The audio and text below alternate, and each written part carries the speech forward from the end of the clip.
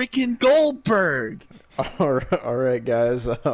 So we're doing this review and reaction because me and Austin just watched Raw Legends Night, January I 4th, think you need to speak 2021. first. So You say your opinion. so, Austin is furious right now at the ending of the show. First time in months, by the way. First time in months I'm furious at a goddamn wrestling show. This bad. Do you want to start at the beginning of the show, or do you want to start with the main event? I want you to go state your opinions, all your opinions before I go off. On Goldberg? On everything. Alright. God.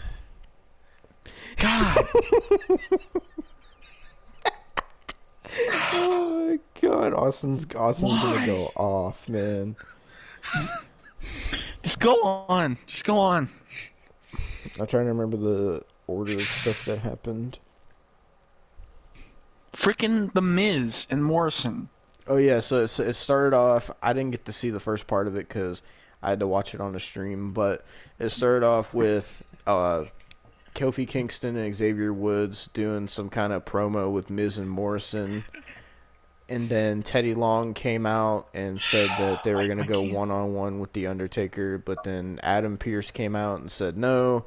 And then Teddy Long said, you're going to be, Miz and Morrison, you're going to be in a tag match play against the New Day. So then they had the New Day versus Miz and Morrison. It was one of the most boring tag team matches I've ever seen.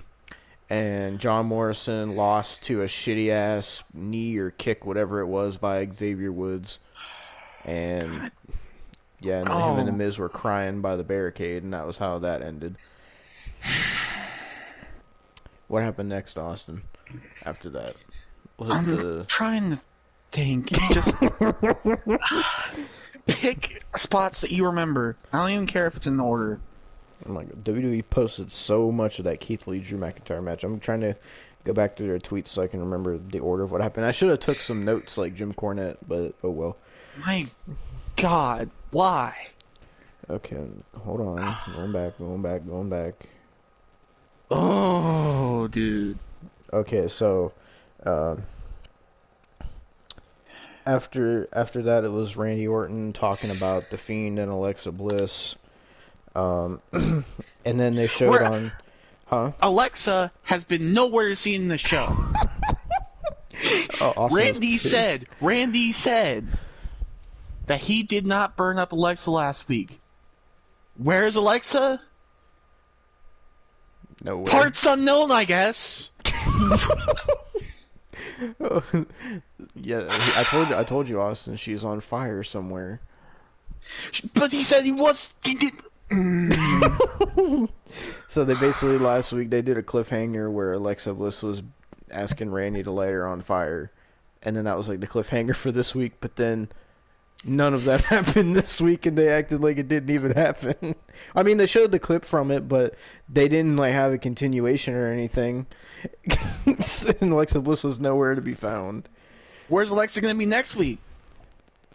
Nowhere, because they're not going to show her. She's probably taking another vacation. Is she going to be in the Rumble? Probably not. I think she'll be. Is she going to be at Mania? Probably not. She just kayfabe dead, isn't she? She'll still be on fire by Mania. So then they did a thing where they showed on TikTok how R-Truth lost the 24/7 title on New Year's Eve to Angel Garza.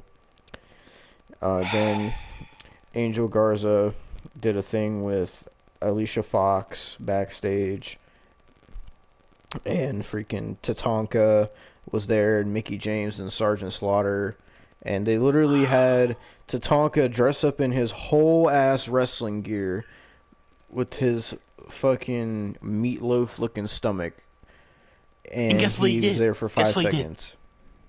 Nothing.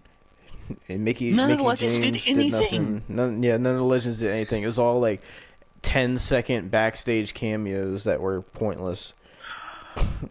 So I would get more like entertainment from a cameo from one of them than I would true. watching this entire show.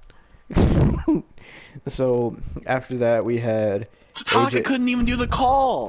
Couldn't even do the call. Like, he couldn't even do that. Oh my god. So after that, we had AJ Styles with Omos versus Elias with Jackson Riker. Don't even get me started on Elias, because I don't even like Elias. He can go. He can freaking. Randy Orton should have burned Elias. That would have made better storyline, better storytelling. I'd rather see The Fiend and Alexa more than Elias, but we see Elias every week with Jackson Riker. Oh my god. Why would I want to see Jackson Riker? I didn't even like Gunner in TNA. Why would I like him as Jackson Riker? Oh my god.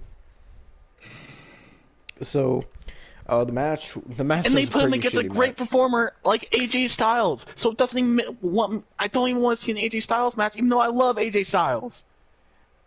Yeah, it was a pretty flat match. A lot of pretty much every match on this show just felt like there was no energy behind it. There was no Why? it just everything felt flat and like uninspired.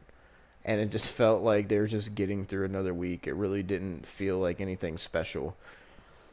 And the whole Legends Night thing was a bunch of bullshit, but Well, we'll get to that later.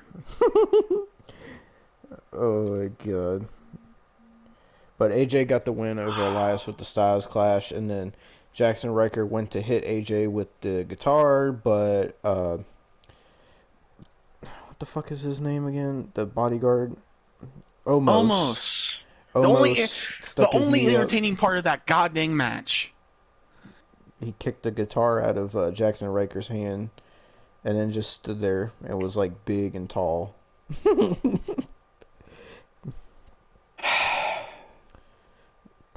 And then I'm up so mad. next, I'm so they mad. had Charlotte Flair announce that she's going to be in the Royal Rumble. So in the Rumble now, we got Nia Jax and Charlotte. That looks exciting. Guess what? Guess what too? I hope freaking Lana returns, because that will make it freaking worse. Imagine the final three in the Rumble was Charlotte, Nia, and Lana. Don't make me imagine that. I'm already in like, oh. I can't wait to get to the freaking end segment. Okay, I want to so- wait.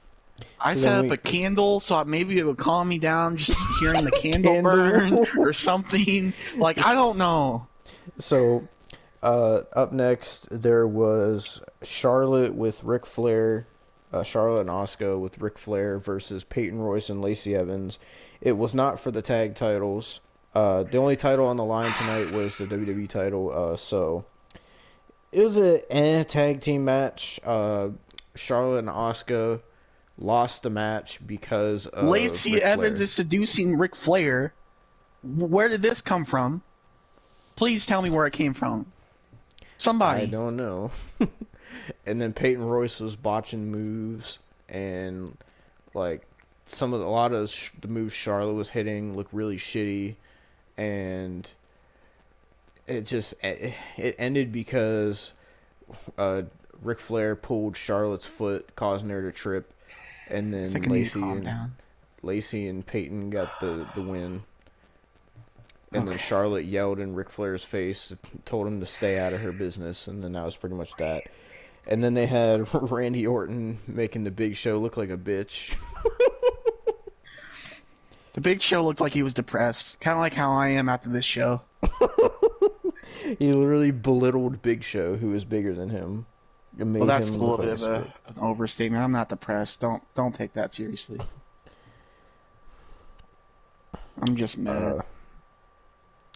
Then, let me keep scrolling. Jeez, they posted a lot of clips from this match. Oh, then they had Drew McIntyre, Sheamus, Hulk Hogan, and Jimmy Hart backstage. And they had Drew McIntyre and Sheamus doing a Hulk Hogan impression, which was very cringe. And it just seemed Hulk like... Hogan rooting against the black guy. Oh yeah, it's funny because in this segment, Hulk Hogan was rooting for Drew McIntyre, but then when Keith Lee came out, he was rooting for Keith Lee, and everybody was calling Hulk Hogan I almost said cripple, a hypocrite on Twitter. Uh, then after that, we had the United States champion Bobby Lashley versus Riddle. This match was and it ended because Bobby put Riddle in the hurt lock, and the referee had his back turned. Riddle tapped, and then there was some confusion about how Riddle tapped, but the referee didn't see it. Then Riddle rolled Bobby Lashley up and got the victory, and that was pretty much that. Because why not? Freaking! I swear, they should just call him the Riddler. Riddle me this, riddle me that. Oh, and then up next we had the Mark Henry segment. It's all WWE's booking is freaking riddles. That's what they're booking. Up next we had the Mark Henry segment. Okay, wait. What's next? Mark Henry? Mm-hmm. Mark Henry Ricochet? Mark Henry and Randy Orton? Randy Orton. Okay. What slithers and is on a scooter? That's their freaking book. That was what they booked. They didn't book Mark Henry talking to Randy Orton. That's what they booked. But yeah, so I don't know what's wrong with Mark Henry's leg, why he's on that scooter thing. We couldn't find out. I don't know. I'm praying for him. I tried to tweet about it, and people are just saying, "Oh yeah, what happened?" Yeah, and to me, it looks like Mark Henry has also lost some weight. I hope he's okay. But Randy, pretty much, Mark Henry was talking to Ricochet, then Randy came up and was saying I don't even like that segment. He got both his boys in there, Ricochet and his boy Randy. Is that his boy Randy? So Randy was saying that Mark owed him receipts for all the World's Strongest Slams he did to him during the whole Hall of Pain run, and Randy was saying like, "Oh, I could strike right now, or you can scoot your ass on out of here," and he was yelled at Mark Henry to get out of the arena, which he didn't. He didn't even listen to Randy. What did Randy do? Nothing. Oh my god. Randy didn't do nothing, so that threat was nothing. Then Randy just sitting there with his popcorn, like bragging about how he was playing with Jeff's ears earlier in the night. So then up next, it was supposed to be Mandy Rose versus Shayna Baszler, but Shayna attacked Mandy, and then Dana Brooke came out and had a match with Shayna. It was very short, and Dana Brooke pinned Shayna clean 1, 2, 3. I miss the days when Shayna was actually gonna go for the world title. Yeah, me Remember too. that? Yeah. No, Dana Brooke's better than Shayna Baszler, isn't she? Nobody cares about Dana Brooke. Double. I didn't even care. Oh my god. If nobody cared about Dana Brooke since like 2016, who cares about her now? Yeah. Then after that, the embryo that's watching her. Shayna kept the hold in, and then Mandy came in, and they double teamed Shayna, and Nia Jax was nowhere to be found. Thank God. At least that was one good thing on the show. Nia Jax wasn't there, because I would have had some stuff to say about Nia Jax. But then, but she's gonna be at the Rumble though. Yeah, she announced herself for the Rumble. So next, we had Randy Orton and Ric Flair backstage having a little promo. But don't forget our IRS and freaking Molly Holly. Did absolutely nothing. Yeah, they were there too. And Randy said like, "Didn't I set your son on fire?" Why was IRS there, but we didn't get no Carlito? Why was Molly Holly there? Why were any of these legends there, except the Papa Cheap rating, which it probably didn't. But then Randy started talking to Ric Flair, asking Ric Flair to come down to the ring with him, and then Flair said no, and then they started yelling at each other, and then Randy was talking about how he punted Flair early last year, and basically Ric Flair was getting screamed at this whole episode, basically. Yeah, he got screamed at twice. What did Ric Flair do? It's like poor Ric Flair gets screamed at twice in this freaking episode of Raw that shouldn't even be here because you announced Carlito and freaking Kurt Angle and Yeah, Kurt didn't god show up dang either. Eve That's right. Torres, and god dang you give us the worst ending, which we will get to later. I swear to God we will. So up next we had Matt Riddle giving Keith Lee a pep talk, which was like a No, short the segment. Riddler. Remember, riddle me this, riddle me that. Now after that we had Randy Orton versus Jeff Hardy, and to my Oh, to my surprise, Jeff wasn't wearing face paint and he brought the tank top, which I was happy about. I wish he had no more words, but who knows when that'll happen. But uh, it won't, Randy, because it won't. It won't. You see why? Because we just sat through 3 hours, 3 hours of one of the worst Raws I've seen in months. you know, at the end of this thing, I thought I was going to be the one who was more upset than you, but I guess not. If that ending wouldn't have showed up, I wouldn't have been this upset. But that ending had to happen. Oh my god. But yeah, so pretty much the Oh, whole match was dang. Jeff Hardy getting his ass whooped by Randy Orton, and then Randy started playing with his ears and everything, and it was overall a boring match. They do the same spots they always do every time, and everybody wanted Jeff Hardy to win, but of course he didn't, and fucking every time Jeff goes for the Swanton, I don't even get Oh. excited anymore because you know that it's going to get countered every single time. They've had Jeff job out the past month every single week. So, like, and there's people on Twitter saying, oh, Jeff Hardy is still awesome.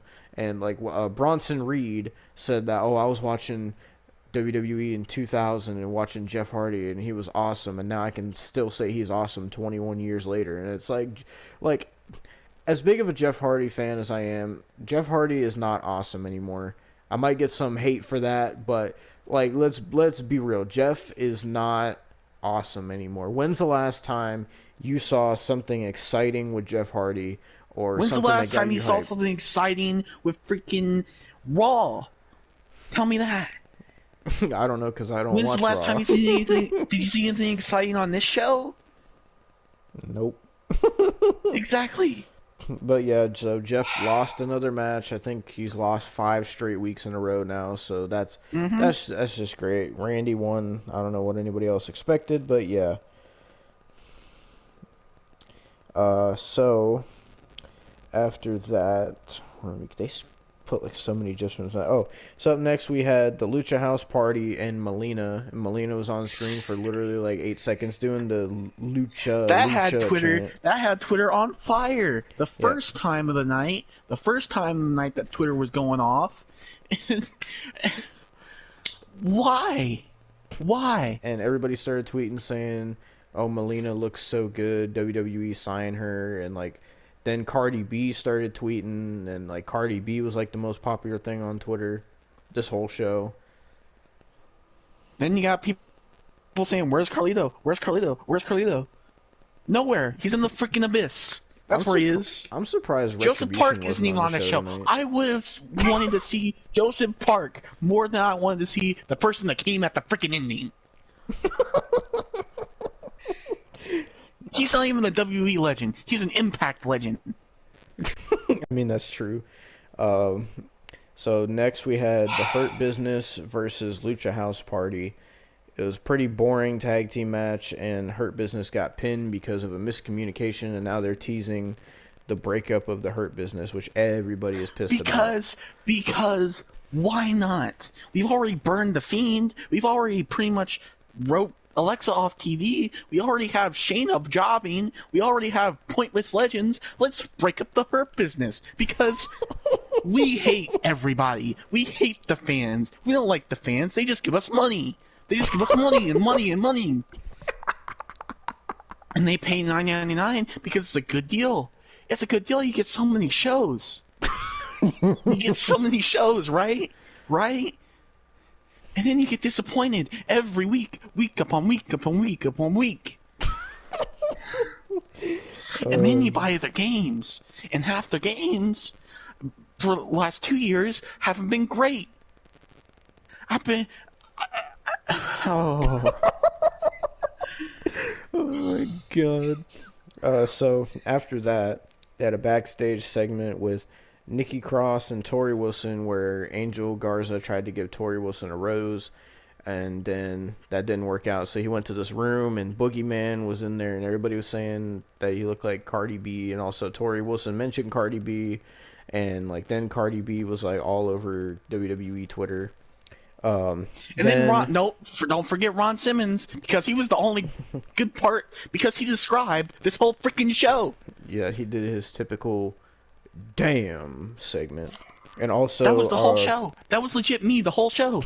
then R-Truth rolled up Angel Garza and won back the 24/7 title. Then Ron Simmons said, "Damn." Who cares? Who cares about the goddamn 24/7 title? You know, I don't care. I don't care. I hope that title gets burned like the Fiend did. Oh, awesome! But the title's so important that it changes hands on TikTok. No, that. Ooh. Keep going. Keep going. Keep going. That's how important it is, Austin. Shut up. Keep going. Hold on. So then after that, we had the main event: Drew McIntyre versus Keith Lee for the WWE Championship. Drew McIntyre came out, and then when Keith Lee came out, all the legends were like supporting Keith Lee, and then that's when people started. Getting there. We're getting there. People started calling Hulk Hogan a hypocrite because he was cheering for Drew in the promo, but Keith Lee in the match. And there was also some racist things about Hulk Hogan, like memes and stuff. Okay, I think I'll take over from here. And yeah, I'll let Blah, Austin bad take match. Don't really care. I don't even care. Drew The won. ending. Drew won. Who cares? The ending. Give it to him, Austin. Give it to him. Let the beast rage. Let the beast out of the Give me a cage. second. Give me a second. I got one. I have to play this just for people to believe. I'm gonna play a song, and you're instantly gonna cringe because you know when this guy comes, you just don't want to watch. Here we go. I'm about to play it. 1 second.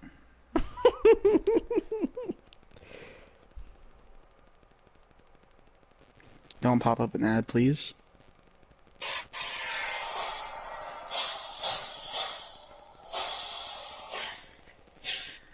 You already know what I'm about to talk about now. Of all people,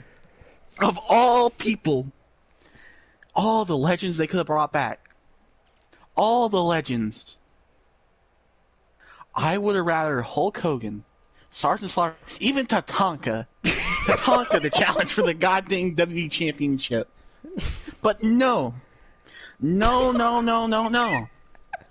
They had to bring back, for like the 10th time, this old, washed up, gray-haired, god dang false streak, because they didn't even count the streak right. They didn't even count it right. Oh my god. Give it to him, Austin. The dude headbutts lockers and busts themselves open, and they still bring him back. The dude can't even lift up the Fiend, and they still bring him back. The dude's winded after a 2-minute match, and they still bring him back. Oh my god. The dude almost freaking died in the ring in Saudi Arabia, and they still bring him back.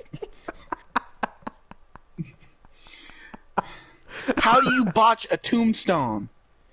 How do you botch a tombstone? Oh my god. So, Goldberg walks down to the ring, says, I know all about your respect, and you think you're better than all these legends. Who Yeah, his promo cares? made no sense. Who cares? Goldberg was just like, Drew was like legit, like bumping freaking like fists with goddamn Keith Lee, and Hulk Hogan. He did it in the back. How does he think he's better? How? And then the words came out, and my heart sunk. My heart sunk. Oh, Drew McIntyre, I want you at the Royal Rumble. Why? Why? This is the third god dang time. And every time he wins. So you know he's gonna win. There's no way. There's no way. They're gonna have him win. And then they're gonna freaking either put Drew as a surprise entry in the Rumble and have Drew win the Rumble the second time in a row. Or they're gonna have Drew win it back. Or they're gonna have the winner of the Rumble win it. Why? Why? Of anything. You could have done anything. You could have done anything. And everything else you could have done. Santino Marella could have came out there. And I would have been happier. Jim Cornette could have walked out there. And I would have been ecstatic. I would have marked out for Vince Jim Cornette. Russo could have been out there. Vince Russo. I know I'm putting this. I regret saying that, but Vince Russo. I would have been ecstatic for Vince Russo. Oh as long as you told me that Goldberg wouldn't be out there. But no, no. It's a Goldberg. If Nia Jax would have even freaking challenged Drew, I would have been ecstatic. As long as it wasn't Goldberg. The Undertaker, no, not even The Undertaker. Mark Calloway. And his 2 kids. How many of our kids come out there and challenge Drew? I would have...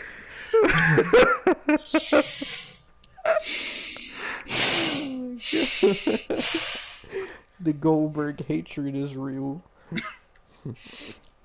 If Ric Flair would have just came down the ramp and said, "Woo! I'm gonna challenge for the title," I would have watched it. I would have watched it and cheered. Oh my god! Holy shit! James Ellsworth. They could have signed him, booked him. Anybody but Goldberg.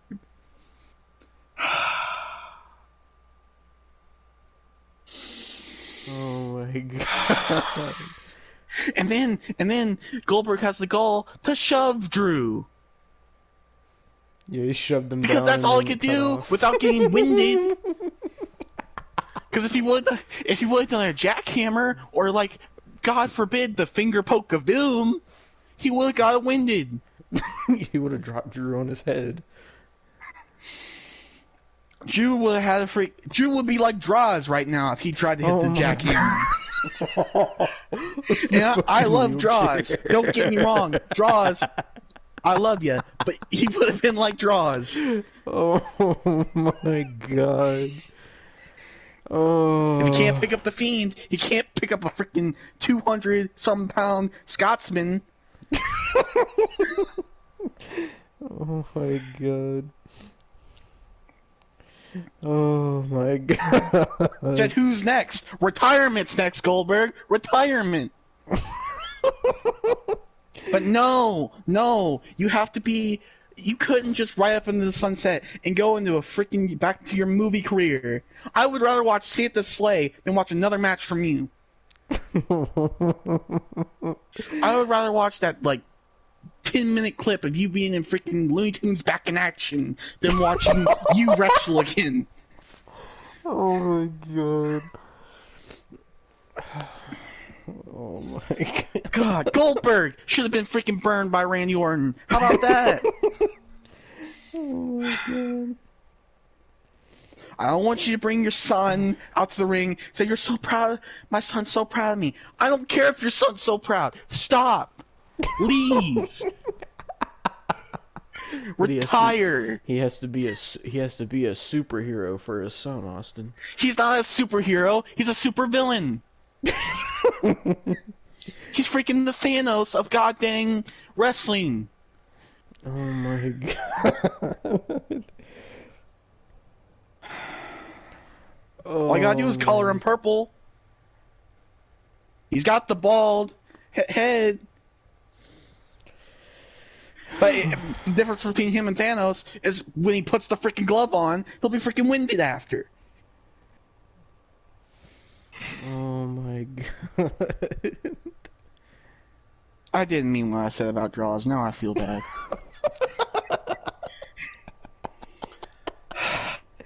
Oh my I'm god. sorry, draws. If you're watching this, I'm sorry.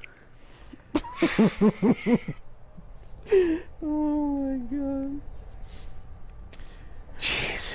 And that was how Raw Legends Night went off the air. Goldberg shoved Drew down and then it immediately cut Where's off. Carlito? Where's Alexa? Where's Kurt Angle? Where did they go? They just If didn't show Kurt up. Angle's broken neck freaking body walked down the ramp, I would rather see. Oh I my would rather. If Alexa Bliss or Eve Torres walked down the ramp and challenged Drew McIntyre for the title, I wouldn't even care if it's intergender. I would have watched it. Oh my god.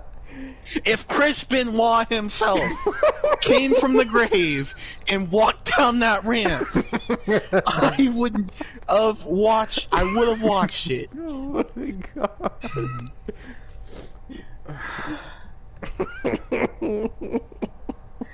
If Vince McMahon would have came out of freaking the WWE studios and walked down and challenged Drew McIntyre, I would have watched it. Jesus Christ, I didn't know you had this much hate for Goldberg. I can't stand Goldberg. You know how mad I was? Do you know how mad I was, even though it was like a video game, when he freaking beat me in the freaking universe? I was so mad that Goldberg, of all people, dethroned me. Oh my god. But you know what? It wouldn't even be a thing if Goldberg got freaking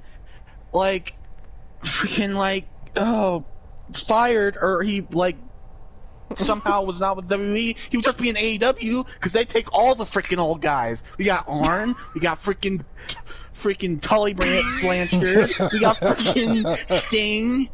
Oh, there's Dustin too. He wrestles on a normal. Yeah, Jericho, Jerichovid. Jericho. Makes me wish every time it makes me wish I had COVID every time I see him on screen. That goes for Jericho and Goldberg. Oh my god. Oh my god.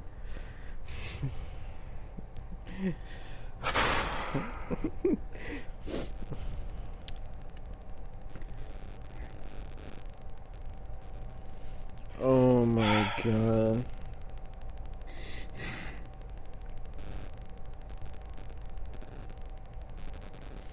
It doesn't even make sense. Why? Why? Why? It doesn't even make sense at this point. I had such a good day today. You have no idea. I was having such a good day.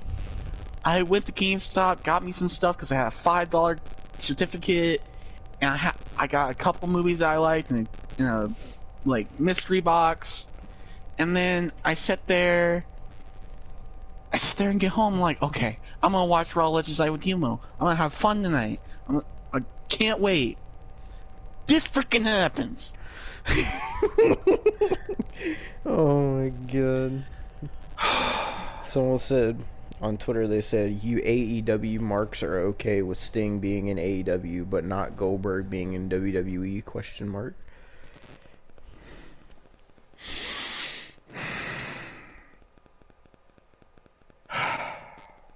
Someone said, thanks for giving me hope that Goldberg actually takes the title off of boring ass Drew. Giving you hope. Hope.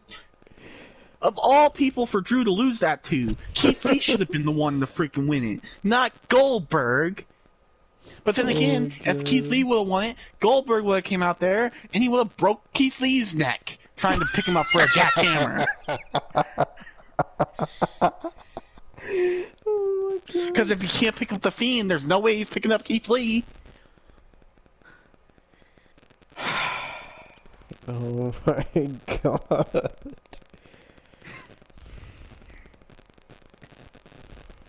And you know what? I bet you, they're gonna pull some crap. If he doesn't win and beat Drew McIntyre, guess what? He's going to be a surprise entrant in the Rumble. If they freaking do that,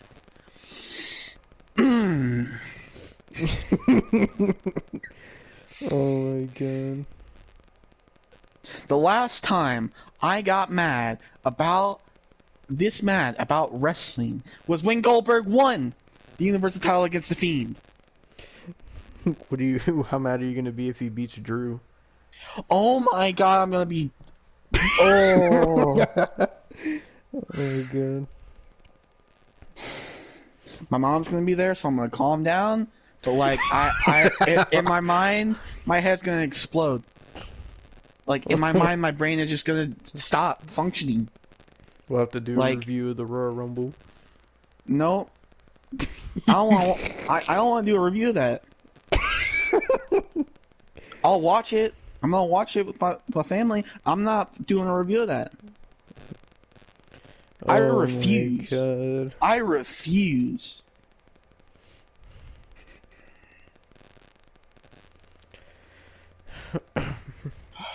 Oh, Can't wait for said, Mania when it's Goldberg versus freaking. This is gonna. Oh This is gonna god, piss who can you they off. put him against? They're not gonna put him against nobody else. It's gonna be freaking Goldberg, freaking. They're gonna bring back John Cena or something. it's gonna be Goldberg versus Cena or Goldberg versus Roman. I don't want to see Goldberg. The Elitist says, "Here's the plan: Goldberg beats Drew at Royal Rumble to become champion. Then Goldberg enters the Royal Rumble at number 30 and eliminates Daniel Bryan and wins. Then Spear versus Spear, Mania 37, title for title. Goldberg versus Roman Reigns. Goldberg walks out undisputed champion." I wouldn't say. I don't believe it. I would. That's probably an actual booker. He's like on a freaking fake account, just saying, "Hey, this is what's gonna happen, and it's gonna freaking happen because it's gonna happen. It probably is." Oh my god. And because it's the Thunderdome, they're gonna put all the fake chants. Goldberg, Goldberg. They already were. I don't want to hear that. If you looked at the screens during that segment when they were chanting Goldberg, nobody was moving their mouth.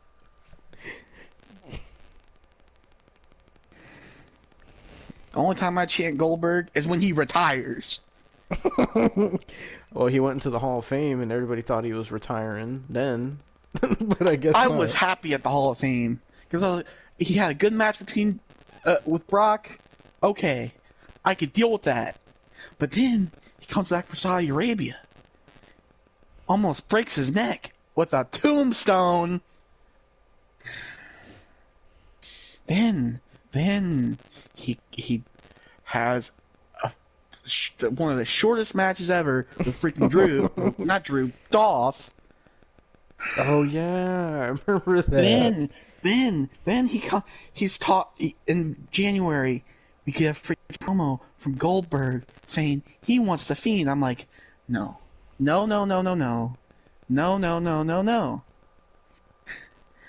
then they did it, and it was in Saudi Arabia again because everything bad happens in Saudi Arabia. The only thing good that happened in Saudi Arabia is when the Fiend won that title. Yeah. But we still had to deal with the goddamn red light, so it wasn't that good. I can't wait for freaking when COVID ends, Saudi Arabia comes back, and we're gonna get Goldberg versus freaking IRS or somebody. No, Goldberg versus Hulk Hogan. That's gonna be the main match. Oh god. Goldberg versus Hulk Hogan for the WWE Championship. No, Goldberg versus freaking.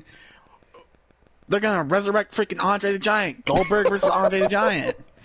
Oh, they're gonna bring Bret Hart back. Goldberg versus Bret Hart.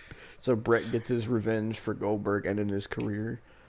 Bret's gonna freaking get god dang the metal plate back, put it under his shirt. He's gonna get speared, but Goldberg's gonna get up. He's gonna have a concussion, but he's gonna get up. He's not gonna get knocked out. Someone said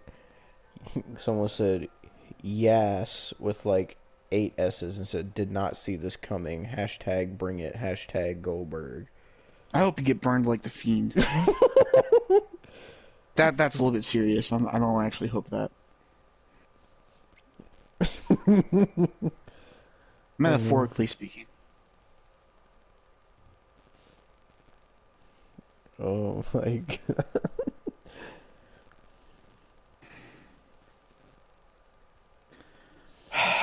I don't even want to edit a thumbnail for this video. You could edit your own thumbnail, because I don't want to see Goldberg's face on my goddamn freaking phone. I just want to make the thumbnail for this like Austin's face with like rage and like Goldberg or something.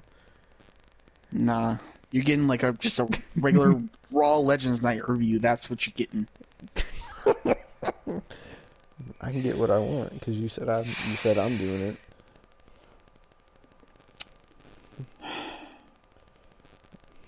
It says scripted or not, Goldberg was spitting facts. Who is that? Who is that? Krager14 on Twitter. Blocking them. Krager14. You're going next to freaking Vince Russo and Kenny Omega and Orange Cassidy on my goddamn block list.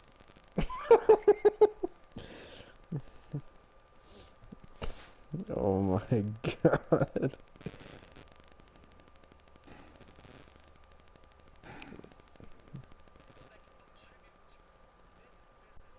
So apparently Ali was talking about it on Raw Talk. Let's see what he A said. night like tonight is exactly what is wrong with this company. Thank you, Ali. Finally, Retribution said something good. Respect, dog. Oh, respect. Listen. I am not bewildered. I know exactly that the generation before me paved the way. But when the hell are you gonna let me walk on that path? Guys like Drew Gulak, Akira Tozawa, myself, all of Retribution not on the show. Why? Because we need to hear what you gonna do, brother, again for the 7th millionth time. But did you hear the cheers when you Yeah, They they were fake pumped them cheers. up real good. The cheers, they pumped them in They real were good for cheering, them, huh? dog. Yeah, they were cheering. I'm sure they were. Why don't you give us a chance? People that can contribute to this business, further this company. But no. Let's push them all aside. Let's give 3 hours to people that need. They can barely walk.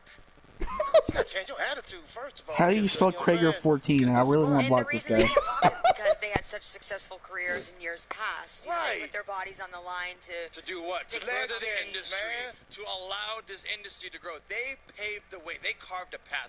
When do I get to walk on that path? Is it with a And for K or a anybody C? that doesn't understand what I'm saying, C. it's not because I'm talking fast. It's because you're listening slow. How do you spell This it? place needs change, and I am that change.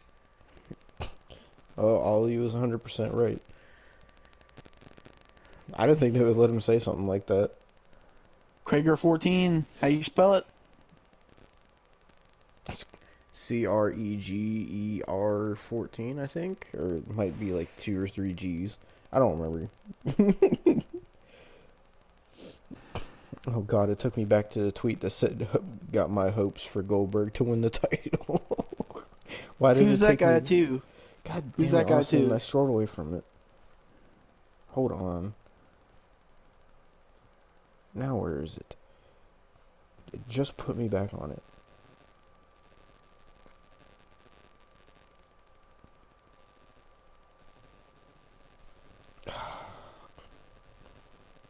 Now I can't find it. This guy said nothing about goddamn Goldberg. This is not the guy. People still saying give Melina a contract. Dude's tweeting about freaking Riverdale. Oh my god.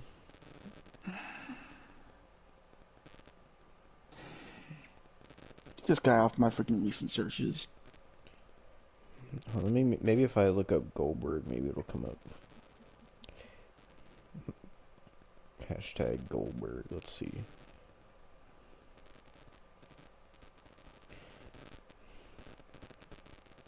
Latest. Who said stuff about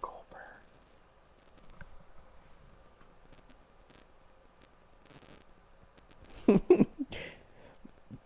A lot of people are saying fuck Goldberg.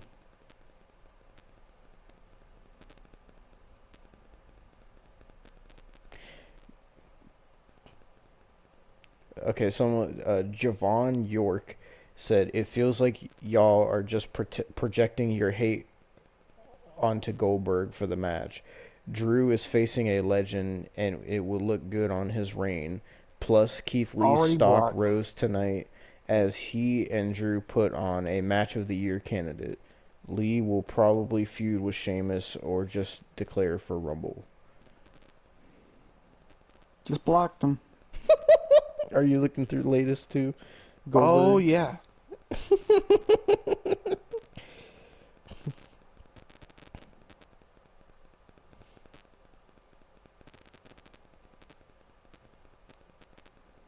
Oh I my don't care if he's doing his job. I'm blocking you. Yeah, I see He's that got the one. Jake Pauler too. He said motherfuckers hating Goldberg for doing his job. I don't give a crap.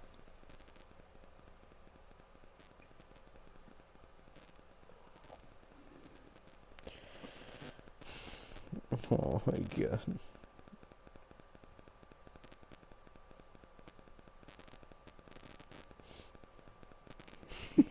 Better than the main event with Goldberg and The Undertaker. I don't know why you so pumped, but I'll leave the last thing. Here's a Goldberg in his prime. Oh.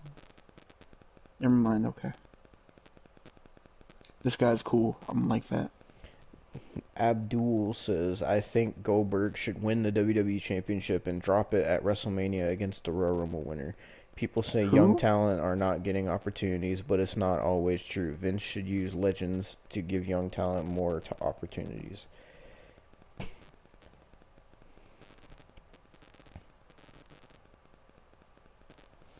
This man. Oh my god, go to his thing. Guess who's on his banner? Hold on. Goldberg. This man's followed by John Cena as well. Get out of here. How are you followed by John Cena of all people?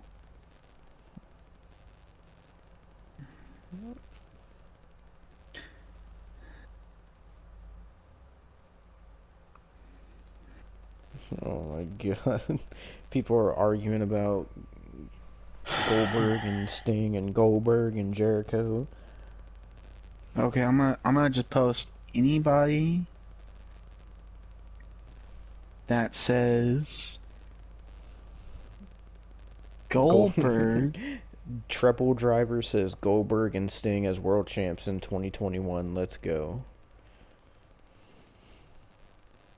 In a positive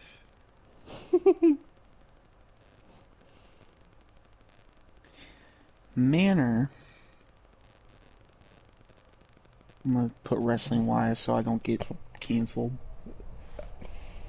The Alpha Con says Goldberg return. Ha ha ha ha. The Smarks are crying.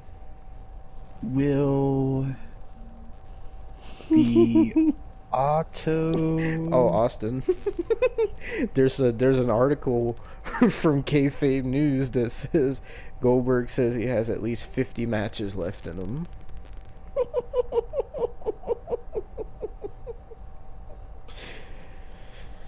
That's kayfabe news. They're always wrong. I just thought it'd be funny to bring it up. Blocked. I'm gonna put W Raw too, just so everybody sees it.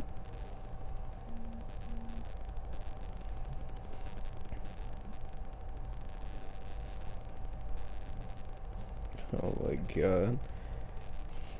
People saying they're gonna watch AEW from now on.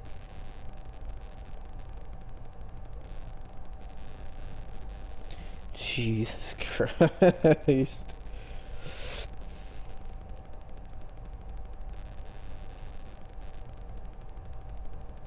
This guy wanted Goldberg versus Goldberg versus Roman 2. How was it 2 when he didn't even face Roman? He faced Braun Strowman. You imbecile. He's followed by New Legacy Inc. This guy's a no way. This guy won Goldberg. This person said it doesn't matter.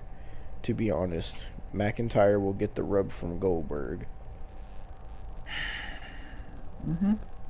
Mm-hmm.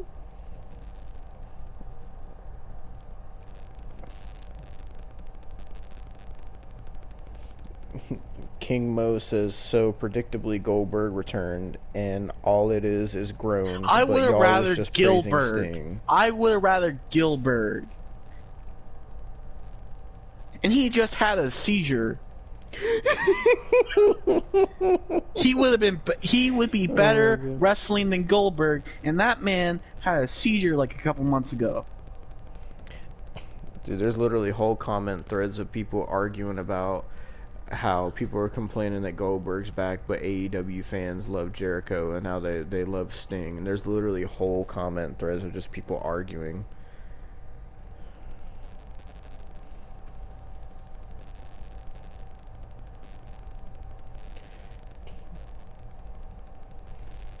Oh my god. Most of it is hate for Goldberg, but then there's a select few This dude is called Ollie Out. Hashtag Ollie Out. This dude has already photoshopped a W Championship onto Goldberg, saying 26 days. Oh my god. This person said, so somebody finally speaks sense. When Sting debuted in AEW, all fans were talking about were dream AEW Sting matches. LOL. He's in his 60s, and his Triple H match sucked.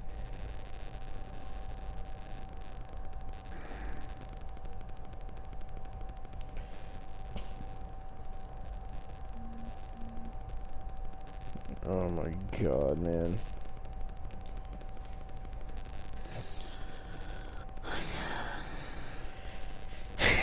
The hatred that Austin showed.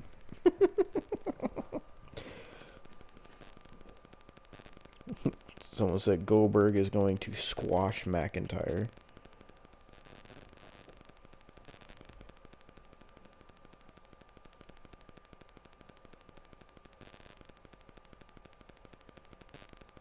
Oh god, Tony Waite said Goldberg versus McIntyre, that's a match for the history books.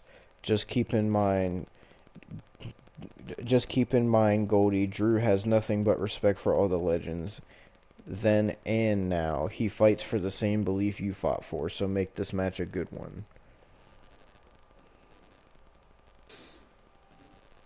Dude, I got 2 likes on that tweet already about me saying anybody that says Goldberg in a positive way would be blocked. And I got a retweet too.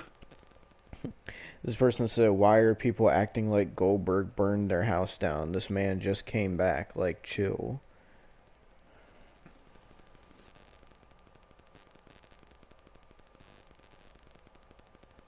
There's more people arguing about Jericho and Goldberg, AEW and WWE.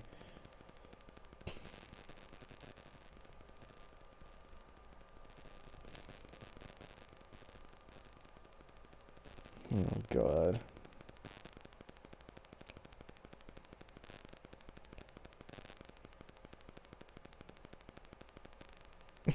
People are calling him geriatric Goldberg. Oh.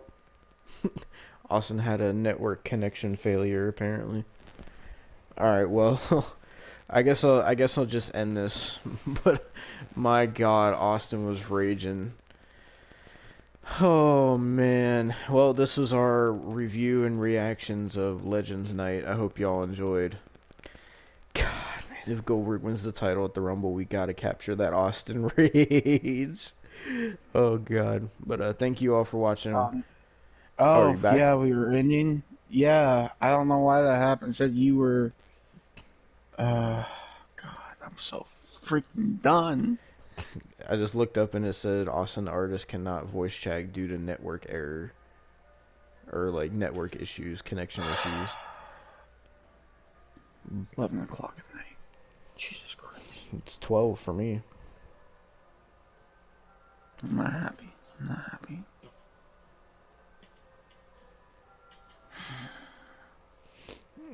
my god, man. Yes, thank you all for watching. Yes. Oh, the Austin rage. I went from rage to just disgust to legit, like...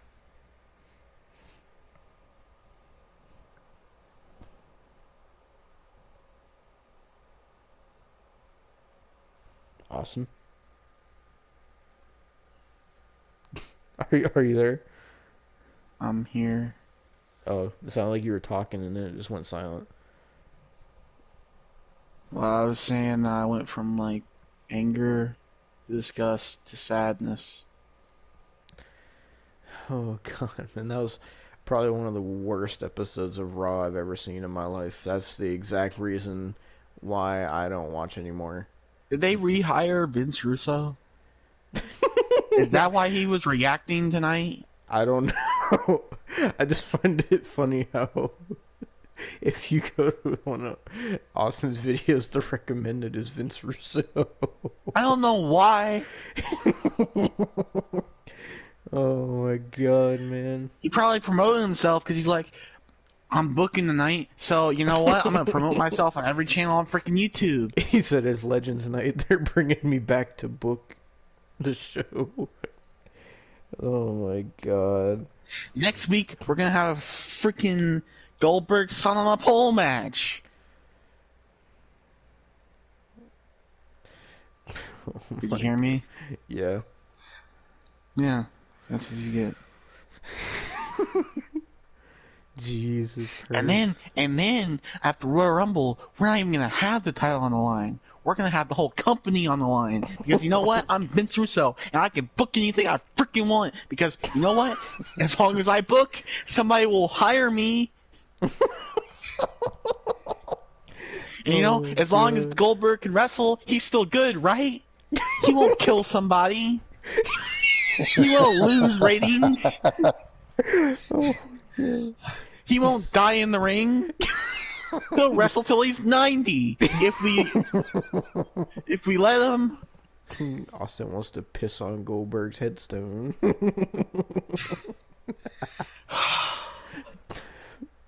Oh my god.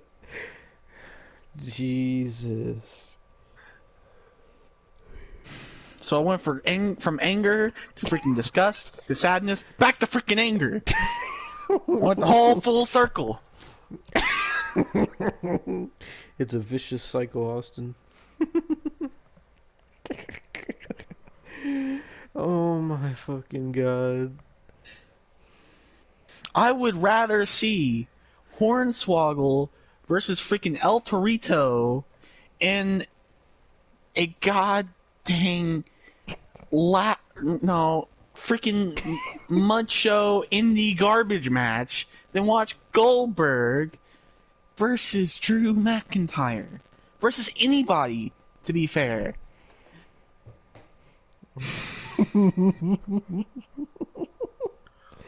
Oh my god, Austin. I would rather twist my ankle or sprain my ankle than watch a goddamn Goldberg match.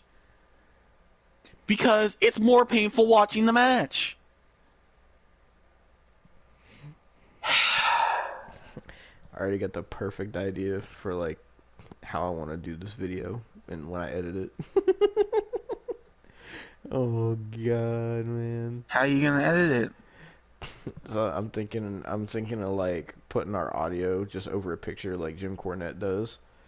And I want the picture to be like you raging, and then the background is just like you raging, and then Goldberg like next to you, and then the background is just all the legends. Or something. And it's gonna have the Raw Legends Night logo. Raw Legends Night, my freaking behind. Oh, this is. The only legend on this goddamn show was Hulk Hogan and all the other freaking legends that didn't get to speak.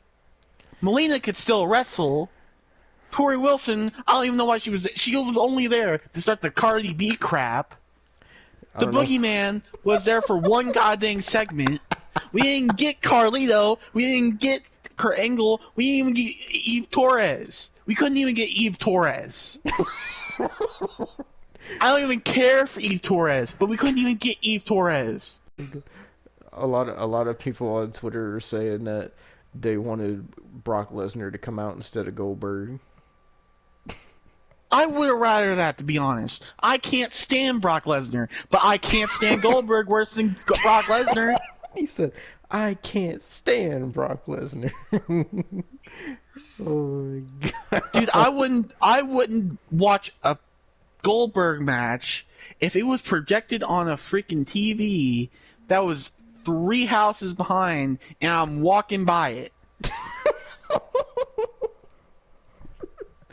Oh my god! I wouldn't watch a Goldberg match if it involved me getting my legs broken.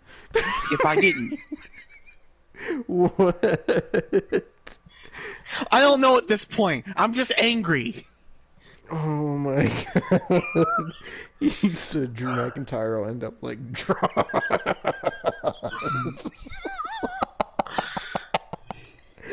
Oh my god. Dude, do you know what's happened to people that have lost to Goldberg in the past 3 years? Kevin Owens was a heel and did nothing. Freaking The Fiend got a match with John Cena, but it wasn't even a regular match. It was a freaking goddamn Dolph Ziggler's still in the same goddamn loop that he's been in for the past 10 years. So nothing changed with him, but it was never gonna change. So who cares? The Undertaker freaking retired. And his last match wasn't even an actual match either. No, it wasn't. Oh my god. Goldberg is a curse on the wrestling industry. Brock Lesnar, he's been doing fine. But you know what? He beat Goldberg, so he got his mojo back. Oh my god. The Fiend won the Universal title again, but then lost it a week later. A week. The Austin Reeds. Oh my god. I can't wait. Freaking Drew McIntyre is going to lose it, and guess what he's going to do? He's going to win the freaking 24/7 championship the next freaking night, isn't he? Oh. Either that or he's going to end up like what I said earlier. Oh my god. Oh my god. Jesus Christ. Well, I hope everybody enjoyed this review of Legends Night on Raw. I hope you enjoyed my pain. Oh, I can't wait to see what your reaction is going to be if Goldberg wins the title. Oh my god.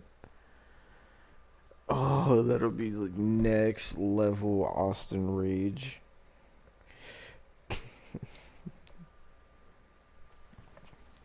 He's going to kill somebody one day. And everybody be like, oh my god, I didn't know he was going to do that. I mean, he couldn't pick up the Fiend, but it's not like we knew he wasn't going to kill somebody. He couldn't even wrestle when he was in his prime. Have you seen his match with William Regal? The funny thing is, people on Twitter, they were saying, oh, Goldberg sucks now, but y'all are acting like he was never good, and they were sending links to, like, his early 2000s matches, and they're like, that's prime Goldberg. Prime Goldberg sucked! Oh my god. The only thing that was good about Prime Goldberg was the hype and that botch he did when he freaking slit his hand open because he was an idiot that freaking... Oh. Oh my god.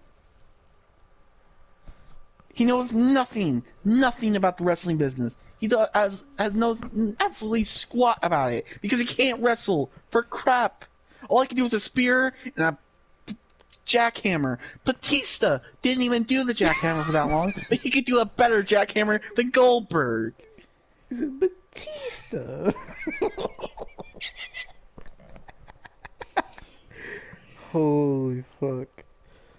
I would rather Batista, after Over the Limit 2010, when he was in a freaking wheelchair, go down there and goddamn challenge Drew McIntyre. And then after he loses, says he quit because... You know who should quit? Goldberg. That's who should quit. Or the writers who thought Goldberg versus Drew McIntyre would be a good match. They should quit. We could have had... You could have had Joseph Park walk down there in his suit and tie, freaking with a briefcase, said, I'm challenging you for the freaking WWE Championship. And guess what? I'm Abyss. That's his reveal. Oh my fucking god. No, he can do his freaking IC Championship gimmick with freaking AJ Styles and just bring out a whiteboard and look at the statistics of freaking Goldberg being there and winning. Because, you know, since it's freaking Vince, it's going to be 100-0. Because there's no way they're going to have him lose. Because if they had him lose, they wouldn't make money, right? They wouldn't have that marquee match at Mania. He said at Mania. Oh my god. Because all we need at Mania is a Goldberg match. Said, you know what? Since we don't have Undertaker this year, you know what we could have? Goldberg. Because that's 100 times better. You know it's building up to a Goldberg WrestleMania match. I know 100% I know. he's WrestleMania. That's why I'm saying they're going to do the Goldberg WrestleMania streak. And it's going to last until he's freaking 100 because, you know what? He's got to keep Vince being a wants it. superhero for his son. I don't give a crap That's about the reason. his son. That's I'm going to be Brock Lesnar, the freaking Heath Slater. I don't give a crap about your kid. freaking. That's why he didn't lose to the Fiend, because he said if he lost, he wouldn't look like a superhero to the WWE universe. Austin, you just don't understand. I'm done. I'm back to disgust. I'm just done. Oh my god. Oh. I'm not even talking at this point. Have at it, WWE. Have at it. Have at it, Vince. Have at it, Goldberg. Win your third title in 4 freaking years. Because we needed that. We needed that. Oh my god. Rest in peace, Goldberg. Austin just destroyed him. You know what I need? What? You know what I need? What, Austin? Something to take the pain away. He said that's why this review is sponsored by Omaha State. I'm just playing. Dude, I would rather the guy who sang that song come out there and I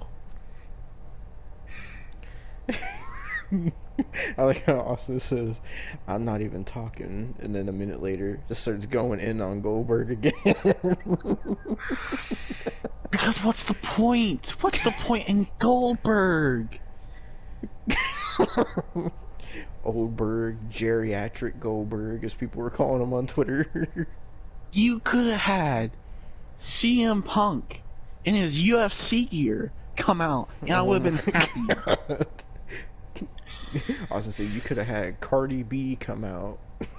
Exactly. You could have had any freaking celebrity. She was more important. You To be coulda fair, had- she was more important to the you show could- than Goldberg. Exactly. You could have had our president itself, Joe Biden, walk down to the ring in his face mask and everything, and just sit there and just challenge Drew McIntyre. You I coulda- would watch that. So you could have had Donald Trump challenge Drew McIntyre. That would have been better. Oh my god. Oh my god. Austin said you could have had Kenny Omega challenge Drew McIntyre. No, let's not go that far. I'm not going that far. Do you think Goldberg is better than Kenny? I think they're both equally awful. Austin's gonna get a lot of hate for that. Oh, I don't care. Does it look like I care? I already see in my comment section. Kenny Give Omega's me the burner hate account. comments. Give me it. It feeds me. He said it feeds me. Oh my god, this review is gonna be like almost 2 hours long at this point. How long you been freaking going? Well, one clip was an hour, and I'm assuming it's been like another 10-15 minutes by now. My God. Jesus Christ. Oh my god. Oh, I've never seen somebody get so mad about Goldberg in my life. Oh my god. The man is gonna kill somebody one day. And then you're all gonna look at me, be like, I'm gonna tell you, I told you so. I told you so. Oh my god. Oh, my head hurts from laughing so hard.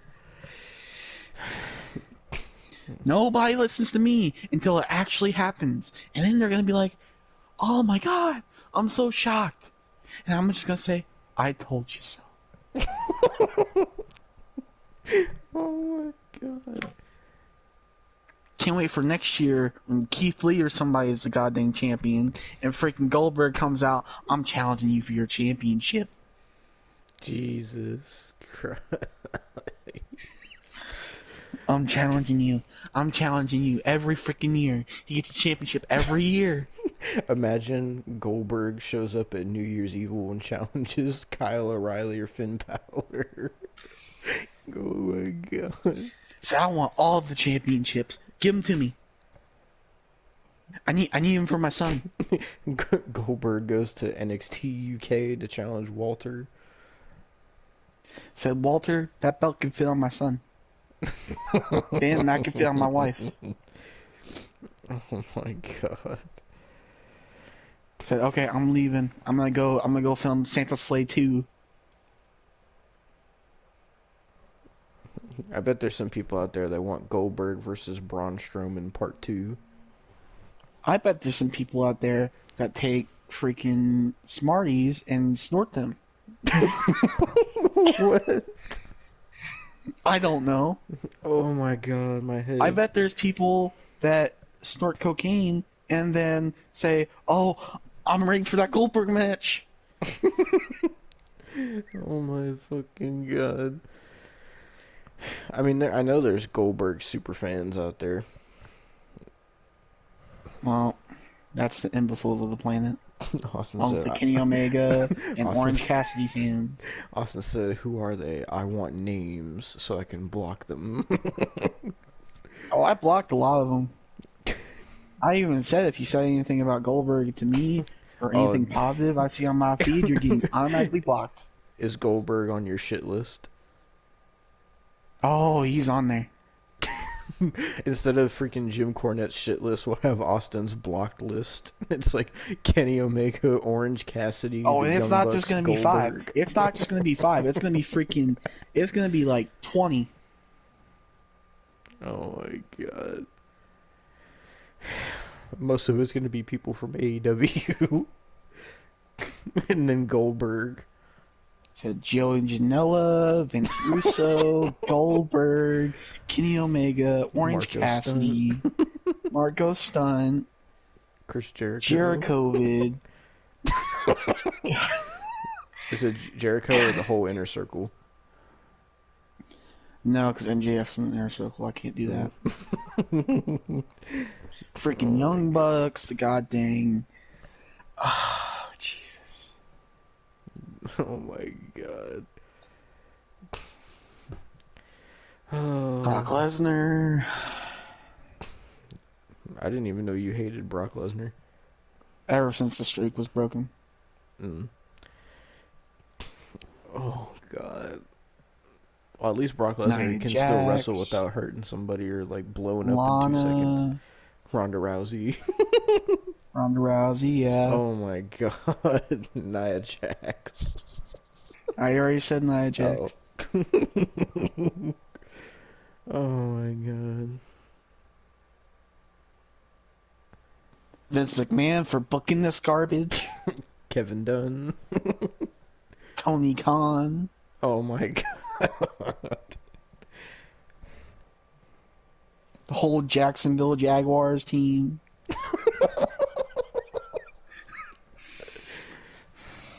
The freaking Jacksonville Jaguars mascot that got freaking god dang Juice effect they did on the freaking god dang football god dang match. Matt Hardy. Oh, you putting Matt Hardy on there? Oh, he goes on there since 2016. So what about Jeff? Is he on there? Nah, he could be passed. He's been jobbing up for years now. Oh my God. Oh my God.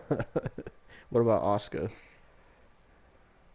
Nah, Oscar's fine. I thought you said She's you just were tired of overused. Asuka. I'm tired of Oscar, but she's not on my crap list, dude. What about Elias? Oh yeah, he's definitely on there. Jackson Riker? Him too? Yeah. What about Velveteen Dream? Oh, he's on my pedo list. I know who's at the top of that list. Joey Ryan. Mm-hmm. Oh, my God. Joey Ryan's definitely on my crap list too. He's on both lists. he... Jesus. Well, ladies and gentlemen, this is The freaking blow up doll that Kenny Omega wrestled. They said the 9-year-old The that the Young 9-year-old Bucks super girl. kicked.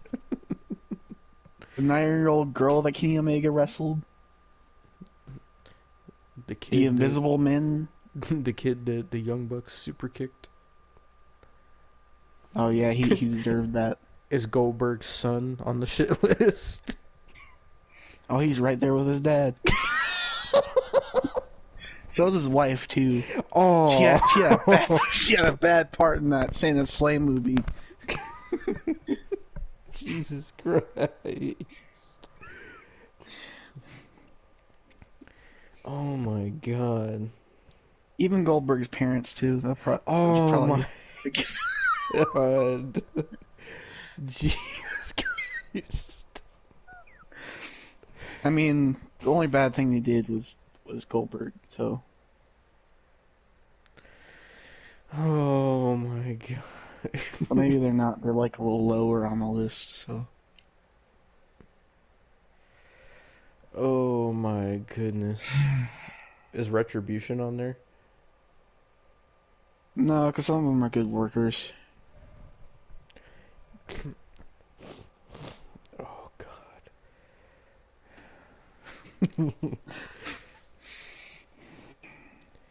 Jesus Christ. I bet you have it like on a Goldberg match on like 2K19. No, I Right just now. have it on the menu. Might as well put Goldberg on there because we're talking about him. I'm not the one talking about him. You're just giving this How whole about you Goldberg express eulogy. your thoughts? Express your thoughts. I can't say it any better than you have for the past hour. I don't think there's anything that I could say that would top Goldberg and his son and his wife and his parents bringing into this. There's nothing. Even his probably his grandparents too, to be Oh honest. my God. Austin's gonna go piss on all their headstones. Jesus Christ. Well, my overall thoughts: the show sucked. It was terrible. It was nothing but cheap clickbait to pop a rating, and I bet it's not even gonna do that well.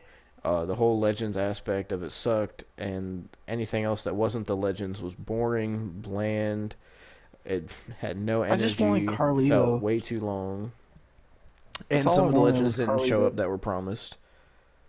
I just wanted Carlito. And the worst thing of all, Goldberg.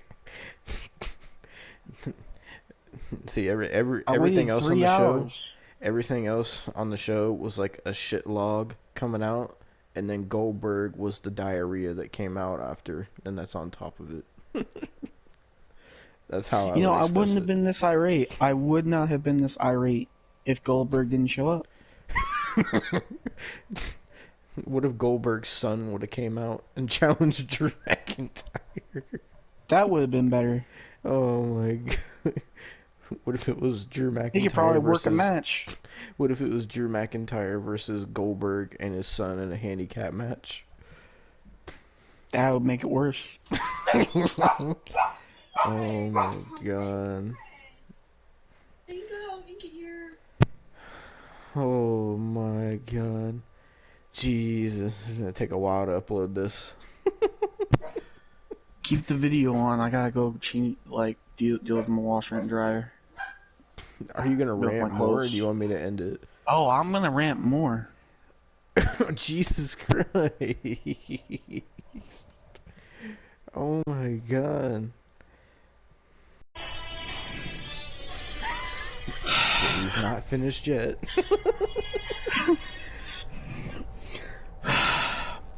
You know what would have been better? What? Katie Vick walking down the Oh ramp. my god. Kane and his governor get up. Would have been better. Jesus Christ. Undertaker and his just Mark Calloway get up, which I already said, so don't know why I'm saying it again. Let's see. Name so many. Goldust's Black Rain could have been better. What about Relic from TNA? You know that's killer spelled backwards, right? Jesus Christ. What about New Jack? New Jack, of all people, would be better. No. Vicky Guerrero. Vicky Guerrero would have been better.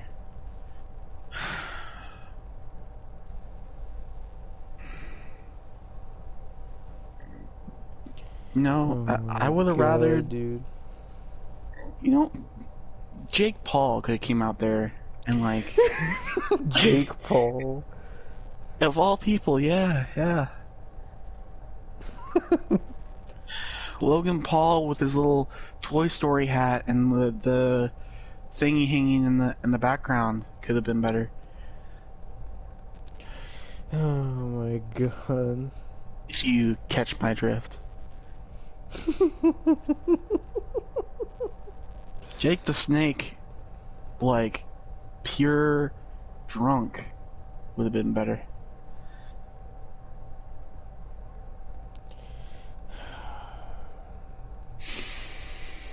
Rene Dupree would have been better. Muhammad Hassan would have been better. Heidenreich. Oh my Heidenreich god. would have been better. Bring back Hawk from the dead when he was full drunk and had was addicted to pills. That would have been better. Oh my god, Austin. For the background of this part on the video, it's just I went to Universe and went to Superstars and it's on Goldberg. You know who would have been better? Adam Sandler would have been better. Oh my god. Adam Sandler. Charlie Sheen, pure coked out, would have been better.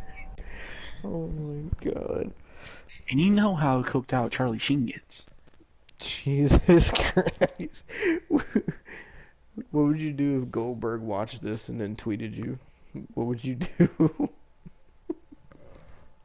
Laugh.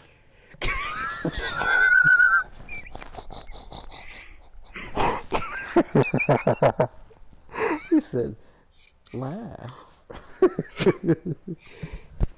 Oh my god.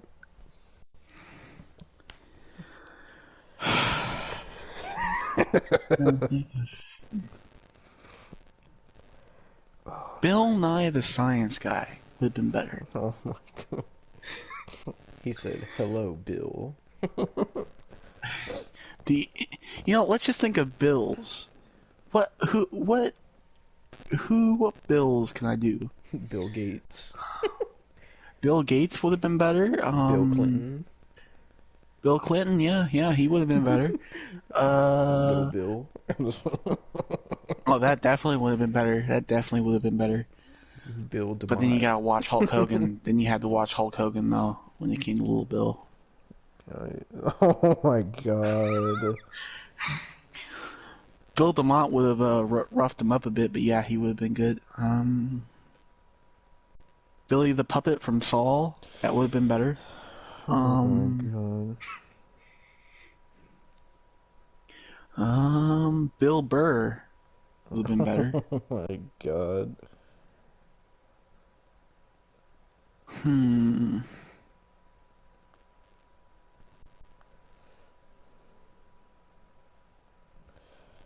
Can't even think of any more Bills.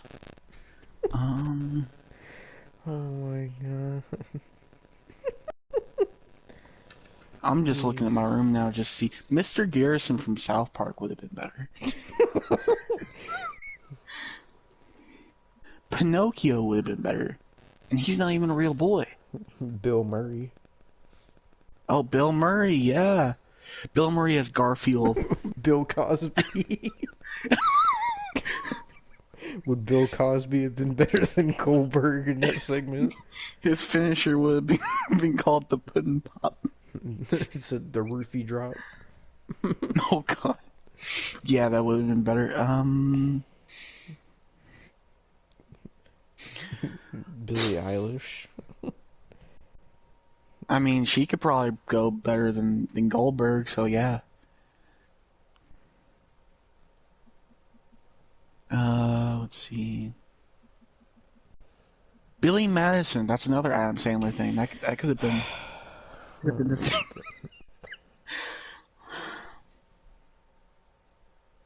I can't think of any other Bills. Bill from Left 4 Dead. There you go. That was a thick ass mic cut. It said some. That's all I heard.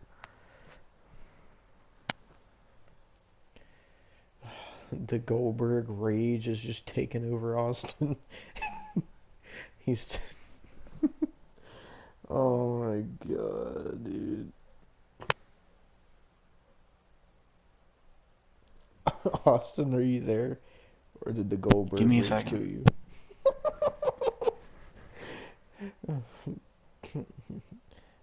Austin's feeling a fucking report of the week right now, review, bruh. Austin said, as soon as Goldberg came out, Austin said, my disappointment is immeasurable and my day is ruined. Oh my god, dude. Stuttering Matt Morgan would have been better. Did you hear what I said? What did you say?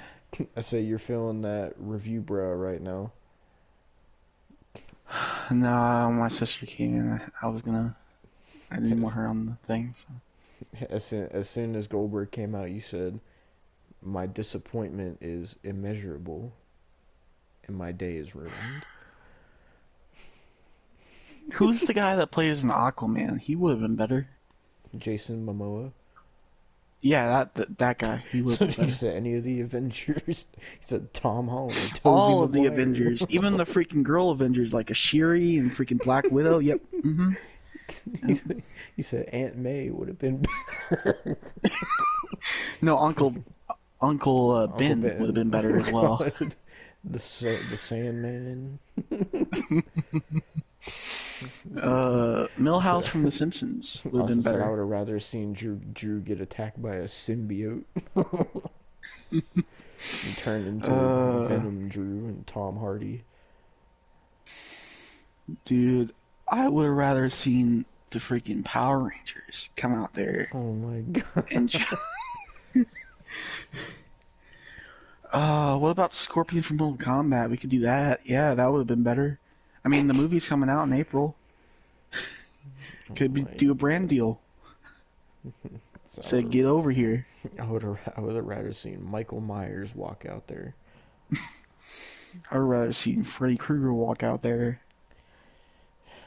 God. And not the good Freddy Krueger, the one where he has like the dream demons come floating by him. Oh my god.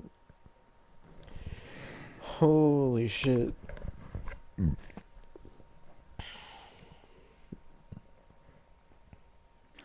I would have rather seen Brian Last get out there and do it. I would have rather seen freaking Brody Lee Jr.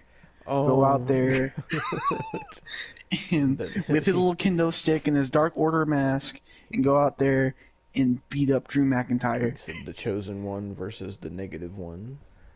Oh god. Oh my god, dude. So I would have rather seen Shaquille O'Neal. I would have rather seen freaking Snook. Are you there, Austin? You just cut out.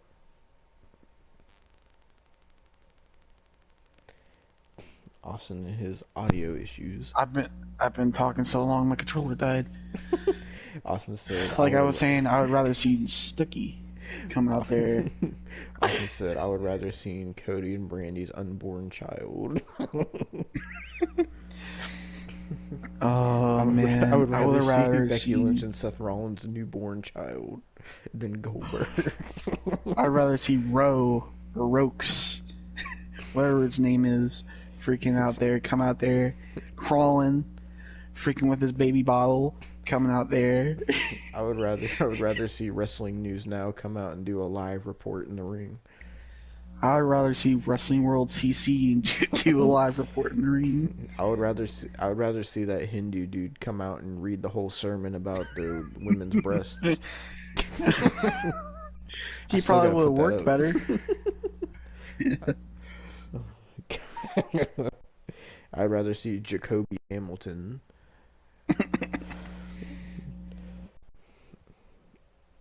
Oh my god. I would have rather seen freaking Hunter McMillan go out there and walk out there. I would have rather seen Tyrese. I would have rather seen freaking DJ Curtis. Oh my god. Yeah, I would rather seen DJ Curtis go out there and play his new EP, which is trash. Come out to 100 racks. God, that would be so terrible. I'd rather see Matthew George out there. Rather see freaking Mateo and his dad come out there. Oh dear God. I'd rather see Rome Sharanks. I'd rather see Rome Sharanks and Drew McIntyre have a Hell in a Cell submission match on the pre-show for the WWE title. Yeah, that would be great, dude. We should book that next time we book the universe. Well, Drew McIntyre is not on your show. He can make a guest appearance. Jesus Christ. I'd rather see freaking Charlie Brown walk down there, try to kick a football. Try to kick a football. Oh my God. I would rather see Ramblin' Rabbit from the Firefly Funhouse walk down there. Jesus Christ. Oh. I'd rather see Bugs Bunny. At least I would have some connection with Goldberg. Go down there and freaking just say, "What's up, Doc?" If you don't know, Goldberg was in Looney Tunes Back in Action, like I said earlier. I'd rather see Gabriel Iglesias come out there. I'd rather see Justin Gabriel come out there. Oh god, I'd rather see Ezekiel Jackson. I'd rather see freaking Wade Barrett, even though he's retired, dude, come out there. No, I'd rather see Darren Young. I'd rather see Darren Michael Young. Cole. Dude, I would rather see freaking Byron Saxton. And I hate Byron Saxton. Oh, So I'd love to see JBL hit Goldberg with a clothesline from Hill. They're probably I legit would knock Goldberg out. yeah. I would rather see freaking Prince Albert. I'd rather see Dixie Carter. I would rather see the entire right distancer walk out there, full get up. Oh, I'd rather see DDP walk out there, teach me some DDP yoga. I'd rather see the Iron Sheik. Oh man, I would rather see freaking oh god Zandig. Oh my god. Do you know who Zandig is? No. You remember? Do you remember the guy that said Jesus? Yeah. 5 of them. That's the guy. Oh. I'd rather see RVD and Katie Forbes. I would rather see Lex Luger full freaking steroided and pill popping in the ring. I'd rather see Tessa Blanchard. Oh, that would go with Hulk Hogan. Oh god. Hulk Hogan be praising Tessa Blanchard. I'd rather see Austin Aries. I'd rather see Kenny King.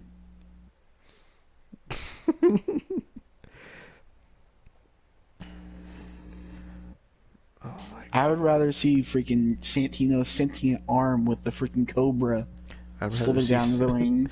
I'd rather see Santina. Oh god. Oh.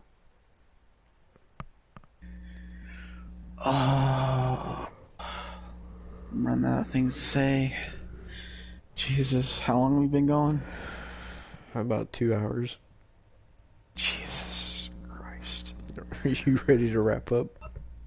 I think so. God, I hate Goldberg so much. Well, everybody, Dying passion. I hope you enjoyed the decimation of Goldberg, the end game of Goldberg. Freaking Jesus Christ! Oh my God! The roast of I think Goldberg. I'm finally calmed down. The annihilation of Goldberg, whatever you want to call it. I won't be calm when it comes to like next week though. I have to watch freaking that again. Oh God, I wonder if he's gonna be on the show next week. I don't know. Jesus Christ. Alright, everybody, well, I hope you enjoyed this review of, well, the freaking actual review of this show wasn't even like 40 minutes long before we started shitting all over Goldberg for an hour and a half. He deserves it. Oh my God. You act like he shouldn't deserve any of this. I don't get me wrong, I hate Goldberg, but I don't hate him nearly as much as you do. You have this like seething like rage against Goldberg.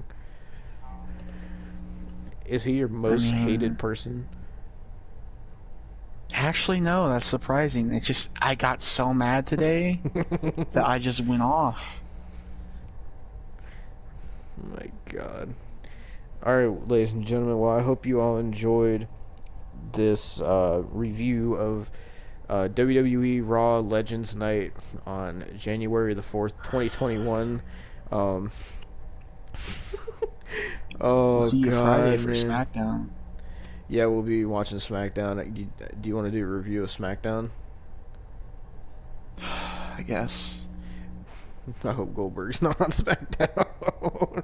If Goldberg's on SmackDown, dude. Imagine he challenges Roman Reigns too. Don't say that. Don't even think that. But I think me and you should start doing more reviews, Austin. This is fun. This was fun for you watching my pain. Hey, I think people watching this, I think they'll like this. I think they like the Austin rage and they'll want us to do more. Of course they do. So What else would they like? They don't like me as a person. They like me as a freaking just raging. well, everybody, thank you for watching. Sign Orange Cassidy. Sign Kenny Omega. Oh God, this is about to turn into a whole other rant. You know what? Let's turn it into another rant. Oh my Why God. do I have to sign? Why do I have to sign Kenny Omega and Orange Cassidy, and then you want me to sign the freaking Young Bucks? Why? It was a joke, Austin. No, I'm talking about the viewers. Oh. I'm talking straight to the viewers. Why? Why do you want my pain so much? What if I signed the wrestler that you hated? And book them all over on my talent, even you guys. You could sign Goldberg. Oh God. What did you just say? I said you could sign Goldberg. I didn't say for you to say it again. Oh, I thought you didn't hear me.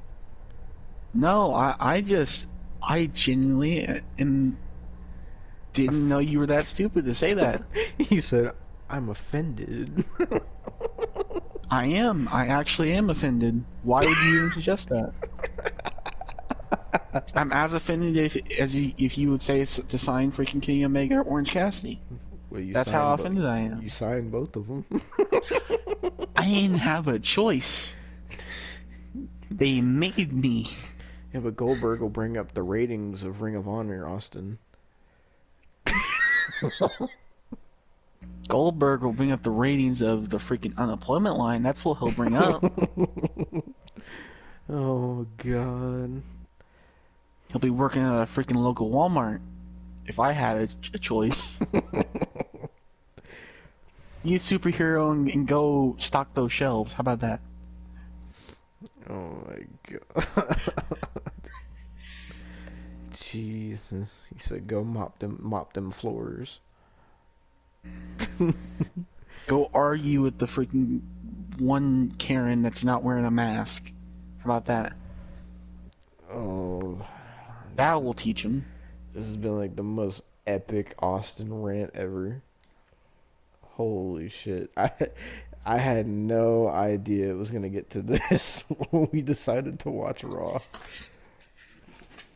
I didn't know I had to deal with Goldberg a third time. So we didn't know some things. Well, the WWE wanted to keep it as a surprise just for you.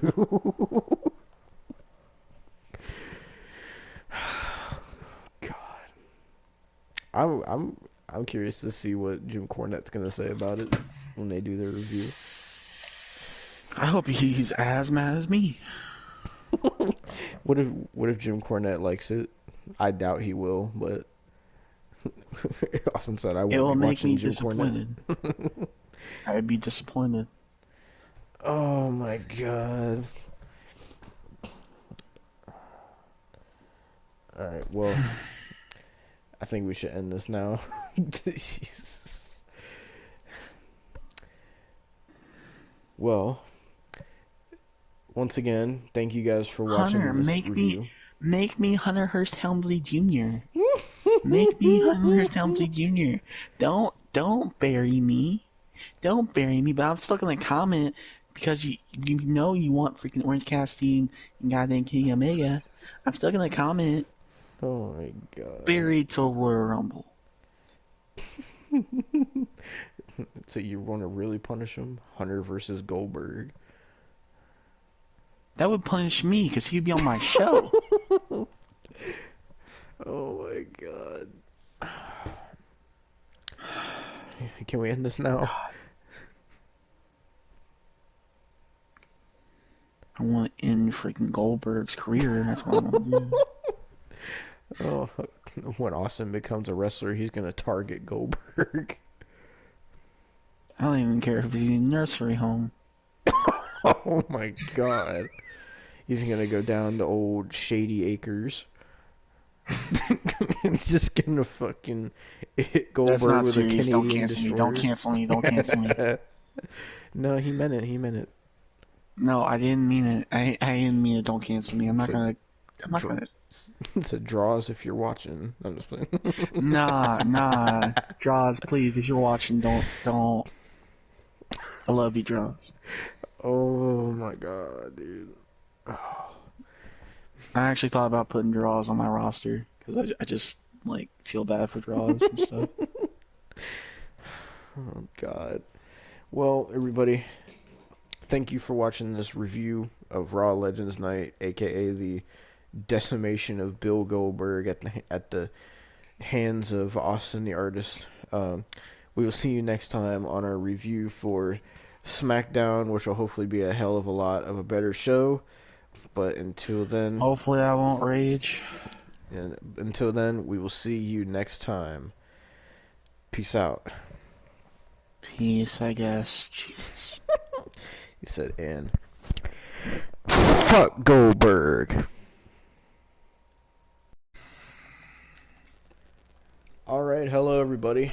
Demo the Warrior here, Hello. back again with Austin. If you didn't see, we did a review on Monday on Monday Night Raw, the Legends Night. Let's just say it was over an hour of Austin ranting his head off about Goldberg.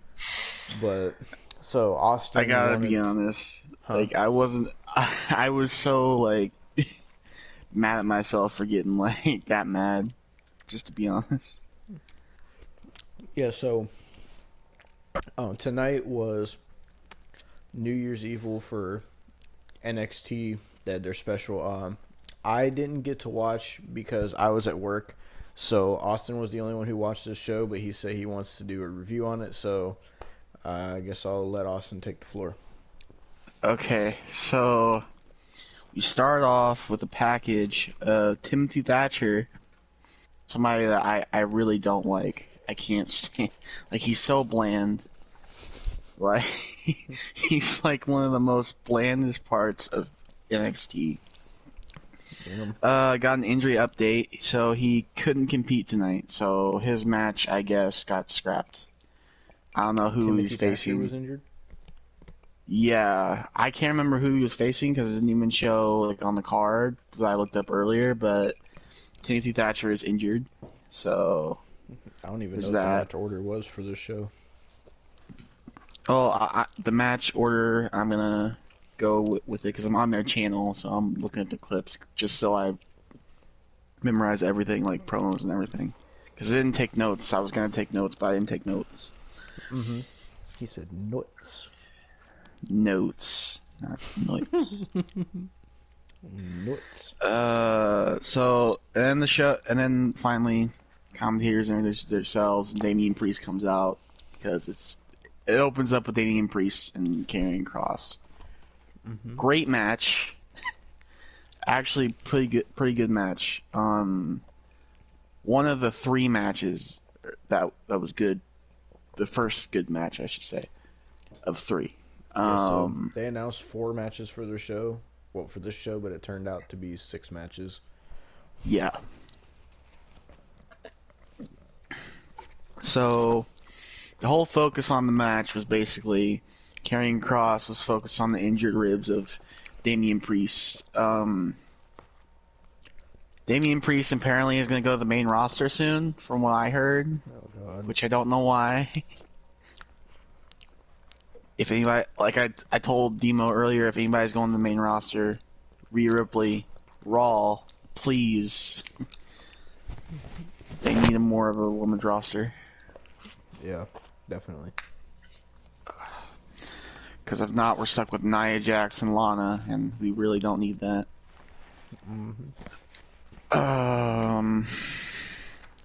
So Karrion Kross wins with a Saito suplex and a forearm for some reason. Scarlett with him. Yeah, Scarlett was with him, as good as ever.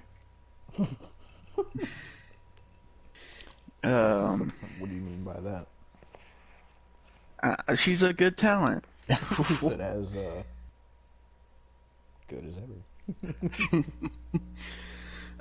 The freaking Goldberg. Thank God Goldberg didn't show up tonight. Oh God. Alright, next, let me open up my phone again, because now my phone's asleep. Oh, yeah. Wasn't Finn and Kyle the main event? Yeah, that was the main. We'll get to that, you're rushing.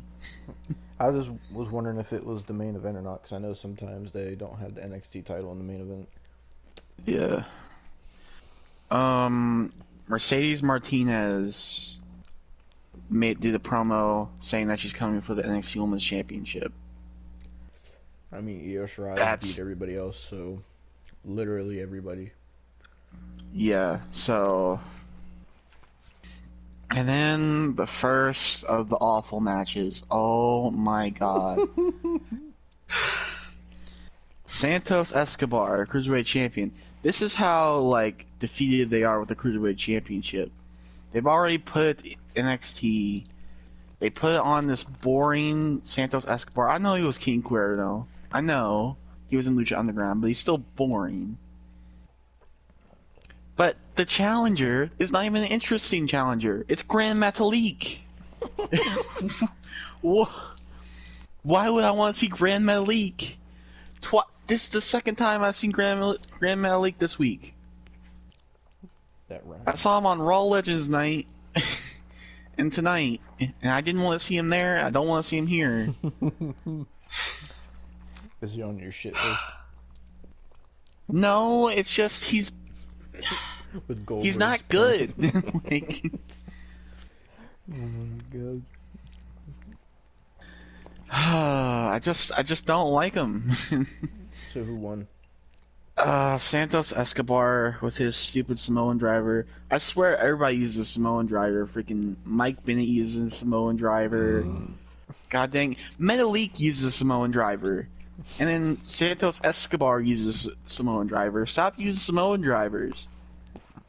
Half the people that use them aren't even Samoan.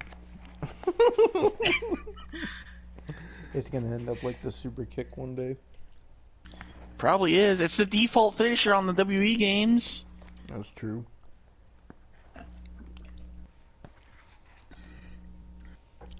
What was the I next swear. match? Okay, so next promo / match. Give me a second. I need to keep my phone. Okay. Next match was Xia Li. Oh man. Austin told It's me the he second. has some stuff to say about Xia Li. Oh God. So there's been some promos about Xia Li and Boa. Two Chinese wrestlers. I don't care for them. They've been jobbers ever since they've been in NXT. Xia Li's, I think, shown up in the Rumble twice. Yeah. But besides that, Xia Li has done nothing. Until now, where they come out with a samurai accompanying them.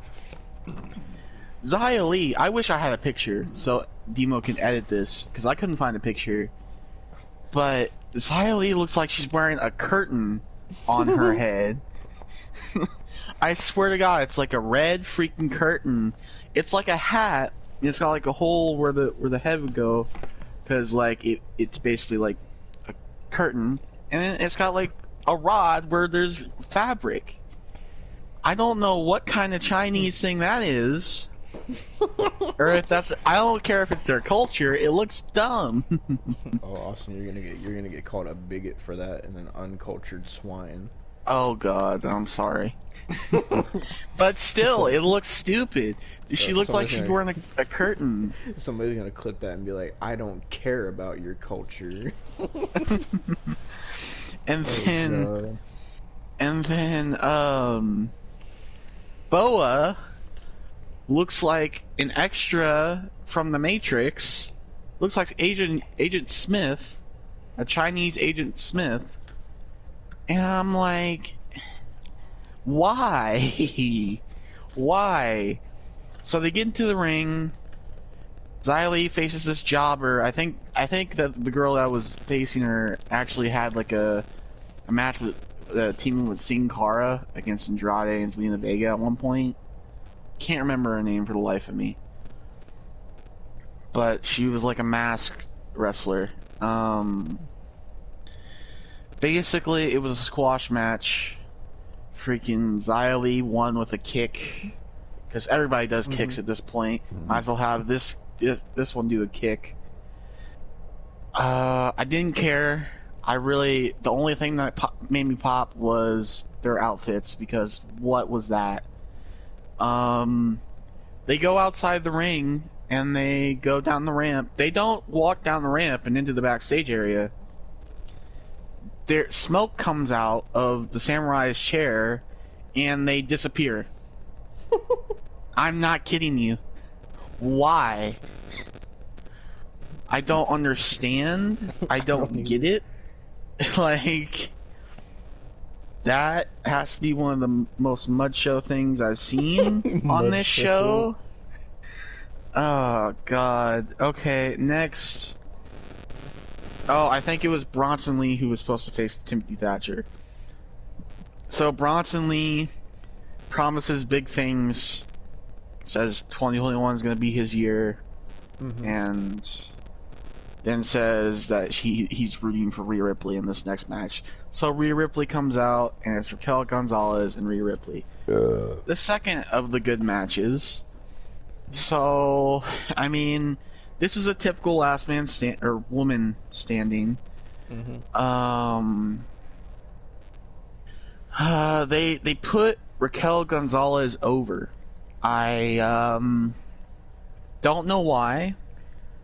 I don't understand why. I mean, I get that Rhea Ripley has nothing to do, but you're making her you made her lose to Toni Storm last week, and now making her lose to Raquel Gonzalez. I think she took the pin in War Games too. I think. No, EO took the pin at War Games.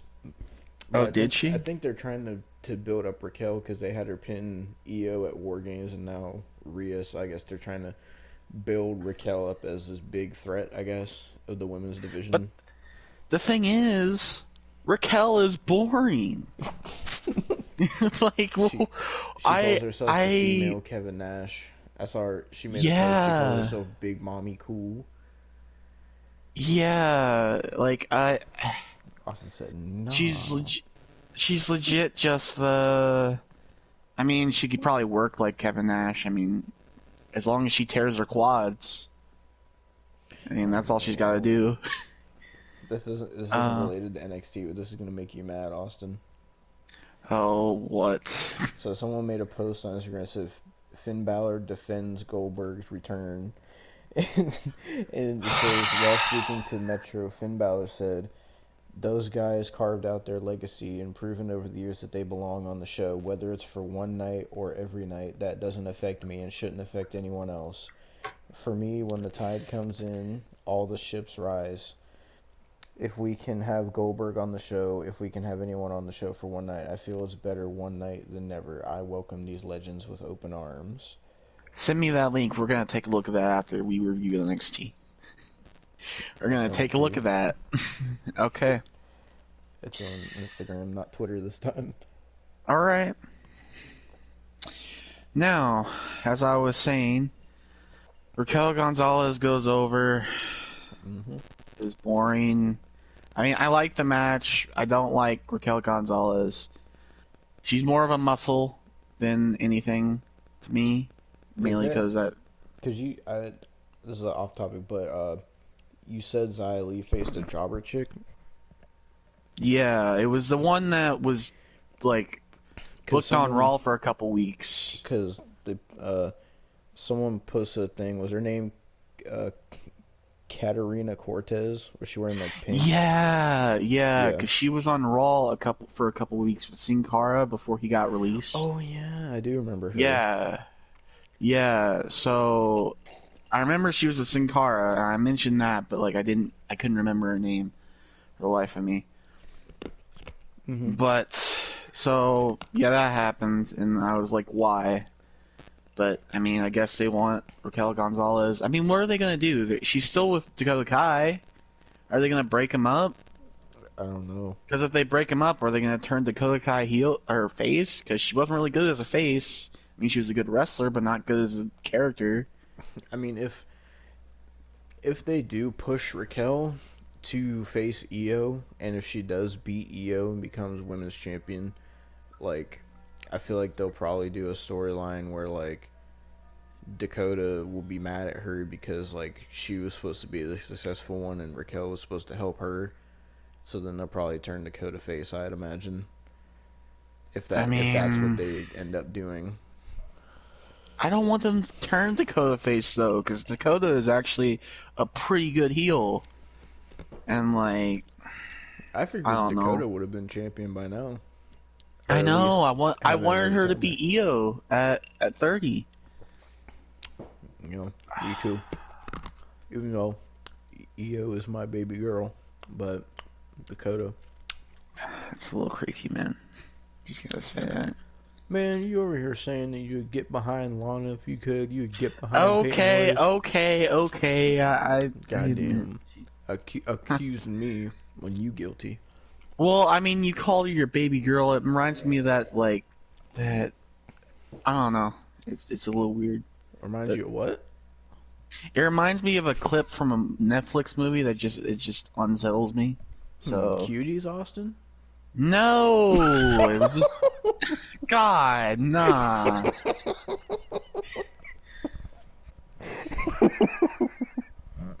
No, that is disgusting. Anyway. Jesus.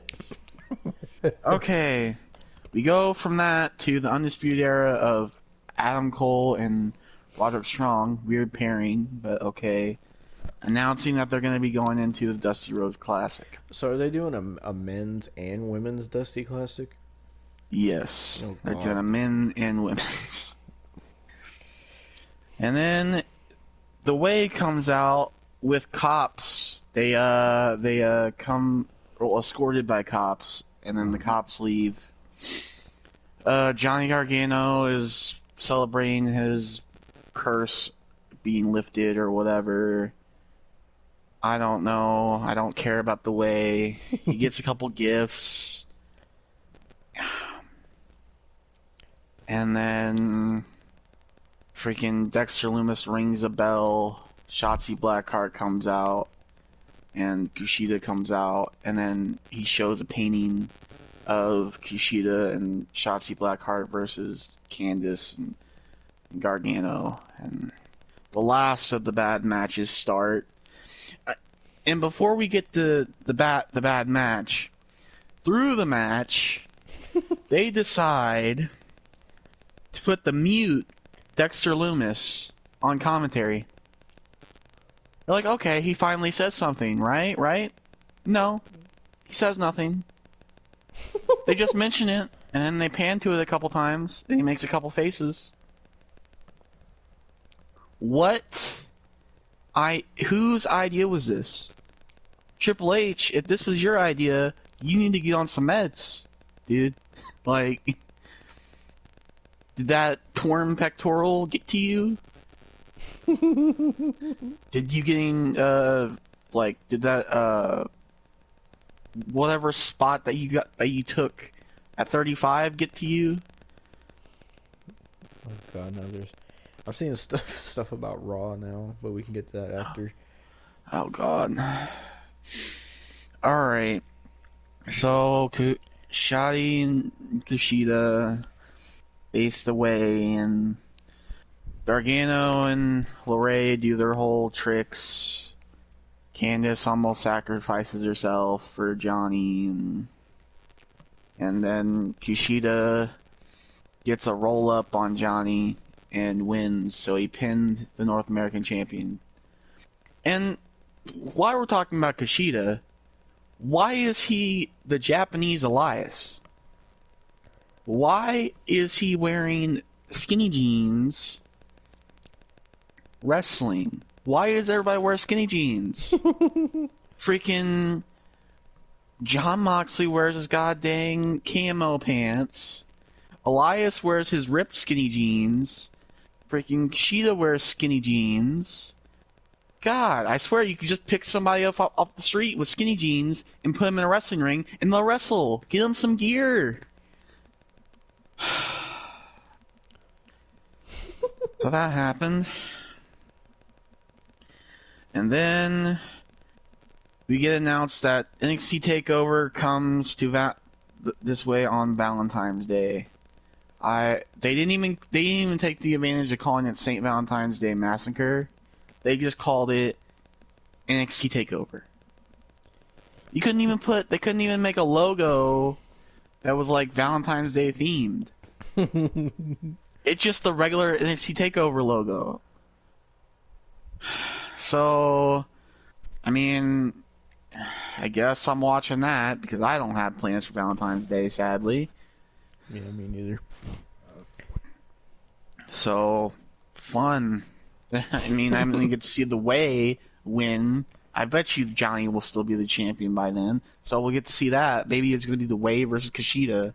Or Johnny versus Kushida. Perhaps, maybe. And then we'll get to see freaking Candice versus Shotzi for the 50th time. Mm-hmm. Maybe Shotzi will break her arm again. I mean, break Candice's arm again. Oh, God.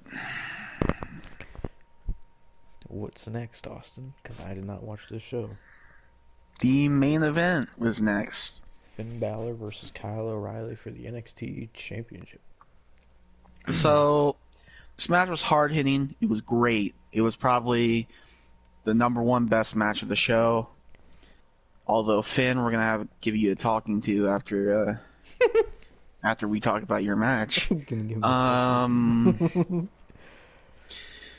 But, so, Finn Balor and Kyle O'Reilly, they got really physical in their first match. This is Finn's first match since getting his jaw broken in that match. Mm-hmm. So, every time they fight, I swear, they get injuries. I swear, tomorrow we're going to get like an injury report or something. Because maybe. Perhaps. One spot that Kyle was biting the ropes because he was getting out of submission because he couldn't use his hands or his legs, so he was biting the ropes. Balor gets out of it and kicks the ropes, hurts Kyle's jaw, so it could be fractured. Then Kyle like does a move. It was like some type of move in like Nick's Finn's arm on the turnbuckle, so his arm's hurt. I don't know what happened for Finn Balor to get a nasty cut by his eye. He got like a nasty cut. I don't know how, but it was towards the end of the match, like blood was going into his eye, like everything. And then Finn Balor went for the kidney again, and then didn't hit anything. He really put a submission in. A jaw submission mixed with like, it was like it started with an abdominal stretch. Then he went for a Rings of Saturn and turned it into like I guess like a chin lock and got the win against Kyle. So the end of it, Kyle looks disappointed with Undisputed Era holding his jaw, and Finn stands tall with a nasty cut, might I say. And that was the end of the show. I would say it was from what I've told you before I give my like rating of it. What did you think of what I told you? I mean, it seemed like oh shit, excuse me. It seemed like a decent show. It seemed like I had some decent matches, but didn't seem like it was the best takeover ever. Or, well, I don't even think it was a takeover. It was just It wasn't. It was a regular New, show. called New Year's Evil, but they treated it like a pay-per-view. Yeah. I mean, I guess just hearing it was alright.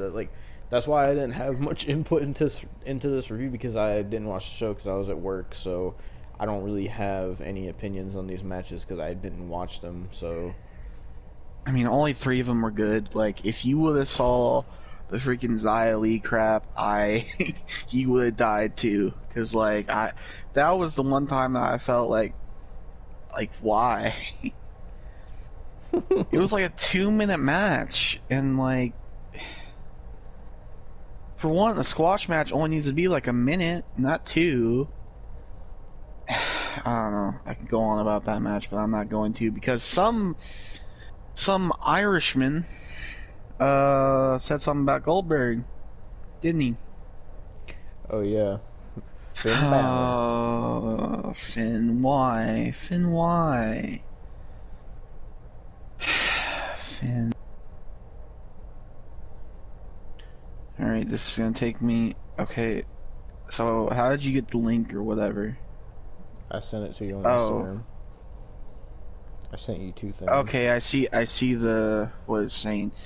So those guys have carved their legacy out. Goldberg hasn't. The only thing he carved was the cut on his forehead when he slammed it against the door. Exactly. For me, when Ty comes in and all ships rise, he said, if we could have Goldberg on the show, if we could have anyone on the show, shut up, then, you Irish piece of garbage. I'm losing respect for you just watching it. I mean, not watching it, but reading this. God. Jesus, man, why? You just had a great match, and now I'm like telling you to shut up because you're talking about Goldberg. I've already said what I could say about Goldberg. What am I supposed to say at this point? Like, I already talked about his family, and like, I talked about him going to make freaking Drew McIntyre like draws. Like, what am I supposed to say? Oh, God. Jesus, I don't know what. The hatred for Goldberg. I don't know what I'm supposed to... I didn't want to go back to Goldberg, and now we're sitting here going back to Goldberg because Finn has to say something, had to open his mouth. Maybe he was drunk. I mean, they have a lot of pubs. Oh my In god. Ireland. What is this gonna be the decimation of Finn Balor now? No, because I like Finn Balor, but maybe let's give him a bit of a doubt. Maybe he was drinking. I mean, he does. He's Oh my Irish, God. so he does go to a lot of pubs. I mean, Now Austin stereotyping people. I'm not stereotyping. I know I've seen him post that he goes to pubs on Twitter and stuff. He said, Finn, you're just a fucking drunk. I'm not calling him a drunk. I'm just saying maybe he had a couple of drinks. Maybe with Sheamus or like. Oh my god. This gets worse. I mean, maybe with who was he? I don't think he's dating nobody actually. Never mind. He's married. You know, maybe he just had a couple drinks. I mean, maybe he's just talking and he doesn't know what he's talking about. Maybe. I mean, I know he was in Japan for a while. Maybe he got the sake or whatever. What? It's like I think it's like a Japanese drink that like, it's like It's not considered alcohol, but it's hallucinogenic. Oh God, Jesus. I've heard about that. Maybe he got that. Oh my god. I don't know. The prince isn't looking great here. All I'm saying. That's all I'm saying. He didn't look great after the match because he got a nasty cut, and he doesn't look great here. So, I mean, would I be wrong though? Like,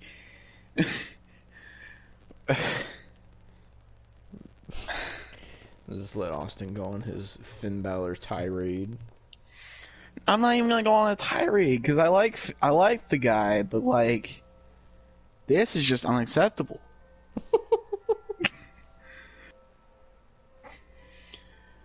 Like, it's definitely not going to be to the extent of freaking Monday. Oh God. I mean, Oh god, I'm just thinking about the Raw review now. Just how you killed Goldberg. maybe he had like a couple of drinks with Sean Penn from Shaun of the Dead. Maybe he went to that pub.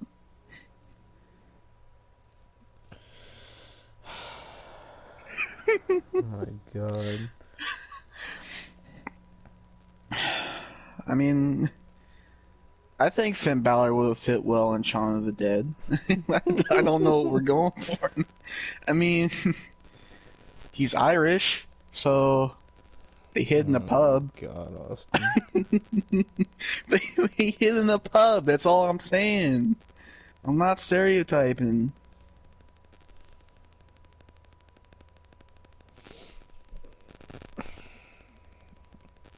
Is there any more you want to say about Finn Balor? Why does he keep going for kidney shots? I don't Every know. time, every time he freaking faces Kyle, he's always going for kidney shots. Did the guy like? Does he owe him money? Like, is that his way of like, give me my $20, or? Oh my god. I don't know. Just saying. I think that's all. Alright.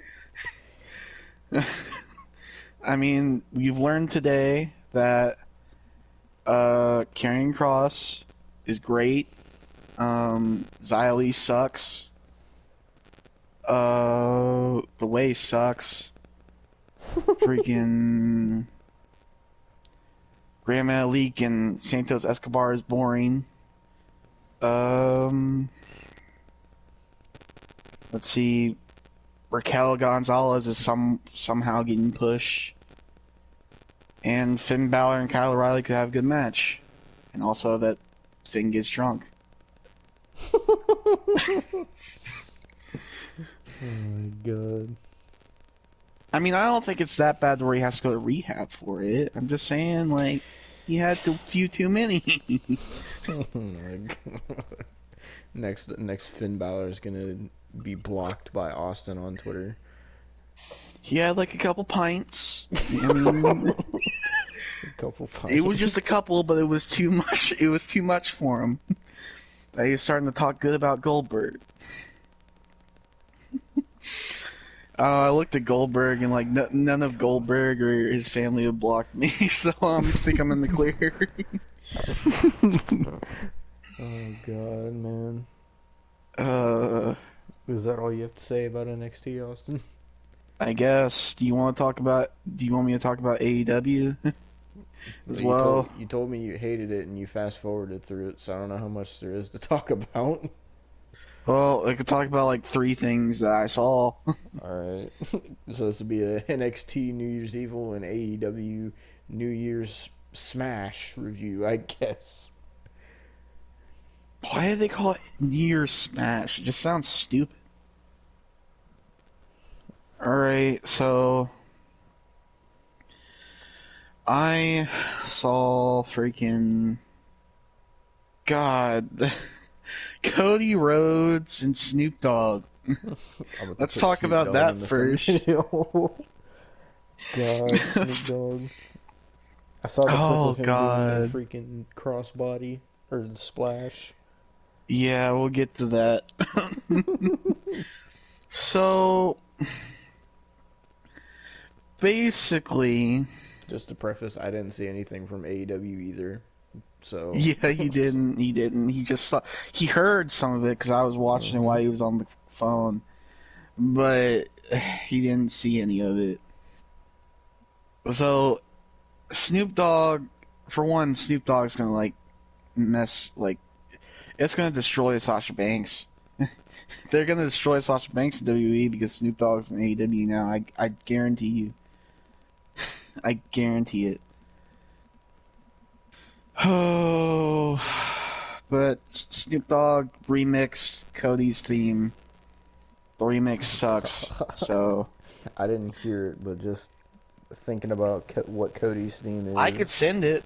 I could send it because they already uploaded it before they uploaded it before the show started. But Snoop Dogg comes out with Cody against because Cody's going against Matt Sydal, which was supposed to be the only good match that they would have had on that show, right? So I fast forward a little bit, and I see two jobbers interfering in the match. They only show up on AEW Dark. Luther, I guess, and Serpentico. I didn't even know their names until they said them. They interfere in the match, and there's disqualification. So Snoop Dogg punches Luther, sits there, and gets on the top rope. Serpentico's down, and he looks terrified, because this guy's like 7 foot, and he's on the top rope. So, like, he's shaking. He looks terrified. He tells Cody and Matt Sydal to move Serpentico closer because he was too far. He still botches the splash. He goes for a splash, but his legs look like they're about to hit the ground before he even gets to where he could splash him. So his legs hit the ground like he's standing, but then he flops down on Serpentico, and like the weakest splash I have ever seen. And dude, his butt's in the air because of how weak the splash was. He's not even sitting on him right, doing the splash. Yeah, that's pretty bad. So then he gets up, he shakes, he dusts himself off, and he's looking around like looking for people's reactions to it, and then he just puts his head down, and he's like raising Cody's hand because he was so embarrassed. You could tell he was so embarrassed and terrified. Like, God. oh What did they God, expect dude. from Snoop Dogg doing a top rope splash? No, that's like, dude, isn't Snoop Dogg like in his early 50s? I think. So like, why is he doing top rope splashes? Let me look up his age, just fact check. Oh yeah, fact check that. I don't want to Snoop be Dogg canceled is for being ageist. 49. Okay, 49. Late 40s. Whatever. I was close. No, the Snoop Dogg fans are gonna come after you. I'm gonna be canceled for being ageist now. Alright. So I did see a snippet of the start of it and like the start of the show, and it was painful. Like I think Demo heard it. The freaking Acclaimed rapped to the ring. Yeah. They're name dropping John Cena, and then it was awful, dude. So that happened.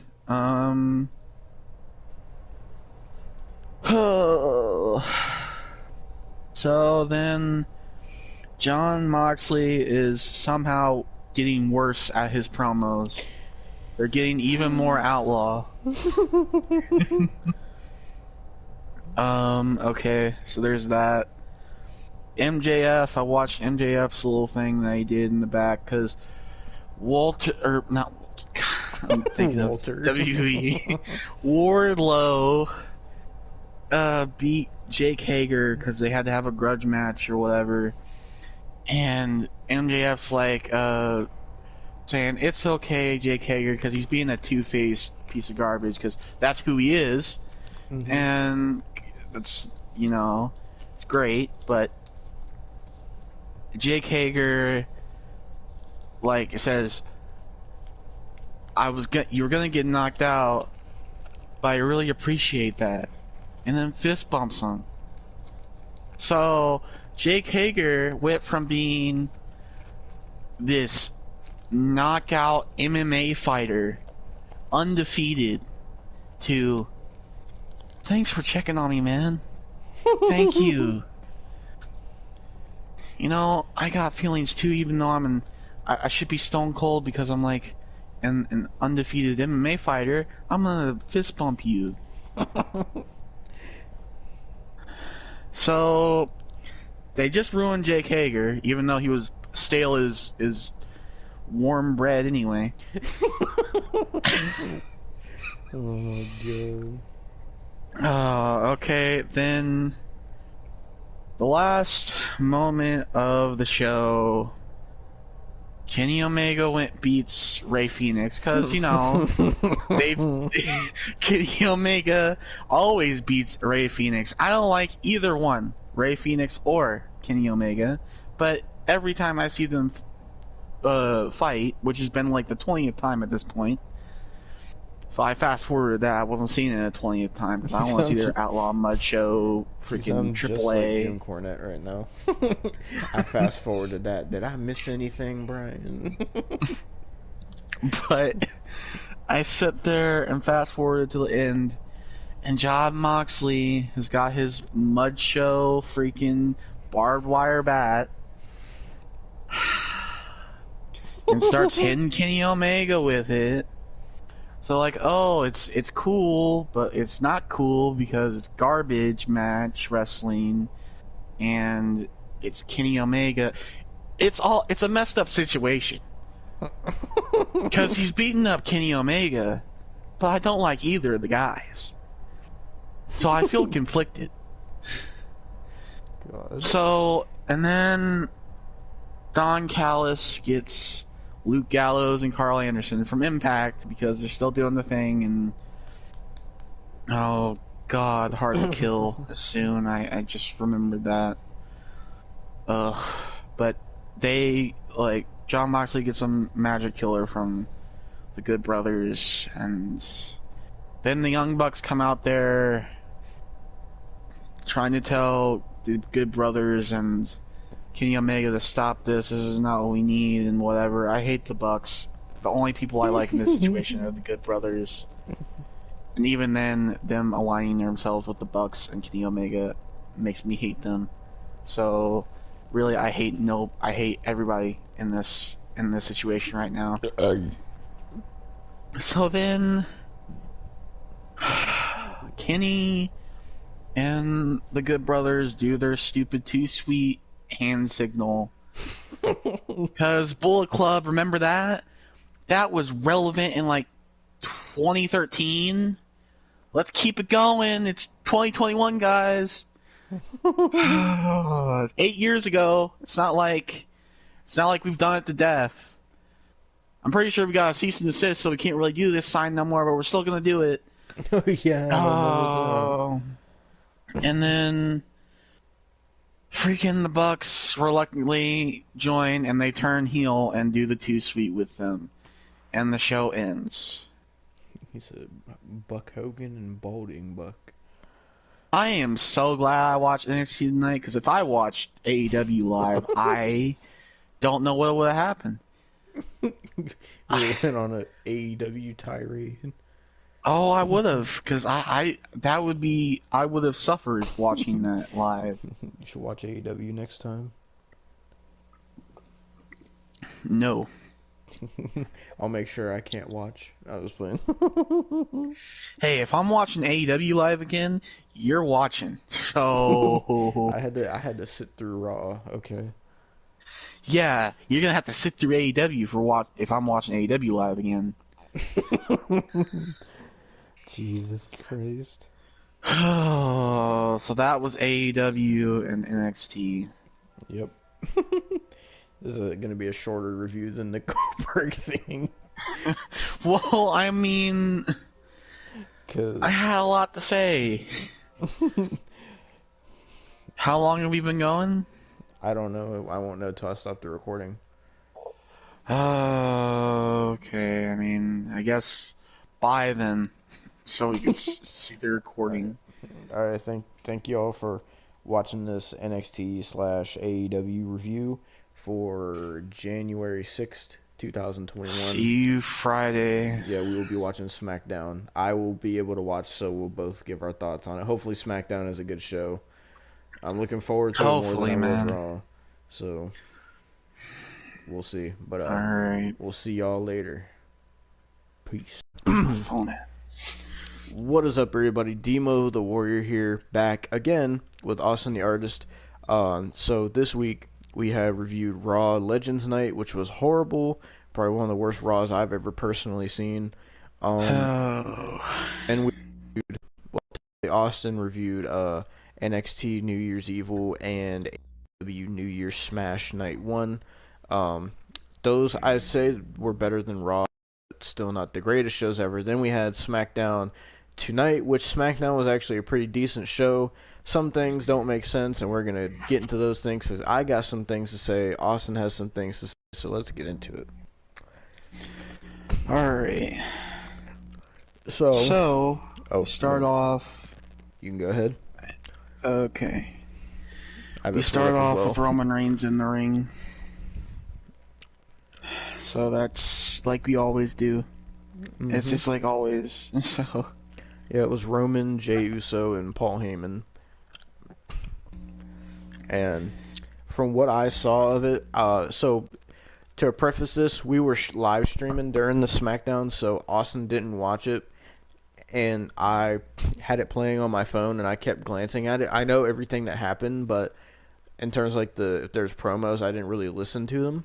But Austin just went back and fast forwarded through SmackDown and checked out basically some stuff. So, the gist of it was if there was going to be a gauntlet match, which we'll get to, because they announced the gauntlet match apparently before, that if anyone's going to be in it, Adam Pearce is going to be in it, because he's the one that made the match. He should be in it, which I don't know the logic between that. Yeah. But okay. Yeah, but the gauntlet match was announced, at least on WWE's Twitter, as King Corbin versus Rey Mysterio versus Daniel Bryan versus Sami Zayn versus Shinsuke Nakamura, but we'll get to that later since it was the main event. Yeah. Then it's Apollo versus Big E for the Intercontinental Championship. Why is Apollo going for the title? Why? I don't know. I couldn't tell you. I only seen bits and pieces of this match. I know something happened at the end. WWE posted it on their Twitter, I think. I don't know. It was something where Apollo thought he won, but he didn't win. It was weird. So I'm looking at their Twitter now. It says they ruled it as a draw, meaning Big E is still champ, and Apollo got really mad. And it's going to be Apollo versus Big E at the Rumble. I've been telling you. Oh, their match restarted. I didn't see Oh, this never part. mind. Looked like Big E dominated Apollo in the second match and retained. Oh, okay. Yeah. Then Sonya Deville, she came back last week to the awe of everybody. Did nothing last week. She just walked in the backstage. So apparently she goes up to Adam Pearce and is like, I would like a job. And apparently that job is co-general manager. So she's co-general manager, I guess. Yeah. I mean, it's interesting. I'm not sure exactly what she's going to do, but it is interesting. Then we had a backstage thing with Bailey and Bianca Belair, and they both declared themselves in the Royal Rumble match. So that's two more names you can add to that. I think in the Women's Rumble now we have Charlotte, Nia Jax, Bailey, and Bianca Belair. I don't know if anybody else What a announced herself lineup. for. My pick would be Bianca. Well, yeah. Though I think they might go with Bailey because I think they might want to do Bailey versus Sasha at WrestleMania. Maybe. I don't know. I want Bianca to win though. She's the favorite. Yeah. Next we had the SmackDown Tag Team Champions, the Street Profits versus Dolph Ziggler and Robert Roode. This match, I mean, at least Ziggler and Roode are wearing matching gear now and stuff. But, Yeah. I mean, it's just Ziggler and Roode have been a team for so long, and it's hard to care about them. And then you have the Street Profits who have been SmackDown and Raw Tag Team Champions for so long, and I just do not give a single shit about the Street Profits. I don't really find them entertaining like I used to. And so this tag team match really didn't draw me in at all. I saw a couple If anybody, moves. okay, so Ziggler and Bobby won, but if anybody should have won the titles away from the Street Profits, it should have been Andrade and Angel Garza. Yeah, just what a weird night to have like a SmackDown tag team title change. Like just really weird.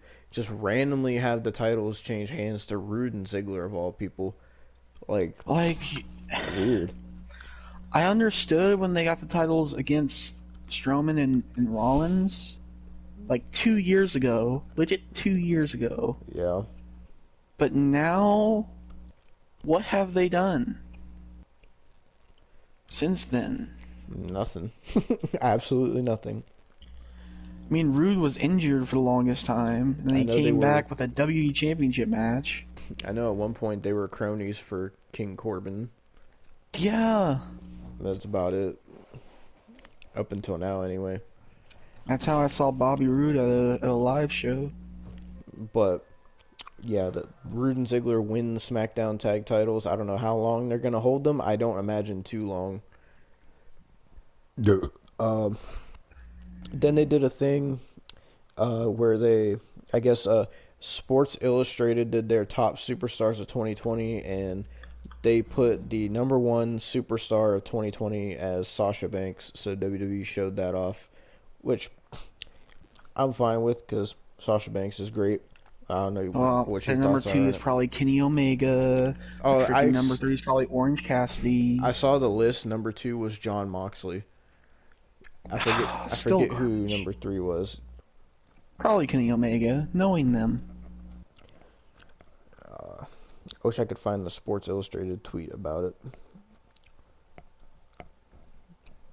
Hold on. Maybe if I go to it.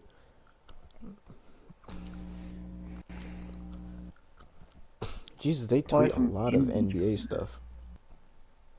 That's because they're Sports Illustrated.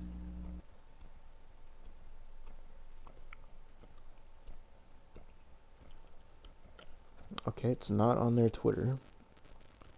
Let me look this up. By the way, this Sports is probably going to be the only week top superstars of 2020. Go ahead.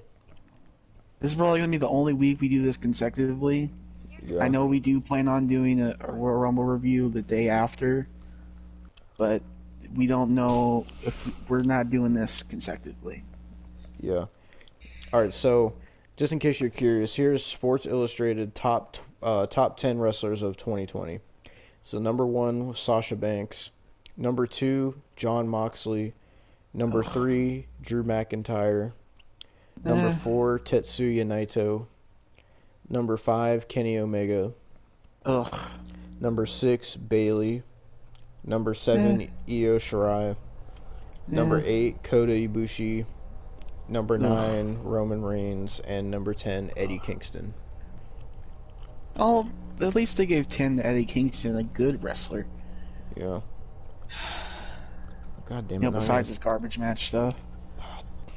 Twitter's lagging. Now I gotta go back to WWE's page. Hold on. I would have enjoyed to see like MJF on the top 10. You know, he definitely deserved to be on the top 10, not freaking Kota Ibushi. Yeah, so then they did after the tag team match and after talking about Sasha being the #1 wrestler in Sports Illustrated for 2020, they did a backstage thing with Paul Heyman and Adam Pearce, and Paul Heyman said he pulled a few strings and Adam Pearce is in the gauntlet match. Then they did, which we'll get to the gauntlet match, don't worry, it's coming up. But right before the gauntlet match, we got a backstage segment with the Riot Squad, Ruby Riott and Liv Morgan versus, and also Billie Kay was there, and Billie Kay is trying to join up with the Riot Squad, and she started crying, and it was just really cringy. Why? Okay. Oh, there's something we missed. Yeah, Well, we you can missed get the to that in a Carmella second. thing, but before we go I to got that, something to I'm say gonna about say that. something. I'm gonna say something. Mm-hmm. Give it to Peyton him, Austin. Royce and Billie Kay broke up. Peyton Royce dyed her hair purple, and now she's in a nothing tag team with Lacey Evans. Freaking Billie Kay is in a tutu, crying about how she wants to be in the goddamn Riot Squad. Why would you want to be in the Riot Squad? That team is broke up and reformed. It's not even a good formed team. Yeah. You're an Australian person in a tutu. How are you gonna fit in the freaking Riot Squad? I already know one thing I'm doing for the thumbnail then. But, so, the one thing I missed, I guess I just scrolled Why did over they it. have to do this to the Iconics? I don't know. Why That was couldn't like their only, well, at least recently, their only legit women's tag team that they had left. And then they That broke was them the up. best women's tag team that they had left. That was the best, and they broke them up. The best. Why? Why? Oh my god. He said the best. They break up all their tag teams. Yep, Otis and No Tucker. wonder nobody cares about their tag team division, because they break them up and then they make makeshift ones like Robert Roode and Dolph Ziggler. Austin can go on a whole rant about the tag division. That's how bad it And is. then when they push a tag team, they push them down our throats like the Street Profits or the New Day. Oh, don't worry, Austin. You're They not the only only had one one ranting tonight. title reign. The Iconics only had one title reign. They could have easily got 5 in that time span. I say they were probably, well, I was going to say that, but after Bailey and Sasha had them again, I can't really say that. I was going to say the Iconics were the best tag team champions, but after like the last reign Bailey and Sasha had, I can't say that. You can't say the Iconics were the best tag team champions because they did nothing with them when they were. Yeah, that's true. They 'cause had them they lose just- in a. They had straight them up didn't lose defend in a them. freaking. They had them lose in a 4-way Raw match, and they were the first people eliminated. And Nikki Cross, their makeshift team of Nikki Cross and Alexa Bliss won. Yeah, and that didn't last And too somehow long. they are 2-time. Somehow. Somehow Oh my God. they are 2-time women's tag team champions, but the Iconics weren't. If you ask me, I think they need to get rid of those championships. Like, they literally have no teams They mean besides nothing. makeshift They teams. mean nothing. And They they have don't treat no it like it's teams. important. They literally have it on Asuka and Charlotte Flair, but literally that whole thing is going to be about the Raw Women's title, not the They not the could tag have had titles. it. They could have had it on the Iconics, but you know what they don't? They don't do it, for one. And for two, they wouldn't care. Dude, Yeah. I was so excited when they won it at freaking Mania. I was so excited. I'm like, they're actually gonna make these tag titles legitimate. Didn't They turn destroyed out it. that way. No, because they were off TV for months, and then they got put in a random goddamn four-way tag, elimination tag, eliminated first. Nikki Cross and Lex Bliss are champions. Then in their rematch, they lose in 5 freaking minutes. And they were Yeah. on the pre-show. They were having that pre-show submission, Hell in a Cell. and then they do nothing with the Iconics but put them in awful freaking storylines, and they couldn't even be there for half of 2020 because of the freaking pandemic. So we're sitting there, no Iconics for 2020 for halfway through, and when they come back, they're only on screen as a tag team for 3 months. Yeah, and then they break them up because it was a And dumb then- thing where they had the Riot Squad versus the Iconics, and the team who lost had to break up. And what are they doing with the Riot Squad that was so good to make sure that they broke up the Iconics? They moved them to SmackDown and do nothing with them. My point exactly. They break up a good team. They oh. Oh, but the freaking when Bailey and Sasha had it, like they I didn't like care about Bailey and Sasha. I Like, they cared didn't about the even- Iconics being champions. like they didn't make the titles important. Like to me, it felt like when they had them, it felt like they just had them. It didn't. No, because they feel like both had it the world mattered. titles. They're like, Yeah. oh, we just have these. Nobody else Yeah. could have them. So we have the world titles. We're just going to defend those. And then they gave them to Shayna and Nia. Oh yeah, I forgot about that. Shayna is a world championship material. Not relegated to a tag team with Nia Jax. I find it funny how Nia Jax is in the Royal Rumble, but Shayna's not. Why is Shayna not in the Royal Rumble? He said Shayna. I don't know. Nia Jax can just announce herself. Does that mean She should have won last year, not Charlotte. But no. I guess I anybody. bet you can Charlotte's just gonna announce win the Money in theirself. the Bank too. I guess now anybody can just announce themselves for the Rumble. They don't even have to like pick numbers or anything like they used to. Shayna, Or, like, just announce qualifying. yourself for the Rumble and win, please. Yeah. Or Peyton or Billy, one of you, announce yourself for the Rumble and win. Get out of the predicament that you're in. Predicament. Oh my god. Austin's women tag team rant. Well, I mean, why? They had so much potential. They had the Riot Squad, they had Absolution, they had freaking the Iconics, Sasha and Bailey, which I didn't really care for. I could even say something about they had Nia and Tamina. That's a better fit than Nia and Shayna. Yeah. And then like they even had like other teams, like they had They had Beth in freaking Natalia. Natalia. They had the Kabuki Warriors. and They had teams in NXT and stuff too. They had Dakota and Tegan and and they I forget what other teams they had. Triple H is taking Vince's advice. He broke up Tegan and Dakota. I guess at that time you could have had Rhea and Raquel too. Duh. I don't know if there's any In- women's tag teams in NXT UK or anything, but No, there's no women's tag teams right now, except for one that I could recall, which is it's Casey Catanzaro And Kaden and Carter. this other chick. Yeah. Freaking, and the Riot Squad, that's it. yeah, that's all they had. And they're doing a women's Dusty Rhodes Classic. Why? I guess Bailey, if you want to be technical, Bailey and Carmella are a team because I seen everybody posting on Instagram and stuff calling them Baymella, and apparently they used to be a team in NXT or something. So What? if you want to count that, I'm not gonna count it because that Baymella. makes no goddamn freaking sense. god dang freaking sense. It doesn't. It makes no sense. Why is Carmella and Bailey teaming? Because they have no Can't wait tag for teams.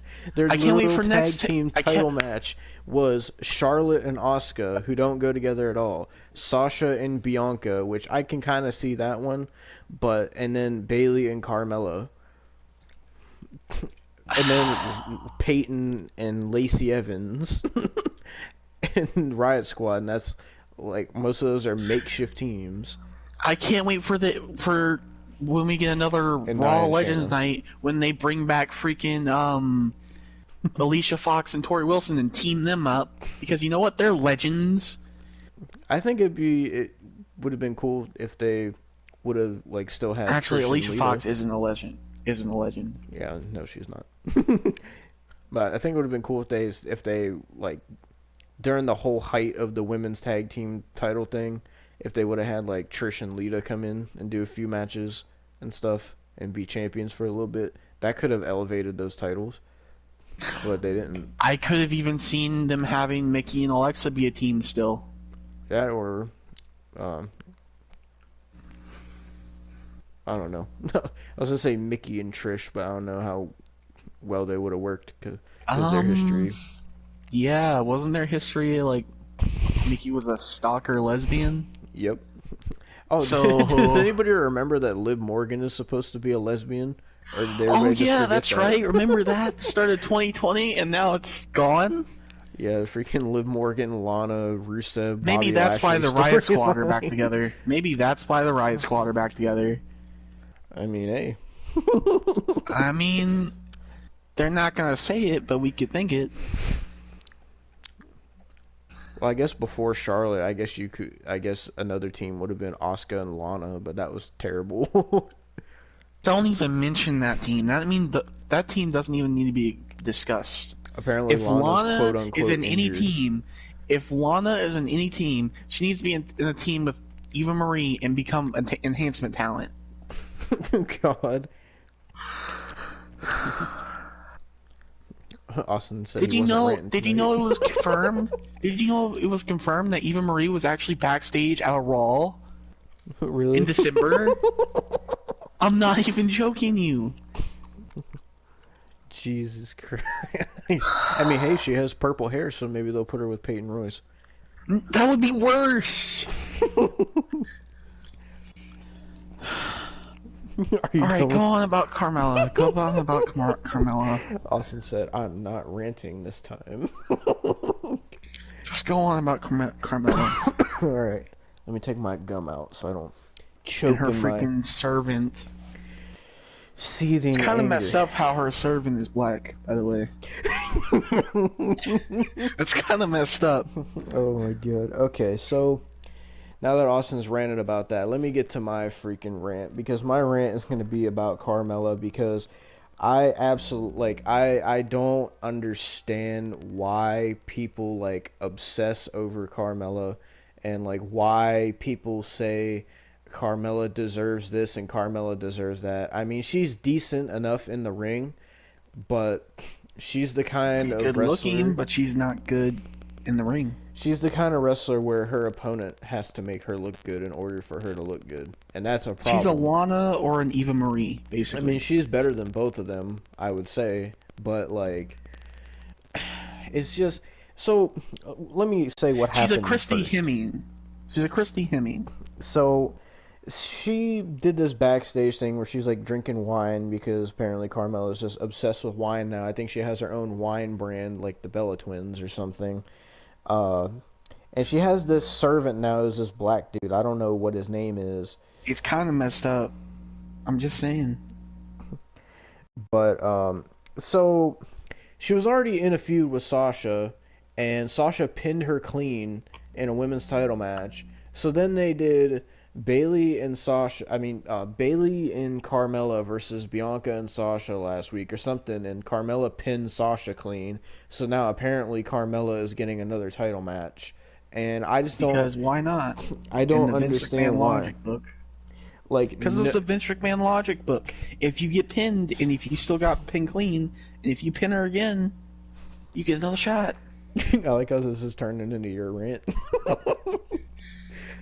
But like the thing, I can't say nobody wants to see Carmella as champion because there's all these people saying that Carmella deserves to be champion and she's such a good heel and this and that. And like for me, I don't see the difference between this Carmella and the old like heel Carmella from like when she was SmackDown Women's Champion. I don't see a difference. Like I don't see a difference in character. I don't see a difference in The only wrestling thing ability. I see that's different. The only thing I see that's different is she doesn't have James Ellsworth on a leash.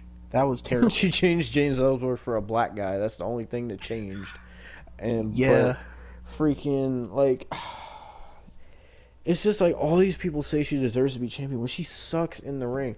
And like they're putting her in this rivalry with Sasha where Sasha I watched at TLC their match. It was decent. Sasha made Carmella look as good as she possibly could, but Carmella just sucks and she's just there because of how hot she is. I don't give a shit what Carmella says. I don't give a shit what the Carmella stands say. Come after me, fucking tweet me, at me, whatever the fuck you want to do. Carmella is trash, hot garbage. In the ring, she's hot, I will say that much, but outside of that, in the ring, she's hot garbage.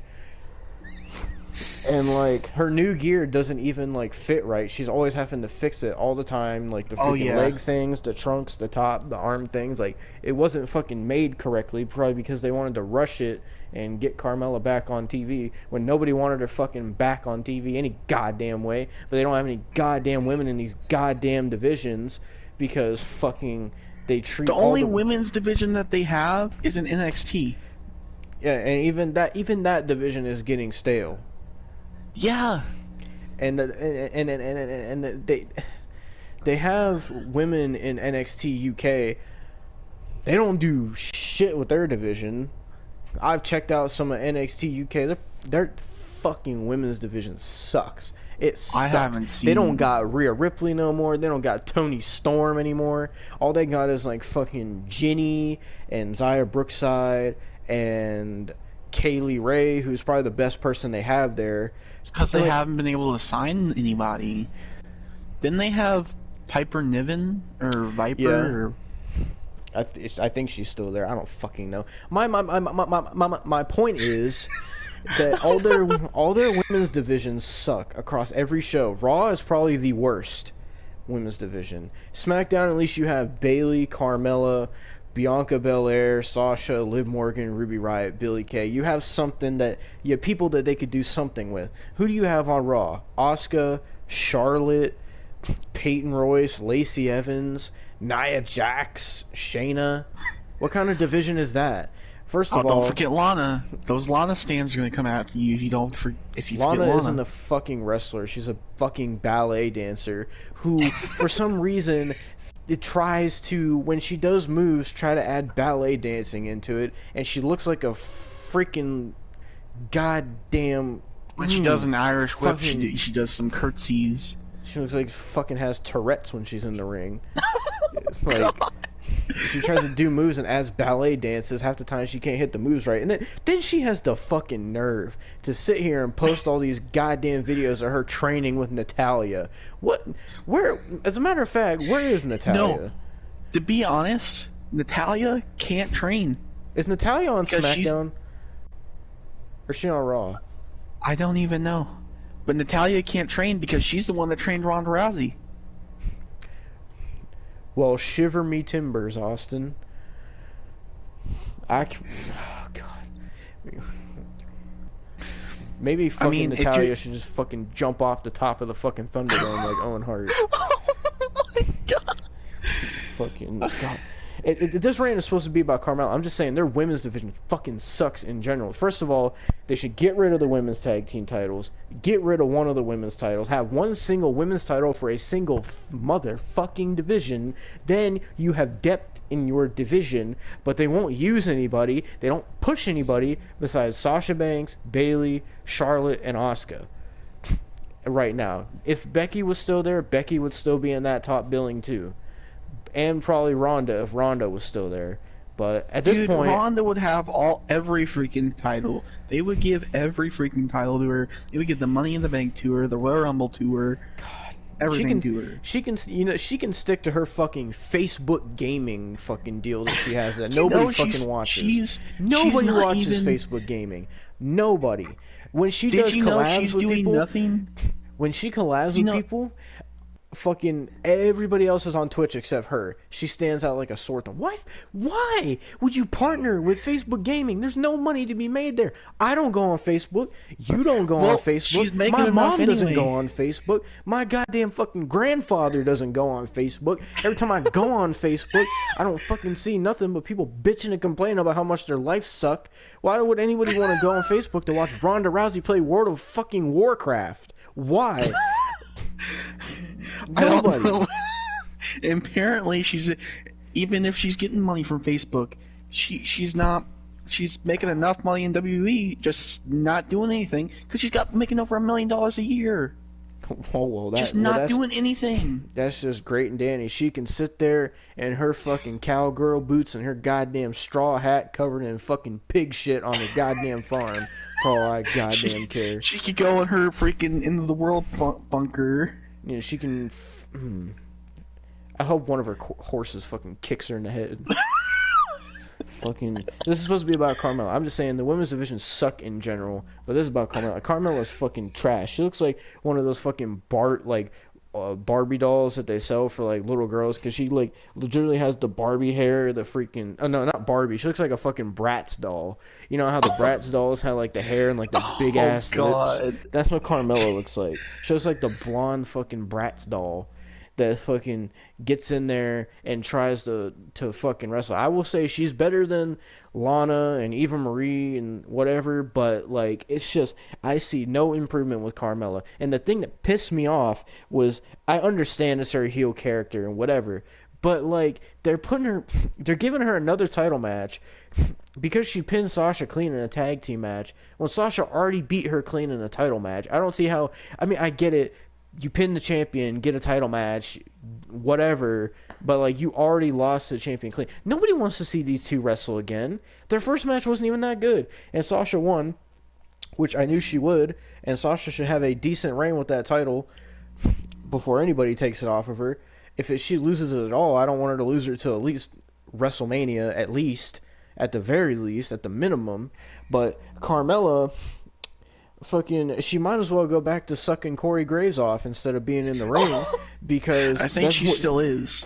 I'm probably gonna get canceled on Twitter for this, like JD from New York, but I guarantee you she gives better head than fucking knowing how to do a freaking wrestling hold. She grasps Corey's fucking probably 2-inch cock better than she does a freaking lockup. Jesus Christ. Fucking, she sat there and said that she can't believe Sasha is ranked the #1 wrestler in the world and how she's more talented than Sasha. Bitch, you can't even fucking do a suplex without sliding and fucking acting like you're gonna botch. You can't. Don't fucking sit there and say that. Like, I understand it's a heel character. I understand, but don't fucking sit there and say that you're more talented than Sasha Banks, because it's not true. No person on this planet would ever believe Carmella is better in the ring than Sasha Banks. Nobody can fucking sit there and tell me that Carmella deserves to be women's champion. The only thing Carmella deserves is to fucking work at a strip club the way she fucking dresses every goddamn week. She fucking should be fucking working at a goddamn strip club, working the pole, selling her goddamn wine. She'd be better off doing that than trying to fucking wrestle Sasha Banks and making Sasha Banks look fucking bad. And then OnlyFans. I would subscribe to a Carmella OnlyFans as any man would, but I don't. Corey Graves probably wouldn't allow that. But she'd make more money doing that than she would with WWE, probably. But it's you know, and the sad thing is, she's the daughter of a wrestler. Yeah, she's the daughter of fucking. I don't know what his name is. God damn it! Now I'm gonna look it up. Who is Carmella the daughter of? Not Carmelo. Carmella.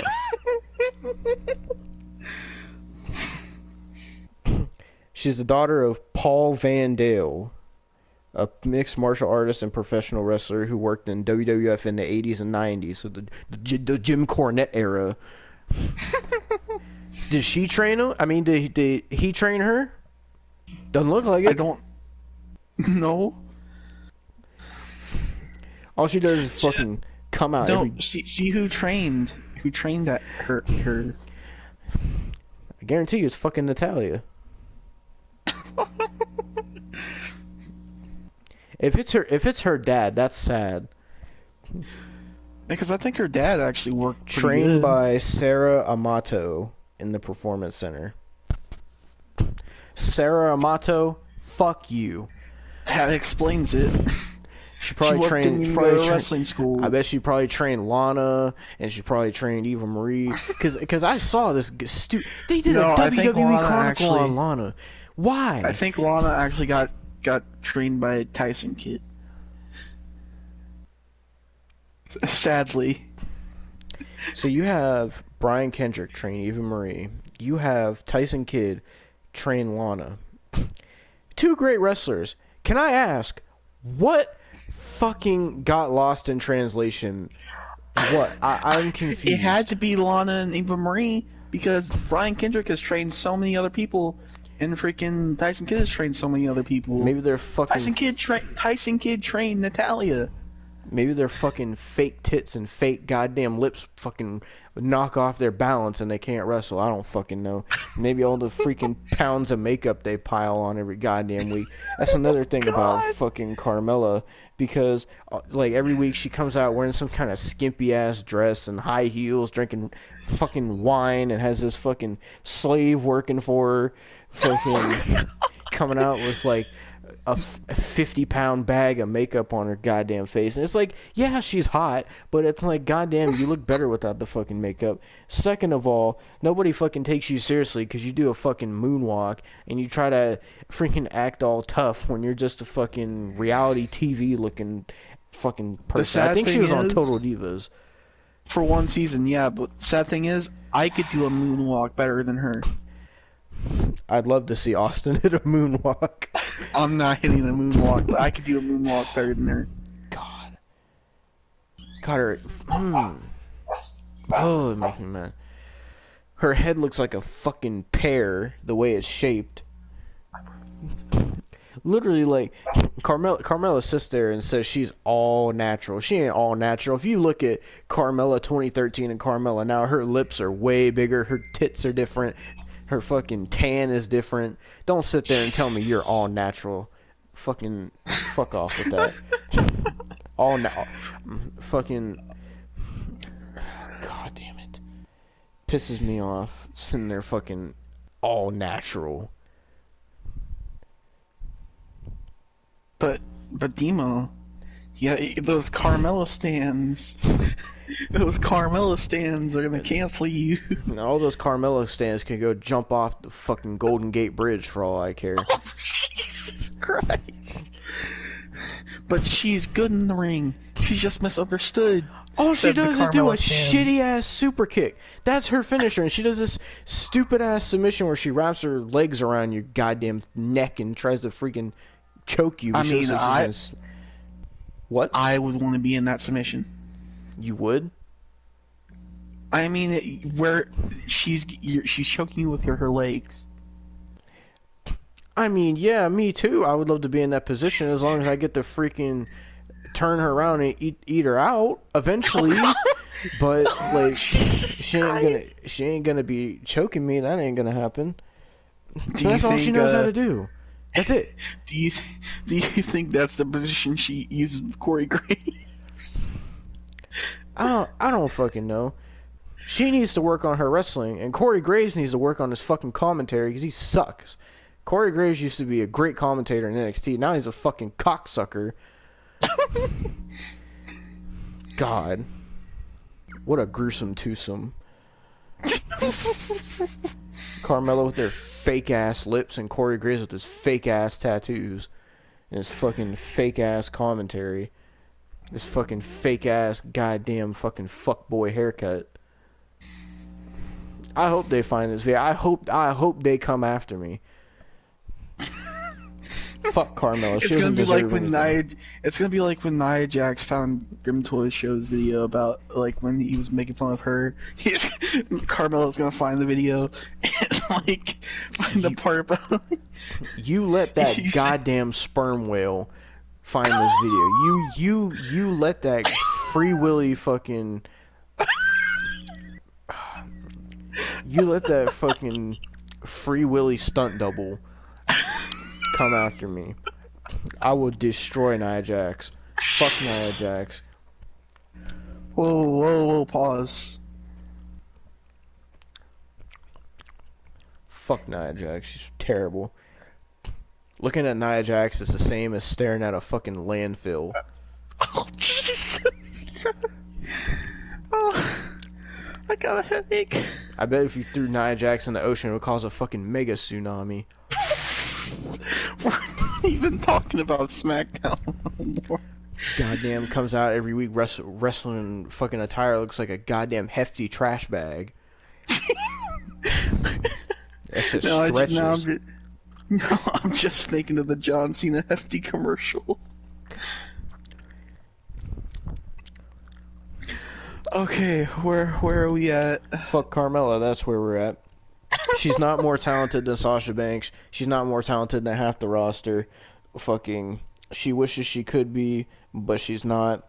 And to sit there for her to say she's more talented than Sasha Banks is a complete lie, and I think that wine is getting to her head. So yeah, fuck Carmella, fuck Carmella. I would want to fuck Carmella, but that'll never happen.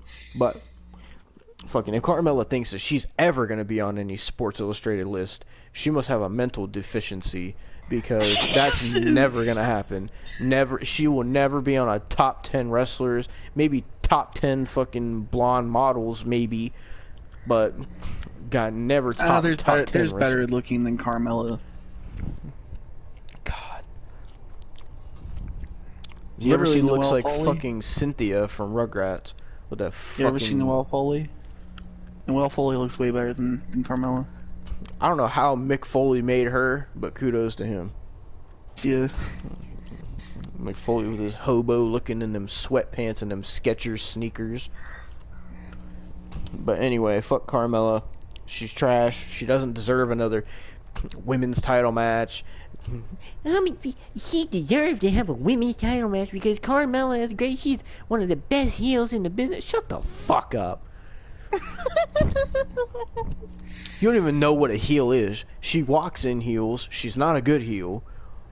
There's two different definitions for a heel. Heel is someone who's great as a heel, like Dakota Kai. Fucking... The other kind of heel is the ones that Carmella wears on her crusty ass feet. Oh Jesus. Fuck Carmella.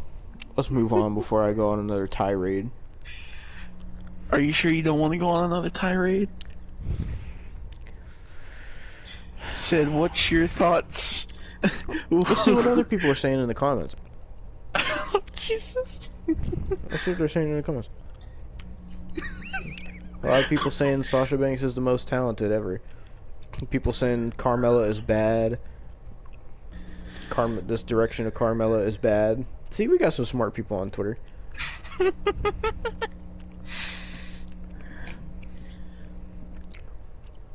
Yeah, she literally made Carmella tap out. Like, how is Carmella gonna sit there and like even act like that? That's dumb. So, Demo, what's your thoughts? What's your thoughts on Lana staying? My thoughts on Lana are about the exact same as the shit in my toilet that I took right before we started this review.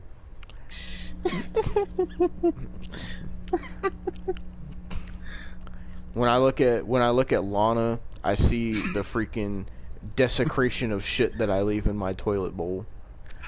I love how Monday it was all me, and now it's basically all you. When I look at Nia Jax, I see that fucking Jurassic Park Triceratops shit. When I look at Carmella, I see fucking bat guano.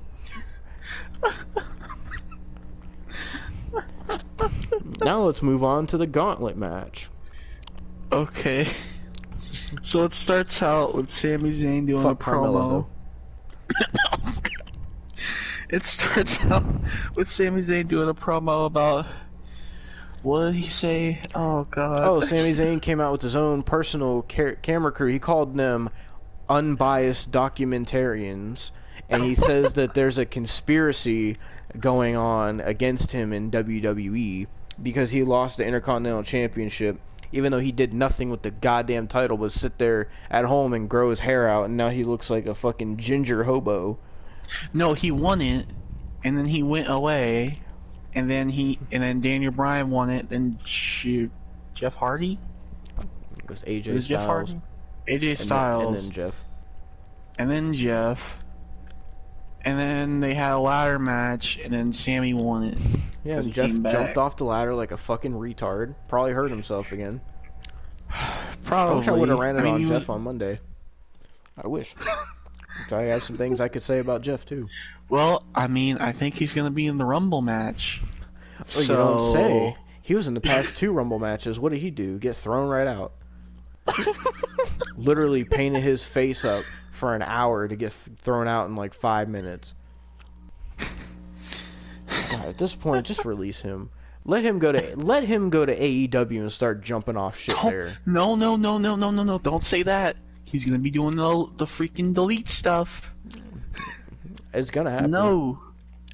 It's gonna happen. You know why? Because Matt Hardy has nothing else to fucking hold on to. That's why. His whole rest of his career, he thinks his career was a joke. He had a good career. Just because he never got to the world title, he got all fucking salty because Jeff He got to was the a Impact World title. Yeah, he got to the Impact World title, and guess what happened? He turned into Big Money Matt. What happened with that? Not a goddamn thing, because he lost the title, never won it again. To EC3. Yeah, to EC3. Fucking, his head looks like a goddamn fucking bucket with fucking Mr. Potato Head ears. And then he turned broken and won the tag titles again. Yeah, he turned broken, and that's all Matt Hardy has left to hold on to with his career, because he thinks the whole rest of his career was a joke, and he thinks that this is the only thing that's going to make Matt Hardy better than Jeff Hardy. He's never going to be better than Jeff Hardy. That's the sad, true reality, and Matt just can't ever get over that. And he sat there and went on a whole rant in AEW talking about, I've given everything these past 25 years, and now I'm going to start taking... Bitch, you ain't taking nothing but more fucking back bumps and bumps on your head, because I know you're going to be jumping off goddamn shit, knowing that you're goddamn fucking near goddamn 50 years old now. Went to AEW to do your broken shit. What'd you think was going to happen, Matt? What'd you think was going to happen? He didn't think he was going to get a concussion. He was more popular doing the Hardy Boys character in WWE than he was doing Broken Matt in WWE and after WWE. That's the sad truth. But that's all Matt holds on to. And then now you got Jeff out here looking like a freaking moron every week, because most of his matches now Jeff is laying on the ground getting his fucking ass beat. It's like, you've been in this business for how long, and you're going to let somebody beat your ass? You're going to let Bobby Lashley, the fucking steroid version of Franklin the Turtle, choke you out every week?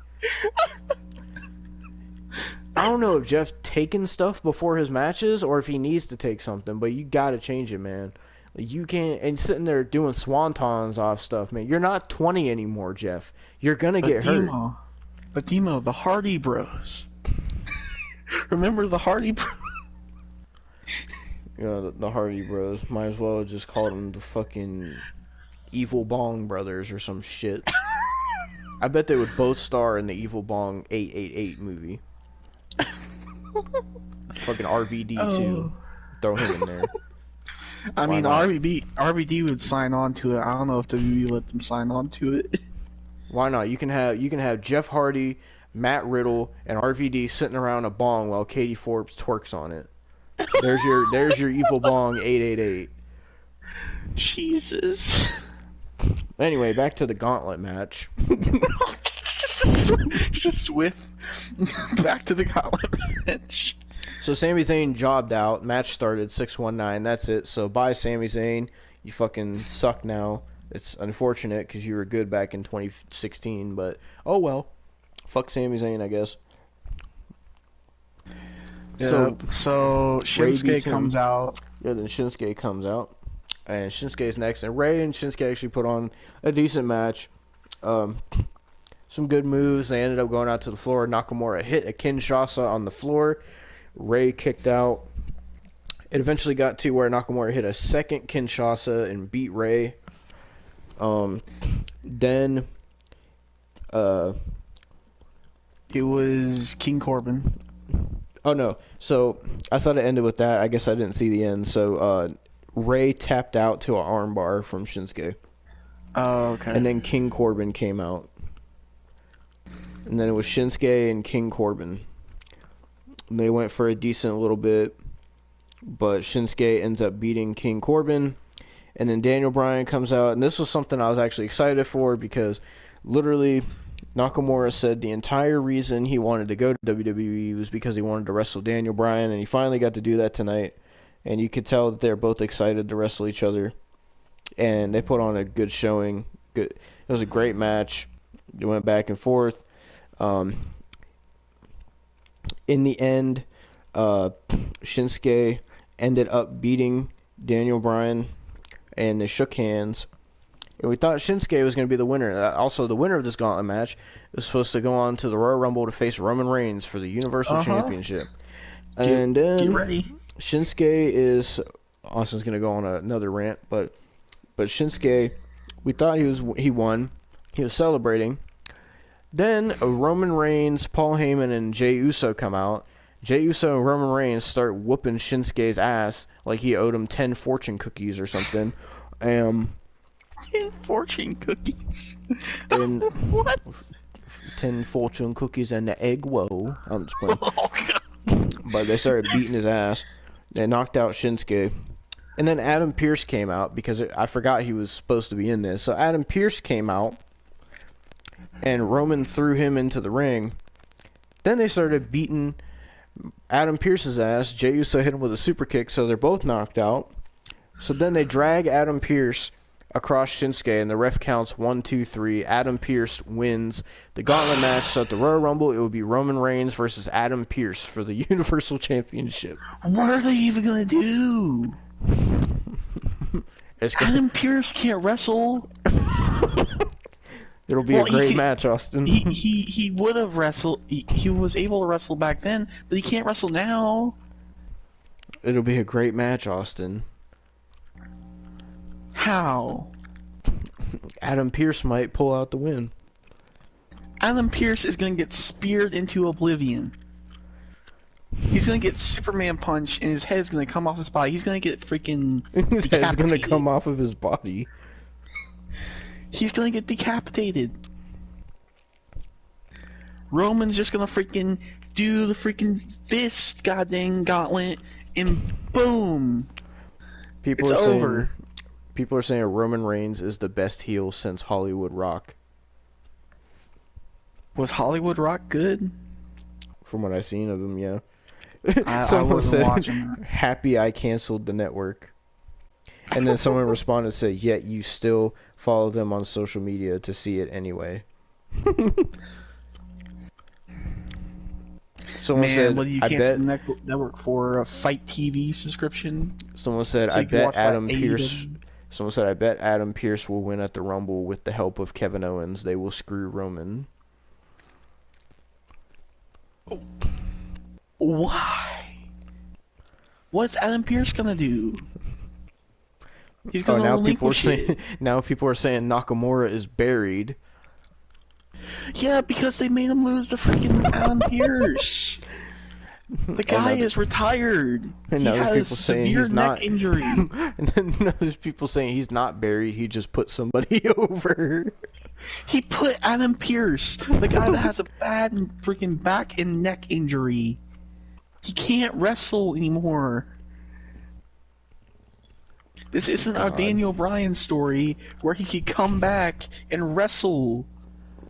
He hasn't wrestled in 6 years for a reason. It'll be a great match though, Austin. People are saying It's gonna hashtag last push 10 Nakamura. seconds. It's gonna last 10 seconds. Someone said, me, it can't get worse than Goldberg getting a title match. WWE, hold my beer. Exactly. The world title matches is Drew and Goldberg and Roman and Adam Pearce. Someone I just said realized that. Roman Oh and my Pierce will God. be a better match than Goldberg and Drew. It might Oh be my actually God. true. Oh my god. Austin's gonna blow a gasket. Oh Yeah, no. So Adam Pearce is getting a Universal Championship match. Adam Pearce, the pretty much GM of SmackDown, on some Shane McMahon type shit. 2021 already sucks. Well, we had a terrible Raw this week, a crappy AEW, pretty okay NXT, and then an okay SmackDown.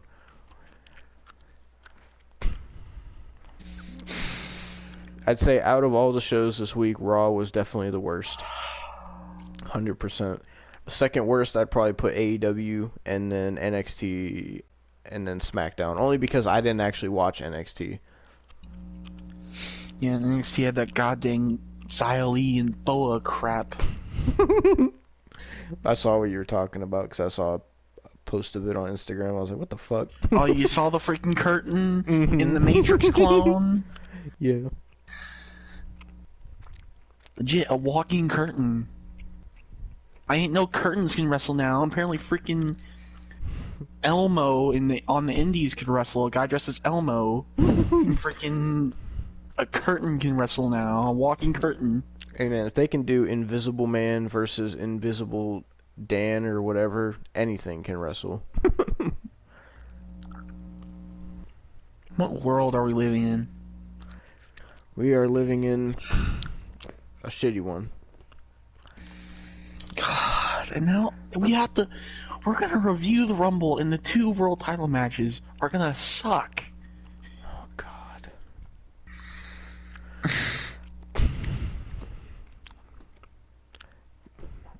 God. But yeah, with this review thing, we're not going to be doing it like Raw, NXT, AEW, SmackDown every single week because with my work schedule and stuff, it's just not going to pan out because I usually work Mondays, Wednesdays, and Fridays. This week I was lucky enough to have Monday and Friday off.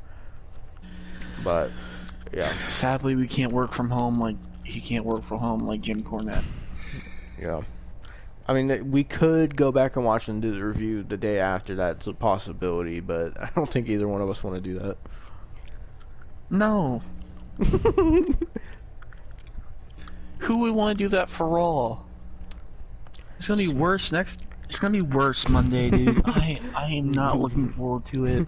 The only thing worse is if we add Impact on top of that. You do that, and I swear to God, Is Impact worse than Raw? it's worse than Raw. What do they do on Impact that's so bad? They do the That you won't watch. god-awful comedy shtick. And AEW wants to work with them too. That's the funny thing. Oh god, they're working with them because They of their did the former goddamn glory. Who Killed Johnny freaking whoever. God, man. Impact is turned into a circus. It's more of a circus than AEW.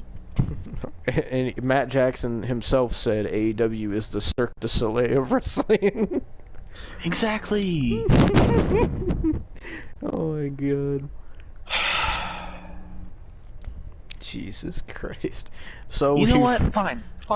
What? Tuesday. If you want to set a recording, or actually, no, they have VODs on Twitch. You can watch it on Twitch. We're watching Impact. So my schedule for next week is I work Monday, Tuesday, Wednesday, Thursday, Friday, Saturday. Which Jesus. sucks. So I won't be able to watch any one of these shows.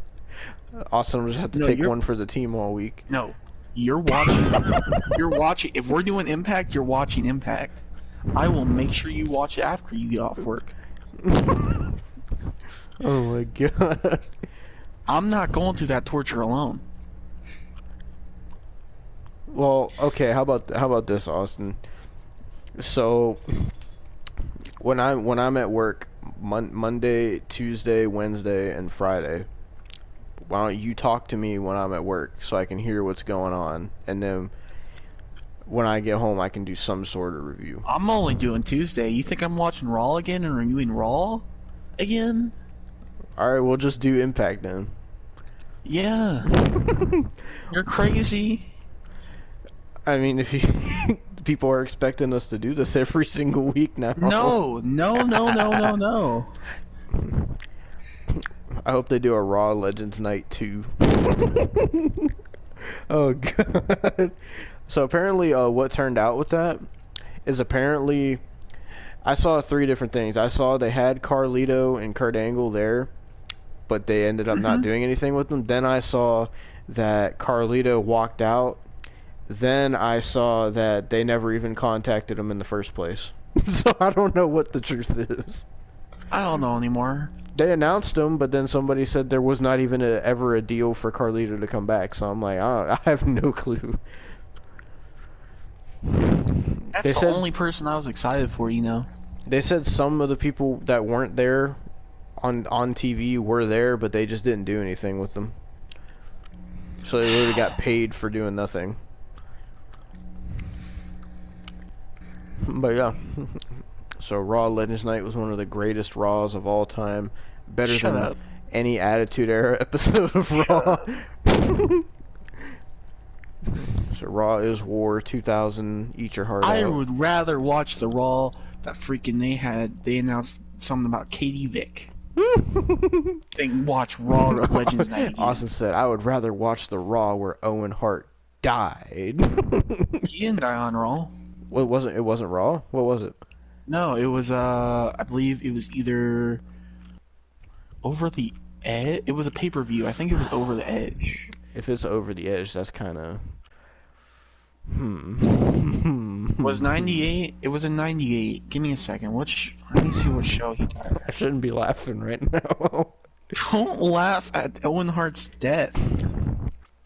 When you hit. Owen Hart. All right, there we go. Had to split this because recording time stopped. He's looking up the Pay-per-view. Owen Hart thing. When did... It was at the Over the Edge pay-per-view. Oh man, the name did not correlate well with what happened. No. Jesus. Rest in peace, Oh Owen man, Hart. the first picture is him on the stretcher. Oh, I thought you were gonna say the first picture is him there. Or something. No. It's him on the stretcher is the first picture one. I seen a bunch of Snoop Dogg memes going around. How fucked up would that be if someone took the Owen Hart tragedy and replaced Owen Hart with Snoop Dogg doing the crossbody? Oh god. I saw Sasha Oh. Banks responded to like AEW's tweet where they posted the Snoop Dogg crossbody, and she said, "Fam, what is this? We need to work on this." Man. Did you know there's no footage?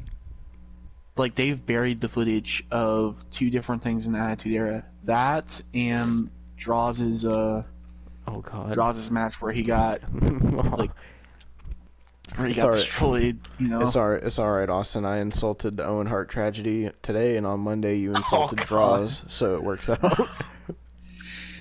two tragedies insulted by both of us. Jesus Christ, dude. I said Natalia should end up like Owen Hart, and you said that Goldberg will make Drew end up like Draws. Jesus. So I think it's even. My God. Bret Hart was watching this, he'd be like, "You're talking about my brother Owen, eh?" Man, I watched a video. It was when I was doing a project on Hart's death. I did do a project for that. Mm-hmm. Just people watching. But like, I watched a video of Brett talking about it, and oh my, I almost cried in class because it was so like Jesus. it was so heartfelt too. Like, Well, I guess we're done reviewing SmackDown now because there wasn't much else that happened. It was shorter than Raw, thank God. I really wish Raw I would think not be Otis 3 hours. entered himself into the Rumble as well. Well, he lost the Money in the Bank, so he's not going to win the Rumble. Yep, I just seen it. Otis will be in the 2021 Royal Rumble match. No, they're gonna do something like the Money in the Bank.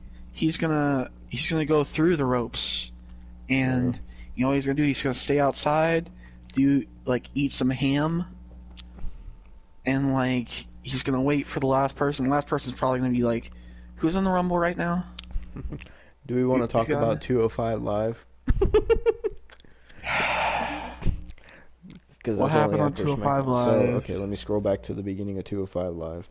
So they had, hold on, let me see. So they had Chiseled Adonis versus Arya Davari. Who And is Chiseled Adonis? the Adonis. That's what it says. I'm pretty sure his name is Chiseled Adonis. No, it's not Chiseled Adonis. It's Ashante the Adonis. Chiseled Adonis is a YouTuber. I got his name mixed up. But I don't the watch Adonis 205 Live. won.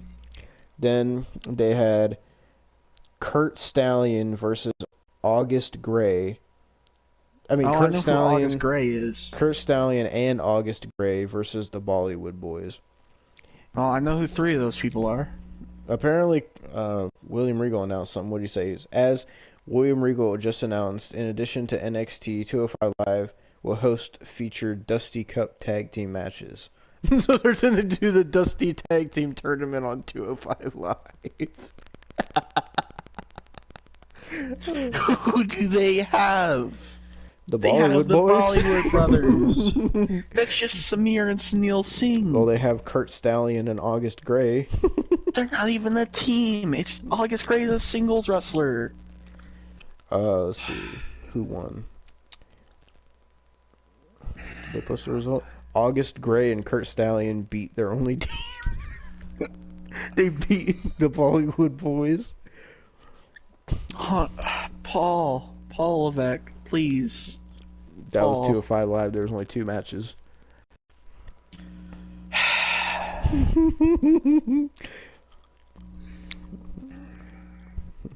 205 is, I don't even know why that's still a thing. So now we'll have to call this SmackDown and 205 Live review. Jesus Christ. Just do the outro. You don't have anything you want to say about 205 Live, I don't Austin? want to say a word. Why? Because if I do, my head already hurts. I'm going to go on a rant, and I don't want to go on a rant. Go on a rant, Austin. My head already hurts, man. What are you going on a rant about?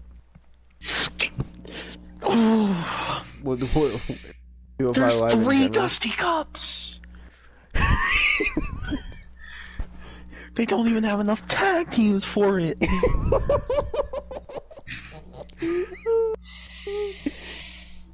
I mean, maybe if they added, like, the Bollywood Boys into the regular Dusty Cup, it'd be something, but they're doing 3!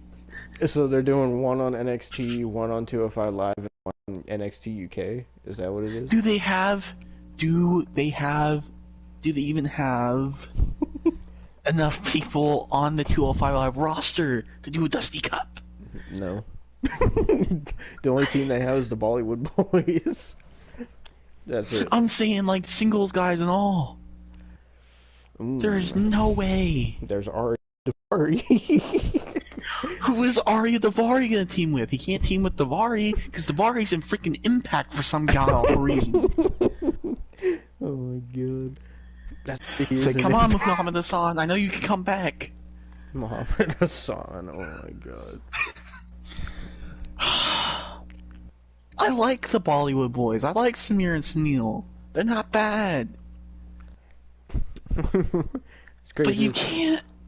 I think they were with Jinder Mahal and now they're on 205 Live.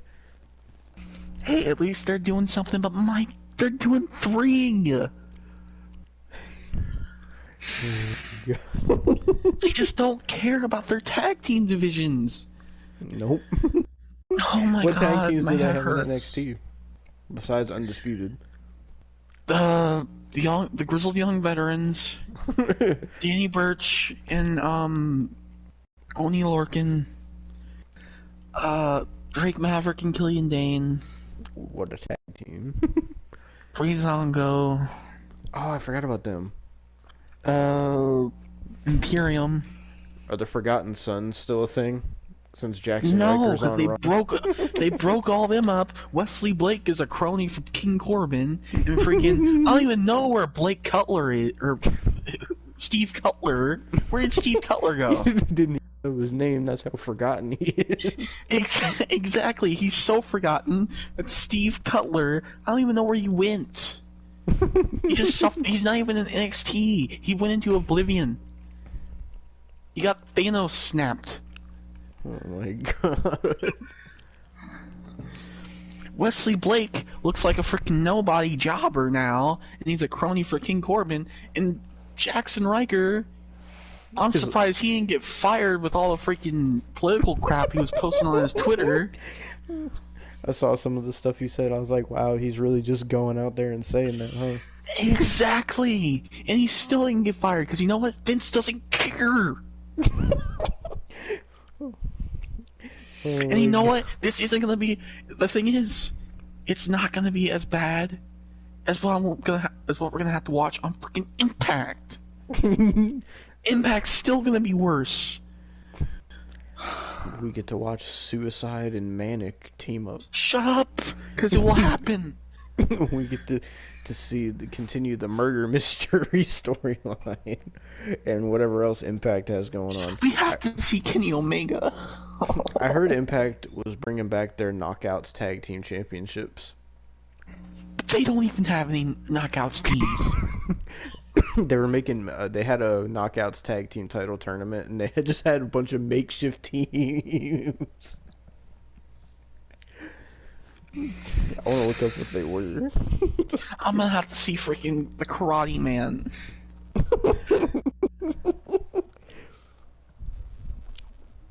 Why did they do this to the North? Why did they break up the North? That was the only good team they had on their show. Oh, they broke up the North? Yes, because why else would Ethan Page be doing this stupid... Ethan Page is facing himself.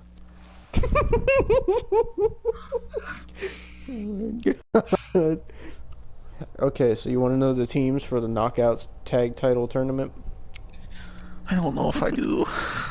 So you have Tennille Dashwood and Alicia. Who's Alicia? I don't know.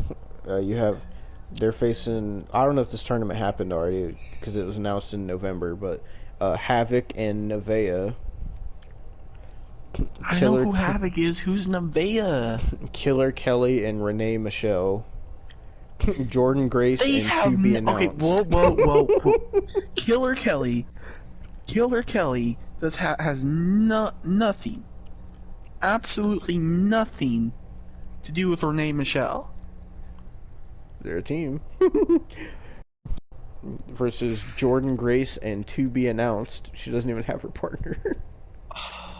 I think that was Jazz. I think that's because I heard something about Jazz return. God. Kiera Hogan and Tasha Steeles against the Sea Stars. Who are the Sea Stars? So I know one of them is Ashley Vox because she debuted on AEW last week.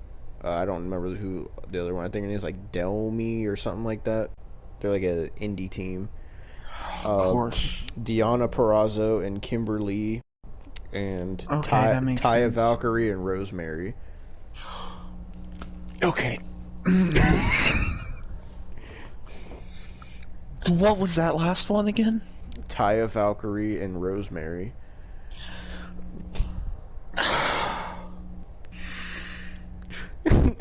Austin's headache's just getting worse and worse.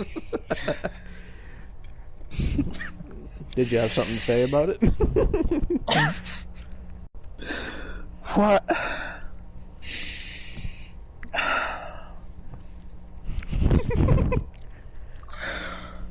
Manic and Suicide makes more sense than Taya Valkyrie and Rosemary. I want to see who Impact's tag teams are right now. I'm just Oh curious. my god, please.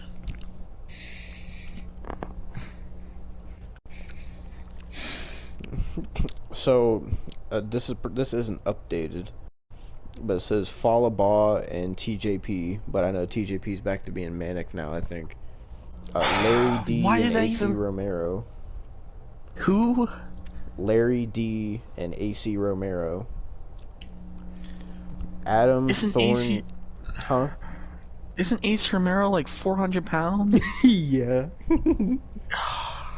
Reno Scum, which is Adam Thornstowe and Lester the They're still Legend. employed?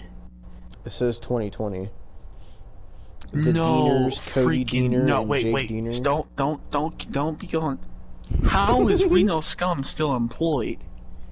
They were employed when I was watching TNA. Yeah, this is okay. View the most up-to-date roster on the Impact site. If you try to go to the Impact site, it says page not found. I tried to go to ImpactWrestling.com and it says page not found. Okay, Oh my lord! okay, it doesn't show it as okay, there we go. The Deaners, Cody Deaner and Jake Deaner. The Good Brothers, Gallows and Anderson. They're too good for that company. The Killer Death Machines, Jeff Havoc and Nevaeh. The North, which they broke up. Motor City Machine Guns. And the Rascals, Demon Xavier, Trey Miguel, and Zachary The Wentz. Rascals left. Oh, okay. Yeah, this isn't updated. But that's what it says that their teams are. What if I put 2021? Rosemary and Taya Valkyrie. That has more in freaking stale bread I can't find it. and Cheetos have more in common than Taya Valkyrie Stale and bread Rosemary. and Cheetos. That has more in common than Taya Valkyrie and Rosemary. I think we should save all this Impact ranting for when we watch Impact. You're the one that started it. I mean, we had to say what we were doing next. I like doing reviews with you, Austin.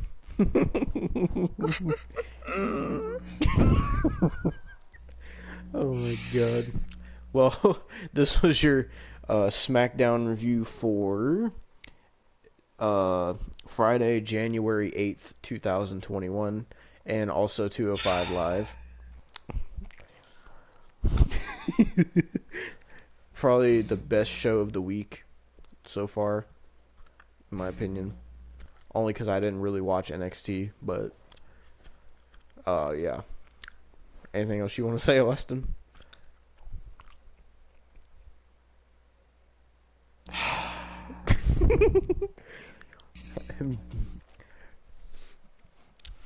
Be sure to stay tuned for next Tuesday when we watch Impact Wrestling.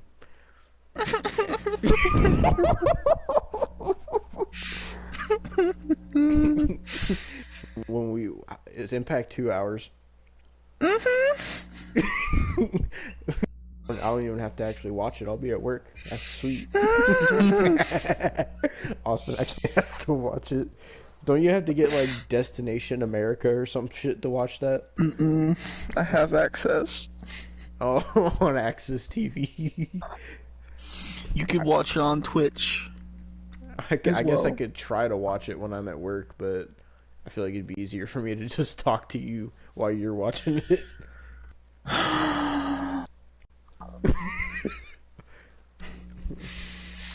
What do you when you fast forward through shows? What do you use to do that? The fast forward button? I meant like, do you DVR them? Yeah. Oh, well, I can't do that because I don't have a DVR. I guess I could watch the Impact highlights. Unless I go on Watch Wrestling and I am able to fast forward through the show on there. Other than that, Austin's going to be the one watching it. This has me excited now.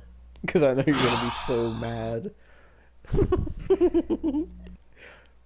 So we're gonna be watching Impact, and anything else coming up that we're gonna be watching besides the Rumble. No. I think we should do a review of the Royal Rumble, and then I don't know if they're gonna do Elimination Chamber. We should review that, and I think we should review WrestleMania. What do you think?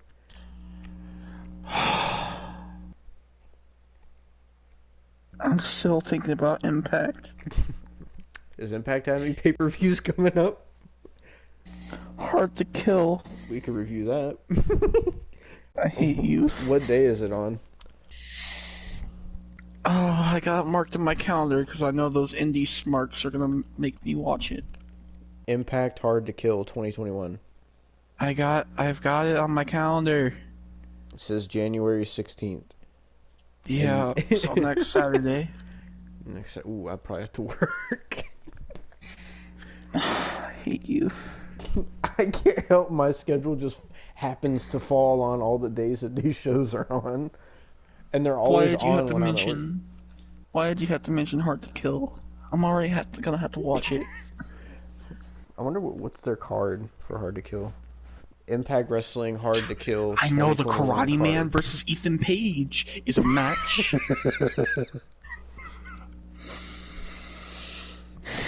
We gotta so watch much that. pain. So, Impact Knockouts Championship, Deonna Purrazzo versus Taya Valkyrie. X Division title, Manic versus Chris Bay versus Rohit Raku. Knockouts Tag Team titles, Kiera Hogan and Tasha Steelz versus Havoc and Nevaeh. So I guess that's the finals of that tournament. Old School Rules, 6-man tag, Eric Young, Diener and Joe Deering versus Cousin Jake, Rhino and Tommy Dreamer. Why? Barbed Wire Massacre, Eddie Edwards versus Sami Callihan. Oh, Austin, it's not over yet. Kenny Omega, Doc Gallows, and Carl Anderson with Don Callis versus Rich Swann and the Motor City Machine Guns. But that's not it. The Karate Man versus Ethan Page it's in the last spot. So is that the main event?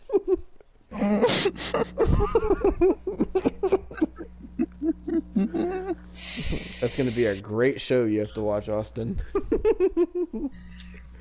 I'm done. End it. Just end it.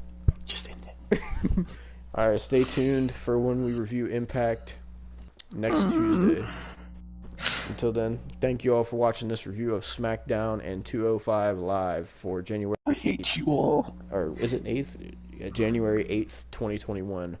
Until Impact, we'll see you next time. Peace.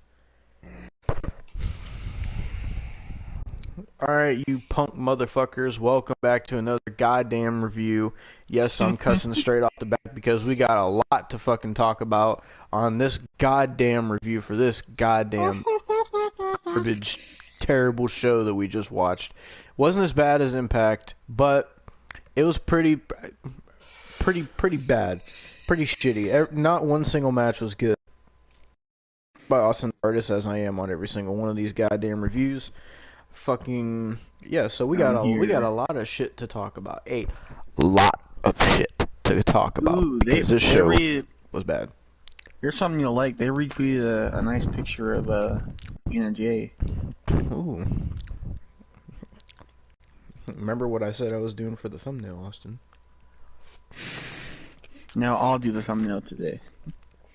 Oh, now you want to do the thumbnail? No, I'll do the thumbnail. What made you change your mind there, bud? Well, I mean, it seems like you need to take a break from the thumbnails, so... After Hard to Kill, you said, you're doing the thumbnail, because I'm never doing this again, because it took you an hour and a half to make the thumbnail. That's because I had to fit everybody in there. Oh, well, you can fit the entire Dark Order, the Inner Circle. Oh god, stop. Oh, so many. The freaking Miro, Kip Sabian, Penelope Ford, Chuck Taylor, Orange Cassidy. You got a lot of PNGs to download, Austin. Oh god. Alright. So, by the way, we are reviewing All Elite Wrestling Dynamite for January 20th, 2021. Just in case you're curious. I don't know what all happened on NXT. I know some stuff. We could talk a little bit NXT after we discuss the fucking diarrhea in the toilet bowl show that this was. So do you want to get us started, Mr. Artist? Yes. As I eat my Bellaria spaghetti. One good thing that happened on this evening. Okay, so we start with a happy birthday to -1. Mm-hmm. And then Chaos Project come out to ruin -1's birthday. And Chaos Project, if you never heard of them, because I know nobody's probably heard of them because they're idiots and they are always on Dark, is Luther and Serpentico. And Luther and Serpentico is teamed with the people that should be exclusively on Dark, the Hybrid 2, and Angelico and Jack Evans, to face the Dark Order and a special guest. So the Dark Order of Colt Cabana, Alex Reynolds, and John Silver, and then a special guest, Hangman Page. How about you tell them about this match, Demo? Because I'll get to my part.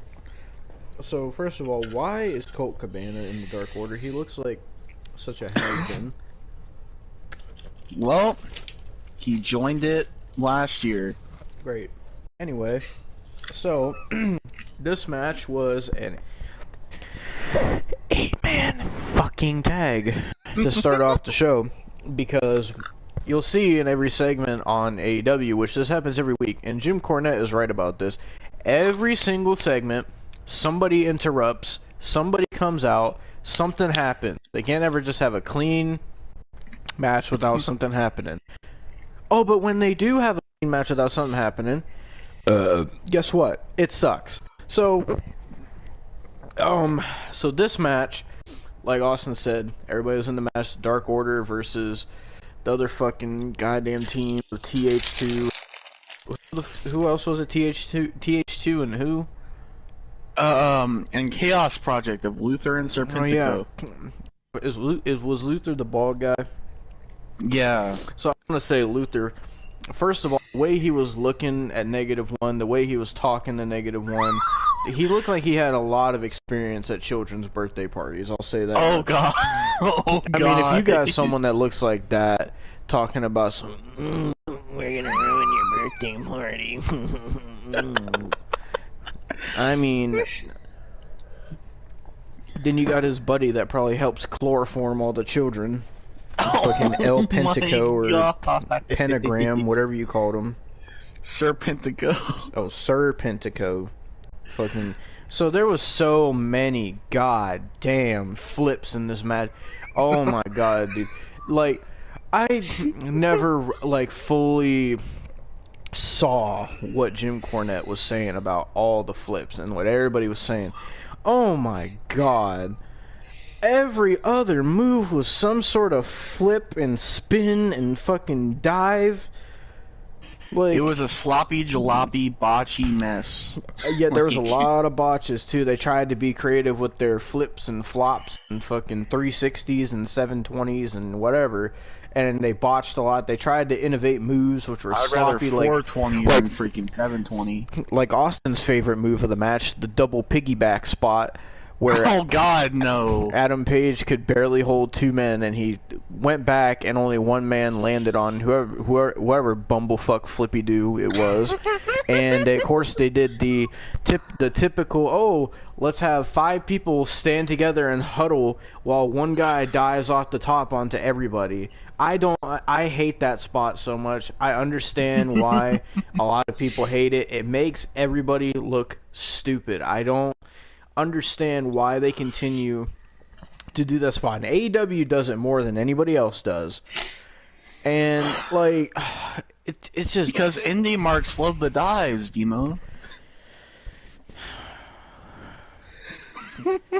We're just haters, remember? Because there is so much to love about wrestling right now, right?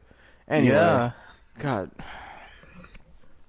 So there was so many goddamn flips in this match, and so many botches and flips and dives. I mean, you're gonna hear me repeating because that's what this match was: flips and dives. And one person comes in, spot, rolls out. Another person comes in, spot, and it was like that the whole match. Nobody knew who the fuck the legal man was. So basically, from what I recall, the end was where Luther had fucking, I think it was Colt Cabana, was it, up on the stage? Yeah. And he was gonna, I guess, power bomb him onto -1's birthday cake that I bet you they probably got at fucking Sam's Club, and it probably tastes like shit any goddamn way. But actually, I never had cake from Sam's Club. I had cake from Walmart. It's fucking garbage. So maybe that's It's where I probably got it. it's probably dollar store cake, to be honest. Oh God, fucking yeah, their goddamn Dollar Tree cake. Hold on a goddamn second. Because Tony Khan can't. He could freaking go all out for Daly's Place and buying contracts for Luther of all people, but he can't freaking get a freaking good cake made by an actual chef. Should have hired fucking Cake Boss. I mean, He could have hired Gordon Ramsay at this point.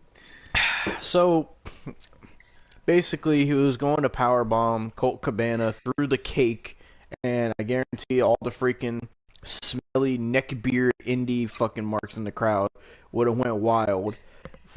And There was actually people in the crowd, I hope you know. And Colt Cabana would have sold the cake too. I know goddamn well he would have. But Dude, he would have done a freaking, like, barrel roll. so what happened basically was -1, aka Brody Lee Jr., came up and he whacked Luther with a kendo stick. So then Colt Cabana tries to lift this fat ass man up for a back body drop, ends up dropping him in a flapjack face first into the cake. And that's pretty much how that segment ended. I mean, not the segment, but that's how the match ended. Fucking Dark Order won. And then after the match, freaking John Silver and everybody else got down on his knee like a fucking marriage proposal and asked Adam Page to join the Dark Order. Now, the only good thing about this match and or segment was fucking Anna Jay wearing her tight-ass clothes. That was the only thing enjoyable to look at during this freaking flippy-dippy dimwit goddamn fucking flippy-dippy-doo Scooby-Doo fucking episode. That's all it fucking was. Scooby-Dooby-Doo, where are you? He's got some dives to hit now. God, fucking... So, he asks Adam Page to join the Dark Order, and Adam Page says no. He says, I can't. And then they have this whole celebration going off, and they have dancers coming out, and then they have to cancel it. They're like, oh, no, he said no. And then Adam Page is like, oh, I can't join the Dark Order. I've had fun with you guys, but, the last time I was in a group thing, which he's talking about the Elite, he said that didn't work out too well for me, so I can't do this right now. So he walked out. And, I also didn't mention, Brody Lee Jr. said that his birthday was 3 days ago, idiots. And then he hit people with the pet papers. Why? Yep, so that was how that first segment of the show ended. So if you want to take over for the second segment there, Austin. Well, then we get Sting, the icon, the old man, the freaking guy that shouldn't 61. Have debuted. Yep. 61-year-old Sting. He's as old as my grandfather. He could be my grandfather, legit. So he comes out, then Darby Allin comes out behind him. They try to talk at least, and then here comes Taz, and Team Taz with him. Pops up on the Taz has got no goddamn reason. Taz has got his son. He's got Powerhouse Hobbs. He's got freaking Brian Cage, and he's got Ricky Starks. The only person I like of that team is freaking Ricky Starks. So yeah, because you You had Taz talking in his New York accent, trying to act all tough, talking about the fucking streets. Like, anybody gives a shit, fucking Taz. What have you done in your career besides wrestling fucking Indie Mud Show ECW? Well, he got buried in WE. He did that. I mean, Taz is a great commentator, but that's about all he's done in his career. Remember when he joined Aces and Eights? Oh yeah, I do. How could one forget the detailed history of success Impact has had? Oh god. Alright, next we have Pretty Peter Avalon. Or as Demo said, Evolution. You know, fucking pretty pink puff gay fuck. Fucking versus Cody Rhodes with his Snoop Dogg remix entrance music. So the match starts. As soon as the match starts, Cody hits a freaking crossroads. Should have been over. Then Jade Cargill with her freaking. Apparently, her nickname is the 10th Wonder of the World. How many Wonder of the Worlds are we gonna get? Okay. 10th wonder in the world. Oh god. For one, she's not a wonder of the world. I don't know what people see in that, but I mean, Jesus. But she talks about Shaq, and then Cody gets low blowed by Pretty Peter Avalon, who is pretty much trying to be Rick Rude. So this match sucked. It was garbage. There was a lot of botches. It looked like, obviously, Cody was the veteran wrestler here, the one who actually knew how to wrestle. Pretty Peter Avalon definitely is inexperienced and needs a lot more work. Not the worst wrestler I've ever seen, but definitely needs some improvement.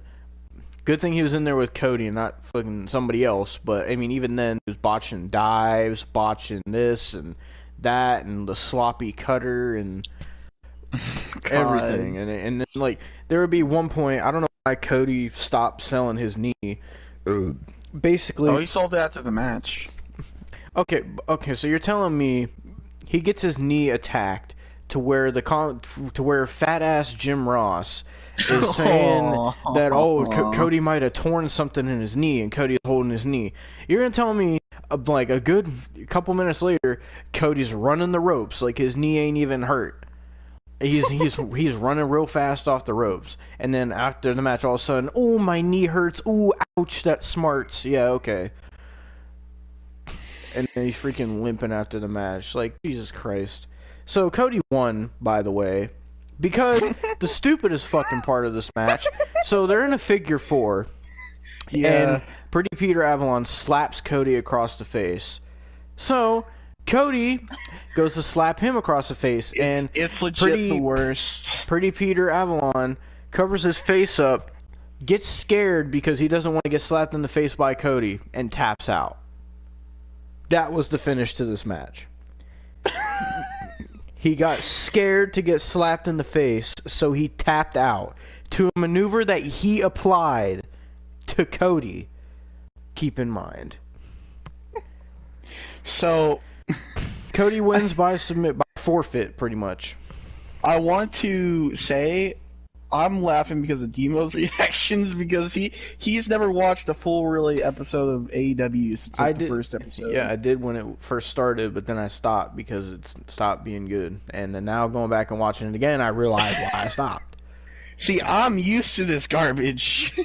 Because you force yourself to watch it every goddamn week. I don't know why you do this to yourself. I was switching to NXT, watching it live, but then you said, "Okay, let's watch AEW. Let's watch AEW live this week." Yeah, because last week we mainly focused, or whenever it was, we mainly focused on NXT, and then did the AEW review after. And we pretty much fast forwarded through AEW. So this week I thought we could do AEW and then fast forward through NXT, so we could have a review talking about both. That's why I wanted to do that. I'm used to this garbage. You're not. So your reaction is priceless right now. Exactly. Okay. I'll have more reactions in a little bit here once we get to a certain 6-man tag team match featuring. You'll see. Next was the Young Bucks and Alex Marvez, I should say, go to Kenny Omega's house where Michael Nakazawa is Kenny Omega's servant, and Don Callis is there trying to write the Young Bucks a check. And then Don Callis tells freaking Nakazawa to take away Marvez and the cameraman, and then like the Bucks, they tried to convince us that the Bucks could actually take Don Callis, which, yeah, tough luck there. But and then that segment ends. God, what was after that? I don't even remember because I was just falling. I started falling asleep during the show. It was so freaking boring. John and bad. Moxley versus freaking let me see what his actual name is, because Nick Camarado. Oh yeah, it's the fucking, I don't even know what to call him. Nick Camarado. Apparently he has a he had some kind of law degree or something like that. JR was bringing up these random facts about him. Apparently he's a Demon College graduate, and he has some kind of law degree. I don't know what that has to do with the match, JR. Well, it's like better than what he's doing in the ring. So at least we know he has a second option. Yeah, I guess. So John Moxley does his garbage match wrestling and wins with a sleeper. Then he cuts a promo saying he is motivated and hungry to whoever steps up to him. So remember, like a couple weeks ago, when you saw like highlights of him trying to go back for the championship, and now he just doesn't care. Like, what? God. Yeah, so John Moxley won this match. Did you expect a jobber to beat John Moxley? I mean, for God's sake, the favoritism, well, not even favoritism, just you could tell just by Justin Roberts alone who was going to win each match, because the person who wasn't winning, he did not give a shit to put any effort into how he was announcing them. He said Nick Camarado. That's how he announced him. Then fucking John Moxley. He's like, John Moxley. Yeah, he like That's screamed it. He did the same thing for Cody. It was like, Jesus. So John Moxley won this match. Didn't even use the paradigm shift. Won off a weird chokehold where Nick Camarado fell, and then immediately the referee called for the bell. And so that was that.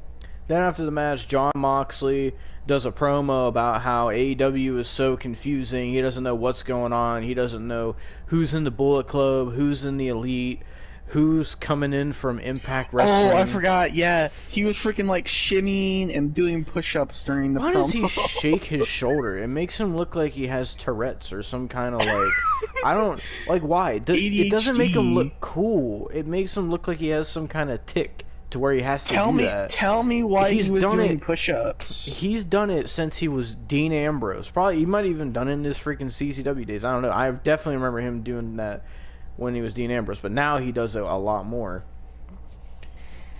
God. So yeah, John Moxley cuts this promo talking about how he doesn't care if it's people from Japan, Mexico, wherever. He said all roads of professional wrestling run through him, and that was his garbage promo. Next, Eddie Kingston's talking about freaking Lance Archer, and then Lance Archer shows up, and then Lance Archer challenges him to a fight next week, and then Jake Roberts calls Eddie Kingston a chicken.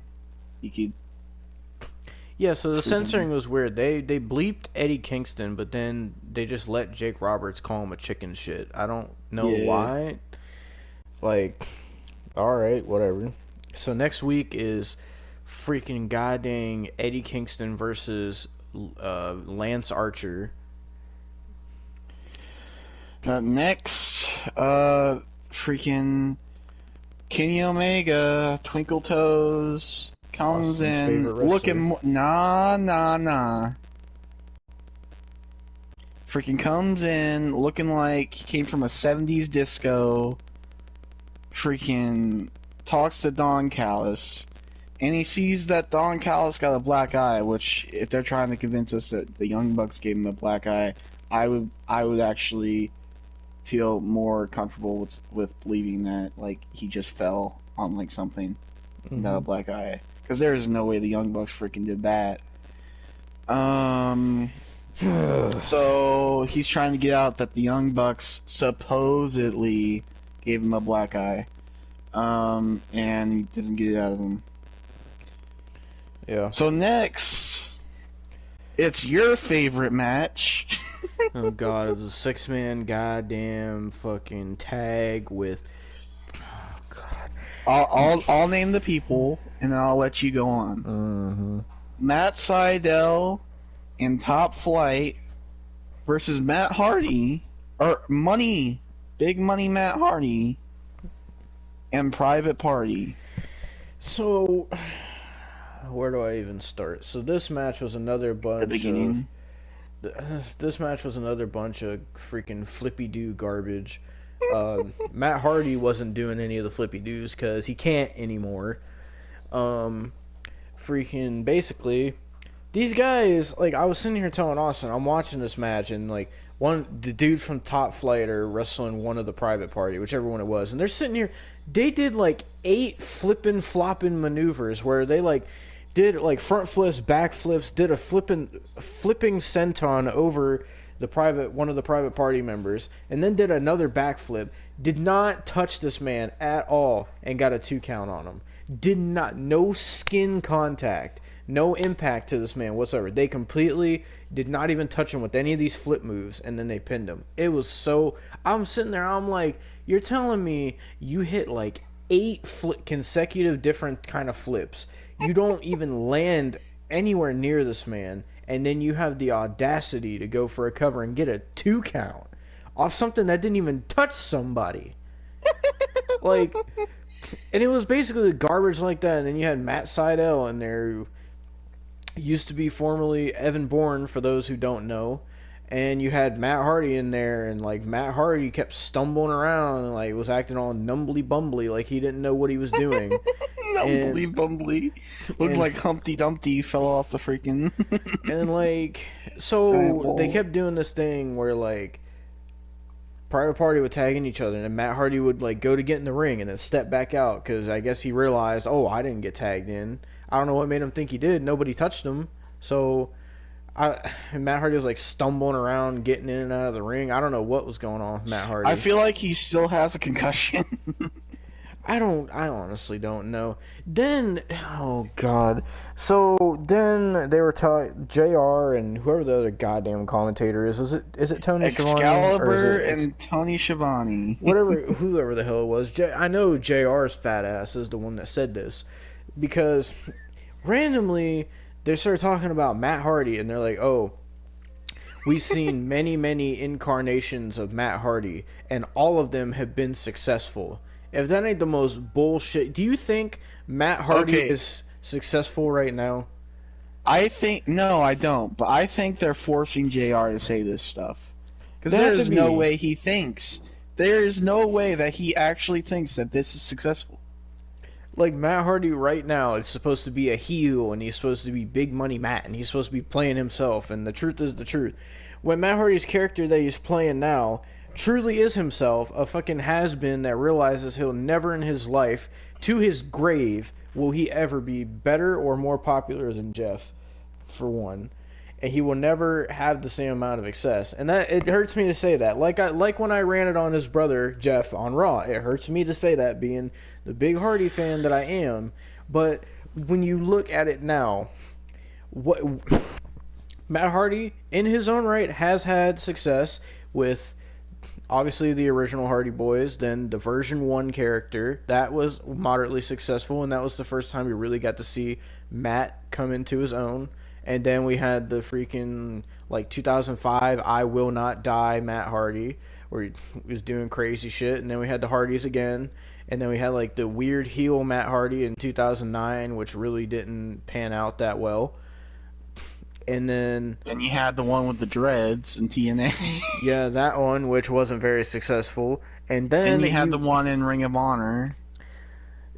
then you had probably, I would say, his most successful one was the Broken Thing, but only during 2016 where it came into full in Impact. That whole run was probably the most that was probably the most pure gold Matt Hardy has ever hit in his career, and that was the one time in Matt's career where people were paying to see him over Jeff, where people wanted to see him more than Jeff. That was the only time that has ever happened, and it was around for like what, a year, and then they did the whole thing with Ring of Honor as well, with the ladder war with the Young Bucks and all that, and then they came back to WWE, and then they didn't even have that gimmick. So right off the bat, that took away from it coming in. Then eventually Matt did get the gimmick, but it was too little too late, and it's kind of Impact's fault for that because of the lawsuit. But I mean, do you blame Impact? Because they hold on and they try to milk every single thing they can to keep their fucking company afloat.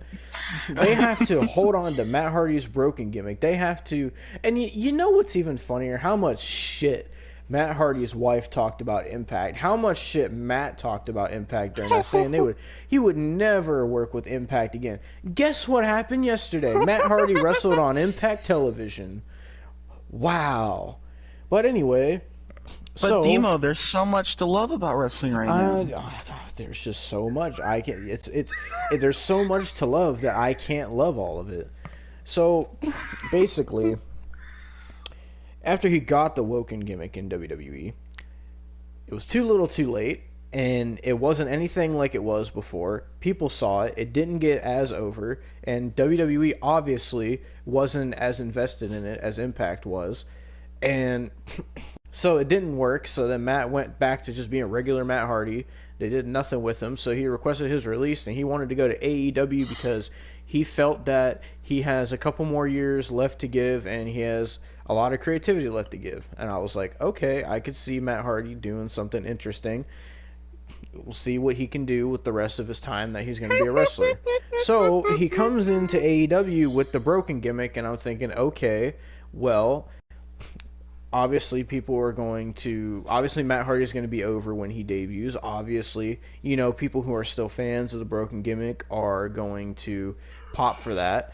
But keep in mind, he debuted on the first pandemic episode of AEW with no fans, which took away from it. And he came in as the broken Matt Hardy, and then he dyed his hair red in one spot where he usually had the blonde, and he was basically trying to relive the glory days of 2016, and it didn't pan out nearly the same. It wasn't anywhere near as popular, not even on the same planet in popularity. One, because he didn't have Jeff with him. Two, because there was no audience. Three, because WWE pretty much ruined that gimmick and ruined any chance of him being successful with it. And four, after that, nobody wanted to see broken Matt Hardy anymore because the gimmick just got old and stale by that point. So that didn't work out for him. So he had the whole rivalry with Sammy Guevara, and he took this dangerous freaking indie mud show spot where he gave himself a concussion. And not only that, Sammy Guevara also blasted that steel chair at his head, which gave him another concussion, I think. Yep.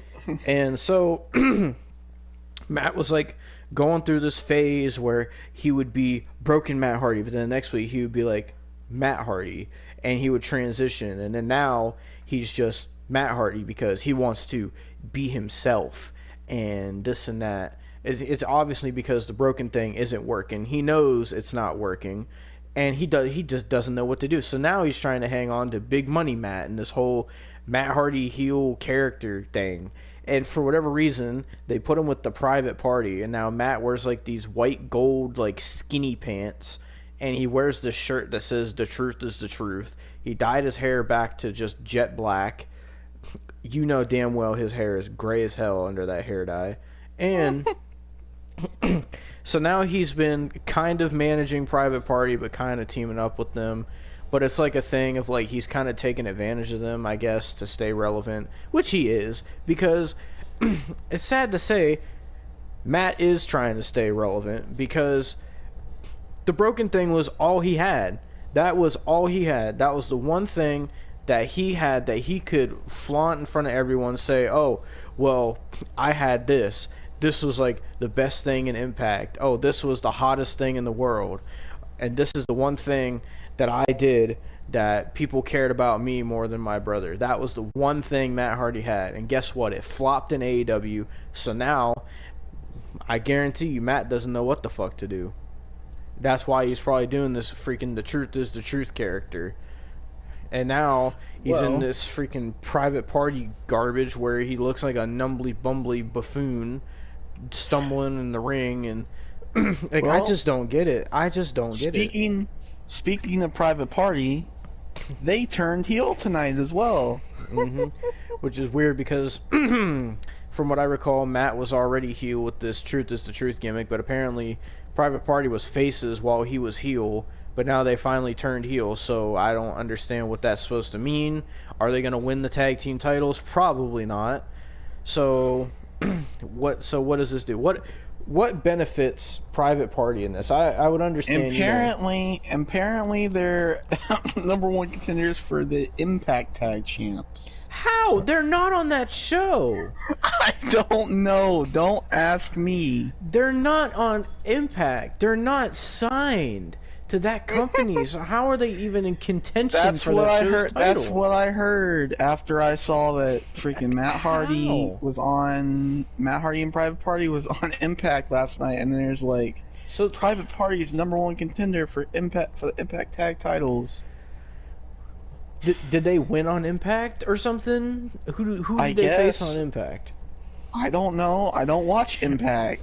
So you're telling me somebody can come in from a different company that's not even signed to your show, beat somebody on your roster, and get a title shot on your show that they're not even signed to? How does that make any sense? I don't know. But there's so much to love about wrestling right now. Yep. Now, we're on to your second favorite match, Demo. Right. Anyway, what I wanted to say about Matt Hardy is just Matt Hardy. Okay. Matt Hardy right now, he... I don't want to say he's in a worse position than Jeff, because Jeff is just losing every goddamn motherfucking week.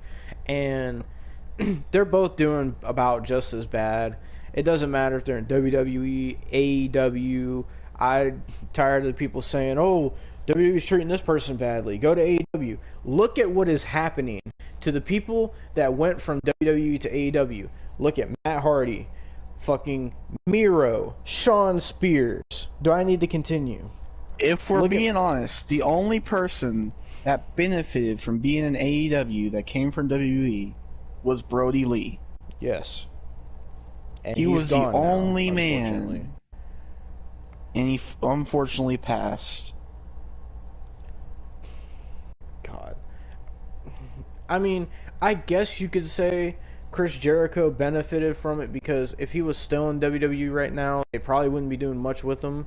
I don't know what they would be doing, but... He would still be doing freaking Fozzy tours in the pandemic. That's what he would be doing. Probably fucking Jericho. Idiot.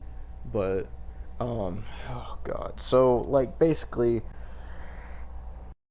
Well, I guess this goes for both Hardys. Like, it just seems to me that they're getting to the point of their career where, like, I understand Jeff is pretty much stuck in WWE because of his contract, because he was out for a year with injury, so he obviously has to make up that time. I don't know why you would think they have Jeff fucking Hardy on their show. You would think they would do something of significance with him, but no. Anyway, Matt Hardy, you would think since you have Matt fucking Hardy on your show, you would at least, if the broken thing didn't get over, you would at least have Matt Hardy maybe going for the TNT title, maybe like trying to help build up the mid-card. I'm not saying Matt has to lose every week to build up the mid-card, but I'm saying, build up the mid-card, have Matt Hardy be that experienced person, since his whole career has been fucking mid-card anyway. So why not? I think that would have been alright. Have Matt Hardy. It could have just been Matt Hardy for all I give a freaking rat's ass. Maybe he could have done the heel character. Maybe Matt Hardy versus Darby Allin. maybe like Matt Hardy versus some other fucking mid card competitor on that show. They could utilize Matt Hardy a They got lot like better than they 50. utilize him. Yeah, like I just think Matt They're has a making lot like more 2 hour use. freaking AEW dark shows. That's how many mid carders they have. Matt has a lot more use, and he has a lot more left that he could contribute that they're not using. Same with Jeff. I think Jeff has about a year's worth of great matches and maybe some sort of title run left in him that he could contribute before he would be done. But WWE is obviously not going to do that. I don't know. I'm gonna guess he'll go to AEW once his contract's up, just because Matt is there. I don't know, but the same goes with Matt though, because obviously, if Jeff goes to AEW, they're going to put him with Matt. That's 100% a given.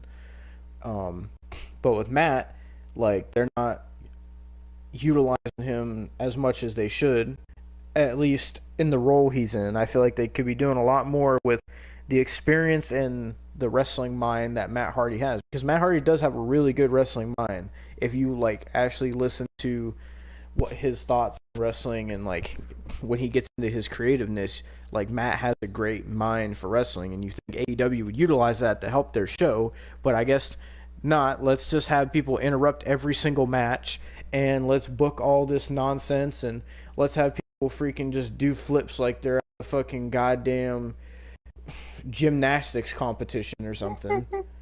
Anyway, enough about fucking Matt Hardy. He's a fucking bum that's fucking trying to stay relevant, basically. That's how I feel. Do you want to talk about your second favorite match of the show? And what was my Layla Hirsch versus Penelope Ford. This match was... So, first of all, Penelope Ford comes out looking like fucking she could be Lana's tag team partner with what she was wearing. Second of all, she sucks in the ring. I'm sorry to all those Penelope Ford fans. She sucks. Granted, I'd say she's as bad as Lana from what I was seeing. And what was the other bitch's name? Layla Hirsch. Layla Hirsch. She's Russian, but she looks like she could play a lead role on fucking Little People on whatever TV show that's on. With how goddamn Little short People, she Big is. World on She TLC. looks like she could be a freaking side chick for fucking Marco Stunt if he really wanted it. Apparently, from what I'm reading, she was in the Olympics as something to do with her legs. Like, she has strong legs, apparently. Oh, wow. Did that help this match? No, it didn't. This match was terrible. I couldn't even pay attention because I was just like, I do not care about this match. First of all, they had Miro out there. Y'all know Miro? Rusev, who left WWE because he was frustrated and he wanted a better opportunity for himself and this and that, right? Well, I mean, he got released. I saw Miro's debut. I don't think you did. And so he comes out here wearing his fucking pajamas every week, but this week he decided to dress up as Nico Bellic for some reason from GTA 4, and he was wearing this light blue jumpsuit, and he looks like a freaking moron. He looks like fucking a circus, fucking one of the people that helps out at a circus. And they had Miro, they had Kip Sabian with Penelope Ford, and they had Chuck Taylor, who is now their butler, apparently. Oh, no, it's not Chuck Taylor no more. It's Charles Taylor. What a difference. Who gives a fucking shit? Anyway. Tony probably does. So, Probably like such a changed character. They fucking had Orange Cassidy in the crowd doing nothing but watching the match, and I don't think anybody was with that Russian chick at all. But nope. So the match was probably would have been great to be with her. The match was garbage. Penelope Ford won because Kip Sabian. Penelope Ford got Russian bitch in a pin, and Kip Sabian held her foot down so she couldn't kick out. I don't know. Because after the pin, JR was like, "Oh, what happened? What's going on? I don't think anybody. I don't know what happened. Do you know what happened? Because I think it was a botch." And don't worry, that happened again at the end of the show too. But oh yeah, fucking. So that's how that ended. So then they started doing a promo in the ring. Miro starts cutting this promo, towards Orange Cassidy. He tells Charles to say that his new best friend is Miro. He wanted him to say that while looking at Orange Cassidy, because this is what we're doing in wrestling. Instead of great storytelling and building up championships and rivalries and building up superstars, we're sitting here having a guy in his pajamas with standing there with Kip Sabian, who looks like Adam Blampier from What Culture, his wife that looks like a fucking bootleg Lana. They're having them stand in the ring with Chuck Taylor in a suit now called Charles, arguing about who Charles's real best friend is. That's what we're doing in wrestling now, apparently. But it's there's so much to love. Fuck out of here with this garbage. I don't give a fuck what anybody says. You see, we come on here, we don't want to be negative. We're not coming on these reviews intently, like, we don't have an intent to be negative. We don't come in saying, all right, well, I mean, at least before we watch the show, we're not going into the show saying, all right, well, this show's going to suck. Let's fucking destroy it tonight. We want it to be good. We watch the show hoping that there's something good on the show that we can talk about. But unfortunately, it's not that way with wrestling right now. And some people just don't understand that. And they think that we just come on here and we shit on everything on purpose. And, oh, you shouldn't watch and this and that. And you complain about everything.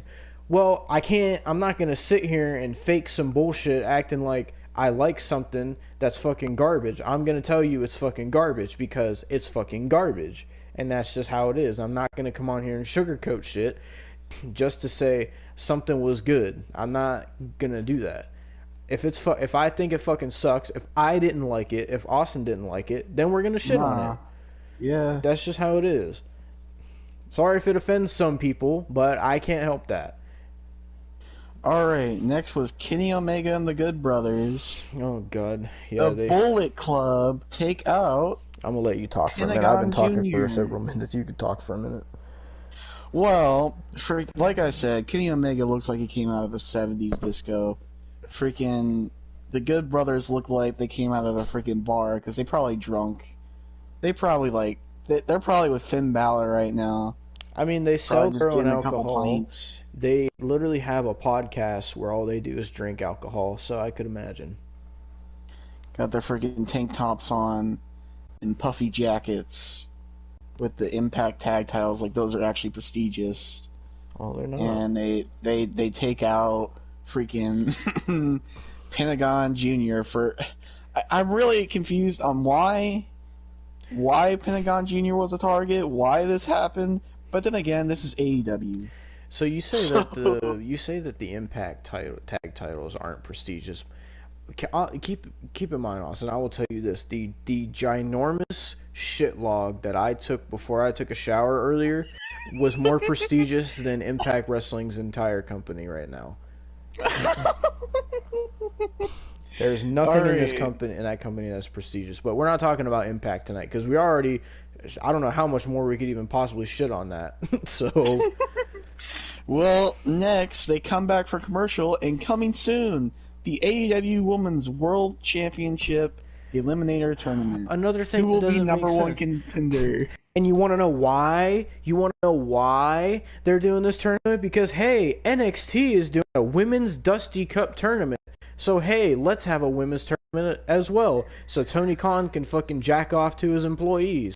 That's great. And guess what? Let's have a tournament with no fucking women's division. That'll be fun. Who they gonna bring in? Fucking, since they're working with Impact, we'll get to see Kimberly on AEW. Maybe, oh no, maybe freaking Rosemary, Tino Dashwood. I'd be fine with that. But maybe we'll see Deonna I don't know. Maybe Deonna Purrazzo. Maybe they'll have her hold both titles at the same time or something. Maybe she could cash in her Impact title and go for the. I don't know. Everybody's saying that Taya Valkyrie's going to NXT. Maybe Taya Valkyrie's going to debut on AEW for this tournament. I don't fucking know. All I do know is that AEW has probably the worst women's division. Their only good wrestlers in their women's division is Thunder Rosa, Serena Deeb, Hikaru Shida, she's decent. Um, Anna Jay is pretty decent. Yeah. But outside of that, who they got? Talking about Britt Baker's a good wrestler. Britt Baker fucking sucks. Tay Conti sucks. Yeah. Tay Conti used to be good in NXT. I don't know what happened to her wrestling skill. It's like she fucking. It's like she was an overall like 90 on 2K15, and then now in AEW it seems like she just created her character in 2K16 and she has like a 36 overall. I don't know what happened, but she got a lot worse. But that's the best wrestlers in AEW. Outside that, who do they have? Britt Baker, Nyla Rose, Tay Conti, Nyla Rose, Riho. Like, what kind of women's division is that? And I know they're gonna bring in some women out the woodwork or something. Maybe Jade Cargill will be in the tournament since she can't face Brandy now. Who knows? Penelope Ford's probably gonna be in the tournament. Probably that Russian bitch too. What a women's division, packed full of stars with talent. Great. Well, next was wonderful. Petty and Pitiful versus Jerichovid and Maxwell Jacob Freeman, and versus Sammy Hagar, or what I like to call him, Flippin' Fighter. Yeah, so keep in mind they started this match with like 10 minutes left on the show because every single match they did picture-in-picture for some odd reason because they said it's the new hot thing right now. JR literally said that. And like a solid minute before it would come out, JR would be like, you already know what we got coming up. We're going to have some picture-in-picture because it's a really popular thing right now.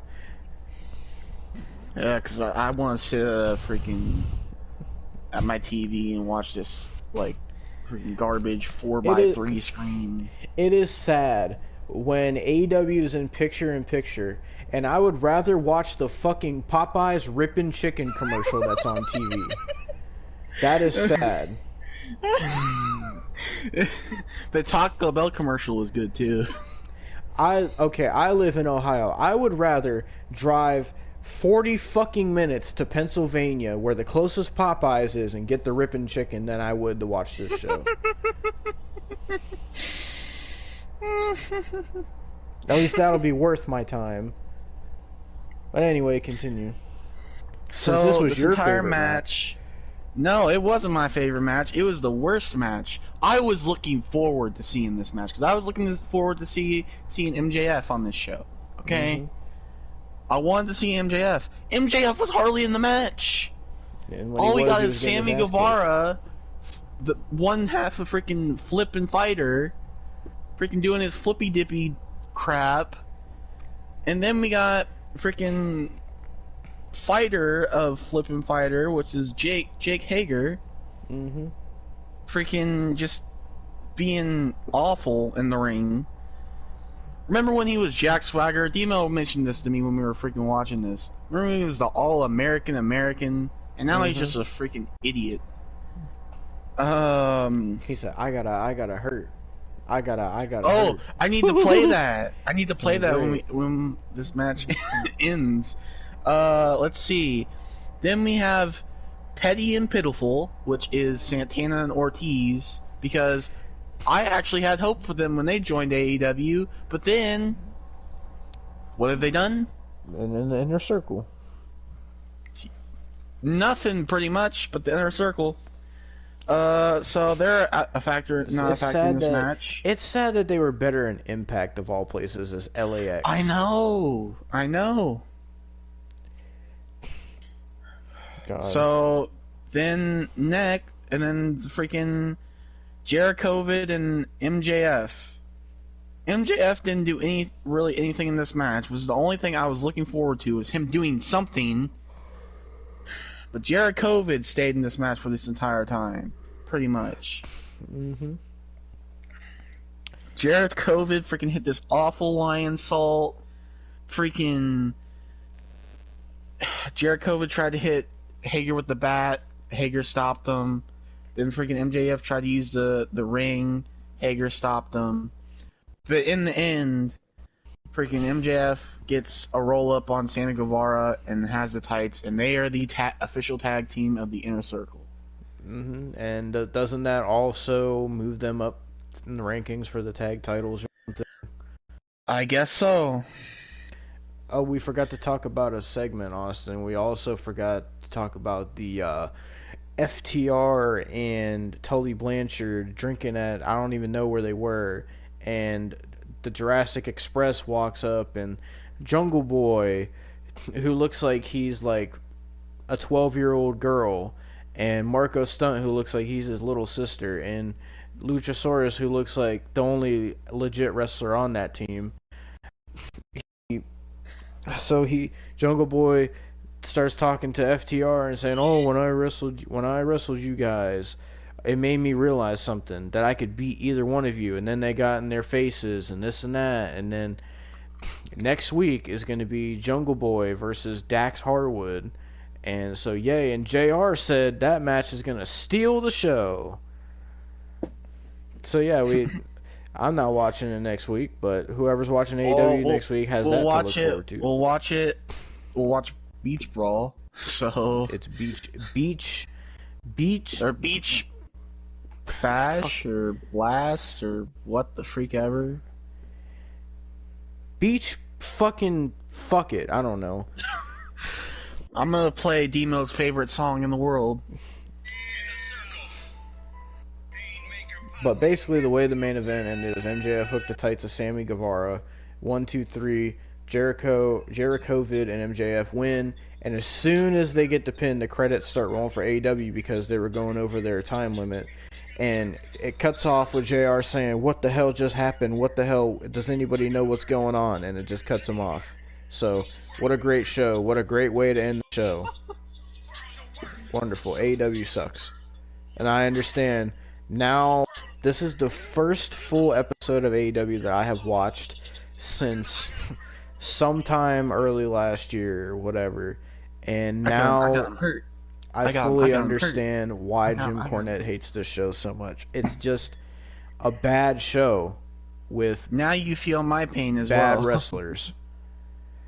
And oh god. So this is something else to get into, because people are gonna say, "Oh, well, you're complaining about AEW doing flippy shit when that's wrestling now." That isn't wrestling now, for one. AEW does that shit way more than anybody else. It's different. So if Raw, every single one of their matches is boring and you don't understand why it's even booked.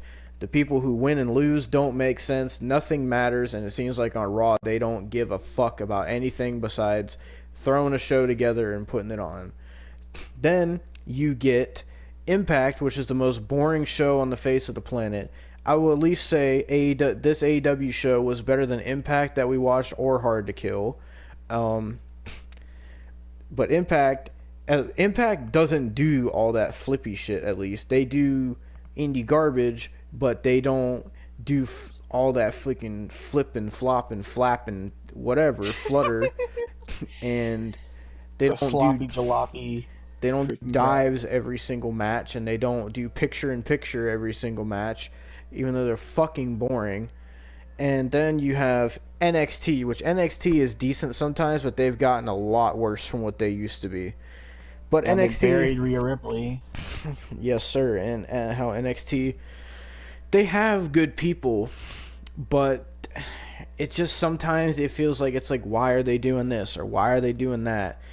How does this make sense? That's dumb. Like, sometimes NXT has indie garbage on it. And then you have AEW, which is like the filet mignon of indie garbage, or as Matt Jackson put it, the Cirque du Soleil of wrestling, which you can obviously tell that's what it is. And AEW's, like, Raw's matches is just boring maneuvers. They have no crowd. I mean, they have the screens, but obviously WWE fakes all their crowd reactions. I'm not that stupid. All the matches are boring. They suck. The only good things are with certain people on the show in certain segments, but it's not worth it to watch an entire 3-hour show for 5 minutes of something that you like. Then Impact, every single match is just boring, and you just can't find yourself in a position to care about it. Then Then you come to NXT, where at least NXT has some entertaining matches, but also has some boring ones. Then you have AEW, which most of their matches consist of flippy dippy shit with people who couldn't wrestle an actual wrestling match, who have to do all these dives just to pop people because according to AEW that's what wrestling is supposed to be now. And then you have SmackDown, which SmackDown it's kind of weird. SmackDown is probably the best weekly show right now, and I would say NXT is probably second, but SmackDown has believe it or not, SmackDown I believe is the only show that has good storytelling, if I'm being honest. At least SmackDown has storylines like that they can tell. Yeah, For me, like the lineup, it goes Ring of Honor, SmackDown, NXT, AEW, Raw, Impact. Best to worst. I don't have Ring of Honor on mine because I haven't watched Ring of Honor in years because it's just not relevant. I don't mean that in a bad way, but like literally nobody talks about Ring of Honor when they talk about we should review it once. I mean, we can, but basically, SmackDown has actual storytelling. Some of their stuff doesn't make sense, Sasha Banks and Carmella, but but NXT has good storytelling. Sometimes it just depends on who is in it, and other times they can have really dumb storytelling, and then other times like AEW has lost. They have lost the concept of what storytelling is. They don't know how to tell a story to say that. When they had... They're on the network that only really plays movies, and they still don't know what storytelling is. When they started with Double or Nothing, they had some of the best wrestling storytelling that I had seen in years. The freaking Cody versus Dustin Rhodes match, oh my god. Freaking every match on that card had good storytelling, and it felt like the kind of storytelling that we haven't seen since like Ruthless Aggression. And I remember I was like, oh my god, AEW is going to be so sweet. I just remember that. And like I remember they had this fucking amazing storytelling. Now what happened? Every single segment is either a garbage match with people that can't wrestle, or the match that you don't care about, or it's botches, or it's picture-in-picture, or it's fucking flippy, dippy, yippy, hippy do in every match. And it's all a fucking comedy act. It's literally the definition of what Matt Jackson said. It's a circus. They are the Cirque du Soleil of wrestling. And guess what? Next week also we forgot to mention that Cody is going to respond to Shaq as well. So, will we see Shaq on AEW again? You know what? At this point, fuck it. How about we book... Alright, so that part, it just cut off, but that part was the AEW review. Do you want to talk about NXT now? I mean, sure. So, I have their Twitter page pulled up here.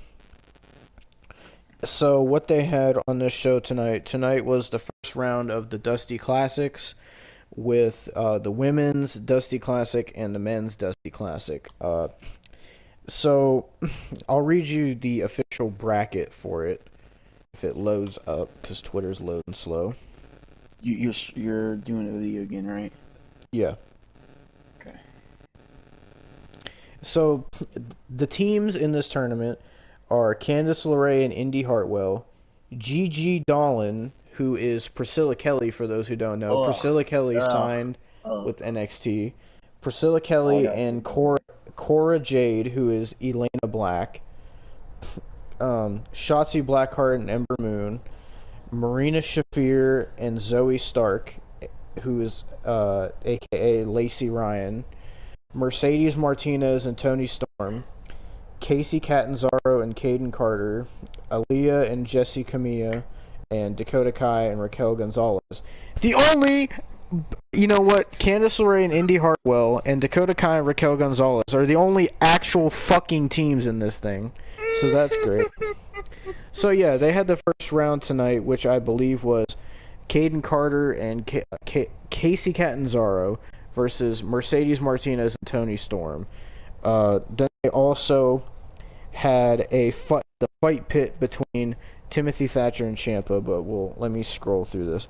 So they had the first round of the men's Dusty Classic, which was Austin Theory and the North American champion Johnny Gargano, aka The Way, versus the team of Kushida and Leon Ruff.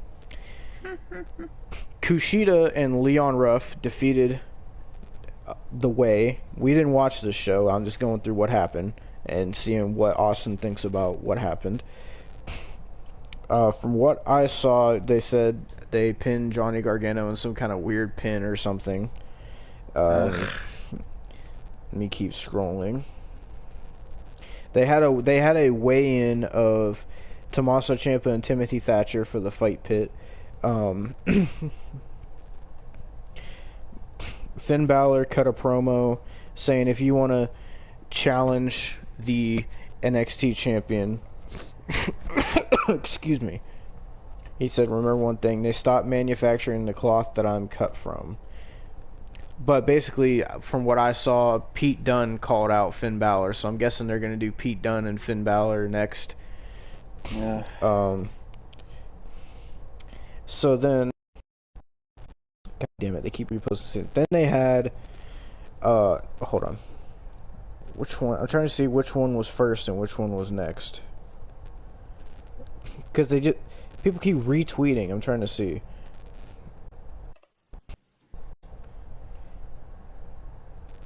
God damn it. Okay, I guess okay, so who should I put in this thumbnail? So they had another Dusty men's match. That sounded weird the way I put that, but Dusty Classic men's match. They had the Lucha House Party, Lince Dorado, and Grand Metalik versus Fabian Eichner and Marcel Bartel.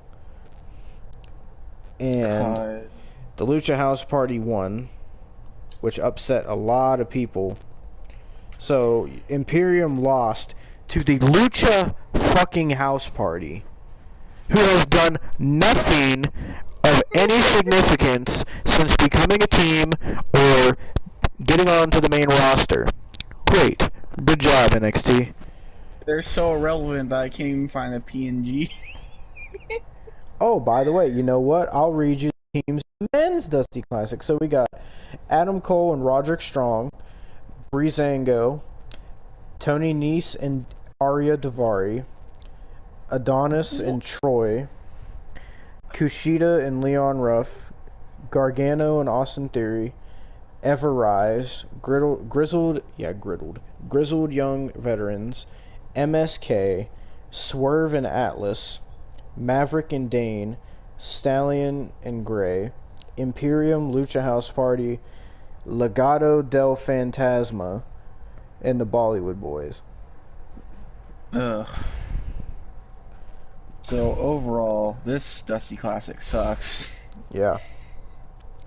So, let me keep scrolling. So, they did, like I said, Kushida and Leon Ruff versus The Way. They picked up the win. Kushida and Leon Ruff did. Let me keep scrolling here, because they posted a billion highlights from the match. Then they had Karrion Kross with Scarlett, who looks sexy as hell as always in all these tight outfits that she wears. He faced, who was it? Something the Adonis. He faced him and pretty much jobbed him out. So they gave him a jobber match, and then Adonis's partner came out, and Karrion Kross put him in the cross jacket or whatever. So yeah, that happened. Let me keep scrolling here. Then they had the Lucha House Party versus Imperium. Like I said, Lucha House Party won that. God damn, I gotta keep scrolling. Then they had the entire, well, minus the NXT Women's Champion, but they had the entire Women's Dusty Classic tournament members on stage, which is kind of bad for COVID if you think about it. Yeah. Announcing it, and then the NXT said best division period. I would say NXT probably has the best division, the best women's division in wrestling right now. Objectively, if you compare it to other shows. So then they did Casey Catanzaro and Caden Carter versus Mercedes Martinez and Toni Storm. The way that match ended, I guess, was Mercedes Martinez had attacked Io Shirai for some odd reason. And so Io Shirai came back tonight looking sexy as hell in the tight clothes she was wearing. I know I say that about every woman, but that's what they wear. And if you expect me to not say anything, then fuck you. They're wearing tight clothes for a goddamn reason, and you know it. But basically, Io Shirai attacked Mercedes Martinez, allowing Caden Carter and Casey Catanzaro to get the win. So for those Toni Storm fans and Mercedes Martinez fans, they're already out of the tournament. So let me keep scrolling.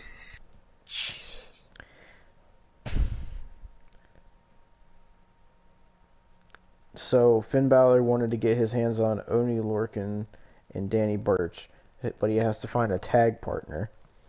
And they announced a tag match for next week, if I can find it.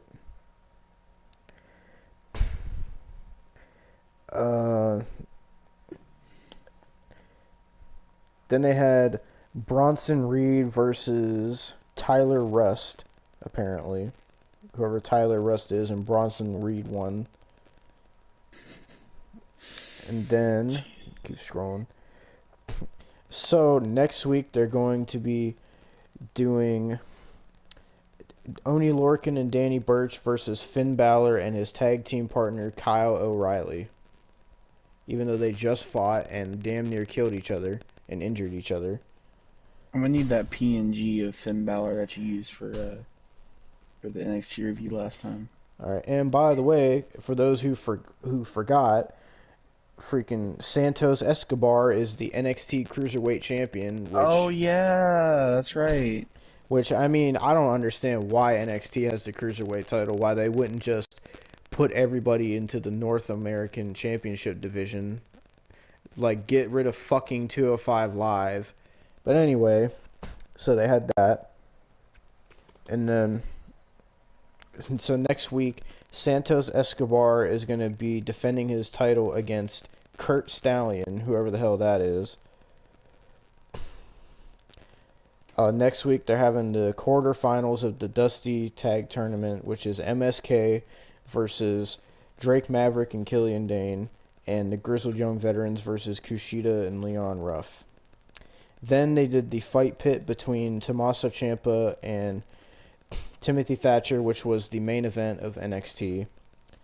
And let me see who won, because we did not watch this show. If I could fucking see. Timothy Thatcher won, so he's won 2 fight pit matches now. Well, that's cool. I mean, that's like his style of match, I guess. So that was NXT this week. So there's your review for AEW and NXT for this week, I guess. God. It seems like NXT was probably the better show to watch tonight. Yeah. Even though we didn't watch... Funny how we didn't watch it. I mean, funny how we watched... Well, actually, I think probably New Year's Evil was better than New Year's Smash, if I'm being honest, but... Yeah. But, I mean, we decided to watch the shitty show this week instead of NXT. But it's whatever. Of course we did. It's whatever. So, anything else you want to say, Austin, while you're slaving over the thumbnail? Can't freaking stand AEW. God dang it, dude. MJF, go somewhere else. You deserve better. I would say MJF is probably the best heel in the business right now.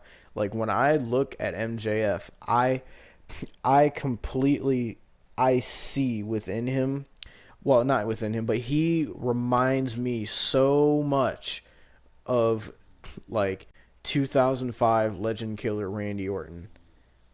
He reminds me so much of that. He tried out for Tough Enough, and they still didn't.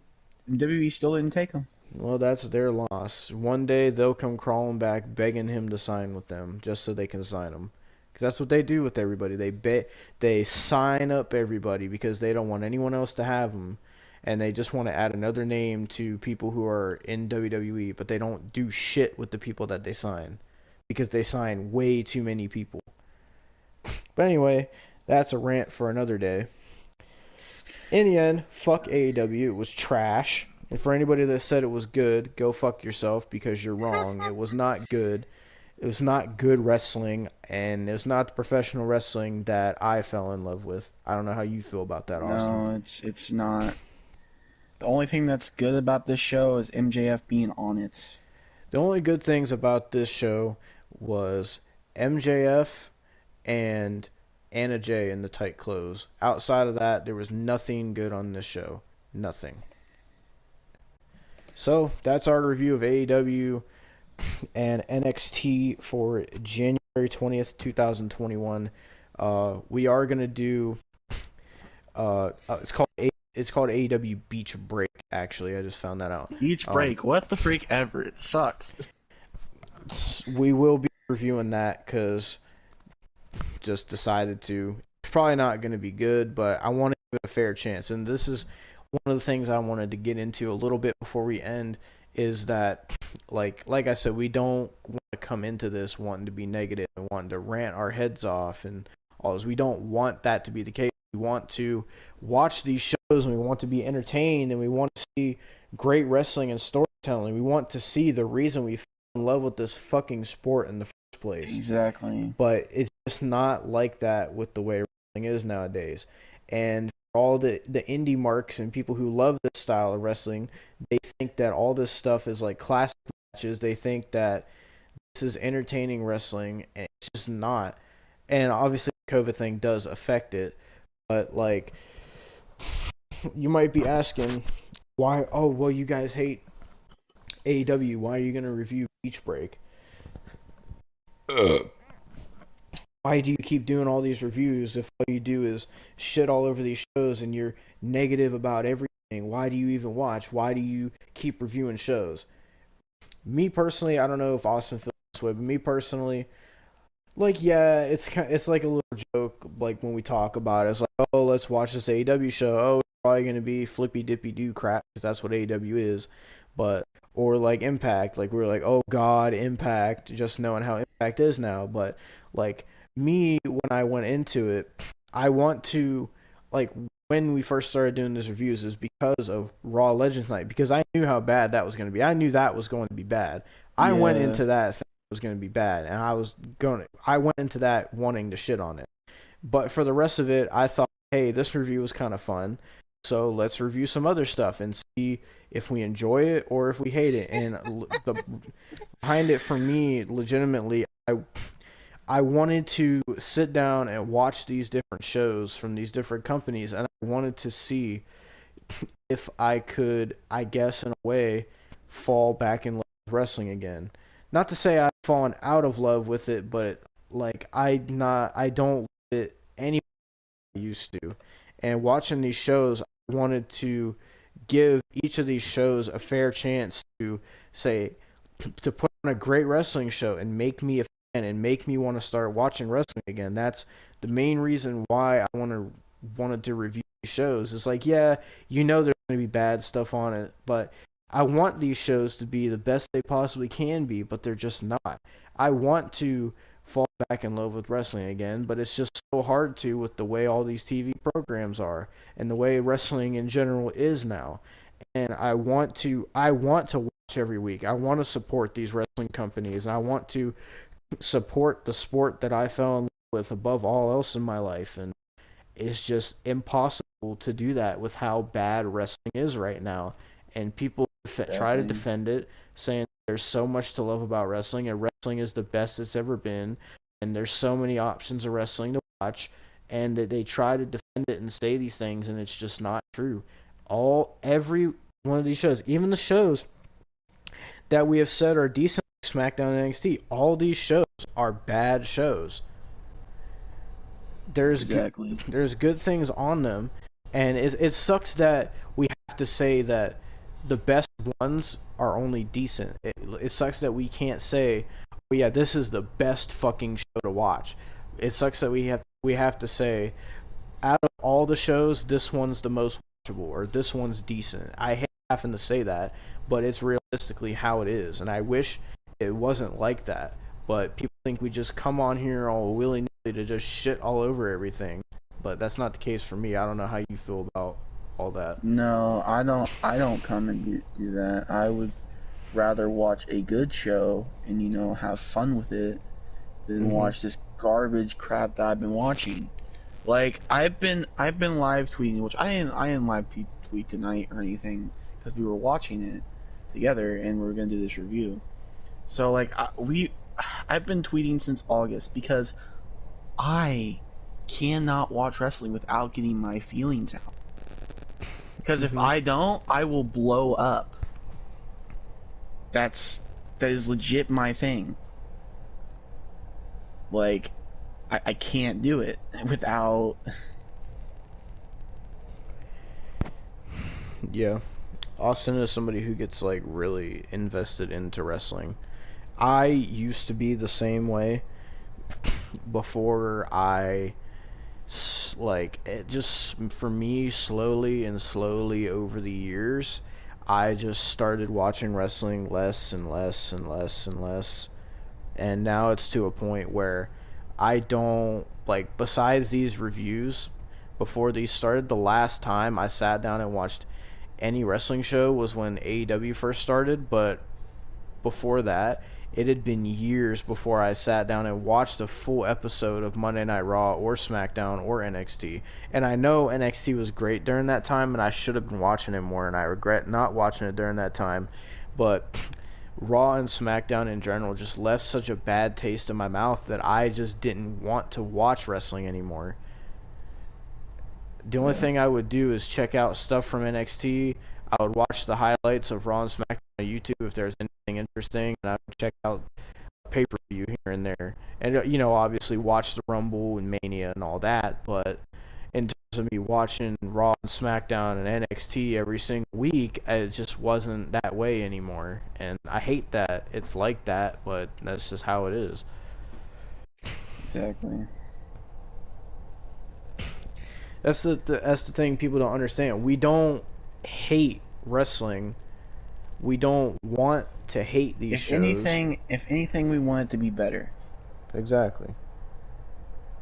Like I can't tell you how many times I went to school and been embarrassed to tell somebody that I like wrestling.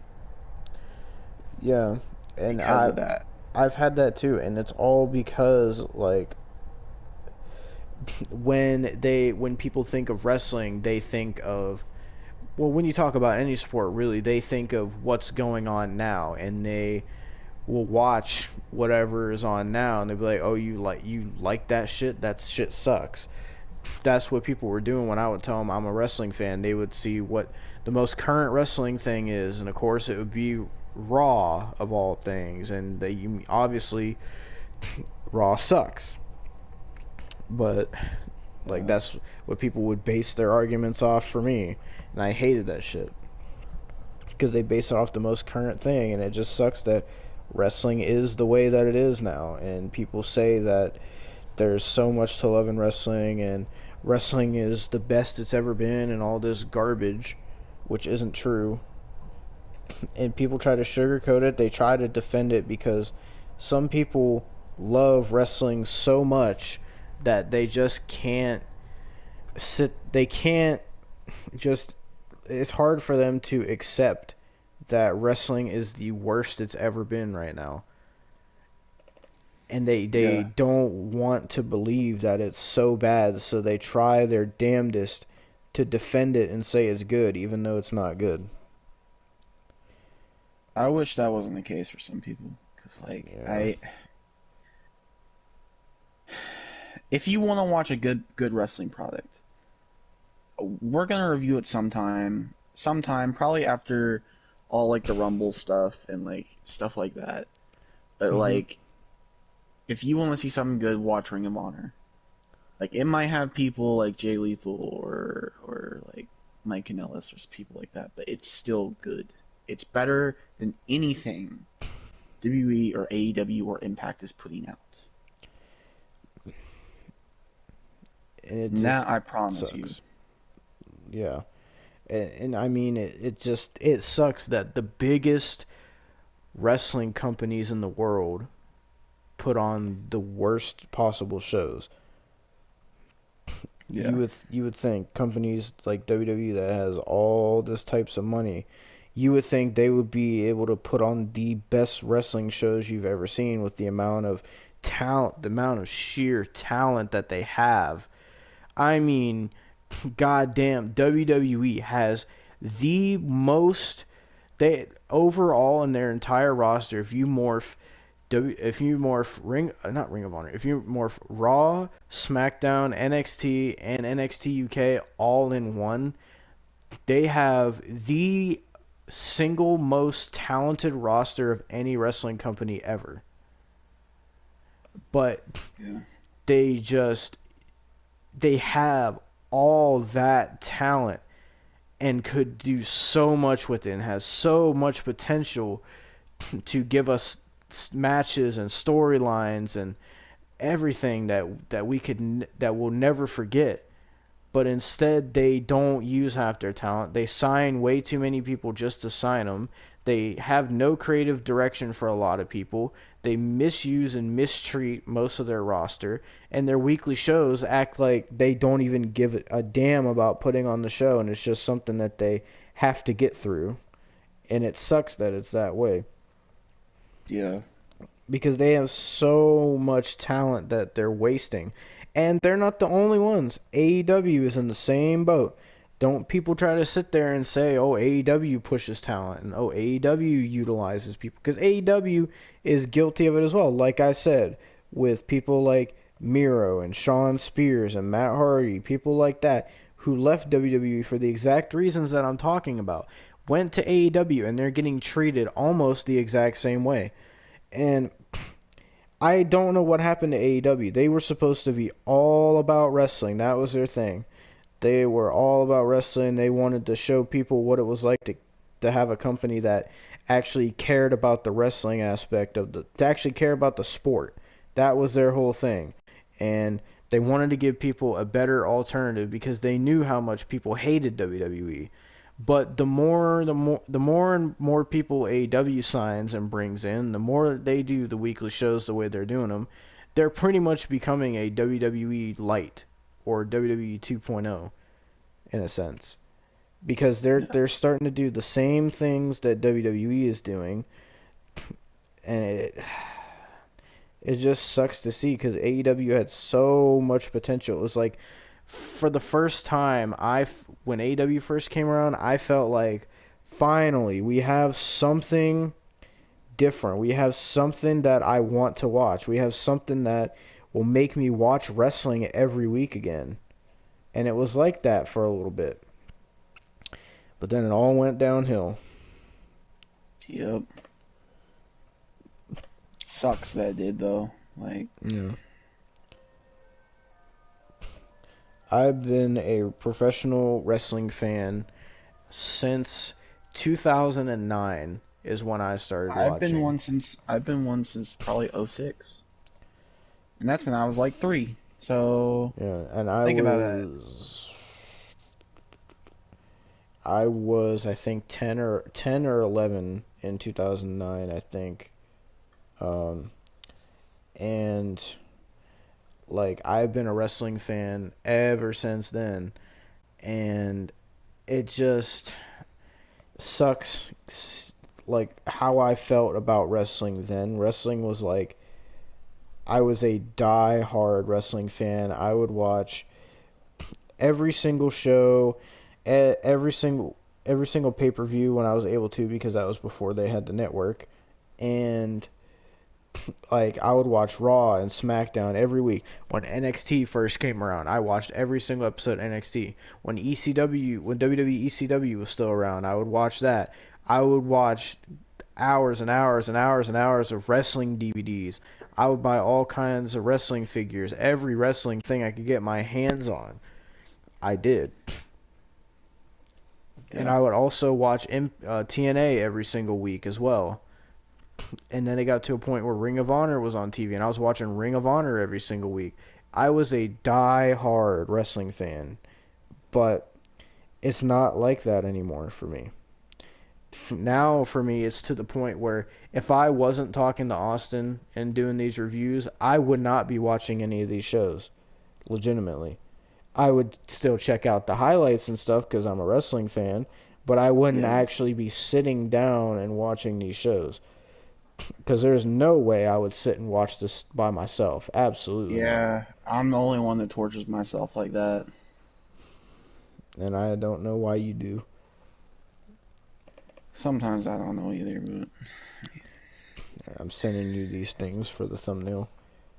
okay, I got the pictures of me and you. I just need the picture of Finn. I want you to put this next to me. Oh God. Or in the same vicinity as me. I'm trying to find the Finn Balor one. I'm trying to equal this out with NXT and AEW people, so Do you have? Are you gonna put the NXT and AEW logos on it? yeah, I already have. All right. So far, right now, I've got more people, but so far right now I have Private Party, Matt Hardy, Miro, Kip Sabian, Layla Hirsch, Caden Carter, and Casey Catanzaro, Jericho, MJF, Scarlett, and Karrion Kross. That's all I have so far for All right. There's the Finn Balor. on the thing. Okay. Here, I sent you the Finn Balor one. I want you to put that other one by me, even though she wasn't on the show. Fuck it. Is it Thunder Rosa, I'm guessing? Yep. I should have known. I'll get one for you to put by you. Nah, I'm not putting Anna J on there. She was on the show. I know. Why aren't you putting her on there then, Austin? Okay, I'll put her on there, but I won't put her by me. Why not? You like Anna J, don't you? I like Anna J, but I'm not. I already get called a perv by my sister, so she's like, "You have all these girlfriends," and I'm like, "I wish." So, I'll send you an Anna J PNG. God dang it. Ooh, it's a nice shot too. Oh no, that doesn't sound good. A nice shot, huh? Mm-hmm. Fuck, hold on. You still filming? Yeah, I'm still recording. Okay. And in a second though. We're just getting the thumbnail ready for this review, but bottom line is it's just like hard to be a wrestling fan still. Like obviously I still like to play the wrestling video game. That's like my bread and butter, but I still like getting wrestling sometimes. And I'm gonna always be a wrestling fan. I'm never gonna not be a wrestling fan, but it just sucks that wrestling is so unbelievable right now, and I wish it would get better. I'm praying that it does, but I'm not gonna count on it. And I just want people to understand, not just a bunch of haters coming on here to shit all over wrestling. We're two wrestling fans where wrestling has been a huge part of our lives and who we are, that wrestling has changed. Yeah, we just want to see it get better, and wrestling has changed, and it's the way it is now just upsets the both of us. And we're just saying how we truly feel about it. But yeah. So that was your review for AEW and NXT January 20th, 2021. I've been Demo the Warrior with the Awesome the Artist, and I'm not sure what the next thing we're reviewing is. I think it's probably the Royal Rumble, right? And then the Royal Rumble, and then AEW Beach Break. Yeah. By the way, I guess we should announce that something at the Royal Rumble that we're doing that's new, that we're having a guest on. Yeah, we're hopefully it works out. The homie Brandon Champion wants to hop on the review with us. Hopefully it all works out to where he's able to get on there. So I don't want to say 100% for sure because I don't know how stuff will work out with that. But Yeah, we'll see how it works out, but yeah, hopefully it works out. but yeah. With that being said, thank you guys for watching this review, and we'll see you all next time.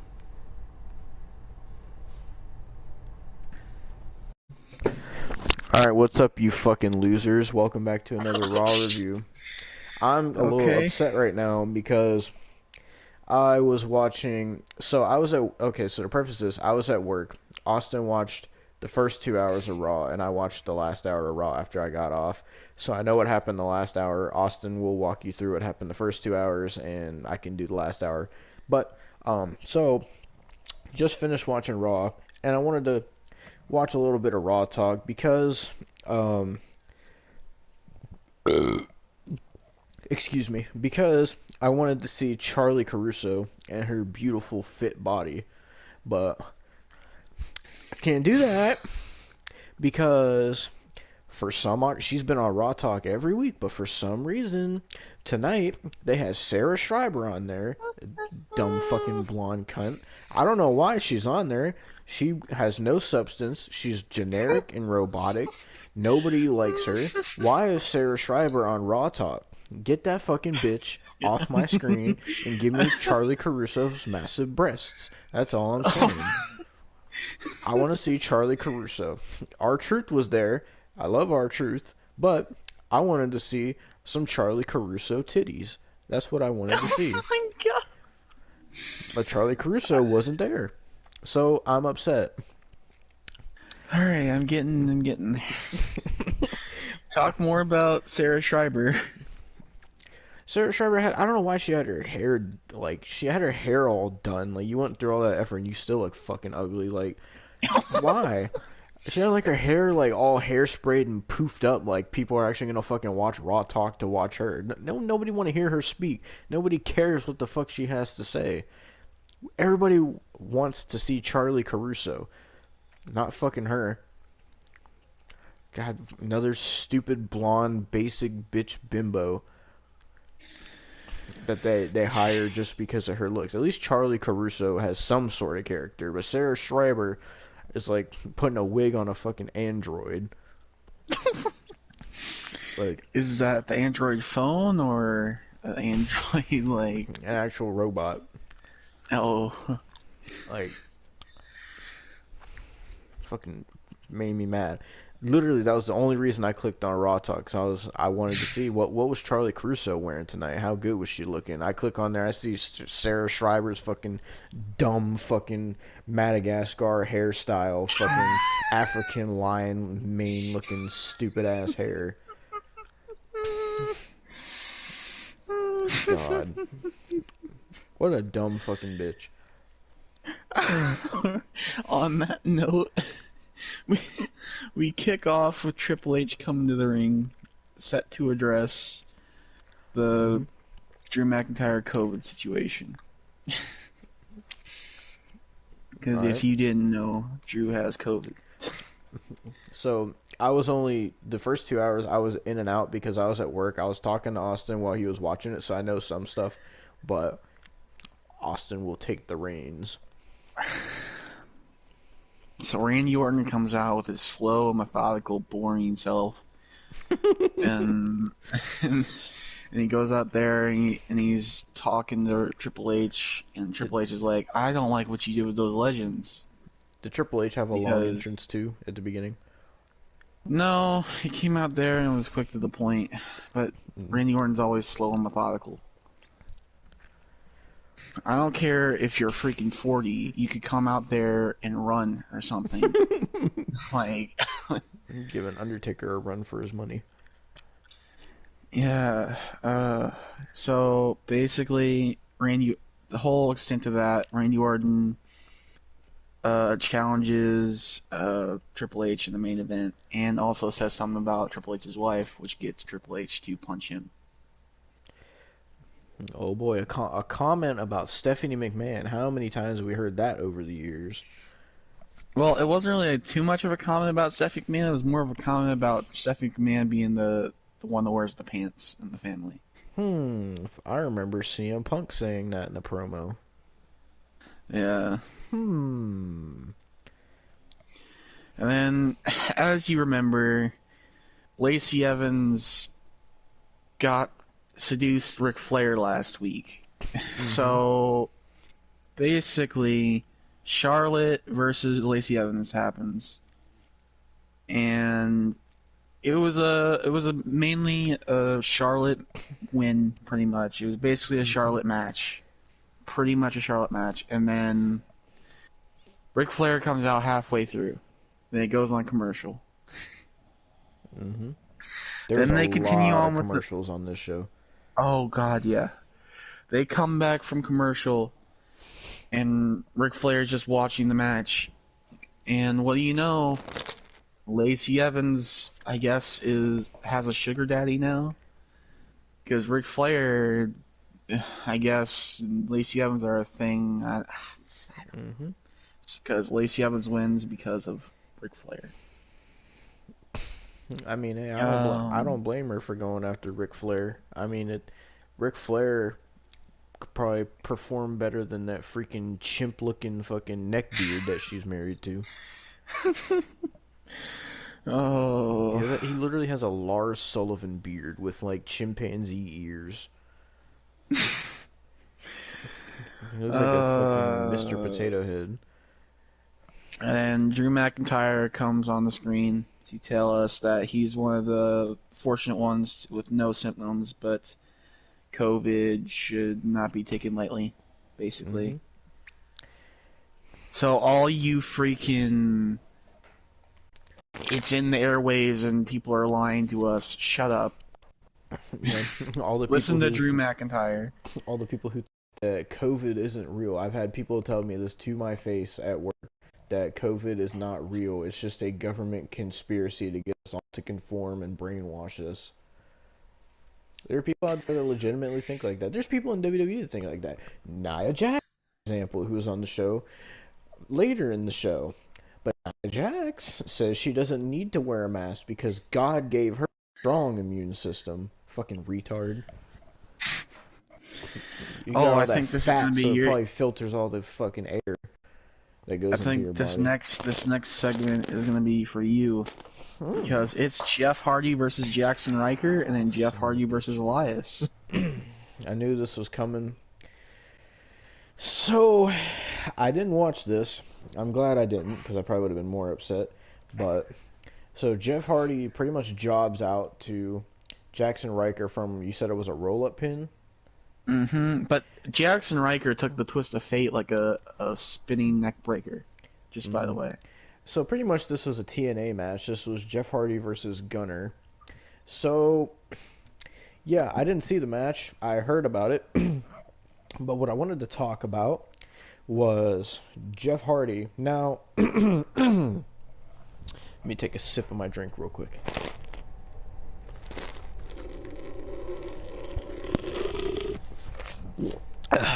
Okay, so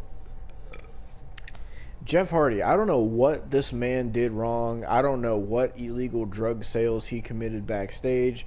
I don't know what freaking Jeff Hardy could have possibly done to be treated the way he is. I don't understand why Jeff Hardy is jobbing out every single week. I don't understand why Jeff loses every single week. I don't understand why Jeff goes out there and looks like a freaking imbecile every single week. I don't get it. Is it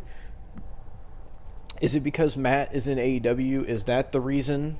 Is that because according to Matt Hardy, that's the reason why they're doing the Hardy Bros, because according to Matt Hardy, mediocre Matt, as some call him, according to him, Vince McMahon made the Hardy Bros with Jeff and Riddle so he could try to make the WWE Universe forget that Matt Hardy ever existed. I don't know how true that is, but like, is Matt the reason that they're booking Jeff so badly? Because Jeff had the Intercontinental Championship. It seemed like they were doing something with Jeff. He was supposed to get No More Words back. What happened to that?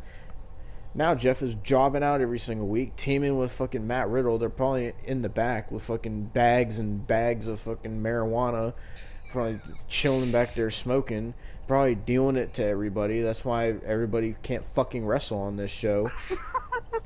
That's why fucking all these people botch and stumble around, because they're fucking high off their fucking ass. Whatever Jeff Hardy's fucking aluminum North Carolina marijuana mix. I don't know. I don't understand why Jeff Hardy. This is what I don't understand. So Jeff loses to Jackson Riker, and then you say he faced Elias and beat Elias. Is that what happened? Mm-hmm. So he beats Elias, who's garbage. Elias looks like a fucking hobo you would pick up off the side of a fucking road, laying on a piece of fucking nasty ass poop stain covered fucking cardboard. Fucking. So he beats Elias. Now my question is why? They already had a fucking rivalry with Jeff and Elias, where Jeff nearly fucking killed himself by hitting his head on the steps. Why would you risk doing Jeff versus Elias again? Okay, Elias can't fucking wrestle. Elias fucking sucks cock. Okay? Not only that, why are you booking Jeff Hardy the way you're booking him? And for the people who say, oh, Jeff Hardy's putting people over, fuck you. He is not putting people over. He's looking like a freaking washed up legend. That's what he's looking like right now. And it's sad. It is sad. Jeff Hardy, somebody who, when he left in 2009, is one of the most highly requested people to ever come back. Somebody who people were literally dying for to come back. Nobody gave two fucking. This is why Matt Hardy can fucking put that dick right back in his mouth, because no matter what Matt Hardy says or what he does or what stupid ass gimmick he makes, the fact of the matter is nobody gave a goddamn rat's ass if Matt Hardy ever returned. And that's me saying that, a huge Hardy Boys fan, a Hardy Boys mark. Don't get me wrong, I love Matt Hardy, but it's like, goddamn, dude, like, you ain't as big as you think you are, okay? So sit down, bud, because Jeff has always been the star. It sucks that it was that way and you never were more popular than Jeff, but that's just the facts are the facts. Or like your dumbass new t-shirt says, the truth is the truth, Matt. Fucking literally from 2009 when Jeff left, literally everybody wanted Jeff to come back so bad. I seen all these videos of people making like fake Jeff Hardy Royal Rumble returns and all that, and like years and years and years and years and years of people saying they wanted Jeff Hardy to come back every single year. Every year people would think he's going to be in the Royal Rumble. Every year there was rumors about Jeff Hardy returning. I've never seen somebody so requested to return in my life. I really haven't. Well, yeah, CM Punk is probably the biggest one ever that's been requested to return, but I'd say Jeff would probably be second place after that, maybe. But, like, Jeff, like, people wanted him back so bad. He came back, and probably the greatest return that WWE's ever had. Maybe not in certain aspects, but other aspects, I'd say it's probably the greatest return they've ever had. And they came back and went on this awesome tag team title run. I thought it was good. Their whole rivalry with Sheamus and Cesaro was really good. I enjoyed it. I enjoyed them as tag team champions. And it seemed like, because I was worried when they came back, I thought they were going to make them like the Dudley Boys, where they came back just to be a couple of fucking losers, but they actually made them champions, and they were actually doing stuff with them, and it had me put faith in it. And I was watching every week because of them. That was the reason I was watching Raw every week. And then they lost the tag titles, and then they did nothing for a while, and then they split them up. Jeff went to SmackDown as U.S. champ, and Jeff was having his own singles run, which was pretty cool. Then Matt was doing his whole Woken thing, which freaking sucked more dick than a fucking hooker down the fucking corner. I mean, everybody was excited to see Woken Matt, and everybody was excited to see him do it with Bray Wyatt. I didn't mean do it like that. I meant a match. And everybody was so excited. They're like, "Oh, I wanted to see broken Matt Hardy versus Bray Wyatt." What did you think it was going to be? Do you think it was going to be good? Because it wasn't. It was fucking shit. And Matt Hardy's Woken run was terrible. It ruined anything, any semblance of what the character had left. And then Matt Hardy went to left. Oh, okay. So then they were the Hardy Boys again. Jeff had a great rivalry with Randy Orton. Then Jeff got hurt. Well, Jeff got hurt at some point. Matt also got hurt at some point. And this goes to show that the Hardys can't really be the Hardys anymore. As much as it sucks to say that, both got injured and were out for a long time, which has really never happened to either one of them. Especially Jeff, with all the crazy shit he's done, he's rarely ever been injured in his career. But like, as soon as he comes back for a WWE run, oh, Jeff's hurt, out for a while. Then Jeff gets hurt again, out for almost a whole year. And it just goes to show that they can't be who they are anymore, as much as it sucks. They'll go out there and try to be. Jeff will go out there and do some crazy retard shit to try to be too extreme Jeff Hardy. Matt will go out there in AEW and fucking take a spot where he cracks his head off the floor to try to still be what they were in the Attitude Era. It just, they're too old to be doing that now. Their bodies are going to break down. They're not invincible like they used to be. Yeah. And it sucks to see that.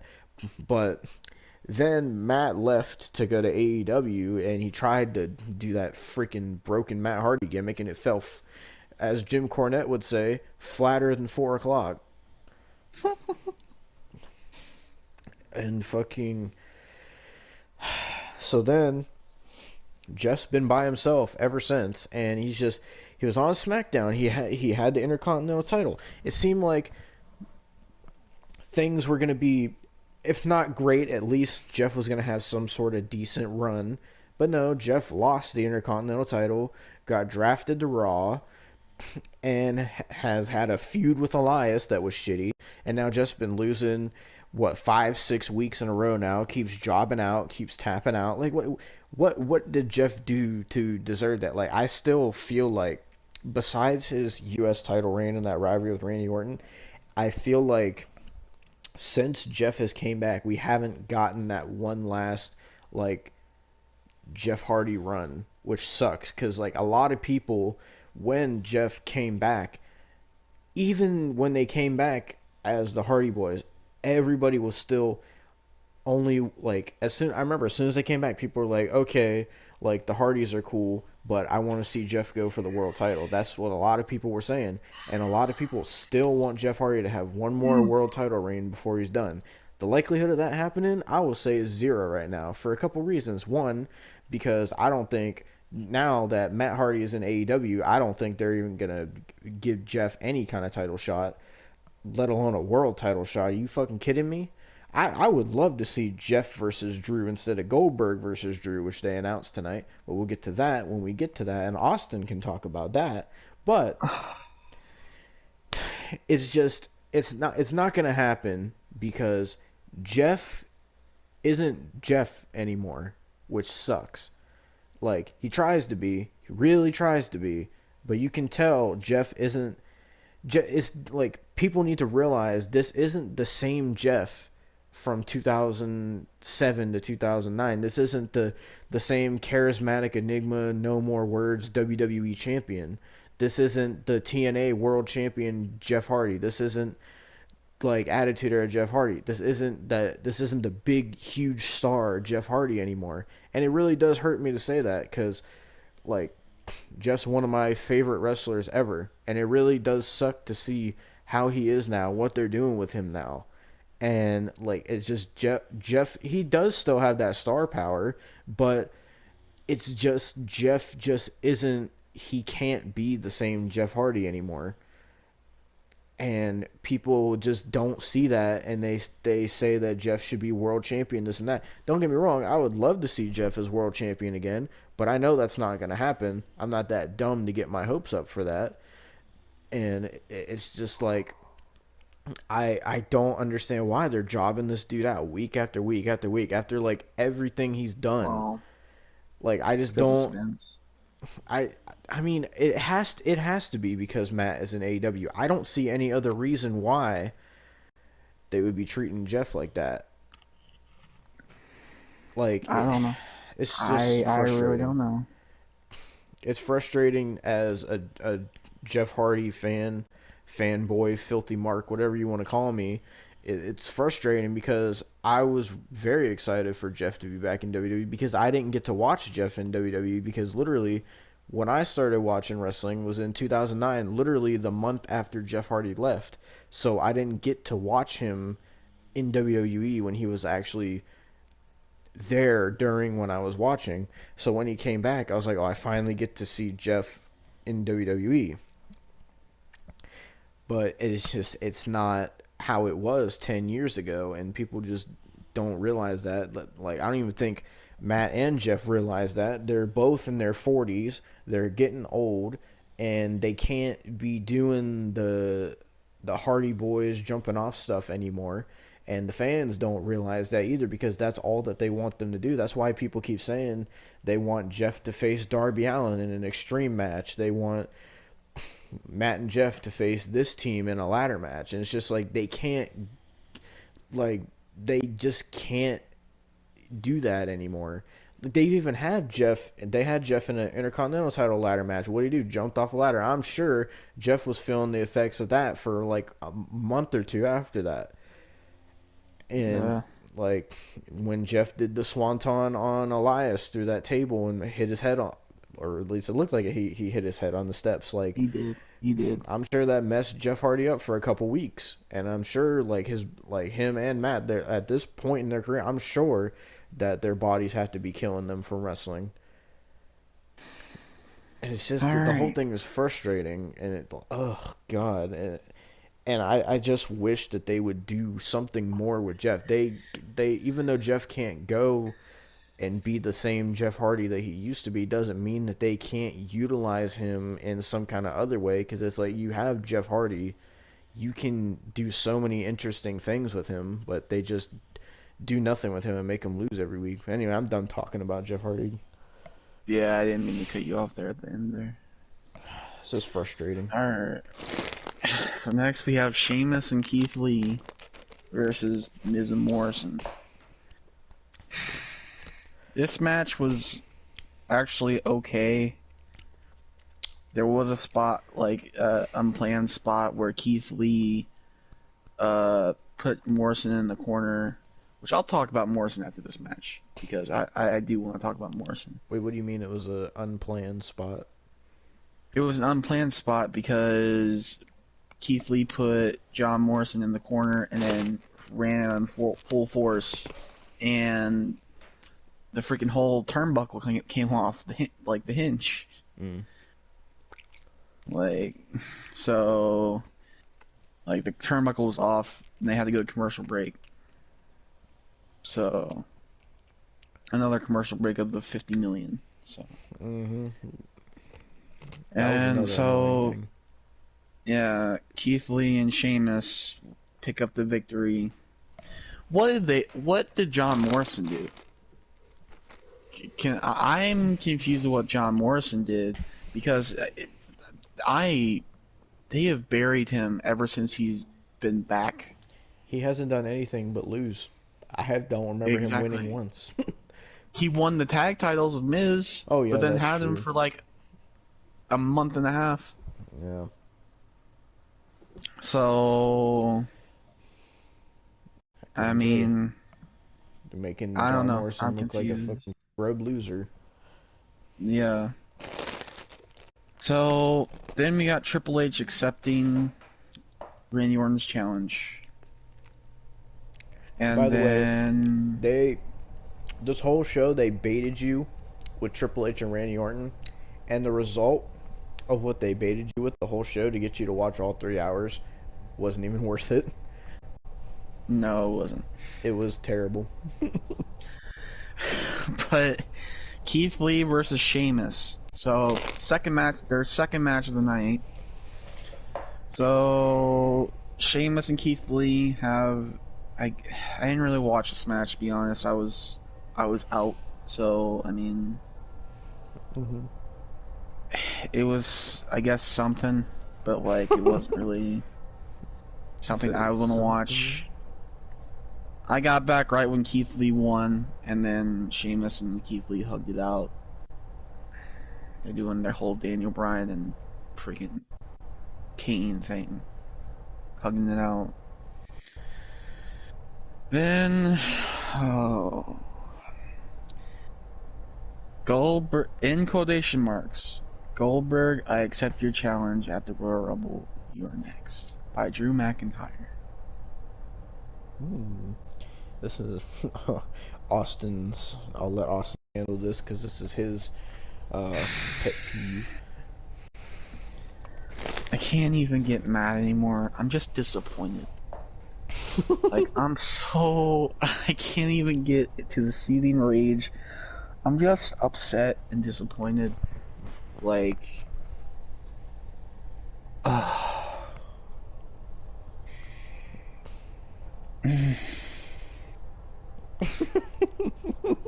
like, who in their right mind want to see Drew McIntyre and Goldberg? You must have dementia if you want to see that. The fans do, Austin. WWE No. is giving the fans what they want. We're gonna move on because we're gonna see freaking something else that's just annoying. Retribution. Oh God. I give a reminder every week that Retribution is dead. Okay? So it's T-Bar, which is basically the only one that fights in the goddamn Yep. Dominic matches. Dijakovic. He took on Xavier Woods because apparently Kofi Kingston was out of action and is in England right now with the World Rugby Cup. That's what I saw. Yep, that's why. So that's why you miss Raw. So I mean, it'd probably be better than watching Raw, to be honest. Mm-hmm. So T-Bar scores a win with the Feast Your Eyes and squashes Xavier Woods. Then it's the Riddler versus Bobby Lashley for the United States Championship. Bobby Lashley squashes Riddle. It's like not even like a contest. Squashes him. And then the Riddler wants MVP. Yeah, this was around when I started watching the show. Because I got off work. Okay, so then you take over. So when I started watching, the first thing I seen was Riddle and Lashley, and then Lashley retained, and then I didn't see the whole MVP thing because I was getting out of the car, so I was watching it on my phone as I was driving like a crazy person because Austin bullied me into watching it. Couldn't wait till I get home, so I had to. No. So I had to do it while I was driving, put my life on the line for Monday Night Raw. That was your decision. So when I clicked back on it, I saw MVP in like a flower shirt, like a flower flannel or something. But MVP lost. But yeah. So onto the Lacey Evans and Ric Flair thing. Apparently, WWE retweeted a tweet that Lacey Evans made. I don't know what's better: the win, the money, the suite, or peeing off the Queen. Thank you, Daddy, Ric Flair, Nature Boy. She said, it makes me want to gag, man. That's not what you were saying earlier, because you were talking about Ric Flair's pants, and you said you wished Lacey Evans was on your pants. No. Oh, now you're taking back what you said. I didn't say it like that. No. Yes, you did. No, that's not how I said it. You said the only thing interesting on Raw was Ric Flair's pants. because I said the only thing that's excited was Ric Flair's pants because, like, because Lacey Evans. That's not how I. You completely And reworded it. you said I wish Lacey Evans could be on my pants. That's what you said. Nah, no, I did not. You did. No, I didn't. So now that we're recording, you're gonna sit here and feed these people lies, Austin. I'm not. You're feeding them lies. No, I'm not. I'm telling the truth. The truth is the You're not truth. telling no truth. The truth is I the do truth, not remember Austin. saying that I wanted Lacey Evans on my pants. That's I what did you not said. remember saying that. You said it. I don't remember it. I do. It definitely wasn't like that. Yes, it was. It was 150% exactly how you think it is. Alright, let's go on. Oh, what was after the MVP Riddle match? It was AJ Styles and Gulak. Oh yeah. So AJ Styles comes out with Omos. So first of all, Drew Gulak didn't even get an entrance. He got a jobber entrance. So that's nice. On top of that, Drew Gulak is wearing orange tights now for some odd reason. This match was the winner would be in the Royal Rumble match. See, and this is what I don't understand. This is the exact fucking thing that makes no sense. Why does AJ Styles have to compete in a match to be in the Royal Rumble, but fucking Mandy Rose and Dana Brooke can just announce that they're in the Royal Rumble? How does that make any sense? I don't know. Why can some people announce that they're in the Rumble, but then some people have to have matches? That doesn't make any sense. It literally makes no sense. Alright. So But AJ Styles won, wins that. obviously. Yeah. He won with a phenomenal forearm. It was pretty much a no contest for Drew Gulak. Like, there's no chance on heaven and earth that he was going to win this match. If God himself came down and tried to help Drew Gulak, he was not winning this match. Yeah. So next was Triple H getting ready for his match in his Motorhead t-shirt. Mm-hmm. And then And I think Keith Lee. Keith Lee came up and was talking to him. And then they fist bumped. And then I couldn't hear what he said because I had my volume off because I was trying to hear Austin. I didn't even listen to what he said. So From what I heard, he said something about he was talking about NXT with Triple H, and then he said something about since I got here on Raw, but then I didn't hear the rest. yeah. So I mean, then this was a Demo's favorite part. Freaking the blonde bimbos versus Nia Jax and Shayna Baszler. Oh, Austin, we didn't even talk about your favorite part of the show, the historied career of Goldberg. That was not my favorite part. You know it. So they showed a package thing of all Goldberg's quote-unquote highlights of his career in WCW, the streak, beating Hogan for the title, then winning the World Heavyweight title in WWE, and then the Universal title and his comeback and all that, and him and his stupid son and that whole thing, and Austin was so excited. No, I was not. So we went from Austin's favorite part of Raw to my favorite part of Raw, which was the blonde bimbos, Mandy Rose and Dana Brooke, versus the Snack Attack, Nia Jax and Shayna Baszler. Why are you calling her a snack? Snack Attack, Nia is the snack part because she's fat, and Attack is Shayna Baszler because she fucking jokes people out. Oh, okay. Never on this earth would I call Nia Jax anything that's not degrading her. I would never give Nia Jax a compliment ever. But so keep in mind there's 15 minutes left of Raw. They have until 11 p.m. and it is 10:45, and Nia Jax and Shayna Baszler are coming out. Then they go to commercial for no reason. Then Mandy Rose and Dana Brooke come out, and Mandy changes her gear again, and then they randomly announce themselves for the Royal Rumble. By the way, Shayna is still not in the Royal Rumble. Don't know if you noticed that, Austin. I didn't Nia, notice that. Nia is in the Rumble. Mandy Rose and Dana Brooke are in the Rumble, but not Shayna. Can I ask why? Does anybody know why?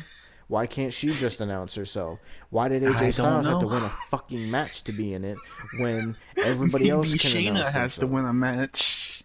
Shayna won this match. Is that not good enough? I don't know. Nia didn't do nothing except fucking botch this whole match. Same with Dana Brooke, but they deserve to be in the Royal Rumble. Whatever.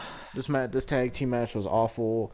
All four of these women are awful. Shayna's the least awful, but I don't give a freaking dog's turd about Shayna anymore because they buried her so much and they made her terrible. They put her with Nia Jax. With if you're putting somebody with Nia Jax, you might as well just be fucking teaming up with Satan himself.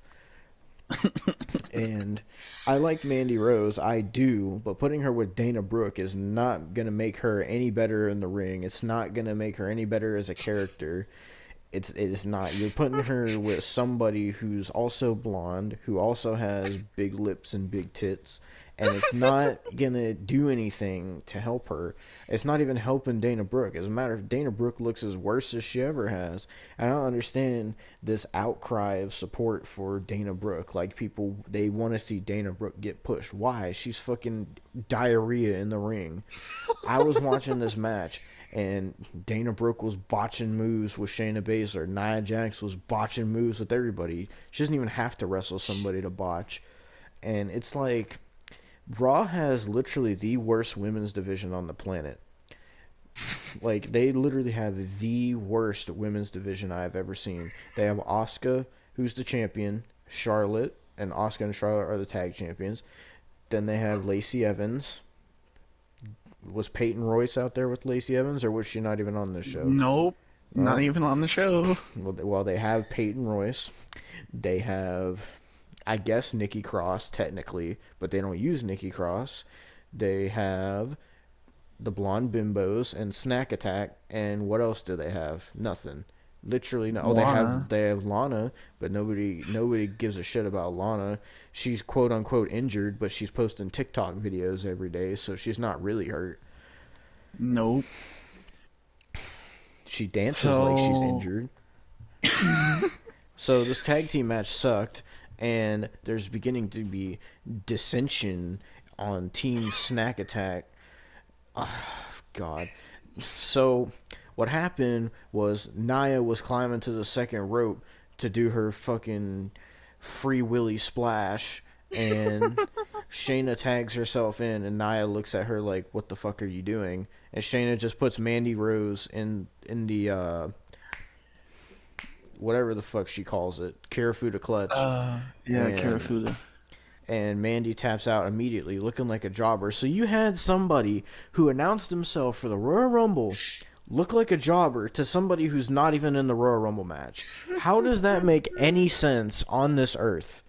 Somebody I tell don't me. know. How does that make sense? You have Drew Gulak pretty much job out to AJ Styles so he can be in the Rumble match. Then you have Mandy, who announced herself for the Royal Rumble, tap out to somebody who's not in the Royal Rumble. What kind of booking is that? Also, Nia Jax dyed her hair again, thinking that she looks sexy. She looks like fucking Fiona. She doesn't look sexy at all. Like, I don't understand why she even tries. Like, gyms are open. Like literally, I'm not even trying to be mean. Every time I see this woman, it's like she gains 20 pounds.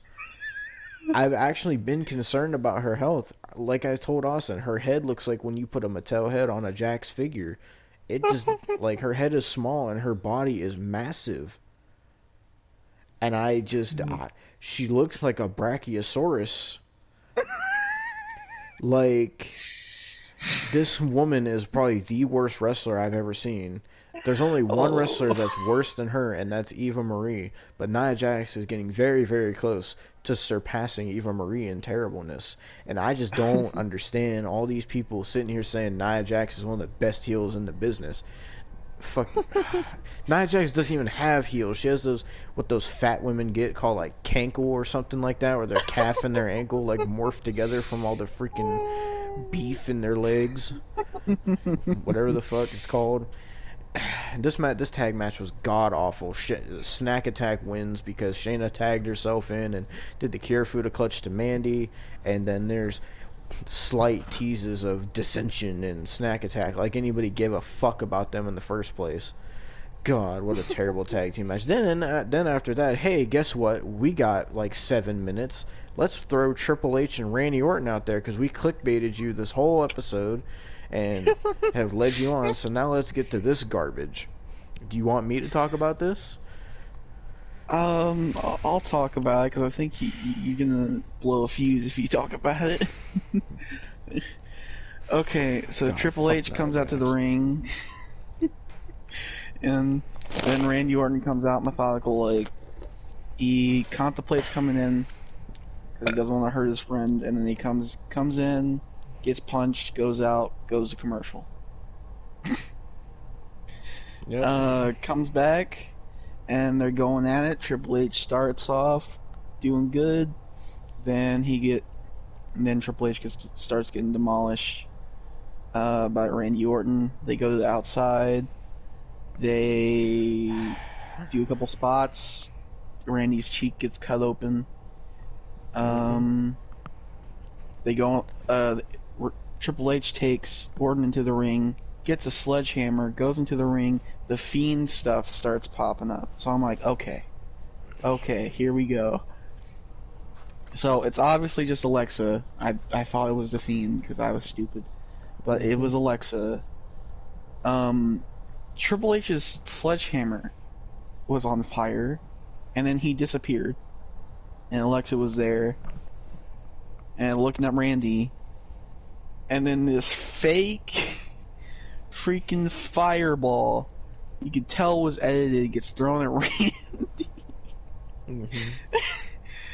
And Randy does this fake scream, and brawl ends with Randy maybe being blind. Yep, the last thing they say on Raw before it ends is Orton might be blind. And then he's like holding his eyes and crying like a little bitch. And then Raw goes off the air. What a great episode. It was better than Legends Night, I'll say that. Yeah. Not by much, but a lot of plot holes and nonsensical things that don't make any sense. By the way, I'm gonna like need Nia Jax to 1, lose weight, 2, learn how to wrestle, but 3, I want her to stop acting like she's The Rock, trying to throw Samoan drops and all that type of shit like you're The Rock.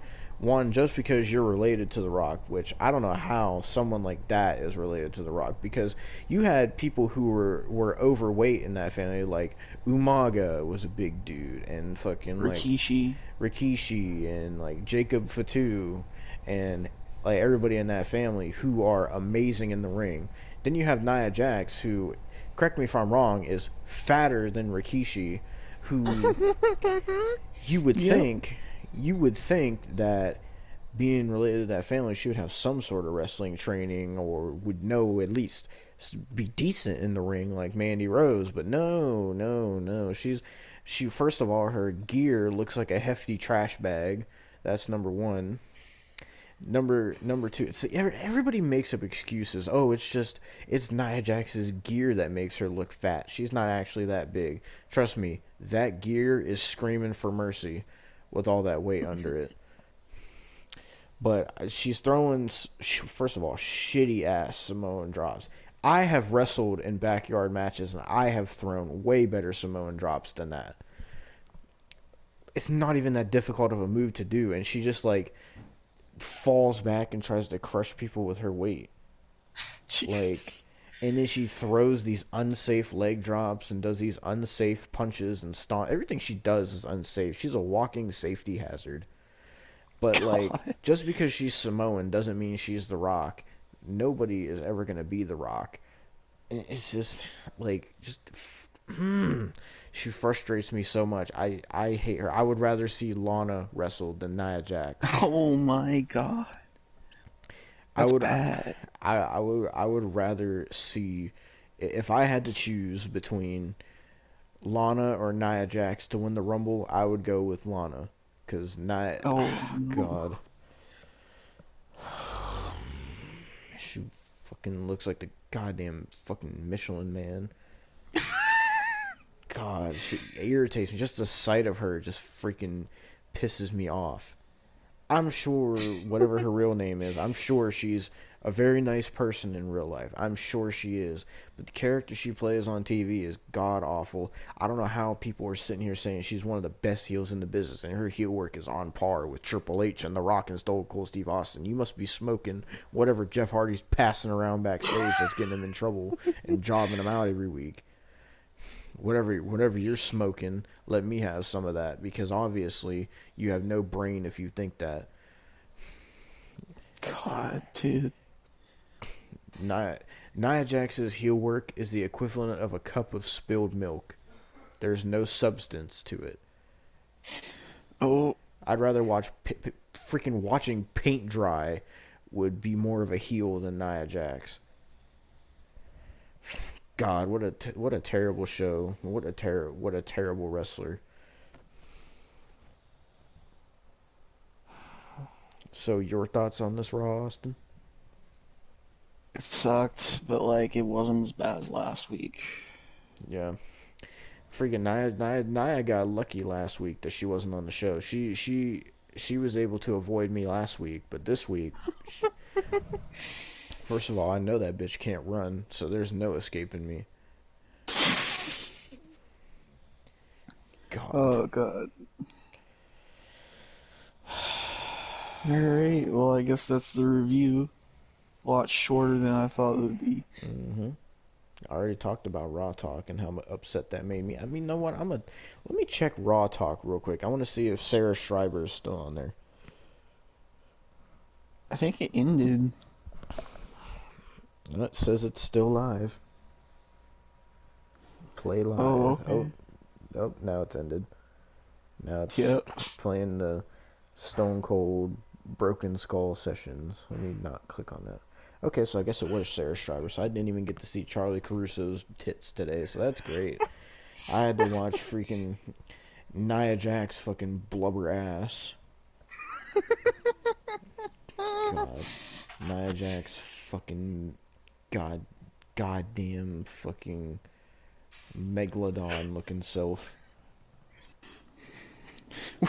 When Nemo sees Nia Jax, he says, "Throw the harpoon." Every time Nia Jax sits in the bathtub, it's like the Titanic sinking. God. How could one person be so unsafe and untrained at wrestling? It amazes me. know. How someone like that can be pushed so much just because she's related to The Rock.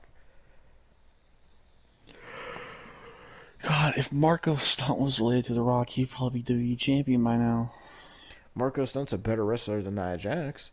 No. I would Okay, love to you're see Nia pushing. Jax in AEW. How well that would go. Said Nia Jax and Nyla Rose. What a gruesome twosome. God, Nia Jax and fucking Awesome Kong. Or Nia Jax and Abaddon. Awesome Kong can still go. You know, when she's in that singles match.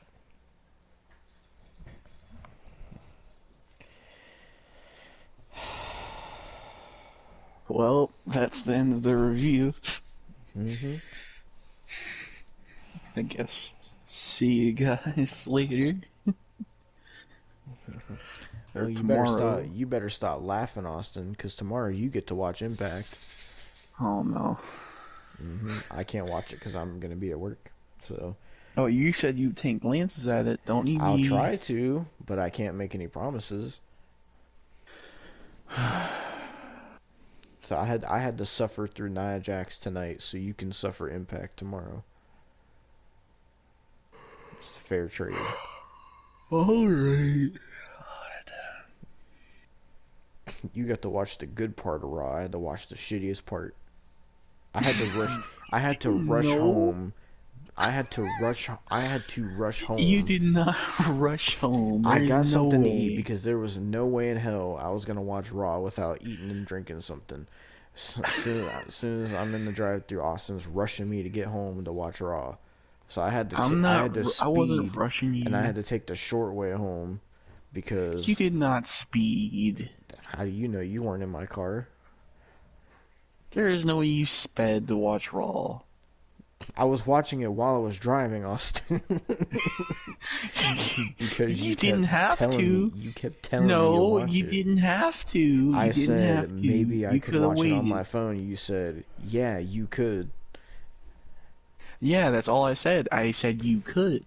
Yeah, Didn't and mean you then had to. then you kept harassing me until I did. No, no, no, no. No, no, no. I almost died for you. No, that's... I literally had to freaking Fast and Furious home so I could watch Raw. You didn't have the Fast and Furious home. And what did I get? A freaking terrible matches. I got to see Nia Jax and I got to see freaking Randy Orton crying like a baby.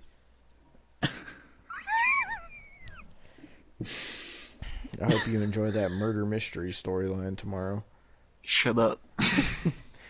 No, I'm glad you got to see your favorite wrestler Goldberg though. I don't like Goldberg. Austin has a Goldberg pop vinyl, so he's a closet Goldberg fan. I had it because it was a gift. Sound like Mr. Krabs. He said, that was a gift. It was. I'm telling you. Austin showed me his room and he had a Kenny Omega poster and a Goldberg poster. No, I did not. You're lying. I would never tell these people lies. First Yes, it was you are. First it was the Lacey Evans pants comment. Now you're lying about this, Austin. You've been lying this entire time. No, I haven't. Except for the Raw review. So the Lacey Evans thing was true then. Fine, whatever. but the freaking Kenny Omega and Goldberg thing is not. You liar. I'm not lying. You're lying. I'm like Abe Lincoln. I can't lie. You can't even keep a straight face. Because I was thinking how funny it was when you were showing me your room and you had to like hurry up and take the posters down. But I saw them. I didn't take no posters down. Not a fan of Kenny Twinkle Toes Omega. Or Oldberg. I saw that Goldberg icon poster before you ripped it off the wall. I don't have a Goldberg poster. When they announced the pivotal moments in Goldberg's career highlight thing or whatever it was, I never heard Austin have so much genuine excitement. I didn't have excitement. So I was disappointed. Not Randy. So Goldberg is going to be facing Drew at the Rumble, but Goldberg is also in the Royal Rumble match. So There's no way he's in the Royal Rumble match. I was looking at a thing that said confirm people for the Royal Rumble, and Goldberg was one of them. So imagine Goldberg beats Drew and wins the Rumble in the same night. I think you'll see a next level Austin rage. Yeah. Austin will be crying tears of joy for his favorite wrestler. No, I would not.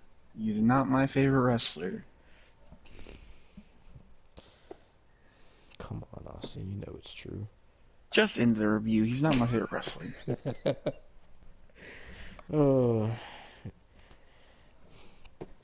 Austin says as he's wearing his Goldberg WWE shop socks. I'm wearing no socks right now. And I only have Ultimate Warrior and freaking Macho Man socks. Austin's wearing his official AEW Kenny Omega shirt. I'm wearing a shirt that says I'm sarcastic. And I'm not sarcastic right now.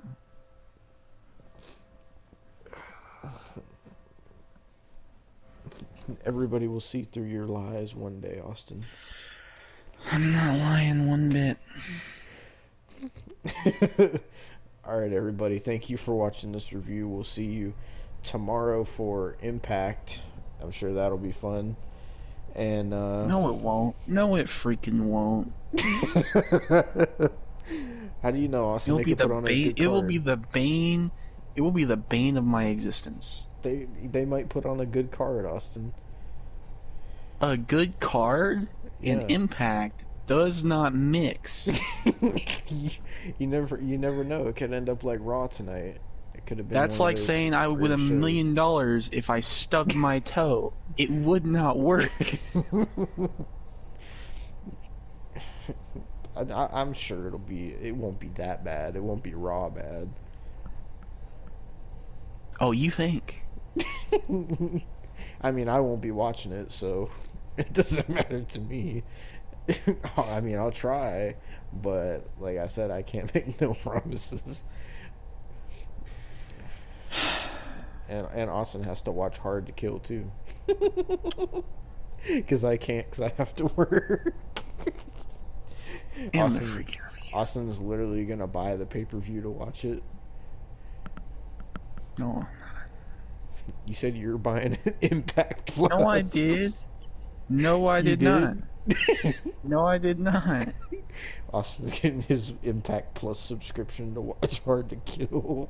I said I used to have Impact Plus, but I canceled it when Joey Ryan signed. You freaking liar. I'm not lying. I told you I said if I bought you a Impact Plus subscription, would you take it? And you said yes. I would take it to watch the old shows. Are the old shows even on there? Yeah. Dude, I could watch freaking, like, Slammiversary 2007 and have a fun time, but no, I have to watch Hard to Kill. Austin said more like hard to watch. Oh, More like painful to watch.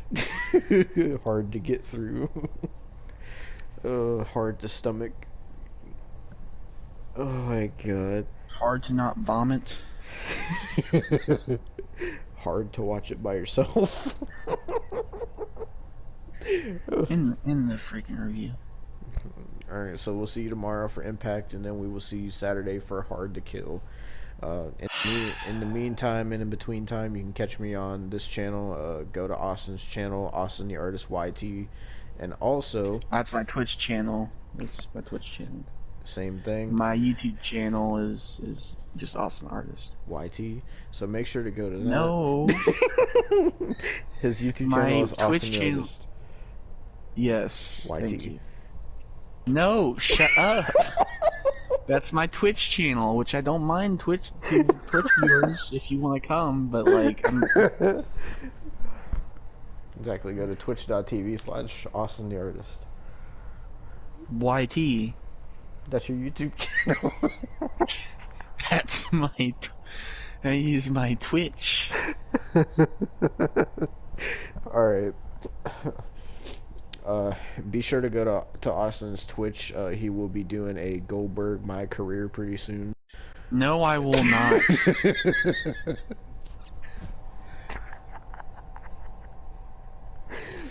Stay tuned for. I'd more... rather do Gilbert.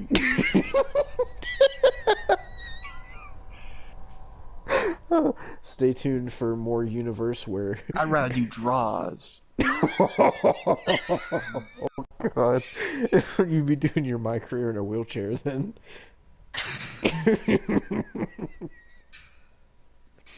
But stay tuned for more universe where next time Goldberg will be making his Ring of Honor debut on Austin's show. Against the Cuckster and losing every freaking match. Austin drafted him I on ain't drafting. his own free will. He asked me if he could have Goldberg, and I gave it to him. So Nope. I was forced to by your goddamn fans because your goddamn chat thinks I deserve pain every time I join.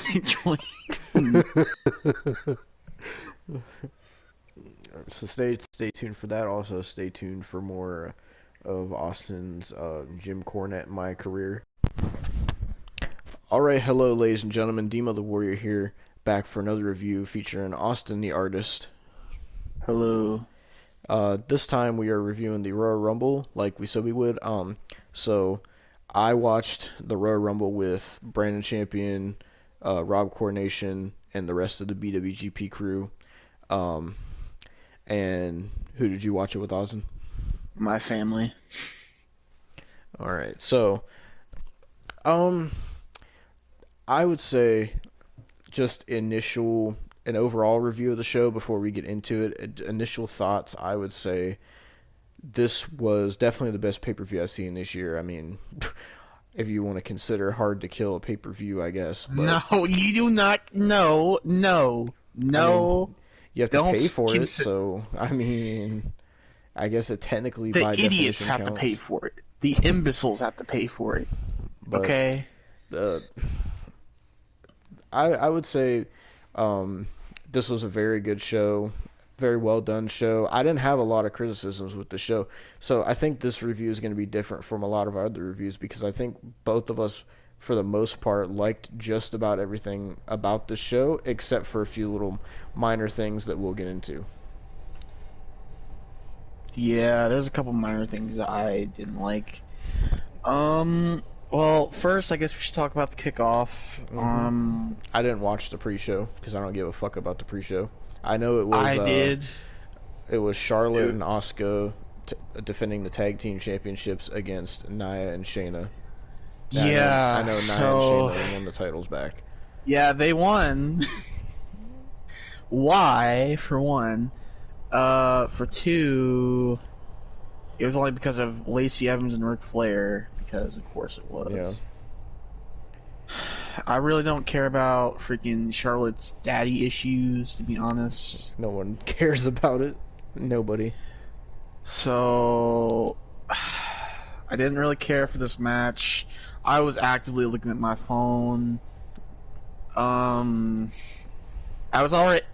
had already like watched the WWE Network like an hour before. I don't know, like, cause I was like excited. Like I didn't wake up till like 1, and then like I sat there and got my PS4 ready, got my video from yesterday uploaded, and sit there and watch WWE Chronicle and The Bump. So I didn't plan on it, but I did.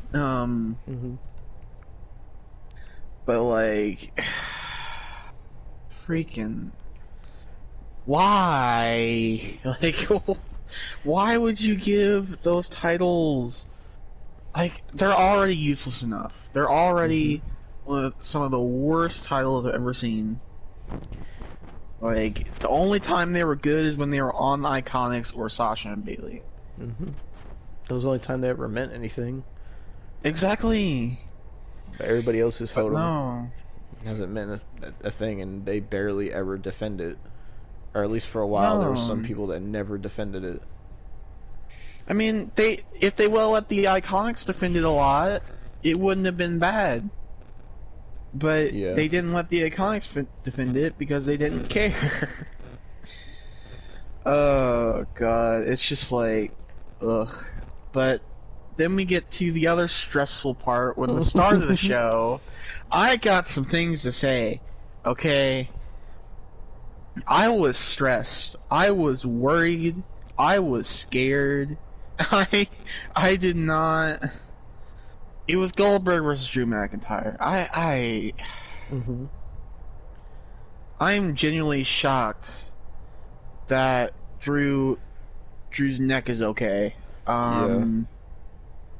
I'm genuinely just am glad that Goldberg didn't win. I'm glad that what people were saying about him coming in at number 30 didn't happen, because Yeah. that would have sent me over the edge.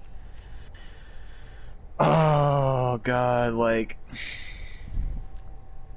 I mean, So basically, this match between Goldberg and Drew McIntyre for the WWE title, it kicked off the show, which I was surprised about. I thought it was gonna be later in the show, but maybe they wanted to just, I don't know, get Goldberg in and out and done. I don't know, but this match was basically like, this match was basically WWE 13. If you went on WWE 13 and created Goldberg and Drew McIntyre, and you gave them both infinite finishers, this was basically that, because it started with spear, spear, spear, claymore, spear, go to the outside, barricade, OMG moment, and then back in the ring, spear, spear, jackhammer, claymore, claymore, and that was like the whole match, and Drew won. yeah, It was basically just giving yourself infinite finishers on WWE 13 and doing finishers and OMG moments. That's all the match really was. For a Goldberg match, I will say the match was better than I thought it was going to be. I thought the match was going to be a complete and utter disaster, and I thought Drew was going to get hurt. But surprisingly, it went better than I thought it would, and Goldberg actually jackhammered Drew McIntyre. It was a little sloppy, but he did it way better than he did it on The Fiend. And thankfully, Drew did not get dropped on his head. And Goldberg spears, some of them look sloppy, but there's a couple he hit that was like, okay. I gotta be honest. I was watching the bump, like I said, and they were showing spears from like everybody that's done the spear. Every one of the spears that they compared to Goldberg's were better than Goldberg's.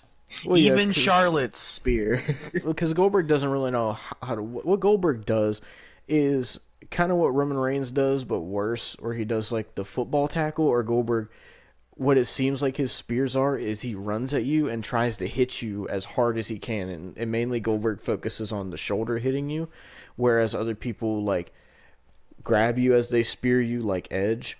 So Yeah. Goldberg just goes buck wild with it and tries to fucking actually spear you.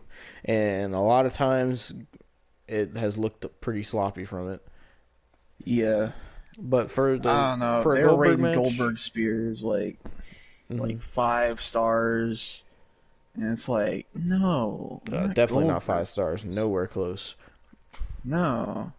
But this match, for a Goldberg match, I would say this match was decent. It was better than I thought it was going to be, and I'm really glad Goldberg didn't win, because definitely didn't need that. I thought when he hit like 3 or 4 spears, that was it. It wasn't. Then when he hit like another spear or 2 and then the jackhammer, I was like, fuck, that's it. And then Drew kicked out again. So thank God Drew It's won. something. So glad they actually care about Drew. Yeah. Like, even though he's been a boring champion, I can admit that he's been really freaking boring. I mean, he really has no well, it's not that he doesn't have challengers, but the people they put him with, it's like there's no. Drew hasn't had like a legitimate feud. Like his only legitimate feud was Brock. Well, he had a feud with Brock, won the title, and then like his only legitimate feud was like Seth Rollins, and then he beat Seth Rollins, and then since then Drew will just like face this person. I mean, I guess you could count the Randy Orton feud, but that was overall pretty boring. And none of his I mean, his match against Keith Lee was great, but none of it Now like Keith stands Lee out. and Liam got freaking COVID, so Yeah, I heard about that. But it's just with Drew, it's like, and it's not his fault. He just has like a boring title reign, and mainly like now I'm curious who is Drew gonna face. I mean, there's one possibility now, but we'll get into that later. yeah.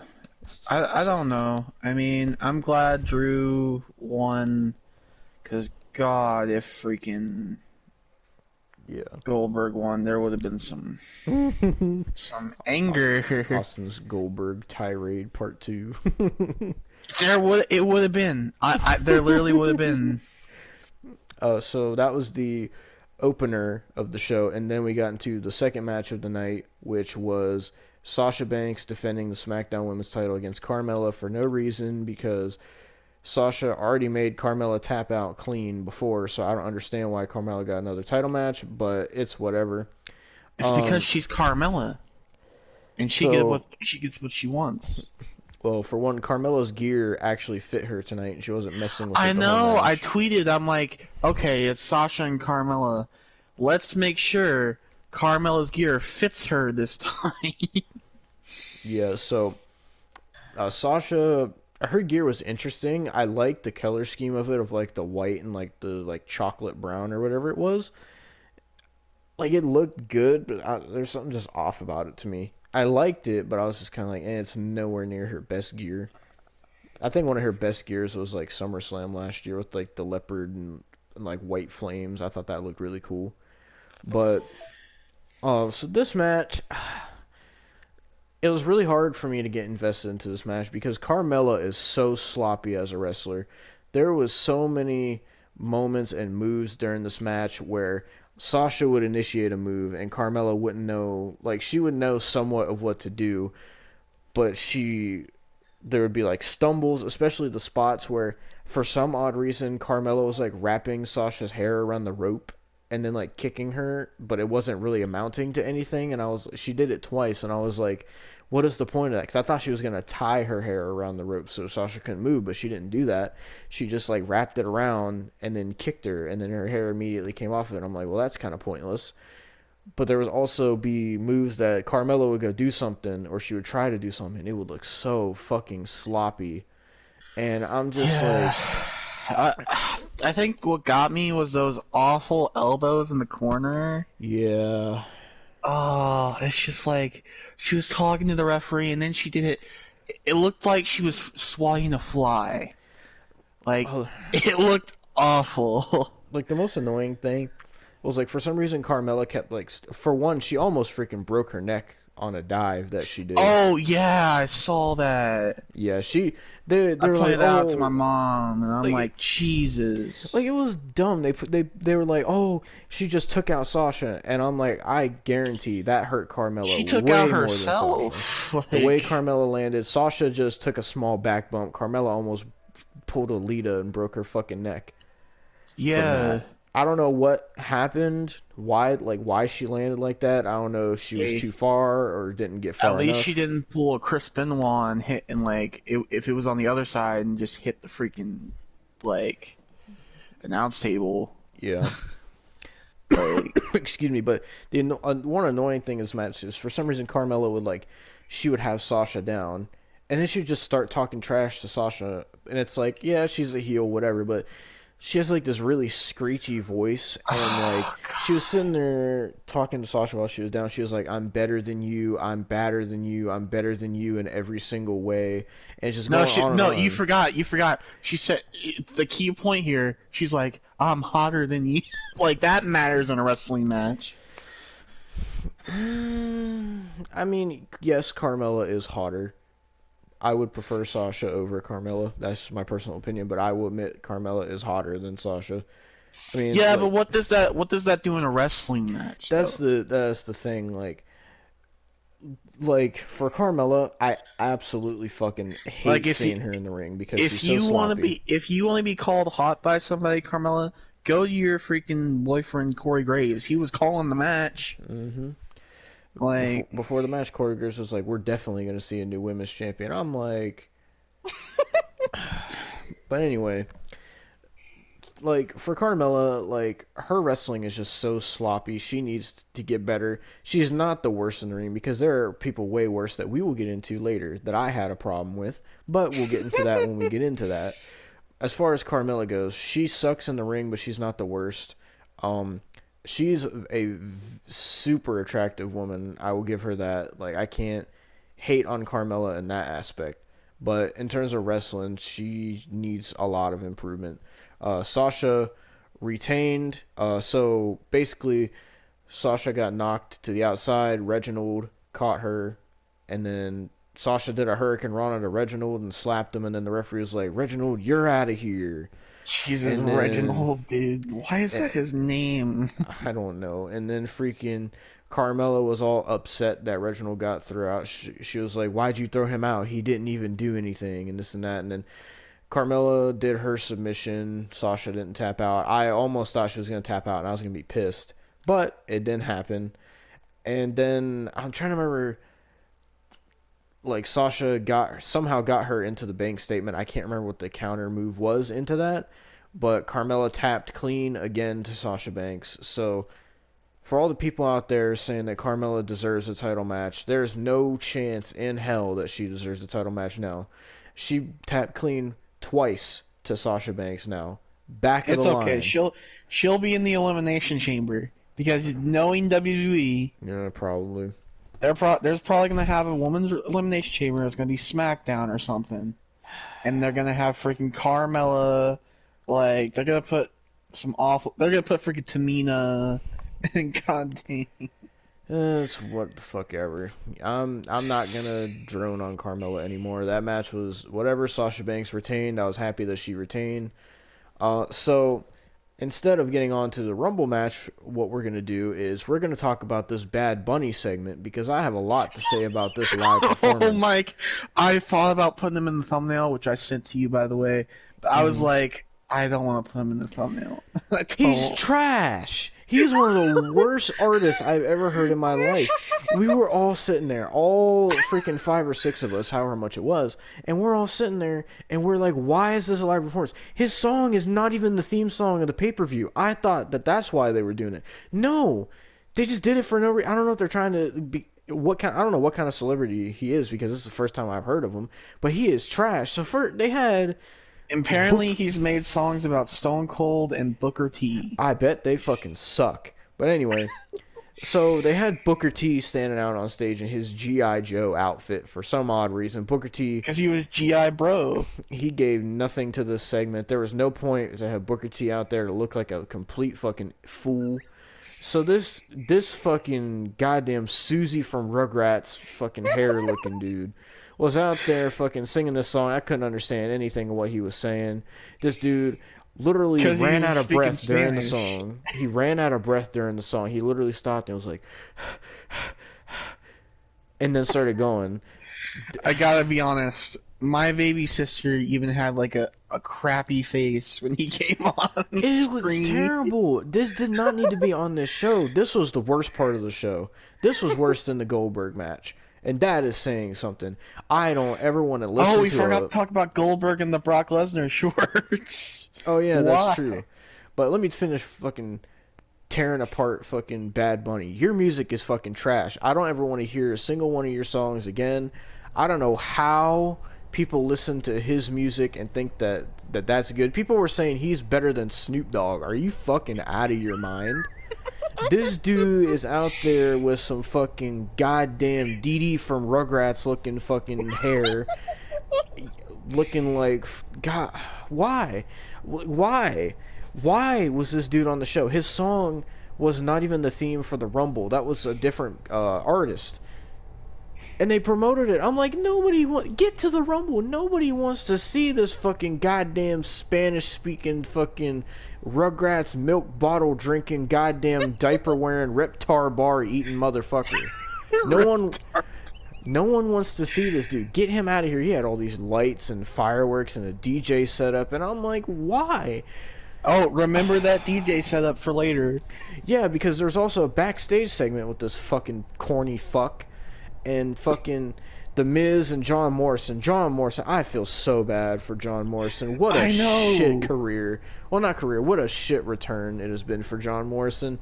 Like, oh god. So they knock on this fucking clown's door, and The Miz is trying to like unite with them, and then he's basically like, oh, I don't want nothing to do with you guys or whatever. And he's like, oh, you serious? You don't want nothing to do with Mr. Money in the Bank? And I guess The Miz dissed Booker T, and then Booker T was there. By the way, at Booker T's age and for not wrestling for a long time, Booker T is fucking jacked, might I say. Booker T is still jacked. Yeah.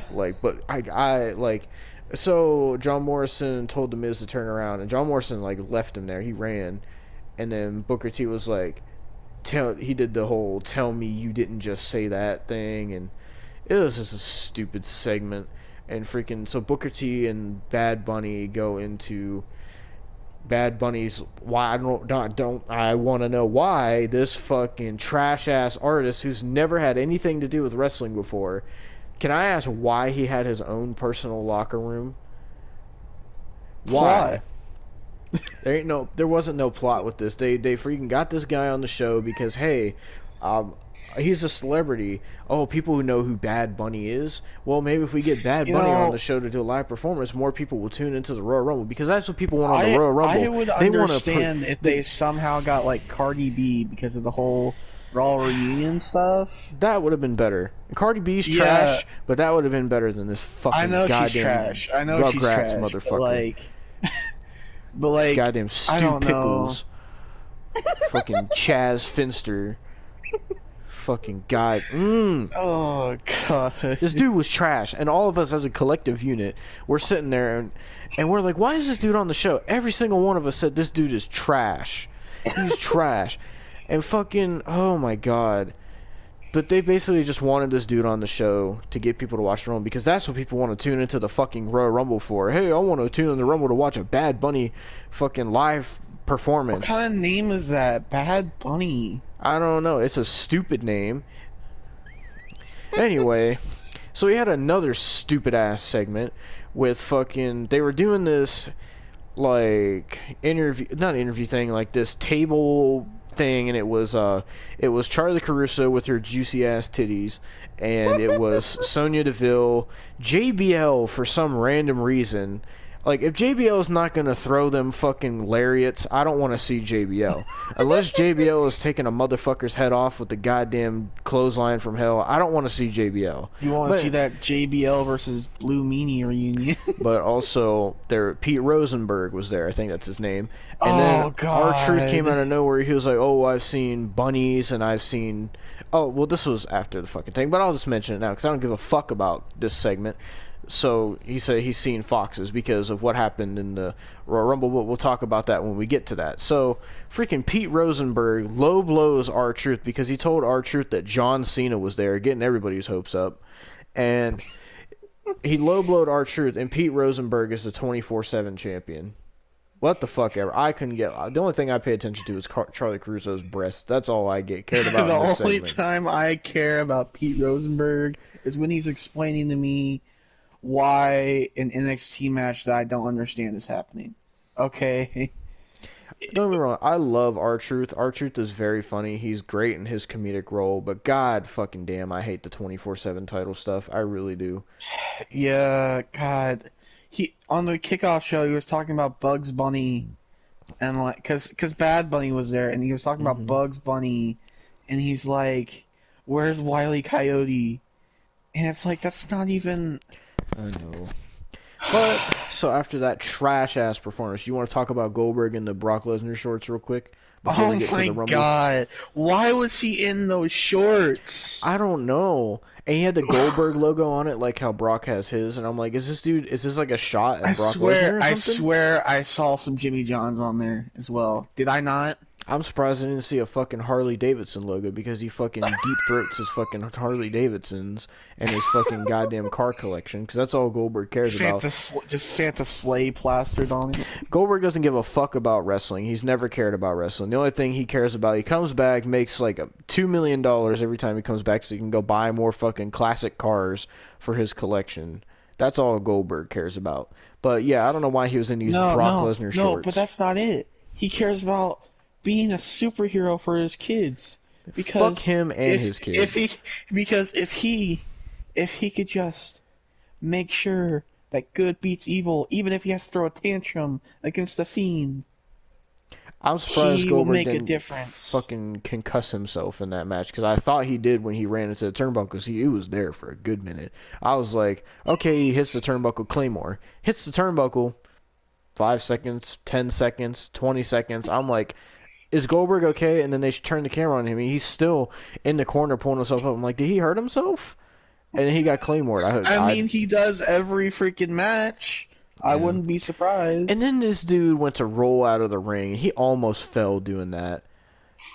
Like, I thought Goldberg was about to fucking like have a heart attack or something. But Jesus, he was dripping sweat I after the know. match. This match was like 5 minutes, and he was dripping sweat. He was out of breath. He was collapsing, dude. Yeah, so now we're going to move on to the first Royal Rumble match of the night, which was the Women's Royal Rumble. I have the order of the entrance pulled up here. Okay. Um, Well, so, well, go ahead. I'll give you my opinion on all these entrants once you name them.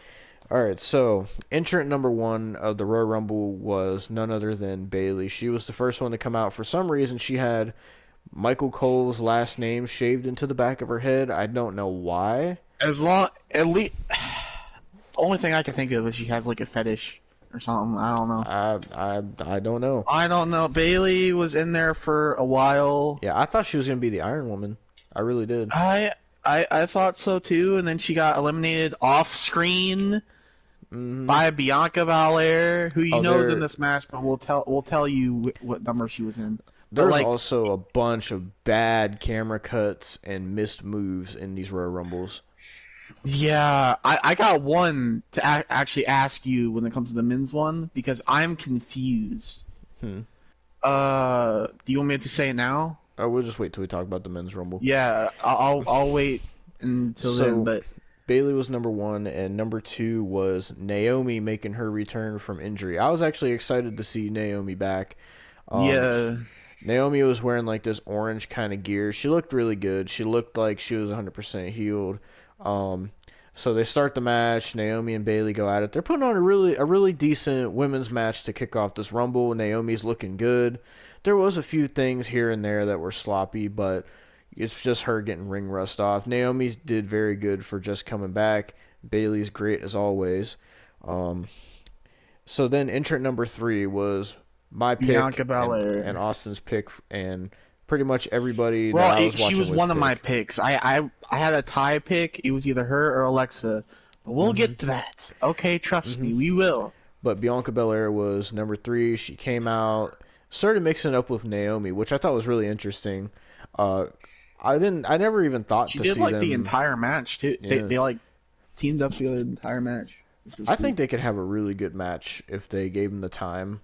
I think Bianca and Naomi could put on a really good match because a lot of people don't really give Naomi a lot of credit. Naomi's actually very good in the ring.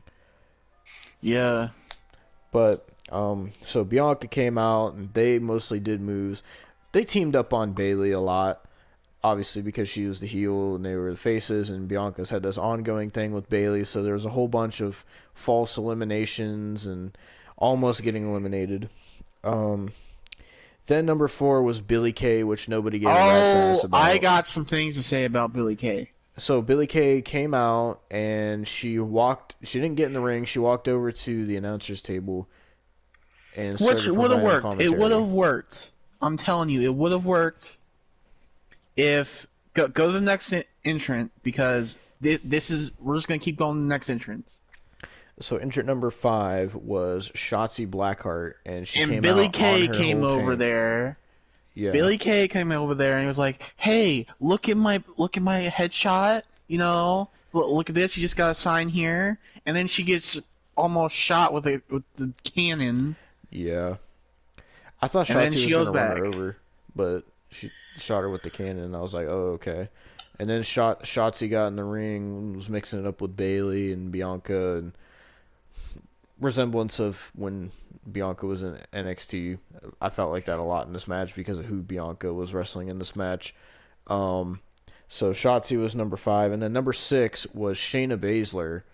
Why? Okay, Billie Kay, of all people to go to, one of the toughest people in that goddamn company, one of the best people in that goddamn company, Shayna Baszler, and I'm gonna stand by that. I don't care what you say. Even though she's with Nia Jax, which I hate, I can't stand. She should have been women's champion by now. But why? You've seen her dislocate limbs. But Yeah. you go and put your headshot over there. I'm glad you got freaking destroyed. Yep. But then she knows sells it.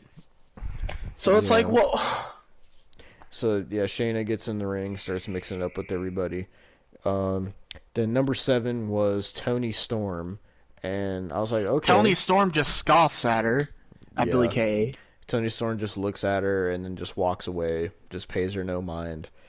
And then number 8 was Jillian Hall, which I saw the name Jillian. I'm like, who the fuck is this? And then they said Jillian Hall. I'm like, oh my god, I forgot No, she was even a wrestler. I heard the freaking ear, like, scraping nails on a chalkboard singing voice, and I knew exactly who it was. So keep in mind, I have never watched a single Jillian Hall match, so I didn't know if She's she was awful. any good in the ring or not. So she She's came out, awful.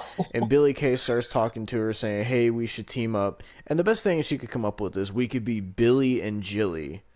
And then Jillian Hall was like, all right, and then she got all excited, and they were saying Billy and Jilly, and then they got in the ring, and they started double teaming people, and Jillian Hall hit a few moves, and I was like, okay, all right. I mean, that's more than I was expecting her to do.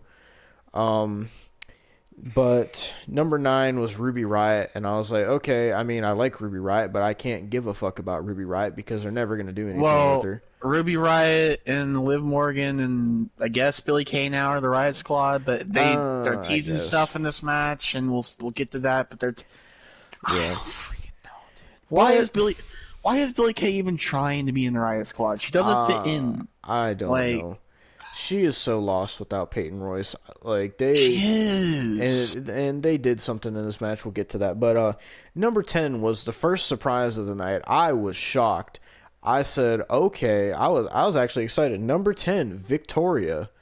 I was like, holy shit. She could still go. Yeah, She still wrestles to this day, and she can still go. The last time I saw her before this was when she was Tara in Impact. And I remember last year she said she retired. So I was like, oh, well, she's probably never going to come back. Then I see all I heard was, I ain't the lady to mess with. I said, what the fuck? And then she came out, and I was like, all right. Because, I'm thinking it's going to be the same people like Trish, Lita, or something like that. But Victoria came out, and I was like, okay, all right. That's something I was not expecting. I know that song because it was the only song, like, that really got a rap artist, like a popular rap artist at the time, to actually, like, that was when they were starting to just get, like, rights, their own songs and stuff. Man, I wish... That was, like, one of the last few songs they got. I really wish that Victoria would have came out to her old theme. Like, the one she used in, like, 2003, 2004, it was like the all the things you said running through my head. I thought that was her best theme. Yeah, that's when she was the like Nicki Minaj one. That was when she was like the crazy ass Victoria. I wish she would have had that instead of the stupid. She was kind of a mix of both dancing Victoria and crazy Victoria. Yeah, it was weird. Like she was trying to do dance moves, and then she was like caressing her hair. Yeah. Either way, she could still go. Yeah, she was going with a lot of these women. I was like, okay, Victoria still got it. She did the Widowmaker at one point. And I was like, all right, Victoria. I don't remember how the eliminations went, so I'm not going to say who all got eliminated because I honestly cannot remember. So number 11. I guess my men's Royal question won't be answered then. Well, if you know who got eliminated, that's different. I can't think of it off the top of my head. It's a certain elimination that I didn't even see, and I'm confused on. So I was going to ask you. So number 11 is one of Austin's favorites, Peyton Royce, who is all purple now. Why? Why did you have to do that to your hair? So I guess Peyton Royce is a heel from how she was acting. She's basically NXT Peyton Royce right now because she has like the whole purple hair and like the like rose attire and stuff like she used to have. So I guess she's NXT Peyton Royce, but it's like I remember when she was supposed to get a push when they broke them up. I mean, obviously it's that didn't happen. Obviously she's way better than Billy Kay, and the reason they broke them up is because they wanted to push Peyton, but that didn't happen. So I don't know what the fuck they're gonna do with her now because they had her in a team with Lacey Evans, but now they're putting Lacey Evans against Charlotte, and they're focusing on that. So Peyton Royce is just going to be left on the back burner. Yeah, okay, who's next? Because Number 12 was surprising to me, Santana Garrett, who I was not expecting to be in this match. I don't even think she's signed to WWE. I gotta be honest, I did not know who that was. She has been in NXT a couple times. I think she was in the Mae Young Classic. She comes into NXT from time to time and does matches, but as far as I knew, she They said wasn't that she signed. was second generation. Who's her I don't second know. generation? I I I don't know. like. But she I don't she know. did pretty good. She was pretty decent. Um, and then number 13 was the other Riot Squad member, Liv Morgan. I don't know what she was wearing. She was wearing like these like shorts, which she looked good in, but she also had like these Shawn Michaels kind of chaps on. I don't know Yeah, what she this basically attire had was. like the Hangman Page or Shawn Michaels chaps. Yeah, I don't know why. I mean, it wasn't like the ugliest Maybe she gear was I ever paying seen. homage. Maybe she was paying homage to Shawn Michaels. I I mean, couldn't. I I don't know. mean, she got thrown out, so it's kind of disrespectful, if anything. And there's also a thing going around. Liv Morgan even brought it up how she's never lasted long in the Royal Rumble, and she didn't last long in this Rumble either. This is her fourth Royal Rumble in a row. She always comes out, is in for however like not that long, and then gets thrown out. And same thing happened in this match. Poor Liv Yeah, Morgan, man. I want to see her get pushed. I feel like Liv Morgan has a yeah. I lot of mean, potential. they were pushing her like after all the Lana stuff, and like she got a win on WrestleMania Yeah, against Natalia, clean win, we'll talk about and Natalia later. then oh yeah, we will. But freaking like she sit there and joined back with Ruby Riott because Vince doesn't know what to do with her. Yeah. If they did something with her right, she could have been. She honestly could have been Raw Women's Champion. She could have beat Asuka or something Mm-hmm. before the draft. Yep. But So, no. number 14, Rhea Ripley. I was like, all right, Rhea Ripley is finally doing something else big. And I thought, honestly, Rhea Ripley had the potential and had a chance to win this match. I honestly thought if Bianca wasn't going to win, I thought for sure they were going to give it to Same Rhea. here. Like when it comes to something like down the line, which we'll get to, she was one of my picks to win after that Yeah. because unfortunately something happened. But So, number 15 was Charlotte Flair, which I was like, oh god, but I also said to myself, thank god, at least she's 15 and not like number 29 or something. But yeah, if she was number 29, we would have been done for. Would have yeah, been the second year in a row. so Charlotte came out, did her whole entrance and mixed it up with everybody. We got to see Charlotte and Victoria, which I was like, ooh, that'd be an interesting match. But Yeah. number 16, no one gave a fat fuck. It was Dana Brooke. She came out, did really nothing, and got thrown out. So yeah, she's trash. Actually, her elimination, I remember her elimination vividly. Oh yeah, she It got hurt my back. yeah. Rhea physically. freaking slammed her back first on the ring apron. Yeah, she hit a power bomb so Yeah. hard on the apron, you could hear it. It made my back hurt. Yeah, mine too. Jesus. So number 17 was another surprise entrant. It was Tori Wilson. She did nothing. Yeah, she really did nothing in this match. She did a few moves, got thrown out. I mean, her moveset is just neck breakers. That's all she does. Tori Wilson sucks ass as a wrestler. She's still hot, but Tori Wilson fucking was never, ever good as a If wrestler. there was any like wrestler like from back then that I would want to see back in like obviously Victoria was a good one to pick, so she could stay, but not Tori Wilson. I definitely would have said like Kelly or Michelle McCool. I thought Melina was honest. going to be in this thing, but I was surprised that she wasn't. Melina too, yeah. Yeah. I'm glad somebody was in the men's rumble though. Yeah, me too. I'm really hyped about that. Me too. Number 18 was Lacey Evans, and at first Ric Flair comes out, and I'm like, what the fuck is this? And then he introduces Lacey Evans, and then she's wearing a Charlotte type robe. You can tell it was like cheaply made though, because all the feathers were falling off of it. Yeah, the feathers were freaking like the wind was. I don't know how cold it is or anything in there, but the wind was blowing it away. Yeah. So she came down to the ring with Ric Flair and was messing with Charlotte and their whole rivalry was continued. At one point, Ric Flair gave her brass knuckles and she hit Charlotte with them. And her and Charlotte brawled on the outside. So they're really investing into this Charlotte and Lacey Evans rivalry, which I don't care about. I really don't. I mean, If does anybody care about Raw? If Ric Flair is getting some cheeks, then good for Ric Flair. But that's probably the only positive out of Honestly, this I don't think he is. I wouldn't say never. I don't know what they do backstage. I mean, I don't really want to think of Ric Flair getting that. I mean, just remember freaking Melina and Batista. True. So, I mean, we need that age-old question that we've never learned. How big is it? Yeah.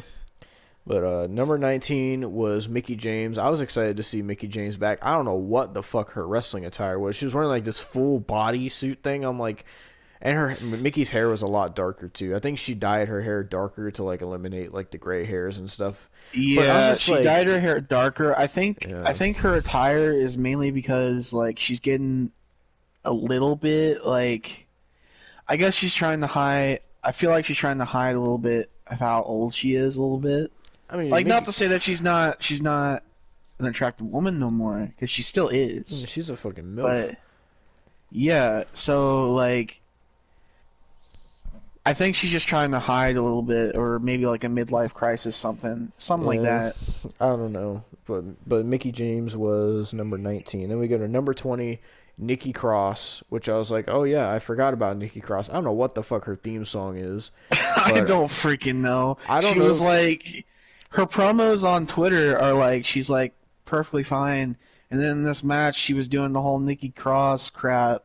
Yeah. So I don't know if she's like multiple personality disorder, or like, I don't know. So I don't know if this is true, but when I was watching it with my friends, one of them said that Nikki Cross is in NXT UK now. Is that true?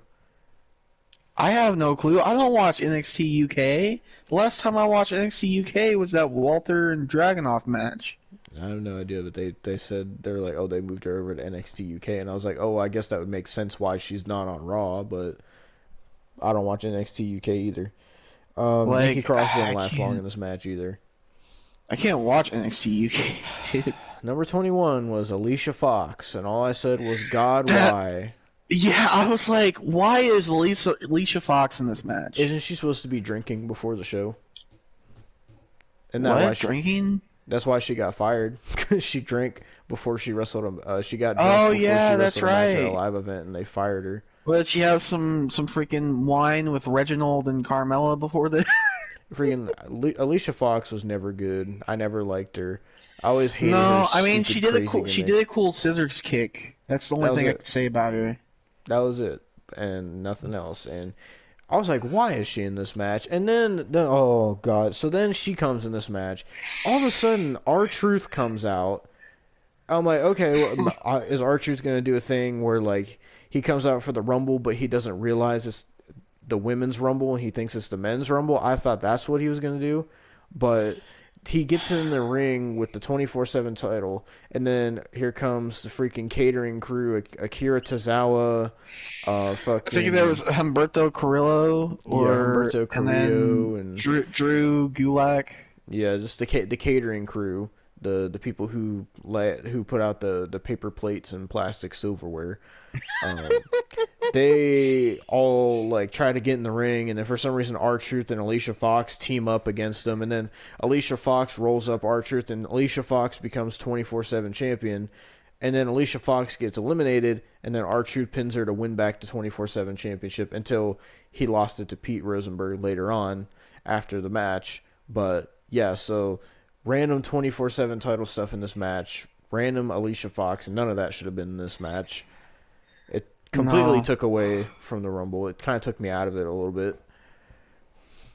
So then we got quickly back into it, like, yeah. Entrant number 22 was Mandy Rose, and I was like, okay, a good spot for Mandy Rose. Maybe she could showcase some stuff. Mandy really did nothing in this match. No, she got eliminated by freaking Rhea Ripley, which another good elimination. She got, oh god, I can't even.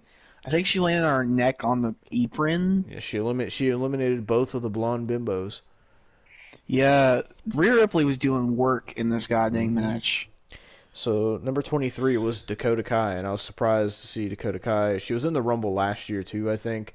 Dakota really, Yeah. this kind of upset me. Dakota really did nothing in this match and got eliminated.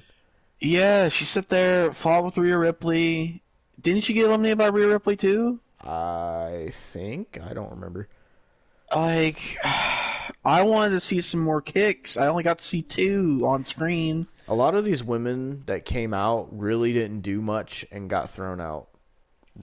Pretty much. Except for like the obvious stars in the match, but yeah. I honestly hope this is Rhea Ripley's debut, because I do not want to see her on NXT no more. Yeah. Raw needs some freaking women. Mm-hmm. Oh god, the number 24 was Carmella, and all I could say to myself was, "Are you fucking joking with me?" Dude, he freaking texted me during the Rumble, and he's like, "Carmella's in the Rumble," and he was so mad. As soon as I saw the thing say Carmella, I'm like, why? I was like, I swear to God, if Carmella wins this thing and faces Sasha at Mania, I was gonna throw a fucking fit. Like, why? She really did nothing. She got in the ring, almost got eliminated really fast, then didn't, and then got eliminated. She got knocked off the apron. Reginald caught her, and then fucking the next entrant came out, number 25, Tamina, and I said, "Dear God, Lord, please help me. Please strike her."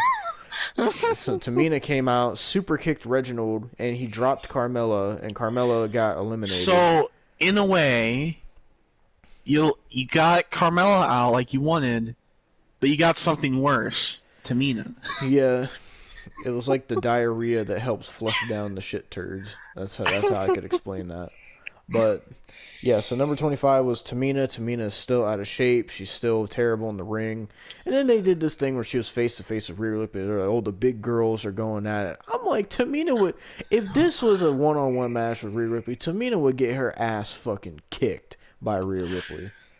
Yeah. Tamina is so god dang terrible and out of shape. She can barely even throw a super kick without looking like she's gonna throw her hip out. Isn't she like 40 something? Like she's definitely older than my mom. My mom's like 38. Oh, but she. Oh god, it only gets worse from here. Oh no, is it who I think it is? Because entrant number 26, making her return. Oh no. Man, I was so. This is when I got taken out of it. Really, yeah. I sat there. I see Lana, and I'm like, God dang it! Of all people, I'm sitting there angry. Yeah. So Lana comes out, and then number 27 was Alexa Bliss, and I was like, all right, a good spot for Alexa. No, I need to talk about this. You take a seat for a second, okay? Nah. Austin, take the stage. For one, The Fiend wasn't on this show. Spoilers, which ticked me off. You'll see who was on freaking number 30, who I thought was going to be The Fiend spot. So, freaking Alexa Bliss gets in there, like she's doing good, and then she gets who kicks her or what? Who takes her down for a minute? Everybody started, like, they all teamed up on her and started whooping her ass. Yeah, that's freaking right. And then the freaking stuff starts happening. All the boards start going out. Yep. And she's getting up. She's looking at the screen. Who freaking took her out? Because I swear to God, Rhea Ripley. I love you, Rhea Ripley. Like your stuff. Love your wrestling style. Why? Yeah, she just threw her right out. And I was like, well, that was anticlimactic. Like, why? I thought we were gonna see like the debut of like a new Alexa character or something, like a exactly. But nope. We've been getting that character for like the past 2 weeks now, and the main events have been with Alexa Bliss in it. The whole point of Raw has been Alexa Bliss in the main event. Yep, and she legit. Just got thrown out. And then she just gets thrown out like she's nothing. Why? She could have at least lasted to the final 4. Well, I wouldn't have been mad. Speaking of the final four, let's get to the final three entrants. Number 28 was Ember Moon, which I was surprised about. I was like, okay, I wasn't expecting to see Ember Moon. Ember Moon Well, is she's in great. NXT now. Yeah, Ember Moon is great. I didn't think Ember Moon would be coming in, let alone 28 of all spots. And Ember Moon came out. She hit Shayna Baszler with an Eclipse, but Shayna Baszler did not sell it right, and it looked sloppy because of Shayna Baszler. It wasn't Ember Moon's fault. Yeah, Shayna Baszler, that was like the only sell that she messed up Yeah. in that match. I think it's because she was tired as well. Like, you can't blame her. She was like number 5, wasn't she? Yeah.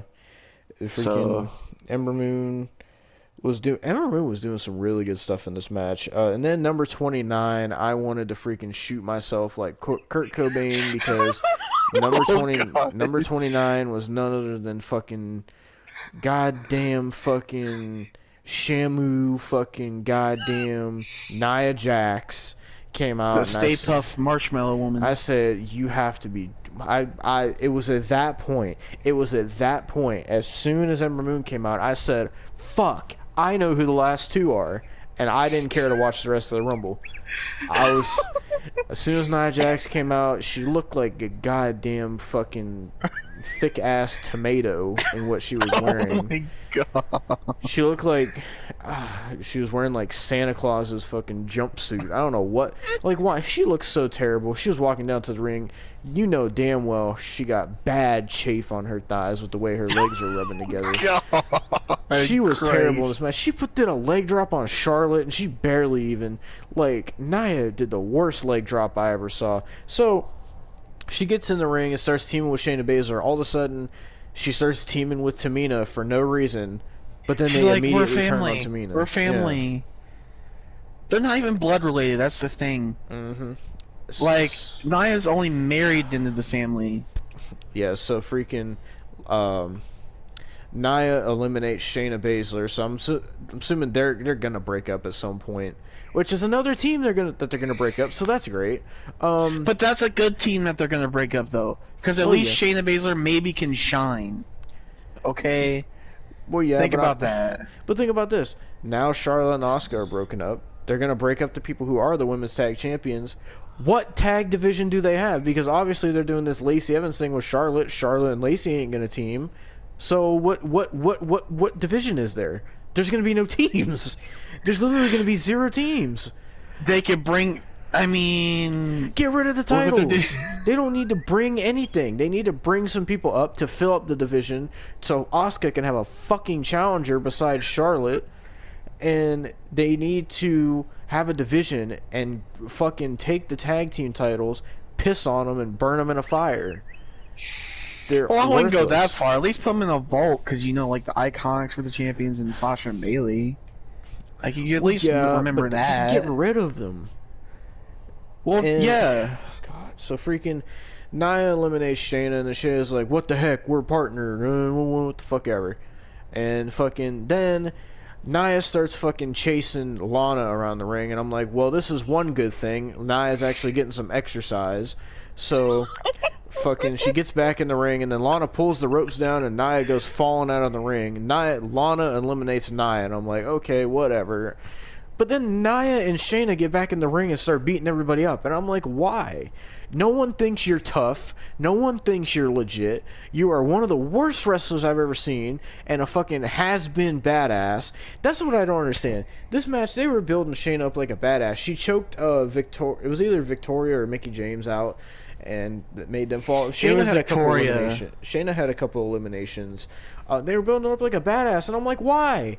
Why? What's the point of doing that now? You treated her like garbage for a year now. Why all of a sudden are they saying, "Oh, Shayna Baszler is one of the toughest competitors"? You don't treat her like it. Yeah, like if you think about it, she lost the title, on December 31st, 2019. Mm-hmm. Debuted in the Rumble at number 30, still lost. Lost to Becky Lynch at Mania. Yeah, well, dominated the Elimination Chamber. Okay, then lost to Becky Lynch at Mania. And then lost the Money in the Bank. And then got put in the team with did Nia nothing Jax. until like around Payback season. Yep. So they come back in the ring and they start beating everybody up, and I'm like, please God, get Nia out of here before she hurts somebody.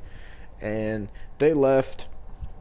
Fucking Nia looks like the female version of fucking Viscera in what she's wearing. Jesus. And fucking, so they're out of here. I'm like, thank God. Then I remembered who the fuck is number 30. Then Natalia comes out, and everybody was saying, oh, Natalia is going to get attacked by Ronda Rousey, and Ronda Rousey is going to take her spot. That didn't happen, which I'm sure Would Austin that was be happy any about. better, though? Would So that be any better? So my question is, why did they spoil number 30? My second question is, why of all people to give a chance for a number 30 spot, would they do a match between Natalia and Tamina? Why? I don't freaking know. Why? So Natalia It was comes WWE out. backstage. They know nobody was watching. So And Natalia if came anybody was out, watching, they were only watching for Yeah. Paige or Renee Young. Yeah. Like, freaking. So Natalia comes out at number 30. She's wearing like this gold gear that for some reason matched Lana's gear. I don't know why. She gets in the ring, and then for some reason she starts hugging Lana. It's like, I'm sorry, I'm sorry. I'm like, what the fuck is this? And then she throws Lana out. And I'm like, okay, so Natalia's a heel again. She's like literally like the female Big Show with heel turns. she jumps from heel to face like she changes clothes. Like, Yeah. So a lot of people got eliminated. So the final four ended up being Natalia, Rhea Ripley, Charlotte, and Bianca Belair. So the first one to go was Natalia, obviously. Then it was down to Rhea Ripley, Charlotte, and Bianca Belair, and I'm like, all right. And Bianca Belair and Rhea Ripley did the smart thing. They teamed up on Charlotte and got Charlotte out. And I got up and I wanted to praise God himself that Charlotte got eliminated. dude, I didn't care who won after that. I was like, okay, Rhea Ripley could be great. Freaking Bianca Belair could be great. I didn't care. Whoever won, it would have been a great Rumble. So after that, it was down to Bianca Belair and Rhea Ripley as the final two, and they started doing like some Shawn Michaels Undertaker type stuff where like in the 2007 Rumble when Taker and Shawn were the last two, they started putting on a really good match. And Bianca and Rhea Ripley were kind of doing something similar to that. Not as good as that, but something similar. It gave me, I was like, oh, that kind of, it reminds me of this. And they almost eliminated each other several times. It was getting really, really good. I didn't know who was going to win. And then Bianca goes to clothesline Rhea ducks it, goes to clothesline Bianca ducks it, clotheslines Rhea out of the ring, and Bianca Belair is your 2021 Women's Royal Rumble winner. I'm gonna have an unpopular opinion. I hope it's popular by like into this, but I think that's got to be the best women's like Royal Rumble That is I've the ever best one. seen. Like Yeah. the first one was like, okay, it's the first one. It was good.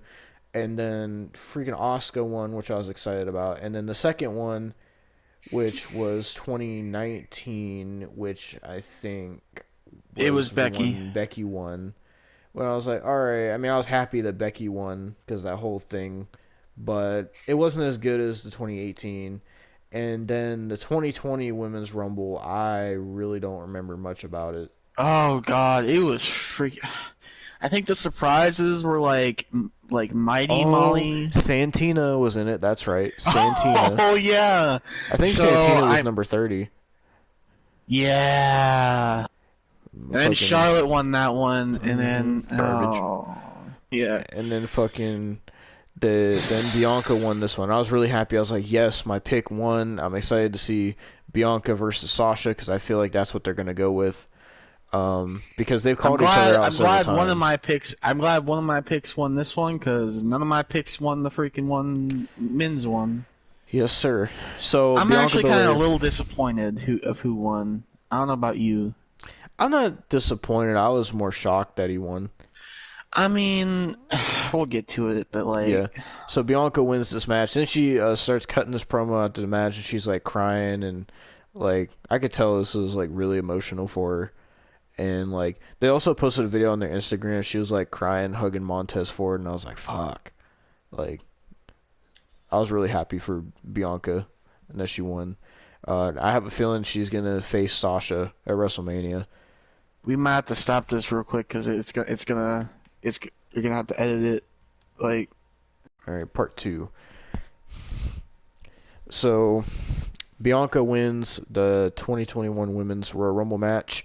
Then after that, we have that whole backstage segment, which we already talked about. And then we have Roman Reigns versus Kevin Owens for the Universal Championship in a last man standing match.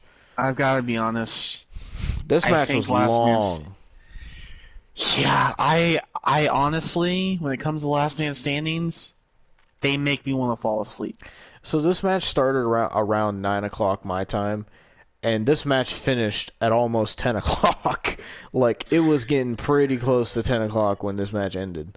Yeah. Oh my I mean, god. it was brutal, and there was a lot of, like, crazy spots, but it was just too long. I mean, the spots were cool, but like, I can't sit there and watch that for that long. I know. Like, we've already seen 2 Kevin and Roman matches, so like, I was already checked out. Like, Kevin shouldn't be getting any more matches after this.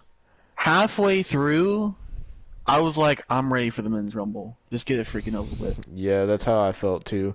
The big spots to note is Kevin Owens got thrown off where the people's screens are through a couple tables, and he pretty much no-sold it and got back up. And then another big spot was he pop-up powerbombed Roman onto an announce table that was in this weird performance center ring setup backstage. I don't know why. It's not performance. It's What like is it? It's in the Tropicana set. Like, I was confused when they had a whole ring and everything set up there. yeah, it's like a practice thing because they're at the Tropicana field, so they have to have something But to yeah, fill up that space. They used a lot of weapons in this match. He popped a powerbomb Roman on the announce table, and it didn't break, so Kevin goes on top of the scaffolding stuff, whatever the fuck it was, and I thought he was going to do a frog splash, but it was more like a splash, and he puts Roman through it. Roman still gets up, and then the biggest spot of the match was Roman was laid out on this like weird table thing, and Kevin Owens climbs up. He raises a forklift up as high as it goes. He climbs up to the top of the forklift and does a swanton bomb, fucking Jeff Hardy style, off the top of the forklift, which had to be like 20 something feet in the air, and did a swanton onto Roman Reigns through the table, and both men still got up. Then they moved back to the arena. Roman Reigns was going to handcuff Owens, but Owens handcuffed Roman Reigns to some scaffolding, and he was going to get counted out. But Roman Reigns, being smart, they actually both did smart stuff. Kevin almost got counted out because Roman speared him through the LED-tron as well. And then Kevin almost got counted out, but he rolled off the stage and landed on his feet, which was smart. And then Roman got handcuffed to the scaffolding. He almost got counted out, but he grabbed the referee and slammed the referee into the Tron, knocking him out. So Roman helped himself. And then Paul Heyman came in and tried to get the handcuffs off Roman. And for whatever reason, Paul Heyman could not get these handcuffs off Roman Reigns. I don't know if the key wasn't working. I don't know what it was. He was there for a solid, 2 minutes trying to get these handcuffs off of Roman Reigns. Yeah. But then Roman gets the handcuffs off, and Kevin Owens comes back, and then Roman Reigns just guillotines him, and Kevin Owens is out.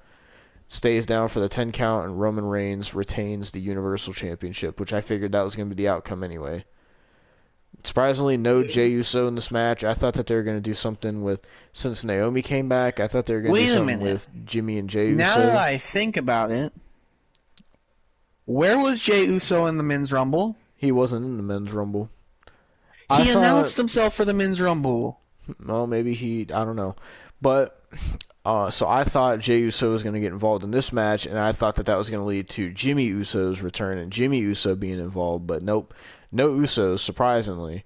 So yeah, Roman retained, and then we will move on to the men's Royal Rumble match.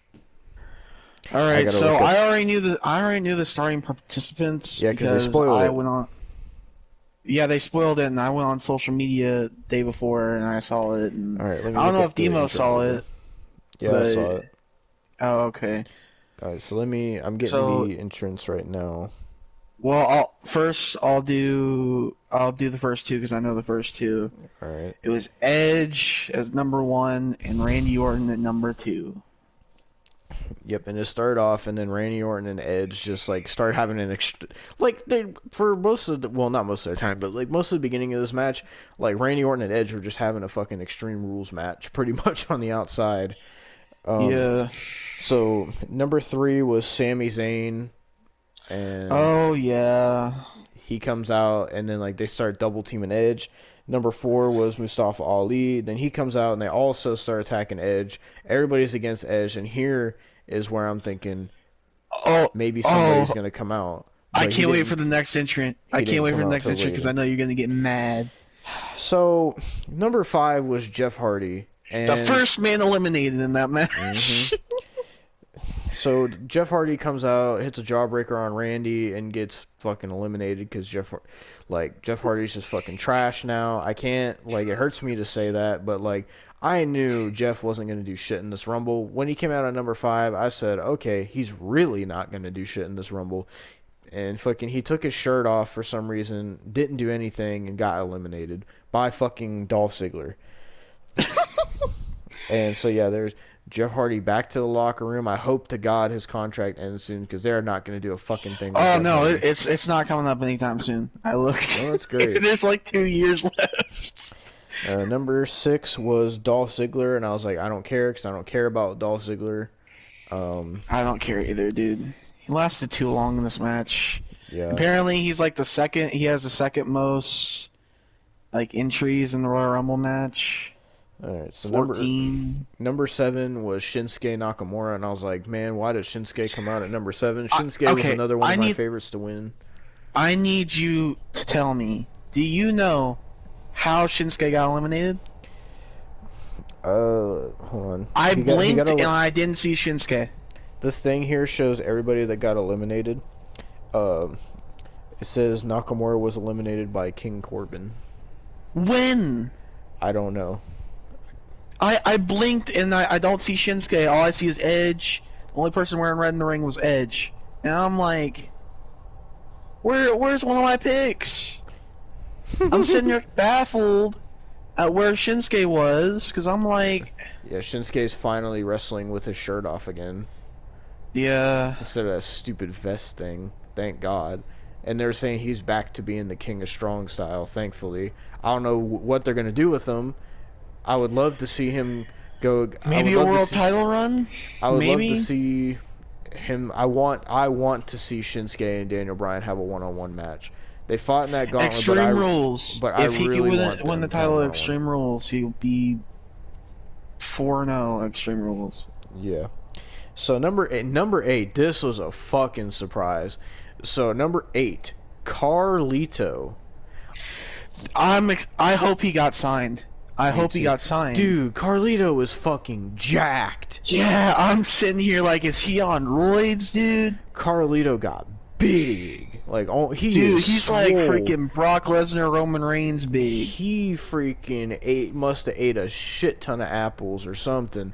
This dude was Oh, that's jacked. not apples. That's freaking like that can't be just apples. So this dude, all I hear is like the spit thing, and all I hear is I spit in the face. I was like, what? And Carlito comes out, and I'm like, dude, like Booker T said, you looking real jacked, baby. Dude, this made me so happy, and it kind of relinquished some of the hate I had for the Raw reunion show or whatever, because like he was one of the main people I wanted to see, and thank God he was in he was in the Rumble. Looked phenomenal, dude. And he fucking hit the backstabber. I was hype about that. He didn't get to spit the apple, which I was mad about. But he did do the backstabber. And he actually lasted a little bit in this match, which I was surprised about as well.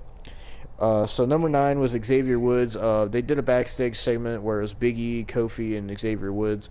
And I don't know if you noticed this, Austin, but their gear was Brody Lee tribute gear. It was like flannel, and it had a picture of Brody Lee on it.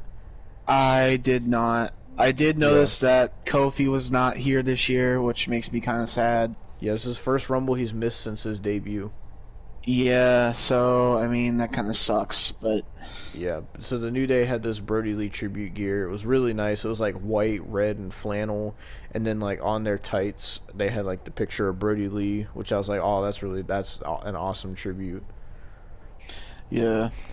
Number 13, number 10, I got mixed up there, was Big E. Came out right after Xavier Woods, which I was surprised about.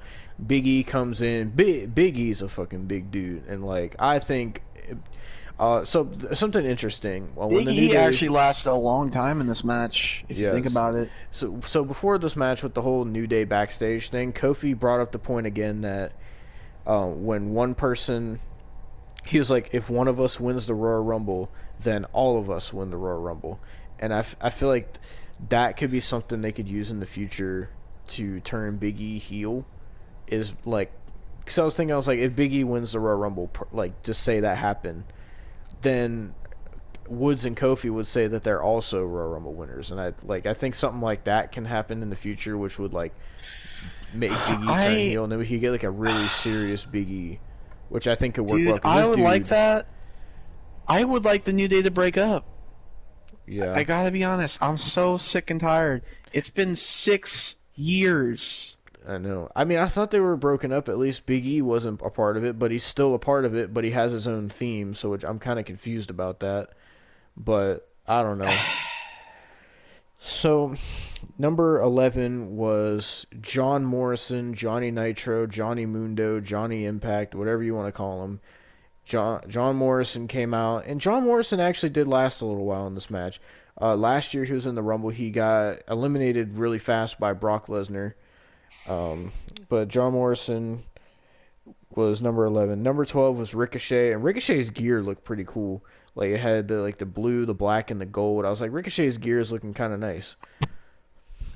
It kind of reminded me of, like, Shelton Benjamin's, like, blue and gold gear. Yeah. Number 13, I know Austin was mad at this. Elias comes out, and God, I swear. No, I'm gonna tell you why I'm mad at Elias. I didn't care that he was in the Rumble. I knew he was gonna be in the Rumble, but he eliminated Carlito. That freaking washed up hobo looks like freaking down this, like I walked by down the street, is asking for change. Freaking, oh, nobody's gonna kill me. Everybody's gonna bring me down. Freak you. Go ask for some change by the freaking 7-Eleven. yeah, Elias is fucking garbage. I can't stand Elias with his goddamn skinny jeans and his goddamn freaking stupid theme that changes every goddamn week. Yeah. Number 14 was Damian Priest making his main roster debut as well, I think. That was cool. I hope it's main roster debut. Damian Priest was wearing some sick-ass white and silver gear. It looked really nice. Dude, Damian Priest is a beast. Like, yeah. Man, like, him and John Morrison were going at it, and he was hitting John Morrison with some, like, kicks and stuff. And I was telling Tony, I was like, John Morrison ain't been hit like that since he was in Lucha Underground. dude, like, and it's hard to imagine that guy's in his 40s. Yeah, it's fucking crazy. He's a big dude, too. Yeah. Number 15 was Mr. Money in the Bank, The Miz. And obviously, Miz and John Morrison teamed up. This is your favorite part, because remember when we were talking about remember the freaking DJ equipment? Yeah, freaking Miz comes out and destroys Bad Bunny's DJ setup because I'm apparently supposed to care about Bad Bunny. I don't care about And then Bunny. Bad Bunny comes out like he's freaking Bugs Bunny. It's like, what's up, Doc? Why are you doing that to my DJ? My DJ set. God, yeah, and he was the reason that Miz and Morrison got eliminated. Yeah, but I mean, it did make Damian Priest look like a beast. Yeah. Like, because he eliminated them both at the same time. But then he ruined it because Bad Bunny goes up top and hits this awful cross buddy got the body. Yeah, we were freaking, saying he was trying to be Snoop Dogg with that. he freaking hurt. It looked like he hurt himself because he's holding his goddamn ribs. Like, yeah, he can't even do a cross body right. But like he goes out, and then who comes out next? Number 16 was Riddle. Yeah, I didn't care. I don't understand why. He was in like the final 5, and I was like, I Yeah. don't care. Dude, him and Daniel Bryan were fucking going at it, dude. I Yeah. like I was like when they were doing it, I was like, okay at first. And then they started doing like all these wrestling holds and like kicks and chops. I'm like, okay. Like this is the Yeah, kind of riddle that we need to was. see. Yeah, we don't need to see no like This is mingling the with freaking Jeff NXT riddle that I Hardy miss. or like I don't know. Because when Riddle was in NXT, Riddle would be like tearing it up with people. And he was Now tearing he's it just up with Daniel Bryan. And now that he's goes to just show like the you freaking how Riddler. good Daniel Bryan still is. Yeah, it's sad this is gonna be his final run. I know. Like, Speaking of Daniel Bryan, he came out next at number 17. all right, yeah. So Daniel Bryan was my main pick to win. Mine too. Didn't happen. We're just gonna spoil that. I really thought that they were going to go with like Daniel Bryan versus Roman Reigns at WrestleMania. I thought that's what they were going to go They with. might still do it because if you think about it, the guy who won is on Raw. Yeah, that's true.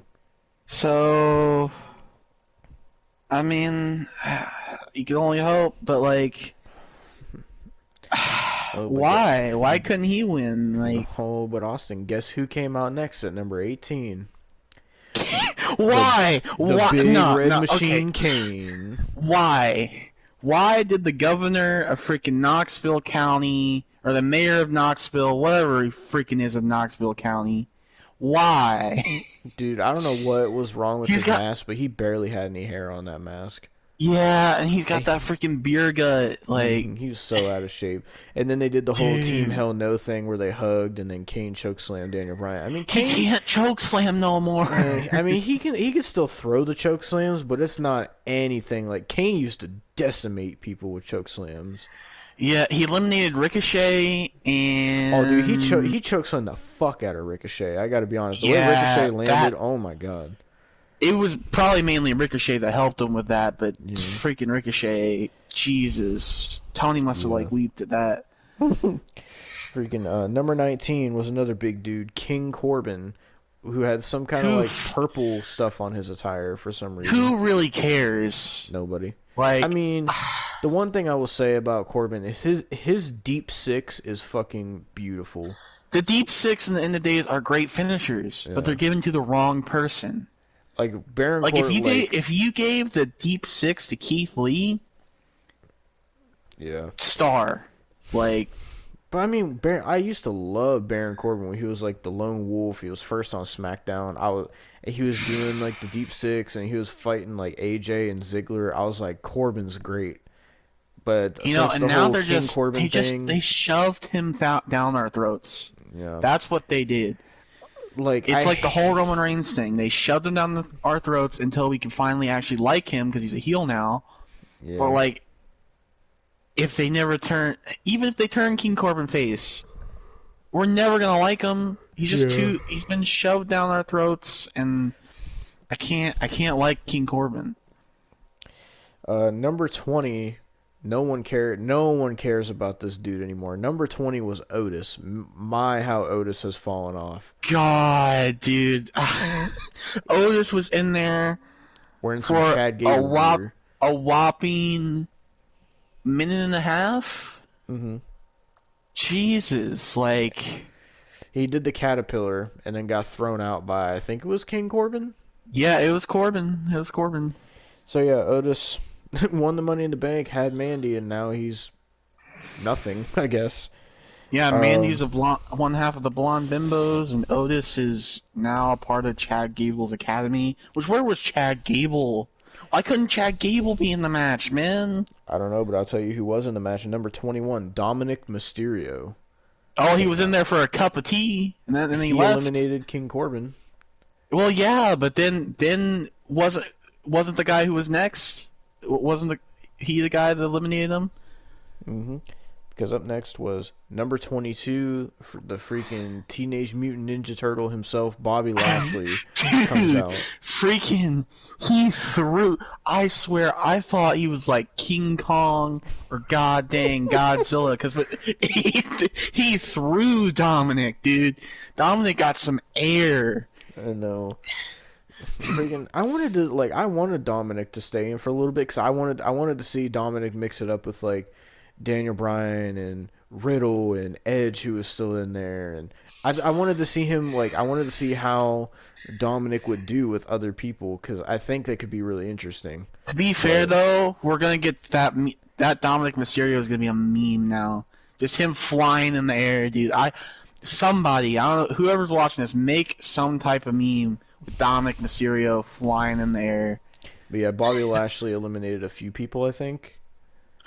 Yeah, he eliminated Dominic Mysterio and Him and Big E went at it. It was the U.S. champ and Intercontinental champ. They went at it. oh yeah, that's right. Yeah, I mean, they like, went at it. It was pretty cool. I don't really care about Bobby Lashley, but I mean, when it gets to it where he's like, he had momentum. Bobby Lashley was like, he was feeling it. Like, I do think they could really do something with Bobby Lashley. I feel like he has the potential to do something great. I just think they don't know what to do with Bobby Lashley. Yeah, I mean, if they would have given him the title, it would have worked. Yeah. But I mean, If they would have gave him if Brock. you think about it, the only person that they had in the Hurt Business on this show was Bobby Lashley. Yeah, I didn't see is no true. MVP, no Cedric Alexander, or freaking Franklin, freaking Shelton Benjamin. Or as Jim Cornette says, Jade Cargill. Oh god, But number 23 was the Hurricane for some reason. why? He He got thrown out in seconds, dude. He came in and he tried to double choke slam Bobby Lashley and Big E. That is legit the spot that he did in the 2001 Rumble with Stone Cold and Triple H. Yeah. So then Hurricane gets thrown out and I'm like, well, that was a waste. But Austin, number 25 was the most hype moment of the night because number 24. Number 24 was the most hype moment of the night for me. Making his return, the biggest surprise of the night, Christian. I gotta Came be out. honest, I was like, eh. Dude, Like, okay. I fucking love Christian. At that point, I love Christian and like I love his work and everything, but like, I Christian was still wanting the looks really fiend. good. I was wanting the fiend to like jump in there, and it didn't happen. And I'm just like, Austin really has Really? a fiend fetish, if you can't tell. no, I just like the fiend, and I want him to come back because I'm excited to see what his WrestleMania match is going to be. But definitely, And I'm excited to see what him and Alexa Bliss are going to do next. But it's going to But- be a bit more. definitely Christian was the surprise of the night. I never thought Christian was going to wrestle again, but Christian comes out. Christian looks the same as he did in like 2011. Like Christian has a good physique. Yeah. Christian looked like he hasn't missed a beat. Christian is still He really somehow lasted until the Final Four. good. That is true. Which I was, yeah. And we also got an Edge and Christian reunion, which was pretty cool. Yeah. Then number 25 was AJ Styles with Omos. Which he had a pretty good like run in this match until the number 30 spot. Yeah, Omos was helping AJ stay in the match, and he was also helping eliminate people. Yeah, I think it was a person that's coming out next, and he Yep. eliminated Big E. And number 26, Rey Mysterio. Yeah, he eliminated Rey Mysterio. Rey didn't do a whole lot. I mean, at this point, you had like some good people in there. You had Christian, you had Edge, you had Bryan, you had Riddle, Styles. you had Styles. You had a really good field in the ring.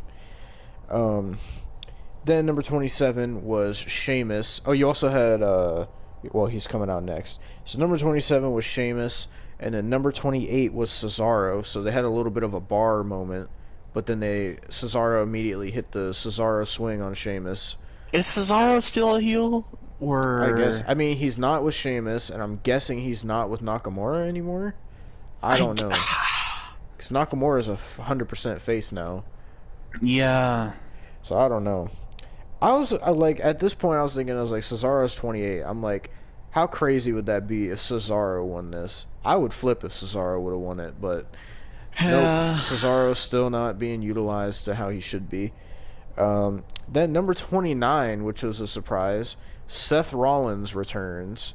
I didn't care. He came out. Just didn't care. His gear looks sweet.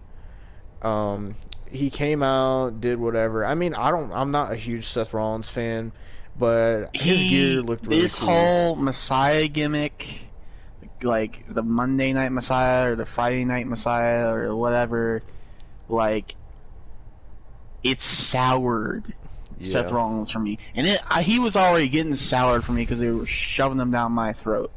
So I believe this was the first time we've seen Seth since Survivor Series, I think. that is correct. But yeah, his gear looked really sweet. I can't lie about that. But what he did was he sat on the outside and waited for the right moment. Then he came in and would like curb stomp people. Yeah. Then the worst moment of this match, number 30, Braun Strowman. Why? Why couldn't it have been the Fiend? I don't care about Braun. I don't want Braun. Why is Braun in the company anymore? I was telling my friends Nobody likes him. I was telling my friends that Braun Strowman, like the way he looks now, looks like a generic like WWE 2K15 My Career Created character. Am I the only one that hates Braun Strowman? I know you do. I hate Braun. But Strowman. does any of your friends do? Yeah, they all hated him. Why? Why is he in the freaking Rumble? Not I even know that. Why he was on number 30? SmackDown. He didn't. Man, he looks like. God, so he looks like Baron freaking Blade. So he eliminated AJ Styles, I think, right? Yeah, he eliminated AJ Styles. He eliminated most of the good freaking talent in that match. So the final four came down to Seth Rollins. Oh wait, no, you got wait because it's final five because we forgot. Randy Orton was taken out of the match early. Wasn't eliminated. But it was final five. But Michael Cole said it was the final four. So I don't give a crap what Michael Cole says. Does anybody give a crap what Michael Cole says? Freak Michael Cole. Apparently Bayley does because she had his name shaved on her head. But so the final four, for all intents and purposes, was Christian, Edge, Seth Rollins, and Braun Strowman. And Seth Rollins starts trying to team up with Braun Strowman, telling him, "We're the future, they're the past. Help me eliminate them," or whatever. I legit recited this when he said that. If Braun Strowman is the future is very bleak. Yeah. So Braun Strowman turns on Seth, but almost eliminates Edge. Edge tries to get Strowman out. Christian helps him, and Christian and Braun Strowman get eliminated.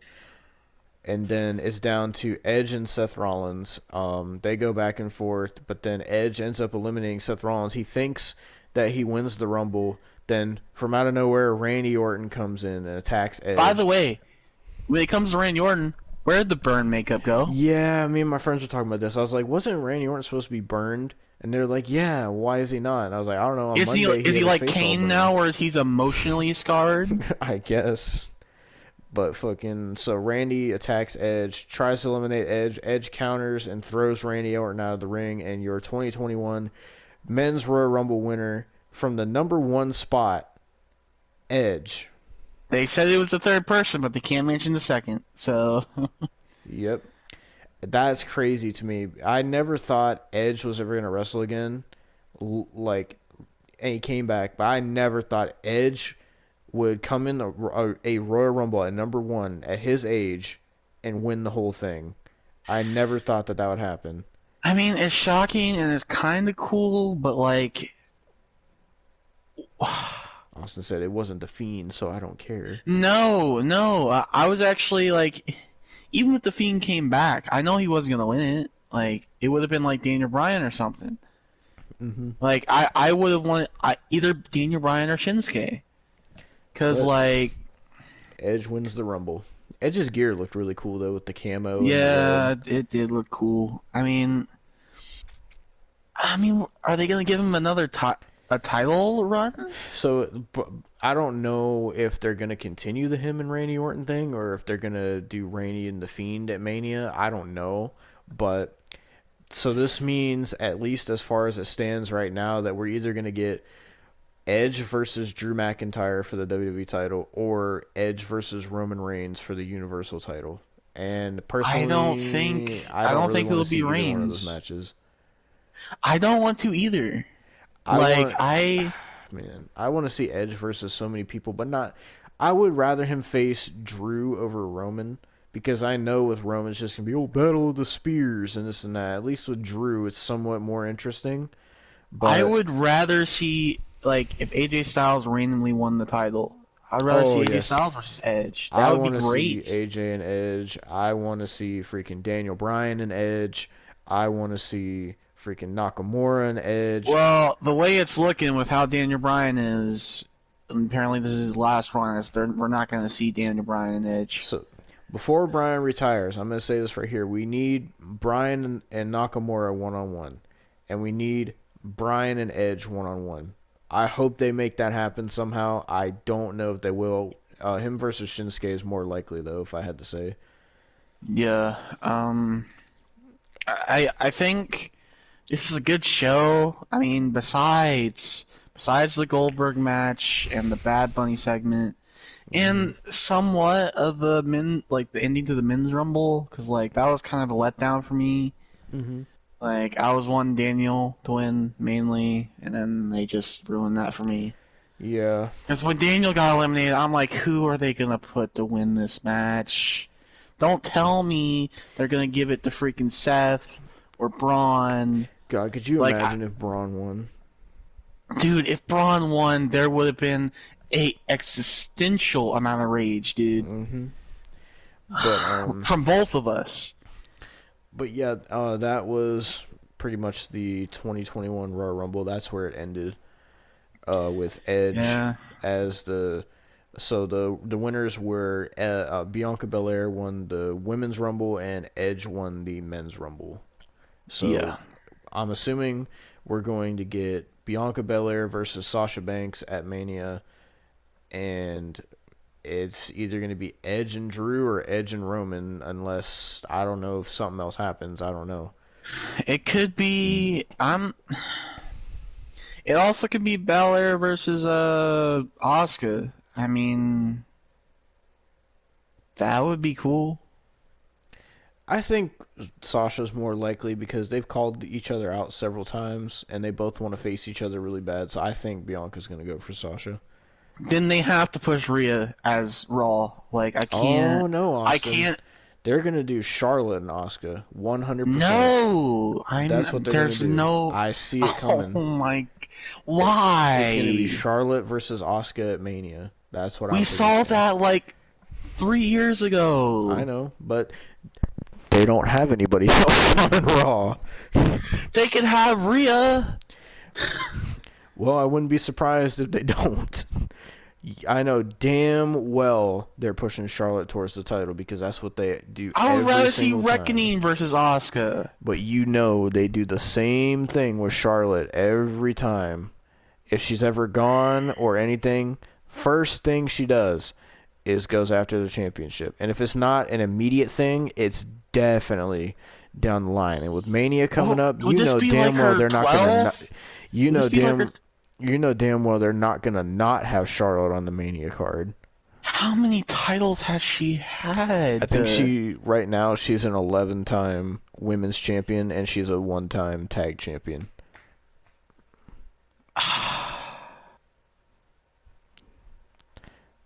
They want her to break her father's title record. But that's a men's title record. Why would? But yeah, so WrestleMania should be interesting with what they book. Can't wait for freaking 5 years later when she's like a 25-time.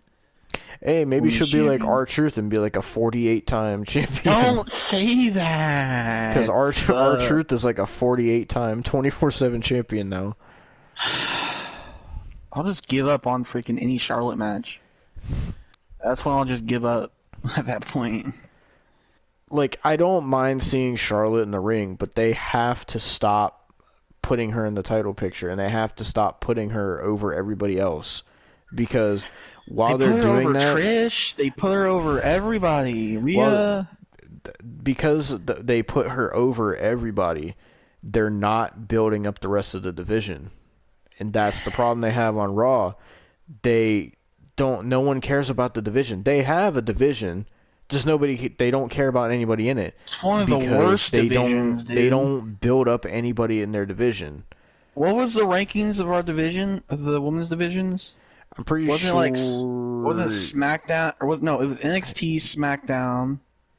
It was NXT, SmackDown, I think. Then AEW, Impact, Raw. I think. Oh, was it Impact Raw? Okay. I think so. Yeah, that's right, because they had Taya for a bit, and now they don't.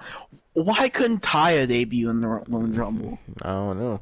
Maybe she'll stay on Impact. Maybe she'll be like Jay Lethal and never freaking leave her company that she's in. No.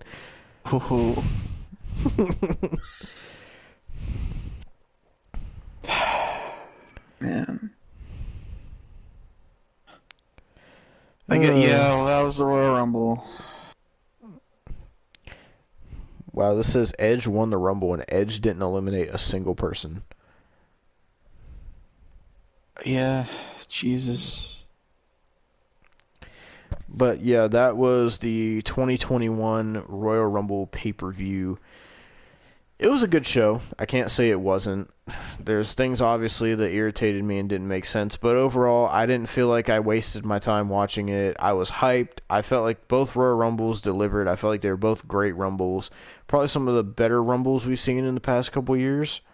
I would say, especially on the women's side. I think this was the best women's Rumble they've done yet. Besides the people at the end, but overall, I think this is probably the best women's Rumble so far. Definitely not the best men's Rumble by any stretch, but it was decent enough for what it was. No, for me, I don't know what your best Rumble is. Mine's got to be the Forgotten Rumble 04. Oh, there's 2 Forgotten Rumbles now. Why? There's an account on Instagram called BT Sport WWE, which is one of WWE's Instagrams. They posted every single every single Royal Rumble winner in history, and they left out Chris Benoit 2004, and they left out Alberto Del Rio 2011. Oh, true. That's right. And people were complaining about it. Why would they? Oh man, you can complain about Benoit, but not Del Rio. Del Rio is just a freaking. Benoit didn't know. It's gonna be a different opinion from everybody else. I might get flagged for this, but Benoit had shots to the head and didn't know, like his brain was messed up. But like Del Rio knew exactly what he was doing. Me personally, like, I agree with them not showing them because of that, not mentioning them. But what I would have at least, like, if they're going to do, like, they can't just erase history like that. I understand why people are upset about that. If it was me, I would at least acknowledge that Benoit won that Rumble and that Del Rio won that Rumble. I mean, you don't have to mention them otherwise, but I would at least acknowledge it and not just pretend like it never happened. You can't just pretend like their 2004 and 2011 doesn't exist. Like, I would have at least mentioned it. At the very least, I would have said 2004 Chris Benoit, 2011 Del Rio, and just left it at that, at least. But it's whatever. I understand why that they're not mentioning him, because Chris Benoit. Yeah. I'm not gonna call Chris Benoit a piece of shit, because he's not. He's honestly not. He had. It was a mix. I watched the Dark Side of the Ring thing, and it was a mix of, like, I don't know, Chris Nowinski, I think, was the guy that worked on him, because he was the guy that was like the college kid or preppy guy in WWE, and he had problems with this. But basically, he got so many shots to the head that it messed up his brain, and that's why. From what I remember, Del Rio didn't have any shots to the head. He knew exactly what he was doing. From what I remember about Benoit, it was like that whole thing you were talking about, and then on top of that, his like crippling depression of like losing Eddie Guerrero. Yeah, Eddie losing Eddie was a big thing for him. Like, Basically, the way I looked at it is like when Eddie died, Chris Benoit died. basically, yeah. Not physically, but inside. And Like that all just mixed in he, his head, and that caused what happened. yeah, Because I listened to, like, if you know who Chris Van Vliet is, he does, like, interviews.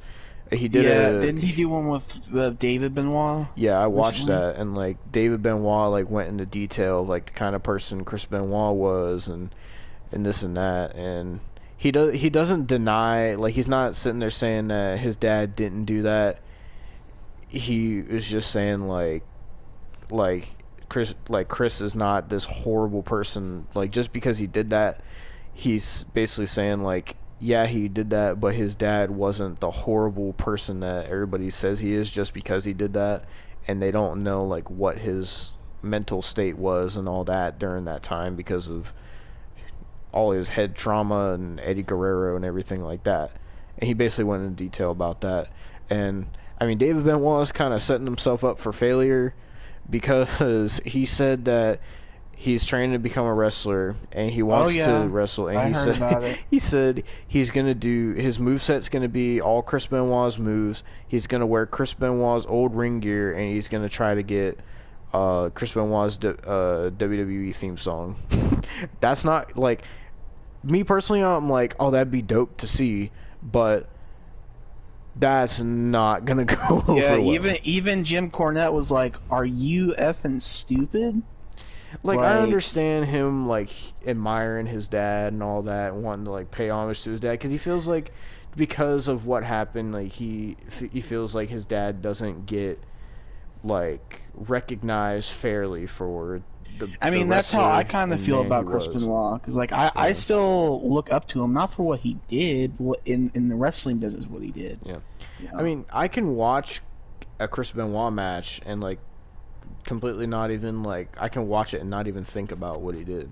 Just because that's Yeah, how like, great of a wrestler he was. and I hate people on Twitter, like people like recently people were like, I don't know who freaking tweeted it, but like, what was the best Royal Rumble match ever? And people were saying like Kurt versus Benoit, Kurt versus Benoit.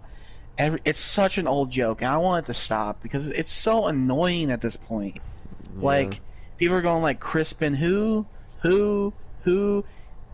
Get over it. It's not funny no more. It's honestly stupid. That Chris Benoit Like, thing is that Chris Benoit thing is like 14 years ago now. yeah, it's like why dread on it, and why keep I'm making sure David jokes? Benoit is so sick and tired of hearing about it. Imagine Yeah, what that stuff does to him. I could definitely imagine.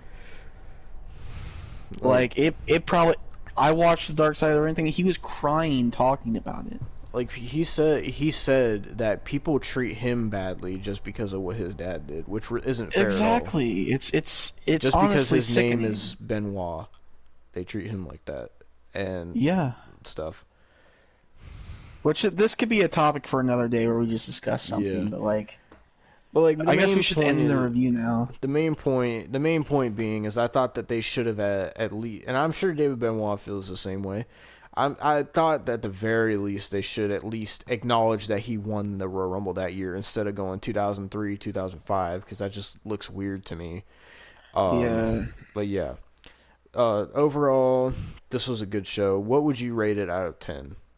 Uh, I'm gonna go probably 7. yeah. I was gonna go 7 because the Bad Bunny segment, somewhat disappointing end for me, and the freaking Goldberg stress kind of put.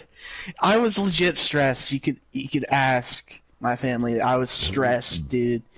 I was on the edge of my seat. I was freaking terrified. What did your family think of the Rumble? I mean, my mom doesn't really watch wrestling. She kind of thinks it's boring sometimes, except for like the Rumble matches or something like that. But like, when it comes to my sister, She has her own thoughts. Like she thinks Lana is good. So She's gonna get a talking to. nah, I'm not. I'm gonna let her have her own opinion. But like, and my baby sister, she loves watching wrestling with me. She gets actually like pumped up for it. So you That's good. know, my stepdad wasn't feeling that good today, so he didn't really watch it. But you know, it's fine. Like as long as he's feeling better, it's all good with me. So, Yeah. but yeah, I mean, my family's kind of neutral on it mainly. Yeah. Overall, I think it was a really good show. I hope that Elimination Chamber will be good. I have worries for Fastlane. I don't know why they're doing Fastlane. Well, don't forget, we gotta get through Beach Brawl and NXT Takeover before Well, Chamber. Austin, as a matter of fact, Wednesday we're not watching Beach Brawl. We're actually watching AEW Beach Break. What the freak ever, man! I don't give a crap. Shut up. Watching AEW Beach Break, and then Austin wants to watch Takeover Valentine Day. I don't think it has a name. I don't know why they don't It's call it just Takeover. NXT Takeover. I don't know why they don't just call it NXT. Same. Well, Takeover NXT Valentine's Takeover Day St. Massacre. Valentine's Day Massacre. Yeah. Yeah, you would think. I mean, they're using Great American Bash and Halloween They Havoc. use Why NXT not? Takeover in your house. That too. Like, I mean, they got the Bash of the Beach name. That's why apparently that's why AEW is using Beach Break. They got apparently I would rather them they use Beach switched. Brawl. That sounds better. They switched Bash at the Beach over from Cody from the Rhodes name. So they got the Rhodes name, but they gave away Bash at the Beach. Basically. It feels weird to call him Cody Rhodes again, honestly, because I got used to calling him Cody. Yeah, apparently it was Tony Khan's idea because apparently Cody didn't want to freaking use the Rhodes name anymore. It just seemed weird with them saying Brandy Rhodes, Dustin Rhodes, and Cody. Yeah. I mean, I think they got away with it a little bit because they just say Cody, Brandy Rhodes, or Cody and Dustin Rhodes. Yeah. You know. But yeah, our next review is going to be on AEW Beach Break on Wednesday. I don't work Wednesdays, so I can watch. I'm looking forward to seeing Thunder Rosa. I don't know what else is on that show. I know it's Thunder Rosa and Britt Freaking, Baker. they got this awful main event. It's going to be the Good Brothers and Kenny Omega versus freaking John Moxley, Ray Phoenix, and Pac. Oh, God. Where's Pentagon? Yeah. Pentagon is apparently injured. Oh. Remember when he got attacked? Apparently that was to write him off TV. Oh. Well, yeah, so that's what we're doing next. AEW Beach Break Wednesday, and then on February 14th, Sunday, we are going to do Takeover, whatever they call it. We'll just say Takeover Valentine's Day. Yeah. But, yeah, until then, we will see you all next time. Peace. Alright, guys. So we just watched Impact Hard to Kill. Austin is fucking furious. He's about 10 times more angry than he was at Goldberg, so I'll let Austin take the floor. You're going to wait. I'm gonna wait.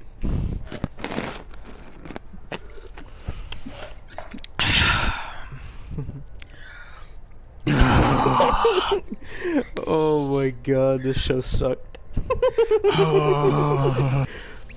And the best part is Austin agreed to make the thumbnail. So I don't have to. I'm going to take my anger out on that. It's gonna be the most shittiest thumbnail ever made. Oh no, I'm going to make it look good. I'm going to make all the people in it look bad. You gotta put Tennille Dashwood's ass in it again. That was an important part. I'm going to their Twitter. This is gonna be, get ready everybody, this is gonna be a long seething angry rant. This is not even gonna be a review. This is gonna be a rant for the ages. I'm trying to see Rome. Okay, that's not it. It's Decay. Oh wait, that is the start of the match. That is the first match. So we didn't watch the pre-show because why would we watch another hour of this godforsaken pay-per-view? Yeah, so the pay-per-view was actually 3 hours instead of 4 hours, come to find out. 3 hours too long. Yeah. It did feel long. Madison Rain announced her retirement. Hey, still retired. 18, you know, I'm gonna be 18 soon. He says September 7th. Them DMs are open. As long as you're not Kimberly or Nia Jax, come on. Let's see. Oh, DK versus Tennille Dashwood and Caleb with a K. It was actually a good match. It was, In to fact, be fair. it was the only good match. I think the X Division title match was a good match. I guess you can count that as a decent match. So it was a was good one triple of threat. 2 good matches out of freaking 9. So, man. Decay are back together, Crazy Steve and Rosemary. I don't care. Neil Dashwood was great. She's always great, as Dima would say. Perfect ass, man. Caleb with a K Juicy actually and knows succulent. wrestling moves, so that's an up. Yes, sir. Decay won. Yep. I think didn't both Tennille and Caleb get misted Yes. by Rosemary, I think? Or was it Crazy Steve? Yeah, Rosemary. I don't know what kind Crazy of gear Steve. Rosemary was wearing, but it looked weird. I don't know. Crazy Steve just looks like a hobo. He always has. But then everything was ruined because guess who comes into the impact zone? Kenny Omega and the Good Brothers. That's where it all fell apart. This is where it all fell apart. Oh my god. They come in and they like shove down this guy's papers. And then we have Eric Young, Cody Deaner, and Joe During taking on Tommy Dreamer, Rhino, and Cousin Jake in a garbage match. This match was pretty bad. Freaking Tommy Dreamer and Rhino are so freaking past their prime. Dude, they're 1,000 years past their prime. As Austin put it, ECW washed up has-beens. Exactly. Eric Young wins the pile driver. That wasn't the only pile driver we seen tonight. No, we've seen so many of those.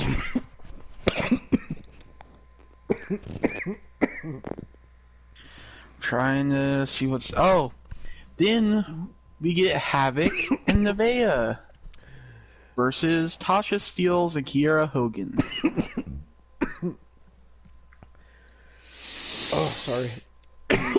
Havoc might be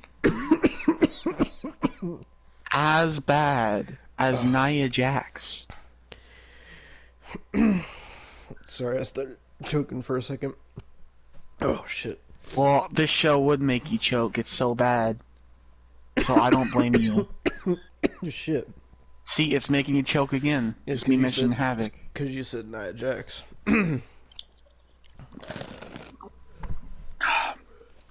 Freaking Havoc is one of the worst Yeah, she was promos, not only promos, wrestlers I've ever seen. bad. Yeah. Oh, We were watching this match, and Havoc was like so slow and like just like, oh, it was just bad. Like she didn't. It looked like she didn't know half of what she was doing, kind of like Nia Jax, but she was like, Gary the moving so Snail slow. could wrestle better than her. oh my god. Tasha Steelz and Kiera Hogan are the new Knockouts Tag Team Champions. Like it matters. You know what I Does it noticed? really matter? Are they really? It's not going to be like they're doing anything good because they don't do anything good on the freaking women's tag team champions at the freaking goddamn WWE. So it's not like they're going to do anything with these tag team champions. Impact doesn't have a knockouts tag team division. Exactly. So I don't know what they're gonna do. It's going to be worse than WWE because they don't even have a knockouts division. At least when WWE did it, they had a tag division. They had. So, Jesus Ace Christ. Austin comes out to the ring with Madman Fulton, who is Sawyer Fulton. Sawyer. Sawyer Oh, Fulton. gosh. Remember him from 2K18 because nobody played as him. Yep. Freaking. So, Ace Austin's talking all this crap about he had to go through like 4 guys, win this trophy, blah, blah, blah. And he's actually pretty good on the mic, I could admit. Then Matt Cardona shows up. Matt Cardona makes his Impact debut Why would you want to work for that company? because Austin, Brian Myers is there, and that's his best friend. And I don't give a they're crap. gonna be if tag it's his team mother. partners. If it's his mother. I don't give a crap if all of my family work at Impact. I will never work at Impact.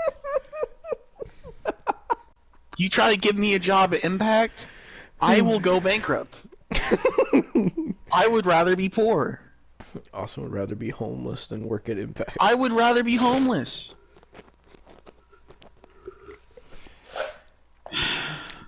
So I definitely see. Obviously, I can see them doing a thing of like Matt Cardona and Brian Myers versus Sawyer Fulton and Ace Austin or something like that, or some. They're I know. Well, 100% from what they're I've gonna do seen, Brian Myers from and what Matt I've seen Cardona from on the a team. 2 times that we've watched Impact this week, Brian Myers is a heel. So that means, are they going to turn Matt Cardona a heel? I don't care, and I'm not going to watch, so it's not going to matter. I just know at some point they're gonna put them together. God, dude. Next was the freaking triple threat, and like Demo said, it was decent. It was Manic, aka TJP, defending the X Division Championship against Rahit Raju and Chris Bay. I love Chris Bay. They didn't have him take the pin in this match, which is good. Yep. Chris Bay, go somewhere else for your Manic- own good.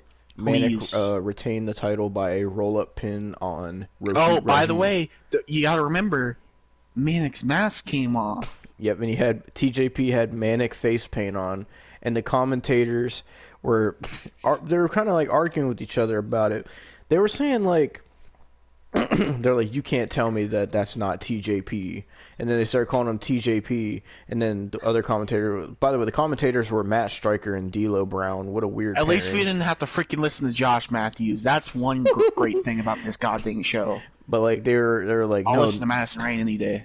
they're like, no, that's Manic. And they're like going back and forth about it. I'm like you're just ruining it even more. But yeah, so Manic had like a TJP type attire on, but with the Manic mask. But then it came off, and he had Manic face paint, which looked bad. It was bad. The whole Manic It thing looked like he was was bad. doing a bad Joker cosplay. Yeah. The whole thing was Alright. just, the whole Manic in general was just bad. It should have been Suicide instead of Manic in that match. No, but isn't Suicide and Manic not the same person? Well, they were tag teaming, so obviously not. Yeah, so they couldn't do Suicide. Because why would that make sense? I don't know. And then Victorosa, Deonna Purrazzo versus It's Virtuoso. freaking He said Victorosa. whatever. I don't even care. Versus Nice Titties Taya. Yeah, this match was slow, clunky, boring. Didn't pay attention. I know Deonna Purrazzo won. Yep. And Taya Valkyrie really didn't deserve this match because on Impact she lost clean to Kimberly. So Kimberly, Of all people. The only thing that was nice in this match, and you can call me sexist, whatever, the only thing that was nice in this match was Taya Valkyrie's breasts. I don't care what anybody else says. I didn't give a shit about this match. I was watching this match for the most part. It was slow, it was kind of boring, but the only thing I was paying attention to was Taya Valkyrie's breasts because it's her best asset. And, you know, I guess Deonna Purrazzo is a decent champion, but I don't really care. That's the thing. And this match, I just I had no interest in nothing. And with Taya Valkyrie, I know she was the longest reigning Knockouts champion or something like that, and was beating all these other women. But Impact, their women's division isn't the best. They kind of have they have women, but they don't have women that people care about. Okay. But yeah, now Deonna Purrazzo it's time for me to take the floor, because this is when the show went from bad to one of the worst shows of 2021. And now it's not even February yet, and this is one of the worst shows of 2021. It will be in the top 10 forever. Oh god. Oh. Ethan Page. Let's talk about Ethan Page for a minute. He was great, man. I remember I saw him all in. I'm like, oh, he has potential. He has some good potential. Then he went to Impact. Didn't see him for a while. I watched a couple episodes of Impact leading up to which wasn't great, to be honest. But the one thing that I saw that was great, Josh Alexander and Ethan Page, the North, great. Then, fast forward to a couple months after, and I start seeing on Twitter, the Karate Man. We saw the Karate Man tonight, and that was where Austin lost all respect for Impact. Okay. No, I lost all respect. I've already lost all respect for Impact. Okay? Let's get that straight. I lost all respect for Ethan Page. Oh Ethan Page is dead to me. He's done. He's done. He's like, Ethan Page is dead to me. Okay, so Jesus. Ethan Page started acting weird, and then he debuted his goddamn Karate Man gimmick, which apparently is a multiple personality thing. I don't care. I don't watch Impact. I only watch 1 week before I watch this. Oh my god. First of all, it was a cinematic match. One red flag out of the many that came before it. Ethan Page versus himself, the Karate Man. Oh god. It was bad green screen. Oh yeah. Oh my god, it was bad green screen. Yeah, they green screened it. They weren't even hitting each other. Nope. They couldn't even make it look like they were hitting each other. Freaking... And then, suddenly, the Karate Man rips out Ethan Page's heart. I hope that's the last time we see Ethan Page. Because I don't want to see Ethan Page no more. Yeah, if I ever see Ethan Page on the indies or anything, I'm fast-forwarding. They literally, had the Karate Man. You know how Jim rip his heart Cornette out. has the freaking tooth and nail rule with Breaker and stuff? I have the freaking Ethan Page rule. Every time I see Ethan Page, I'm not watching. They literally had the Karate Man rip Ethan Page's heart out, and it was a fake plastic heart. You could tell it was one of those Halloween body parts that you can buy, and it had fake blood coming from it. It was so bad. Are you okay, Ethan? What was your problem? Did you forget to take your meds this morning? Oh my god.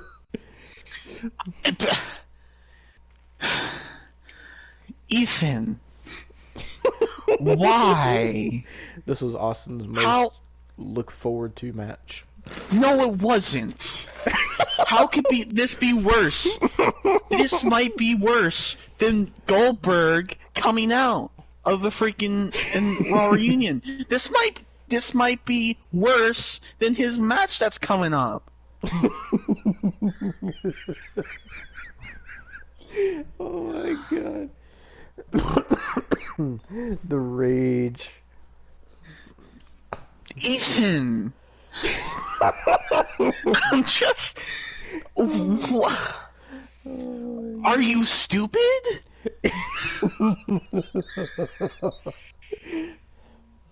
Oh my god. This is I so was bad. so hooked on you. You were one of the best freaking parts of Impact. You were the only thing I was looking forward to on Bound for Glory. And you won the tag champs and then immediately lost them. Oh my god. You have let me down. In fact, I'm blocking you on Twitter. Oh my god. Are you really? Yep. Is Ethan Page now on your shit list? Oh yeah, he is. Is Ethan Page and the Karate Man, or are they putting him on there as the same They're the person? same goddamn person. Well, maybe next week we'll see Mannequin Suicide versus Ethan Page and the Karate Man. I'm not watching Impact ever again. You think I'm watching Impact again? After this spit in the face that I just watched? Oh, All ego, Ethan Page. All ego. You might as well be all elite, because that's how bad you are. Jesus Christ. Block. Yeah, you will no longer be able to follow or message. He will no longer be able to follow or message you. Message. You will not see notifications from all official ego. Block. Oh my god. I'm sending you a screenshot. Just so you see. Oh my god. I haven't even, like... I haven't seen something so awful. My god. Kurt Angle's in-game will probably be better than that. Oh my god. Here's the picture of me blocking him.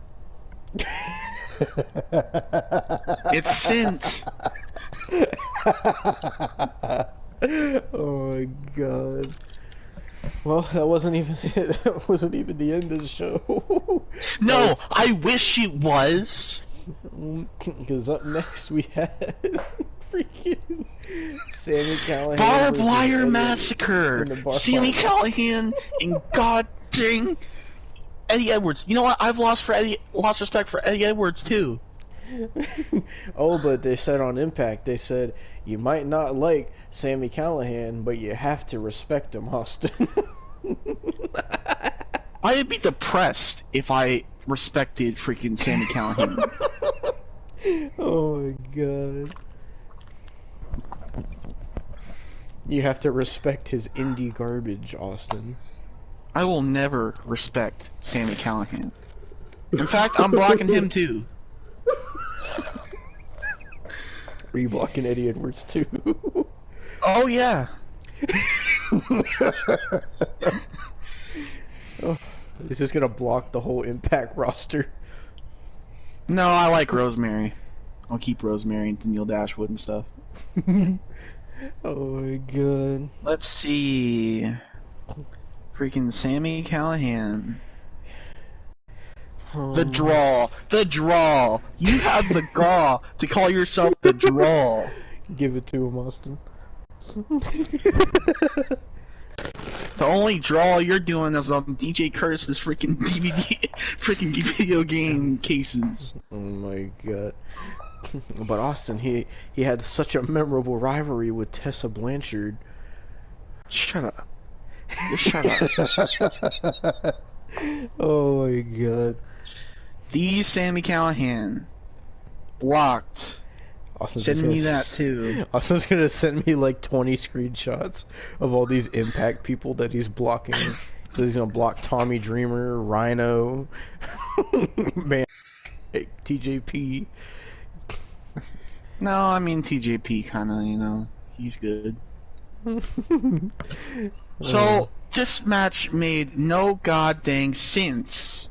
It was what you would expect from a barbed wire death match. It was indie garbage. They used But weapons no, that had barbed wire it wrapped around wasn't them. really, because you had freaking one side of the ring. Oh, yeah. There was only one part. One side of the ring. There was only one part of the ring. Had steel cage with barbed wire on it. Not the whole square. One freaking part. Square. Oh, it was for aesthetic purposes, Austin. Eddie Edwards dove headfirst into it. Freaking God.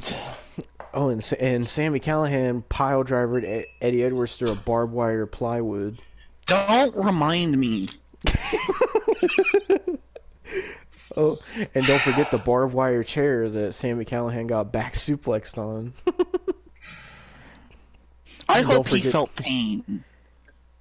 And don't forget them both getting caught in all the barbed wire that was on the ropes. They all deserved that.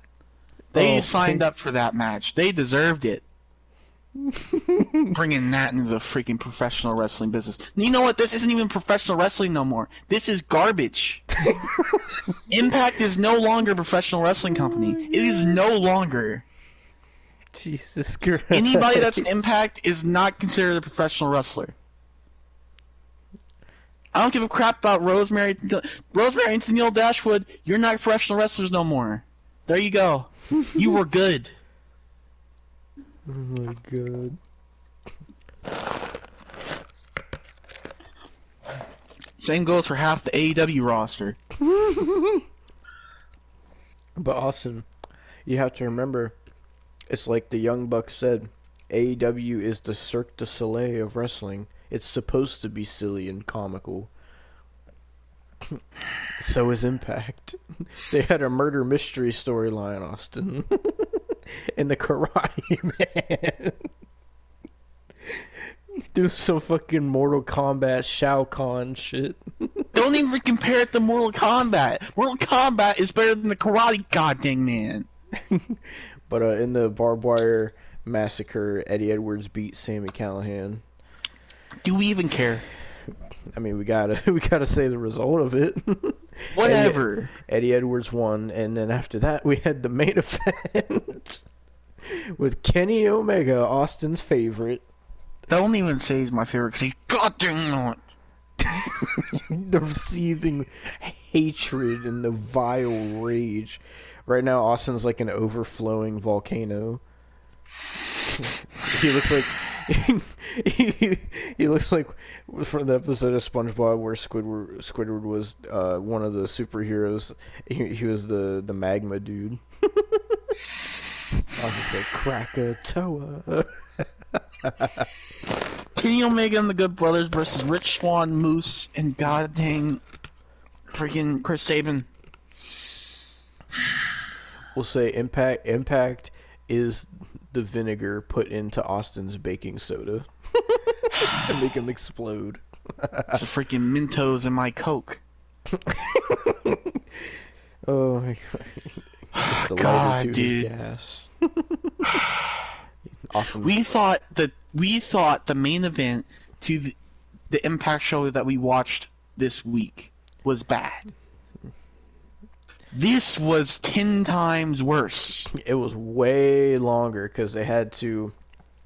They had to give it that freaking Kenny Omega hour-long match. There you go, Tony. You got your another freaking hour-long match. And they had to make it go the rest of the time of the show. So it was the main event was. It was supposed to be Rich Swann and the Motor City Machine Guns versus the Bullet Club, but something I went through two waters.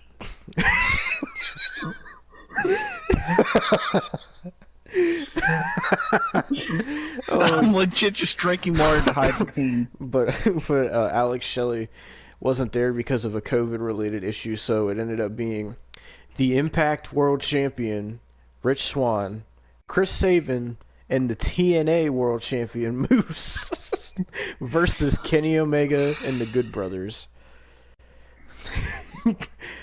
Oh my God. This match was long. It was boring. It was dragged out. It was a Kenny Omega match. It was a Kenny Omega match. You had all the twinkle toes spots. I didn't pay a whole lot of attention to it because it was so boring, but I remember getting to the end and all I seen was V trigger, V trigger, V trigger, V trigger, V trigger, V trigger. If I see another V trigger, I'm gonna throw up trigger. Austin said, I'll come down to Jacksonville myself. Oh, he said, I'm going to go face to face with Tony Khan and tell him it sucks. You know what? You know what? Don Callis was saying a lot of stuff in this match. Oh, yeah. Said, Don Callis, you're blocked. Do you already have Kenny Omega blocked? Mm-hmm. Are you going to block the Good Brothers? They keep up what they're doing. I'm not even followed. I don't even follow Don Callis. You're getting blocked anyway. Oh, God. There's another screenshot to add to the list. So Kenny Omega. Oh, you're cutting out. Here. Still cutting out.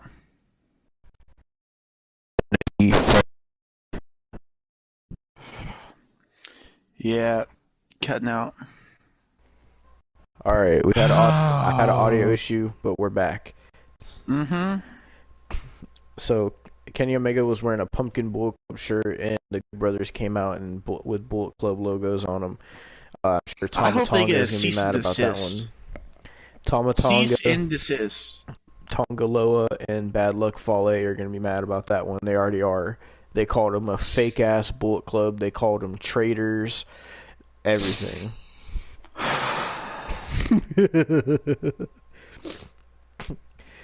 So what was Don Callis saying in this match? Because I wasn't paying attention to him. He was on commentary praising Twinkle Toes. Oh, I had my volume off, so I didn't hear any of the commentary. Mm-hmm. He was just praising Twinkle Toes, and then before even Twinkle Toes came out, he sat there and was talking about all his accolades. I don't give a crap about getting these accolades. Oh yeah. You know what I cared about at that point? At that point, I cared about the show ending. Yeah, when Kenny Omega came out, Don Callis was on stage. He was giving him like how Paul Heyman does the introduction for Brock Lesnar. He was doing that for Kenny Omega. Tech, freaking Paul Heyman. Paul Heyman is better to listen to than Don Callis and Kenny Omega. I mean, Kenny Omega is the best wrestler in the world, though, Austin. No, he freaking isn't. According to Don Callis. And AEW and Impact, they worship Kenny Omega. Why do you think he was in their main event of their pay-per-view? Dude, when he thinks about the Kenny Omega, he freaking sucks golf balls through a straw. What? Austin has officially blown a gasket. I've already Have you seen me for the past hour and a half? Oh my god. Yes, this main event was long, it was boring, and it was just typical six-man tag stuff. Kenny Omega hitting V-trigger, V-trigger, V-trigger, V-trigger, V-trigger, V-trigger, V-trigger, V-trigger. And that's an accurate representation of how many times he freaking hit the V-trigger. He did the little horse show gallop. In the twinkle toes. You know, he should sponsor Twinkle Toes. You could probably get a sponsorship. Oh my god. You can make it pink and put Omega on it. Oh my god. And the excuse for making it pink would be breast cancer awareness, but it definitely wouldn't be breast cancer awareness because it's Kenny Omega. It's all Susan G.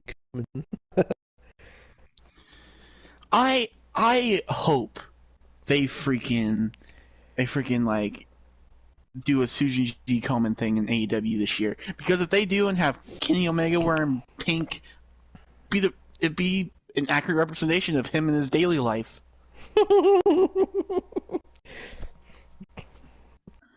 Oh my god.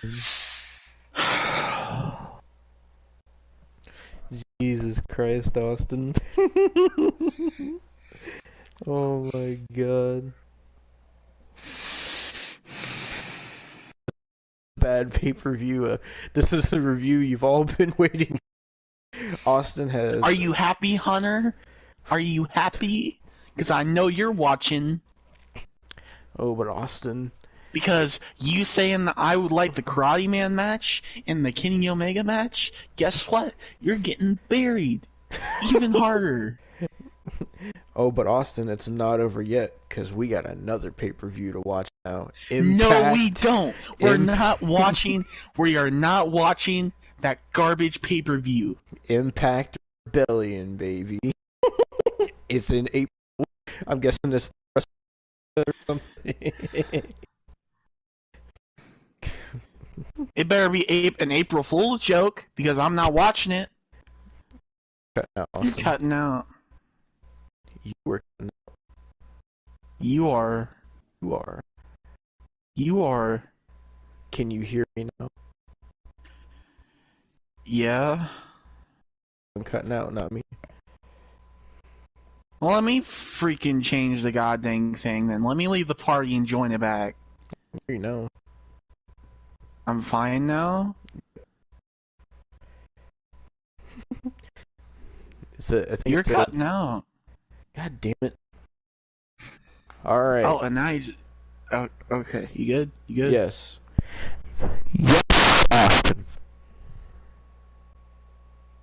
I hate this freaking pay-per-view. We are not watching Rebellion. It said It better be an Rebellion. April Fool's...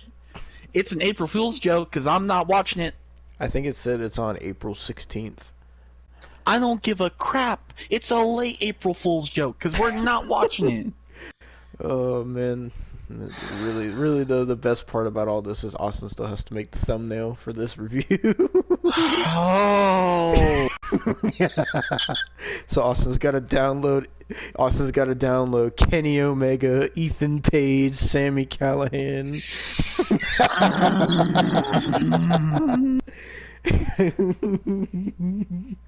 Oh, he's got to download Havoc.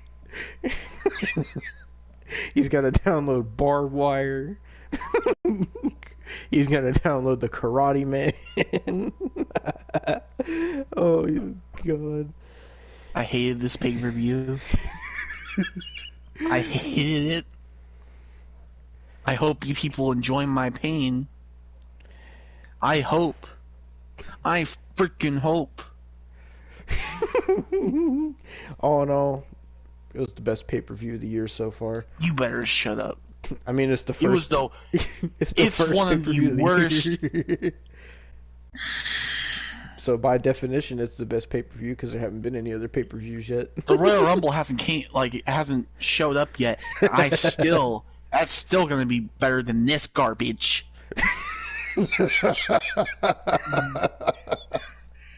Oh my God. Oh God. We have to review the Royal Rumble too. Mm-hmm. Royal Rumble is going to be 4 hours, maybe I'm longer. so mad. I'm freaking shaking, dude. Oh my God. I'm so goddamn mad.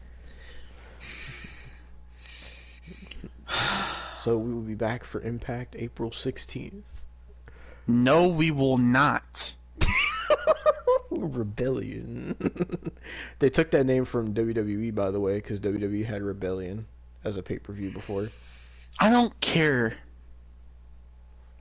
He said, I don't fucking care. You know, I'm looking at in-game because I got it today. Kurt Angle, it looks better than this pay-per-view. Mm-hmm. I'm excited for this movie. Kurt Angle Endgame, baby. I still have to buy it. Hurry up and buy it, because I would rather watch that than watch that than this garbage. We could watch it anytime, because I can just watch Endgame on YouTube.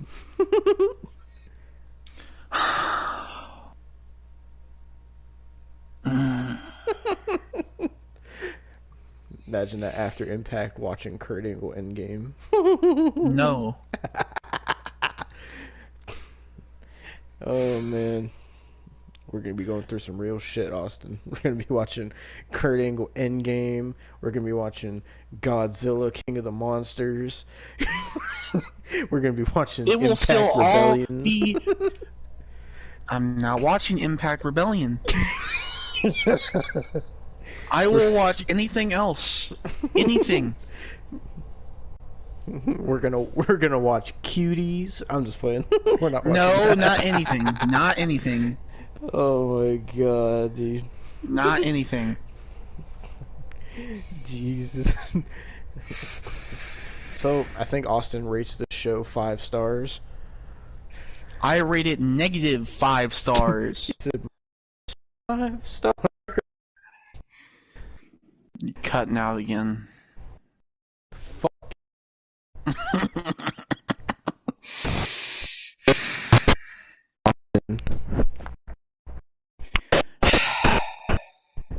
Big Pop Austin, can you Barely. add your gamer chair? Austin? You Barely. now is it now? Yes. Okay. Thank you, Poppy Austin. Don't call me that. Okay, Austin. I'm just gonna start calling you. Did you just say you're gonna call me the Karate Man? Mm-hmm. Would you rather, Austin? Would you rather be what was worse in your opinion, the Karate Man or Karate Curtis?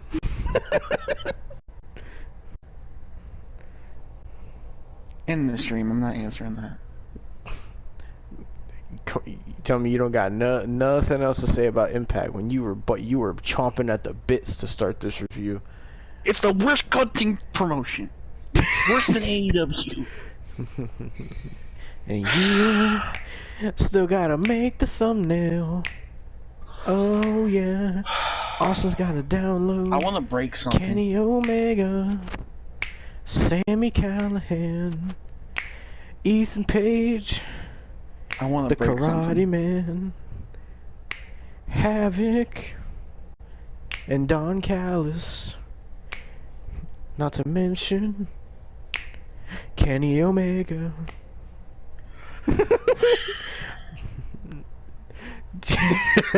I want to break something so bad. Don't forget to put the TNA World Champion and the Impact World Champion in the thumbnail. Why And- does that happen? How does that happen? You tell me, Austin. I don't know. Maybe we'll find out at Rebellion. I will never watch Rebellion. I'll watch WWF Rebellion. Oh my god, dude. So do you honestly think that this was worse than Goldberg coming back? Yes. So that was such hatred. Oh. How can on, anything Austin. be worse than this? How can anything be worse? But come on, There come is on, no Austin. topping this. There is no topping this. But come on, Austin. You have to be like the people on Twitter and Instagram. The Karate Man and Ethan Page is entertaining, and the Barbed Wire Massacre was a great match with great hardcore spots, because that's what wrestling fans want, hardcore. And the main event was great because Kenny Omega is the best wrestler in the world, and you can't tell anybody otherwise. Well, those people enjoy watching Wrong Turn 2 as a pastime. Austin said they jack off to Wrong Turn. Yeah, they do. Austin said if I could get behind the Wrong Turn people, I would. No, I did. No, I did not. Jesus Christ. Austin said I would have rather seen Ethan Page versus Three Finger than the Karate Man on some Wrong Turn 3 shit. Oh my god. So I like how Kenny Omega dyed his hair back to what it was in New Japan. since now he's on this thing of Why would you notice that? Why is that anything to notice? because Tony made me sit through so many New Japan Kenny Omega matches that hairstyle is stuck in my head. As soon as I saw it, I was I like, feel bad. I feel 'cause bad. Do you need money? you don't have money. I don't. You still got to buy Do you the need a forest. hug? Do you need a virtual hug? You're the one that sounds like you need a hug, not me. Austin sounded like he needed to be sucked off. Not by me, though. He said, Madison Rain, my DMs. Do you have Josh Matthews blocked? Oh, man, you almost got me. Thank you. I needed that. I don't even know what his Twitter is. Is it just Josh Matthews? Whatever it is, I'm finding it. Oh my god! I will say the little Let's bit see what he posts. the little bit I heard of Matt Stryker kind of made me feel like I was watching WWE 2010 when he was on commentary, but that was one of the only good things. Matt Stryker's a good commentator. Real Josh Matthews. He was a commentator in Lucha Underground as well. He was pretty good there. Yeah. Let's see what he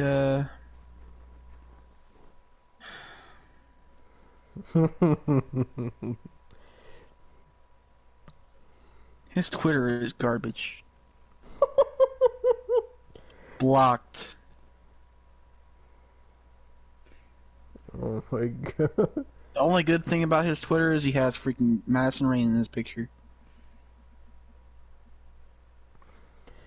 I don't know how he got Madison Rain, to be honest. I don't know either. The freaking incel. Oh yeah, you forgot to mention when Tasha Steelz and Kiera Hogan won the Knockouts tag titles. Madison Rain and Gail Kim presented them the Knockouts tag titles. Oh, that was a good part. We actually got to see somebody I cared about. Two people I cared about.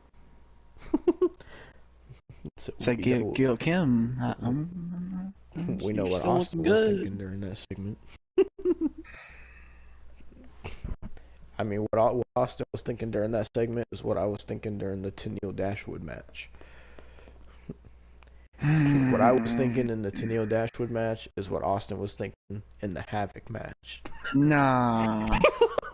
Who do you think is worse, Havoc or Kimberly? Kimberly. Really? Sadly, yeah. Jesus.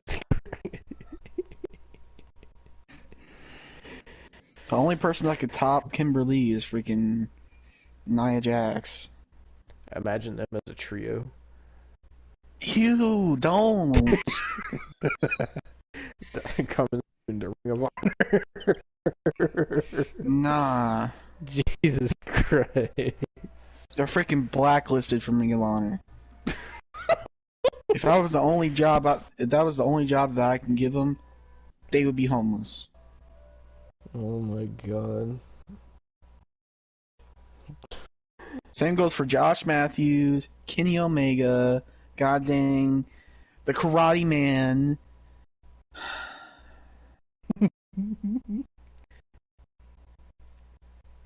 Jesus Christ. I hated this. This is pure hatred.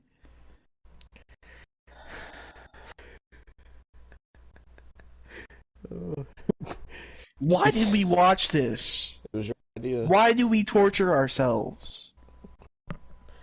I wanted to review Impact and Austin said, hey, Hard to Kill's coming up. Why don't we watch that? No, you said, is there any more pay-per-views coming up? And I'm like, Hard to Kill, but that's about it. Besides Royal Rumble. And I'm like, okay, Hard to Kill. I didn't think it would be this goddamn bad. Austin said Hard to Kill because he was already planning on watching it. Last time I've ever watched Impact. If any of you marks on Twitter make me watch freaking Impact again, you're blocked. Or even consider it. Or even like ask, hey, watch Impact. Watch Impact. Blocked. 20 minutes, buddy. No, not for 20 minutes. Forever. Oh my god. You know, the block thing is an amazing freaking invention. You should make a video on your channel called Austin Art Shit List, like how Jim Cornette made his shit list. When it's fully made, yeah, I will. It's not fully made, I guess now. I got some people to put on that. Oh my god. I say the best match of the show was, it was funny enough, to the show was the match that got added last minute of Tennille Dashwood and Caleb versus Rosemary and Crazy Steve. Yeah, that was the match of the show. And then the triple threat was good. And I guess Taya and Deanna was decent, but everything else was... It was more than that. Also said this show is worse than what I dropped in the toilet after I ate Cracker Barrel. Down at fucking Kroger. Jesus Christ. How long have we been gone? I don't know. Probably about 40 to 50 minutes, I think.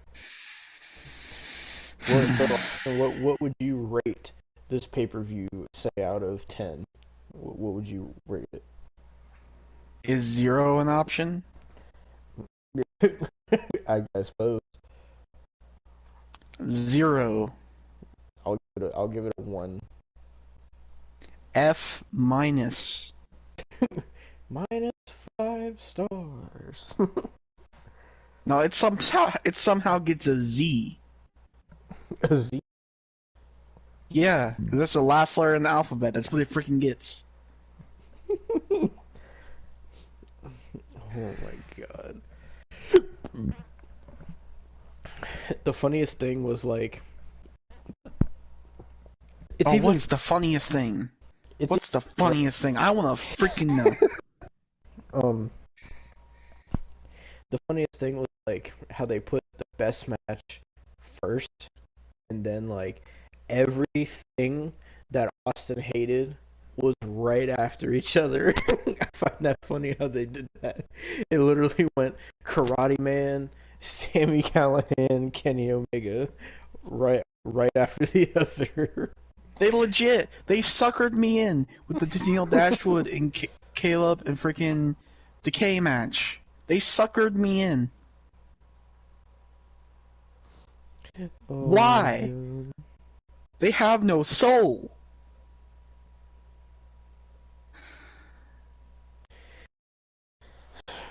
And another funny watching it, like seeing Austin like You're explode. cutting out. God damn it! Must be Austin's internet. Well, you cut out again. It must be Austin's internet that's fucking. Oh, we're gonna see. I'll test my connection. But during the Karate Man, Austin exploded, and then after that was the Barbed Wire Massacre with Sami Callihan, which made Austin even more mad. And then after that was the main event with Kenny Omega, which sent Austin careening off the edge in a nosedive. And the whole time during that, I'm just thinking, as soon as we get to the Kenny Omega thing, I'm just thinking, Austin's got to make the thumbnail too. That's the best part in my head. I'm like, the best part of all of this being next to each other is that afterwards, Austin has to rant about the show, but he also has to make the thumbnail too because he agreed to it. Oh my god. Because I didn't think it would be this bad. Who would ever think it would be this bad? I mean, it's Impact. You shouldn't have expected a good show. Yeah, but even the weekly show, which not saying it was good, but like at least it didn't have the Karate Man versus Ethan Page. Hey, maybe Impact will give us a part 2 of that.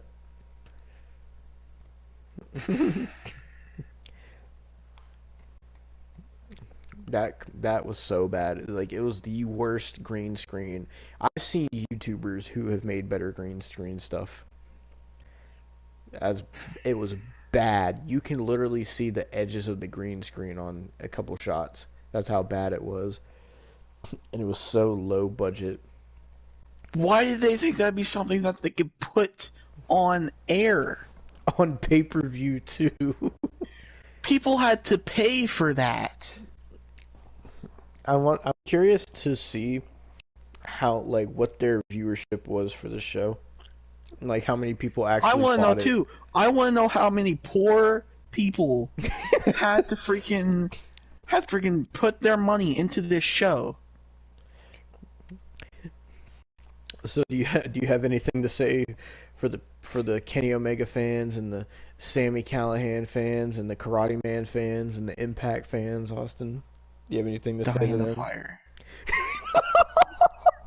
Jesus Christ, die in a fire. Oh my God. You know those same people, ones that are gonna call you a mark. I'm a mark. Oh, I'm a mark. They're gonna call you a WWE mark or something. A WWE mark. That's what they do to Oh, everybody. look at my freaking Goldberg review then. If you want to see me be a WWE mark. All people do to deflect arguments is they'll call somebody a WWE mark or an AEW mark. If or a anything, smart. I'm a Ring of Honor mark. Ouch. In fact, everybody that's watching, or actually no, not Impact because they're too far gone. Anybody that's watching freaking WWE, AEW, or no, AEW, they're too far gone as well. Jesus Christ. WWE and whatever other promotion, go to freaking Ring of Honor. They'll give you quality. I will say, I think that AEW is better than. The Impact. Yeah. Oh yeah. Somehow, that's the only praise AEW is gonna get from me. Well, What about what? what about MJF in AEW? And he doesn't. MJF AEW is get great praised for that. in everywhere. MJF was in CZW, and he somehow made CZW great. Jesus Christ. MJF is great everywhere. It seemed like they booked this card specifically for Austin.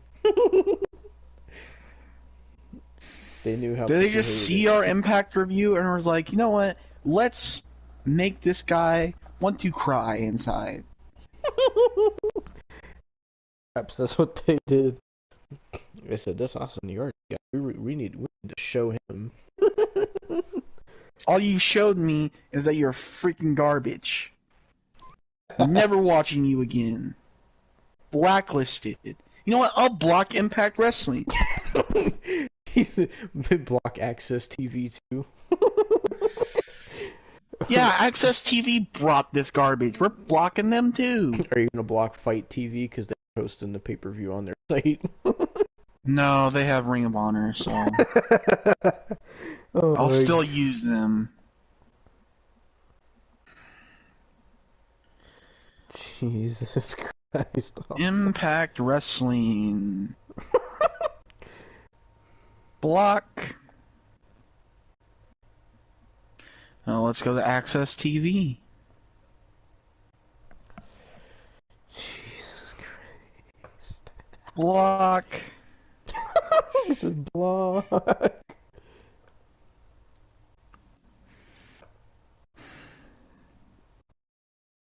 Oh my God.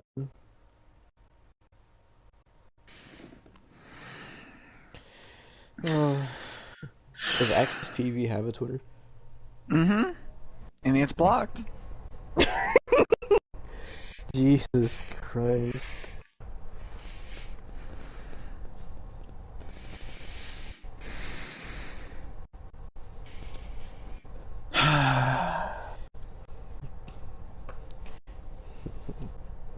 So at the end of the day, Austin show.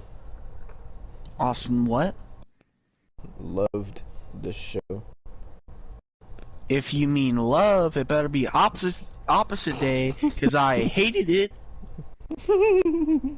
He said it's opposite day. You know what? It is opposite day. I loved Impact. You know what? I loved it so much that I hope it burns down to the ground.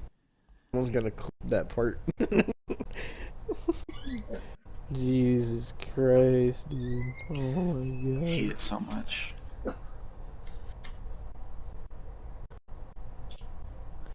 Holy Lord.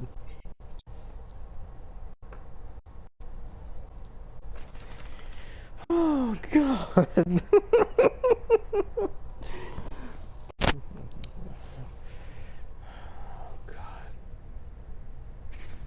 What a shit show. What an absolute Yeah. shit show. I don't know how Impact is still running. I don't understand where or how. Well, I understand now because I'm guessing Tony Khan and AEW are giving them money, or they're getting money somehow Why are they from giving the him deal. money? Why? Because it's like Jim Why? Cornette says, Tony Khan is a billionaire's son that's spending his money like a drunk sailor. That's the way Jim Cornette put it. So Impact is making money somehow from this AEW deal, but outside of that, I don't see how Impact stays afloat. I just don't. They get no viewership. The viewership that they get for their shows is what WWE gets on like 205 Live or a pre-show. I don't understand how Impact is a thing still in 2021 in the new decade. I just don't. I don't get it. Well, not to say they have nobody, but They've most of their. almost been going for 20 years. I mean, sometimes this is the result of a company going for too long. Sometimes things end up like this when they go on too long and things don't work out, and then they keep it going even though they know it's not good, or they know that they can't have the money for it, or I don't think they know. do. I feel like they're drinking their own Kool-Aid. What kind of analogy is that? I feel like Impact doesn't know they're bad and thinks they're the greatest promotion ever. I mean, they have 2 world champions, Austin. They have a TNA champion and an Impact champion. You can't beat that. TNA isn't even a thing anymore. Not according to Moose. Alright, now I'm glad Zachary Wentz and freaking Desmond Xavier got out of there when they could. Alright, now we're on part 2. So this is definitely going to be over an hour now. Did they hear the freaking Zachary Wentz and Desmond Xavier comment? Yeah. Yeah, they got out when they could. I'm so happy for them. They got out when they could. Oh, but Austin, they have to have some sort of money because they just signed Matt Cardona. So they have to have some sort of money to be able to do that. Matt Cardona would take freaking wrestling figures. They probably gave him the new freaking micro brawlers that came out. That's how they pay him and Brian Myers. They just pay him with freaking elites. Jesus Christ. Hey, you want this elite AJ Styles? He used to be in our company, but he's not no more because we suck. So here you go, have that. Yeah, and Impact had to try to hold on to that because they had freaking Hornswoggle play AJ Styles. Fucking. I'm glad he's gone. Swoggle's gone from Impact. I haven't seen him. Oh, if only he would have been on Hard to Kill. That would have been the cherry on top of the sundae. But the cherry on top of the sundae for this pay-per-view is that Austin has to do the thumbnail. That makes me smile. You better start working on it, Austin. I'll work on it when I want to. Download that Kenny Omega PNG.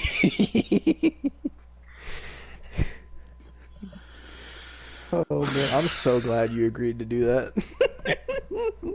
Oh, Just gotta keep mentioning it, do you? Because it's just so funny to me that you agreed to do it, and then the show turned out to be one of the worst wrestling shows I've ever seen, and a show that made you freaking the most angry I've ever heard you, and it makes me smile that it worked out so perfectly that I don't have to do the thumbnail, and you do. Oh,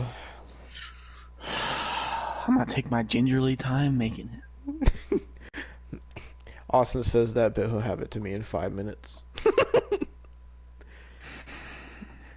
It's just gonna No, be. I'm gonna take my time. Oh, I'm taking my time. I'm taking it.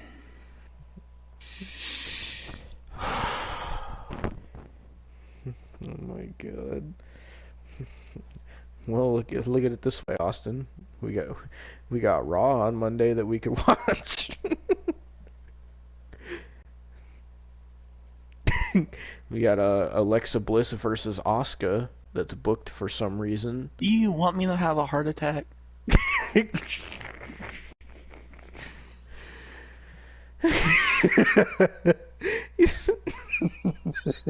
You think I'm reviewing Raw 3 weeks in a row? I mean, hey, I don't know. I mean, I work Monday, so I can't watch Raw this week. Guess what, though? You're not working Wednesday. I'm not watching AEW and Impact. Okay, that's where you're wrong. I'll tell you what. I'll watch AEW. All right. I don't want to watch Wait, what did I say? Impact? I meant to say NXT. I don't want to watch NXT. Okay, AEW. Since was it last week or whatever it was? Well, we mainly focused on NXT, so we could mainly focus on AEW. And then hear Austin rant about that. Okay. You're doing the thumbnail on that video. I'm not doing it. Okay, watch it be the best AEW show ever. If I see MJF doing freaking ballroom dancing again, I swear to God. I'm gonna somehow get Austin to do the thumbnail again. No, you're not. I'm gonna be like, I'm gonna tell my phone. All right, fine. broke. PayPal me $100. I'll do the thumbnail. Not for a thumbnail. I'll PayPal you $100 if you record, edit, and do the thumbnail. Haha, nah. Oh my god. It's just not the same without that Austin the Artist touch. If there's anything that Impact needs, it's Austin's touch.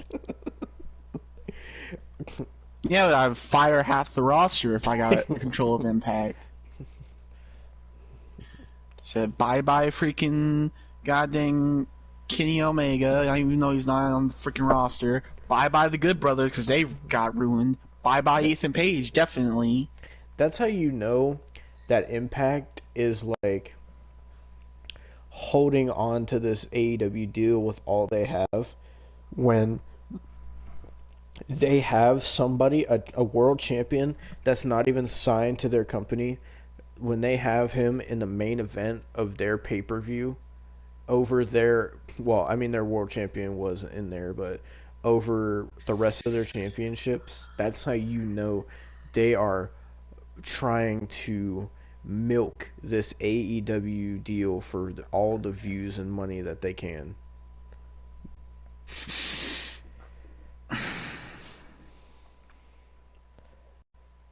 I'm just flabbergasted on how bad this show was. I hope you didn't go into it thinking it was going to be a great show. No, I ain't going to it thinking it's a great show. It's Impact. Austin got his hopes up. You knew the Karate Man and Kenny Omega and Sami Callihan was all coming. I know it did. I know. I didn't know it was coming in a row. He's in a row. Oh my god, dude. They freaking gave me the Karate Man, Ethan Page. Then they gave me freaking the garbage match. Then they gave me the goddamn main event. That was one of the worst main events I've ever seen. I'll tell you, I don't man. even I don't. care. At me, Tony. I don't even care if you like Kenny Omega. At me. Man, I tell you, like, I don't know what it is about the Good Brothers. I just feel like the Good Brothers have gotten worse in the ring, just from what I was watching. I They don't probably remember don't them. care because they're in Impact.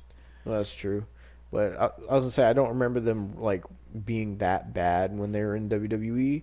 But like watching them in Impact is just like they've seemed like they either don't care or they've just gotten worse, or they don't care to put on a great match. Man, if I was drinking all the time and getting paid, I still wouldn't get paid because I wouldn't be working at Impact. I'd be fired on the spot. Of course, Impact doesn't do that. They They keep can't. you if you're drunk. They can't afford to fire people, Austin. No, they can't. That's why they hire 10,000 people and don't fire them.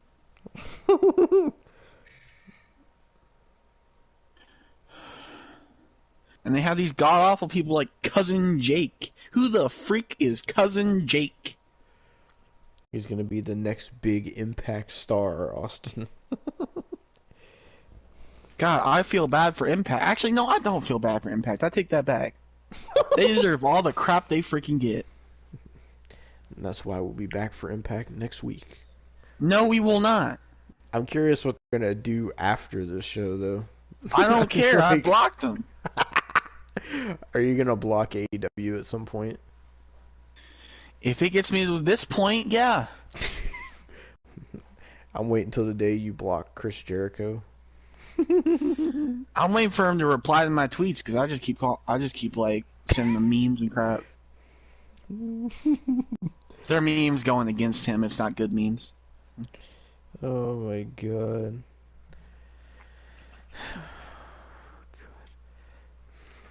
Do you One of think these days, I'm just gonna like tweet a garbage can and tweet "I am Jericho." Do you think that there's any way that Impact could be good again? I could tell you if there's any way. There is a way. There is a way. I could tell you. It's called fire half their roster. Actually, 75% of it. So you want Impact to go under? Well, no, that's not what I'm saying. Fire half their roster, get all the money back, get all their money back, and then, hire better people. And don't do the cinematic crap. They could benefit from, like Jim Cornette was saying with AEW, they can benefit from people like the Briscoes, freaking MJF, like people like that, or even people in WWE if they could even like get to a point where they could buy out WWE contracts, like Ricochet, like AJ Styles, freaking Sam Shaw. Don't call him Dexter Loomis no more. Sam Shaw. I don't think Impact will ever get to a level to buy anything. Well, from no, I'm WWE. honestly fantasy booking right here because they will never get to that point again. They think their crap's good. They're like drinking their own Kool-Aid. They have Moose and Rich Swann as world champions. How do they still have Moose? Like, how do they still have Moose? Is one of their best freaking guys. You know. I mean, they got Moose. They have. I mean, TJP is pretty good. I could see TJP like doing good somewhere. He did good in WWE for what he did there. Yeah, he was first ever cruiserweight champion. Mm-hmm. Before they took a fat dump on the cruiserweights, but yeah, I know it was doing so good. Freaking Brian Kendrick and TJP, even Neville. Yeah, Neville was good. They have. And then Enzo came. Mm-hmm. Imagine if Enzo came to Impact. Don't say that. You joke and say no promotion wants to hire Enzo and stuff, but Impact would. Yeah, that's what I was gonna say. Impact probably would be the ones to hire Enzo. God. Just imagine.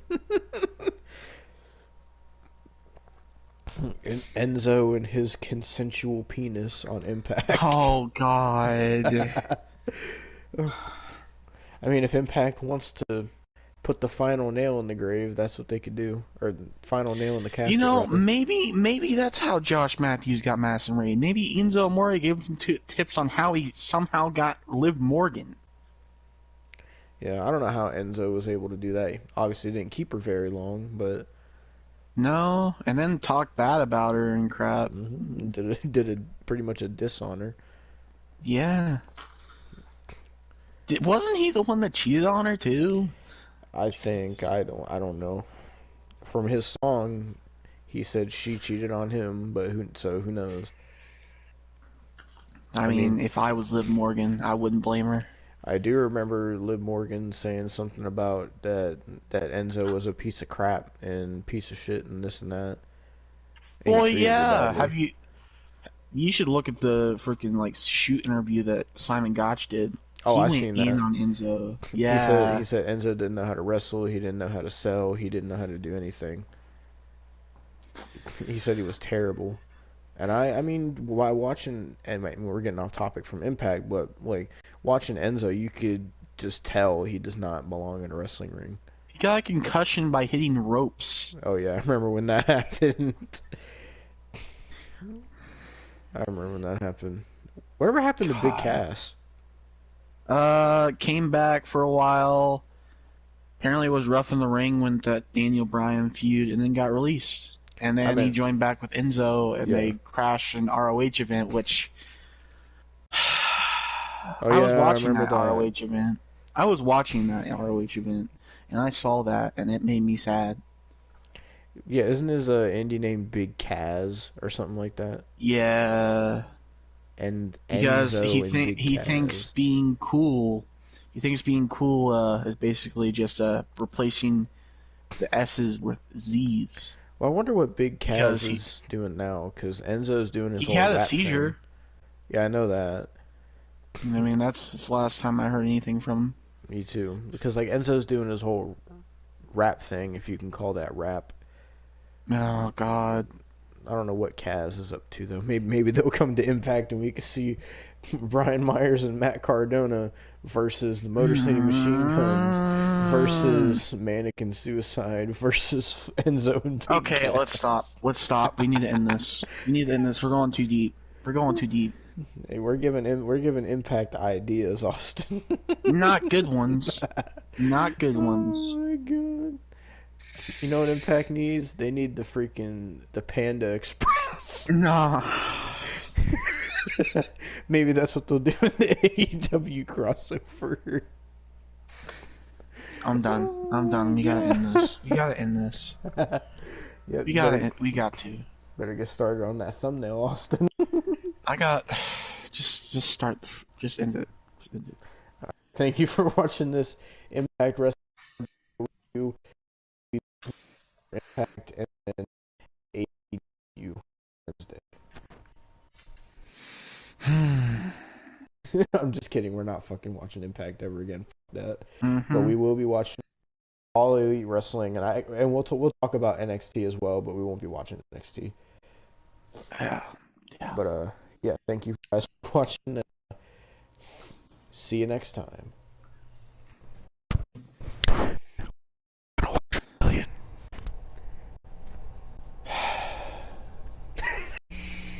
Alright, hello everybody, Demo the Warrior here, back with Austin the Artist, and tonight we are reviewing Impact Wrestling for the first time. Austin... and the last... Oh no, not the last time, because you gotta watch hard... God dang it. The torture is not over yet, so we watched Impact Wrestling. He watched the first hour, I watched the second hour. So yeah, Austin has some things to say, so I'll let him get started since he saw the first hour. First off, before we even talk about the first hour, Josh Matthews. Oh god. Josh Matthews. I swear to God, I don't know how you got Madison Rayne to marry you. I swear to God. Jesus. There is no way you're not a virgin. Oh my god. Jesus Christ. Like, if I am, I know you are.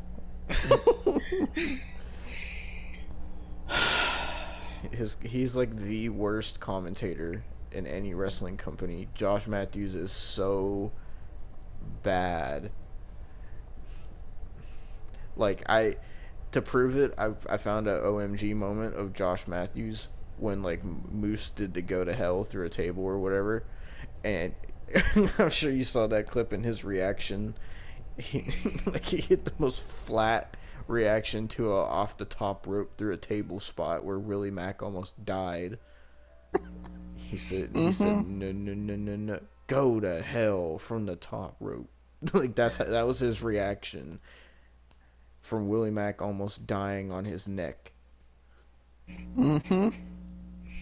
And then He's talking about freaking video games during the matchup. Yeah, and freaking it was Josh Matthews and Madison Rayne on commentary. Madison Rayne's not much better. She's better than him. She's still better. Yeah. And they're married somehow, some way. Somehow he's married to Madison Rayne. What does she see in him? I didn't hear some of his commentary since. Is it like a Carmella freaking James Ellsworth situation where he's just like, God. He's just like not. I mean, oh, I hate Josh Matthews. Oh God. All right, so I guess we'll go to the wrestling now. Oh my God. The Josh Matthews rant. Kimberly versus Taya Valkyrie. Oh God. First off, why is Taya Valkyrie with Rosemary? I don't know. Why does that make any sense? This is the first time I'm going sat down loco. and watched Impact since 2016. I'm going loco watching this matchup. Oh my! Tell you that. Jesus Christ! And not in the good way. I'm going loco like in the freaking I don't know way. I don't even know what I'm thinking.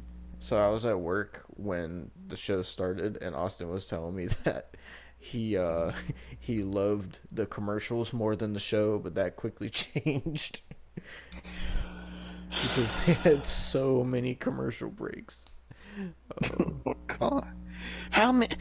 Who's paying? Who's paying? How is Impact paying for that many commercial breaks? There's no way. I don't even understand. Who's gonna watch commercials in Impact?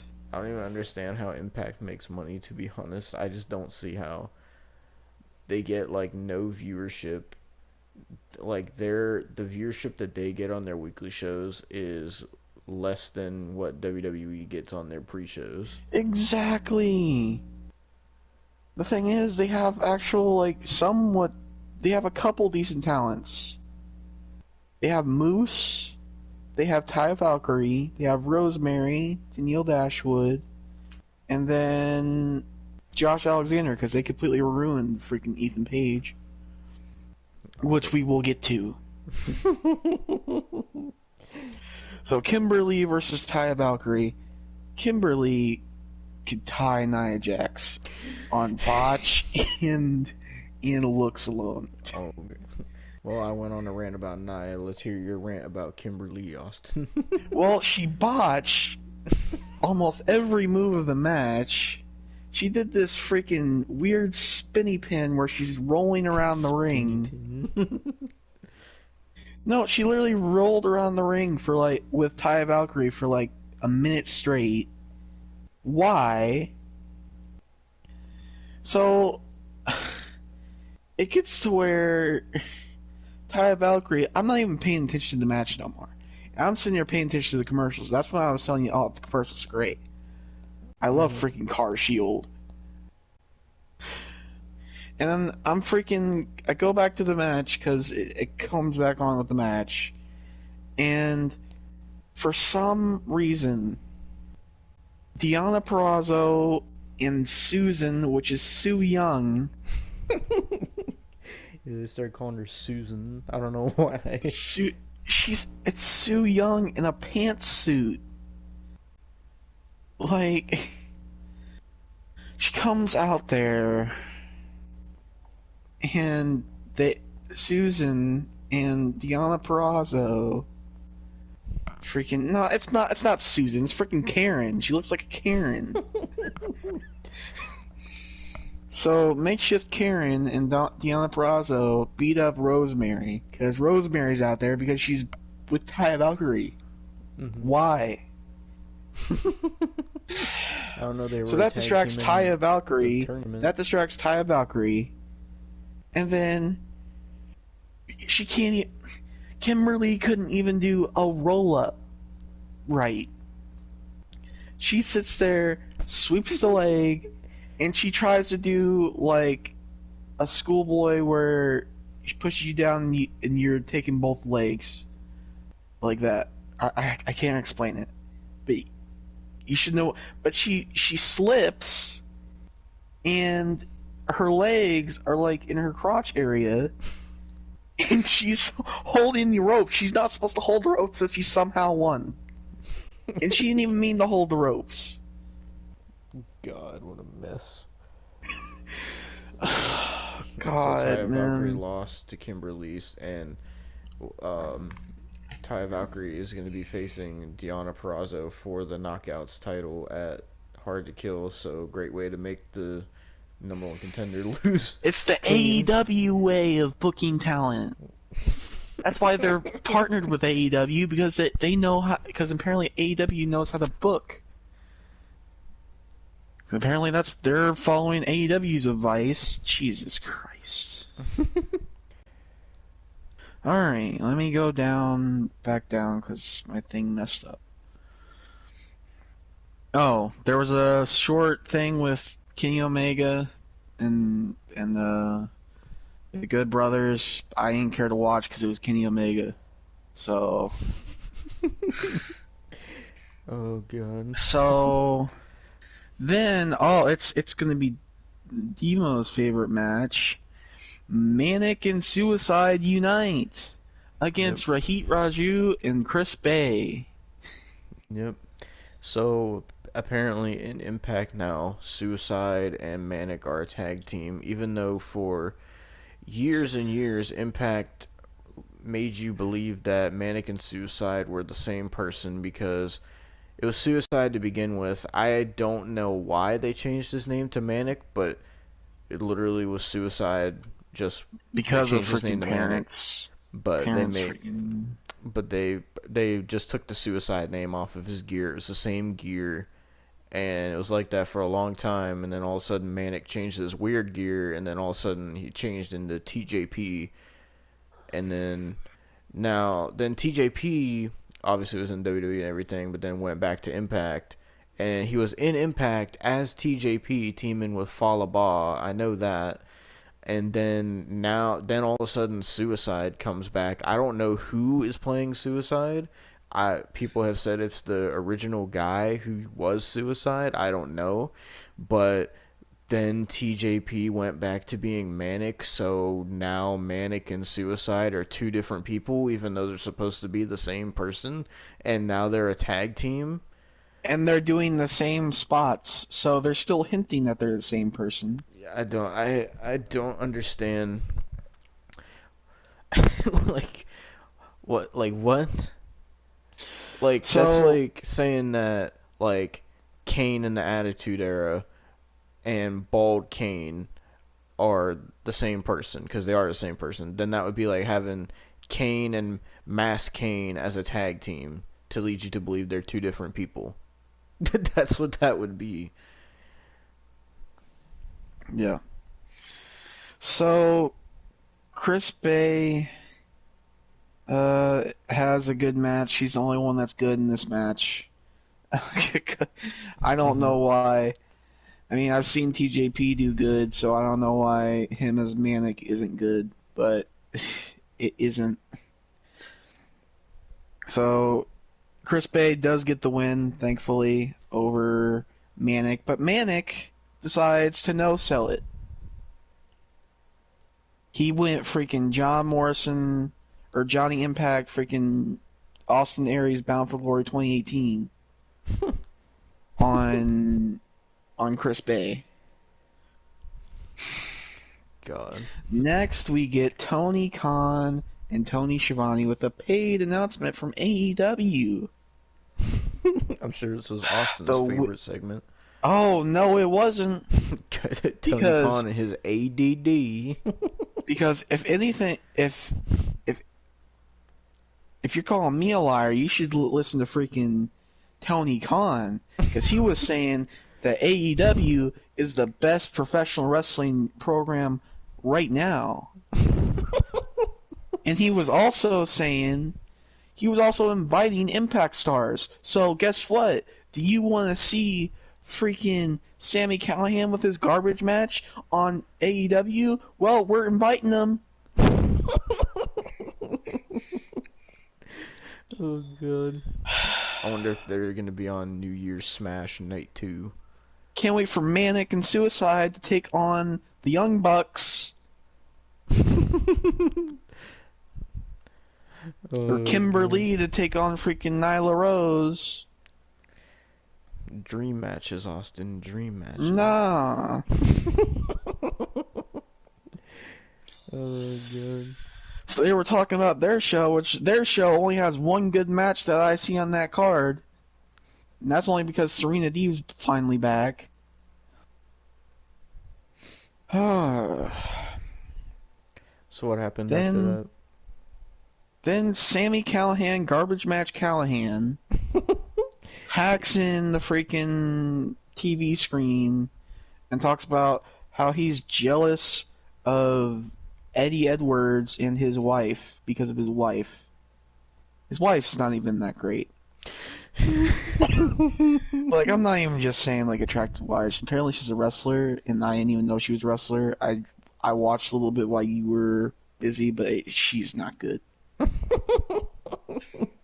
Sorry, Eddie, you're good. Your wife isn't. So Eddie Edwards, if you're watching. I hope Eddie's watching, because maybe he could train her. Oh my God. Austin hated this show more than I did because he had to watch the whole thing. I only watched half of it. Then we have Tommy Dreamer with his man bun coming out here, old, washed up, ECW has-been. God damn. And he comes out with another old, washed up ECW has-been, Rhino, and somebody named Cousin Jake. I don't know who Cousin Jake is. I've never seen him I don't before. know. And then Eric Young comes out. So Eric Young is relegated to the old ECW has-beens with his awful back tattoo. He comes out with Joe Doring, who looks like the definition of boring. And Cody Deaner, who looks like freaking Marco Stunt if he was shaved bald and he took some freaking, what was it, Neuralax or Nugenics? Nugenics. Yeah, Nugenics. They've had Nugenics commercials every single commercial break. Mm-hmm. Swear, I never want to see Nugenics ever unless AEW stars are taking them. So this match sucked because it lasted for 2 minutes, and then Cousin Jake decides I'm gonna just disqualify Tommy Dreamer because it's not like we want him to get a win. He's an ECW has-been. So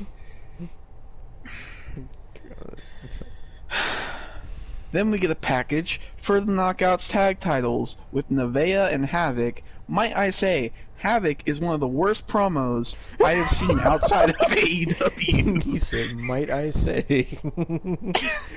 Why are her promos so bad? She sounds like cardboard. Is it really that bad? Yes. She sounds like if I grinded my teeth, it would sound better. Oh my god. So at the Hard to Kill, it's Nevaeh and Havoc versus to whatever freaking name is Steels and Tasha, I think. Tasha Steels and whatever the other Kiera Hogan. Yeah. Is that it? Freaking related to Hulk Hogan, which makes no sense because she's of a race that Hogan does not like. Oh my god. Jesus Christ. I mean, I'm just stating facts here. Face the facts, Brian Myers. Oh, we'll get to him because he was on the show as well. You know what? We'll get to him now. Well, actually, we'll have to get to him after I mention this. There's a package with Josh Alexander and Ethan Page and the Karate Man. Austin's favorite superstar. No, you can shut up. He is not. So they broke up the North, one of the best tag teams in the world in 2020, to use the Karate Man. Josh Alexander is not a singles wrestler. Ethan Page shouldn't be a singles wrestler. They work better as a team. Why can't Impact get that through their thick skulls that they had something good? Give it to him, Austin. Oh, and they broke him up and they made Ethan Page this multiple personality freaking goddamn Karate Man, Ethan Page hybrid. And now he's facing himself at the pay-per-view. I don't even know how that's possible. The way they had it listed in the match order that I looked up was the main event. I don't know if that's true that it's going to be. If that's the main event, that's freaking sad. We read the Hard to Kill card when we reviewed SmackDown, and that's the way they listed the match order. The main event was Ethan Page versus the Karate Man. Alright, so that's that. So Brian Myers shows up, and he wants a match against Josh Alexander. I don't know if this is next week on Impact. I don't know if this is on the pay-per-view. I would actually like to see Brian Myers and Josh Alexander. I think that would be a good match. But I don't know if I'm going to get to see it, because I'm not watching this show after Hard to Kill. Oh my god. Do you think I'm doing that? You're high. Higher than Get off the Jeff Hardy was. Get off on the Raw. no, they're getting stuff from Jeff Hardy. They're not even like they're getting stuff from Jeff Hardy, freaking And Matt Riddle. Jeff gives it to Matt, and since Impact is partnered with the AEW, Matt's the drug connection. Yeah, exactly. That's why. This is why they're doing all this garbage. This is why Taya Valkyrie with Rosemary and Kimberly's getting wins. It's just an underground wrestling drug trade. Ran Probably by is. the Hardys. So Moose comes out and faces this God. jobber, which Forgot freaking him, Josh Austin. Matthews. Josh Matthews was the freaking worst in this match because he kept mentioning freaking The Legend of Zelda and Punch Out. What's you Nintendo mark? You're a freaking Nintendo mark, Josh Matthews, and shut up. How did you get Madison Rain? How? I'm honestly mad. Oh my god! So All this right, is at the you- point where you I started came. watching. You forgot. Yeah. You forgot Tenille Dashwood versus Rosemary. That's next. 'Cause I didn't get. Oh to wait, see no, that it wasn't. match. Oh yeah, fine, whatever. Tenille Dashwood versus Rosemary. Dashwood looks nice. Rosemary looks freaking like she came from the depths of the Nether. And there's a guy named Caleb in there. I don't even know why. He takes pictures of freaking Tenille Dashwood. I would honestly want that job, but you know, it's. Oh, It makes no sense. I have no idea why this guy is taking pictures at ringside for Tenille Dashwood, or Emma, as you freaking marks would know her as. Oh my god. So Rosemary gets the win with help from Crazy Steve.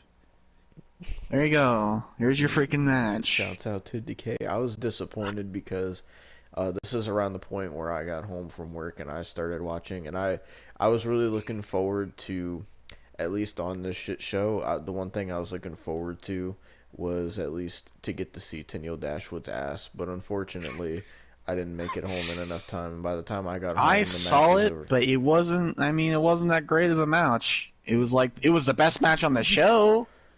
And it was decent at best. For all the people in the comments that are gonna call me sexist, oh Dima, you said you wanted to see Charlie Caruso's tits, and now you're saying you wanted to see Tennille Dashwood's ass, and then you want to shit all over Nia Jax, calling her fat. You're just a sexist. I'm not a goddamn sexist. I'm a goddamn man. I want to see what I like to see. Just cause it's not my fault that half the women's wrestling matches nowadays suck fucking cock, and the only good thing is to watching those matches is some of what the women look like. That's not my goddamn fault, okay? If fucking I want to look at Rosemary versus Tennille Dashwood, it can be a good match, but Tennille Dashwood has a nice ass. Why am I not allowed to look at that and point that out and say she has a nice ass? It's not like I'm saying Tennille Dashwood's fucking ugly like Nia Jax. She's nowhere close to Nia Jax. I'm just No, saying, that's Kimberly. yeah, Kimberly. But I'm just saying, Tennille Dashwood had a nice ass, and I wanted to see it. And same with Charlie Caruso. Do you think I give a damn what Charlie Caruso had to say on Raw Talk? No, I wanted to see Charlie Caruso's juicy tits. That's what I wanted to see. Okay, that's why I tuned in. You can call me whatever the fuck you goddamn want. I don't give a damn. That was the one thing I was looking forward to on the show, and I didn't even get to see it. I just missed it because I have to watch these shows on Watch Wrestling because I don't have cable, so I can't watch them. So Austin told me to go to Impact's Twitch so I could watch this. And what happened? So first of all, when I look up Impact Wrestling, they're not even the first thing to come up. There's people playing 2K that come up before Impact Wrestling.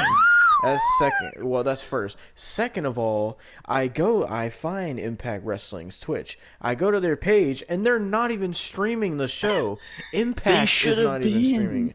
They were streaming Impact Legends. I clicked on it, and I seen Scott Steiner. And I'm like, this isn't Impact. I mean, like, and if like, we're being honest, would Scott Steiner would have been bad if you would have had to watch Scott Steiner? no, because Scott Steiner's entertaining. Yeah, he fucks up all his promos and everything. And he's not that great in the ring, but Scott Steiner's entertaining. But like, I'm just saying, the sad thing is, Impact Bad wasn't even Booty streaming Daddy. their own show. Like, what? That's how much faith they have in their viewers. They want you to have cable to watch their show. Who the fuck is gonna have Access TV just to watch Impact? Nobody. I do, but I They were don't getting have more it to viewers watch from Impact. Twitch. They were getting more viewers than they have in the past couple of years when freaking they had RVD and fucking Katie Forbes on their Twitch. And then that's the reason they got banned from Twitch. But I guarantee that was the most views Impact was getting when they were streaming their shows on Twitch. But now they're not. Now they're relying on Access TV and fucking Nugenics ads to get their fucking money. Nugenics has to be in the thumbnail. Let's get to the fucking Moose match, because this match sucked. This match is boring. Like, literally, Moose is big. That's first of all. Moose comes out Moose is wearing... great. So, first of all, Moose comes out wearing the TNA Championship. Now, I'm sitting here thinking that either it's like some kind of new championship they introduced, or it's the World Championship. I don't keep up with this shit show, so I'm surprised. I don't either. I'm surprised. Yeah, that's why I'm surprised you knew this. So, apparently, Moose has the old TNA Championship, and Rich Swann has the new one. Why? I only don't knew know. it because I watched Bound for Glory. They're both considered TNA World Champion. I don't understand why. Why? Like, why? That makes zero sense. I told Austin that's like having the WWE Championship now, then have someone coming out wearing the spinner belt. Like, that just doesn't make any sense. Like, no. What? And then the match was they obviously terrible. say yes. The match was terrible. He faced this bumfuck. I don't even know what his name was. You remember his name? I don't remember his name. I just remember freaking Josh Matthews comparing him to freaking video game characters because Josh Matthews sucks on the goddamn commentary booth. Well, the only things I remember from this match is this dude got his Rather fucking have ass Elmo whooped on by the Moose. goddamn freaking commentary booth. Moose. Elmo. So this match should not have gone on as long as it did. Moose should have hit like 2 moves and then did the whole thing spot he did at the end. But for some reason, just dragged this match on and on and on. This dude getting his ass whooped, and then at the end, Moose hits like 3 Uranagis and then mounts this dude on some Brock Lesnar shit and starts hitting him with forearms. And then the referee calls for the bell, and so that's how that happened. He won by referee stoppage. So yeah, that's great. So yeah, what was after that? I can't even think now. Okay, let me go do it. Because I know It what the main event was, but I think the there was main something event before that. actually. Oh, the main event. Oh, so did you see that thing I sent you where that person said, "What a main event"? Oh yeah, I'm gonna quote it. I'm gonna quote what I said about it because he sent me a thing that said that this guy said that freaking this main event was great. It was not. I said what I said after that. I said I'd rather watch the Sharknado franchise than watching that main event again. Yeah. So here's what the dude said. It's the diving elbow drop. He put it all as one word. So what a main event! Exclamation mark. Rich Swann steals a win over Carl Anderson in what was a great back and forth match. I'm really behind Machine Gun's solo run.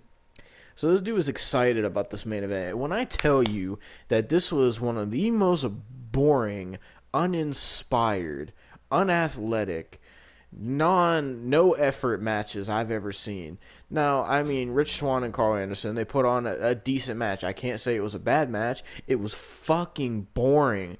Literally, We were both falling asleep. me and Austin were sitting there. We were both yawning, waiting for this match to get over. There was no excitement. They at least WWE has the digital fans. At least WWE cares enough to fake their crowd noise. Impact is what you could hear a mouse pissing on cotton. That's how quiet it was in their crowd. Like they don't even have a crowd. They're like, and then you would think at least Josh Matthews would try to get some excitement going with the commentary. He couldn't give less of a shit. He was probably staring at fucking Madison Rain's titties the whole match. He's talking about. I mean, I video wouldn't games. blame him. I don't know how he even gets in bed. How she even lets him in her bed. I don't know. I don't know how couldn't that's tell not a you. divorce waiting to happen.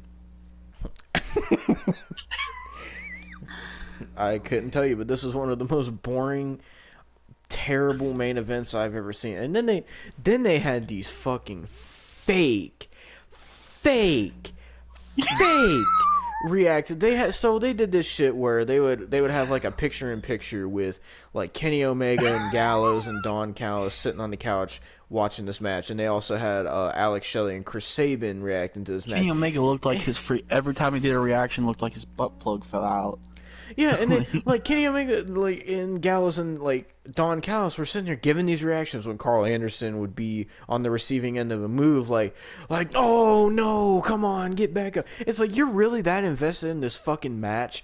I know Kenny doesn't give 2 shits about Impact. The reason they're probably fucking cutting this deal is because Impact begged on their hands and knees for some fucking kind of relevance because they are the most Hey, unwatched. they weren't begging. They were down on their knees, but they were not begging.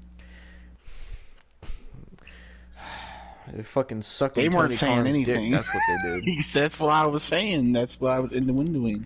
Fucking Access TV said Impact's not giving us ratings. Please, Tony Khan. Please, TNT. God. They're still not getting ratings because they got the ratings on that first show, and then after that, they haven't got crap. You know why? Because Impact sucks. Fuck, it was the most boring, uninspired show, and like it seemed like the wrestlers didn't even care to be on the program.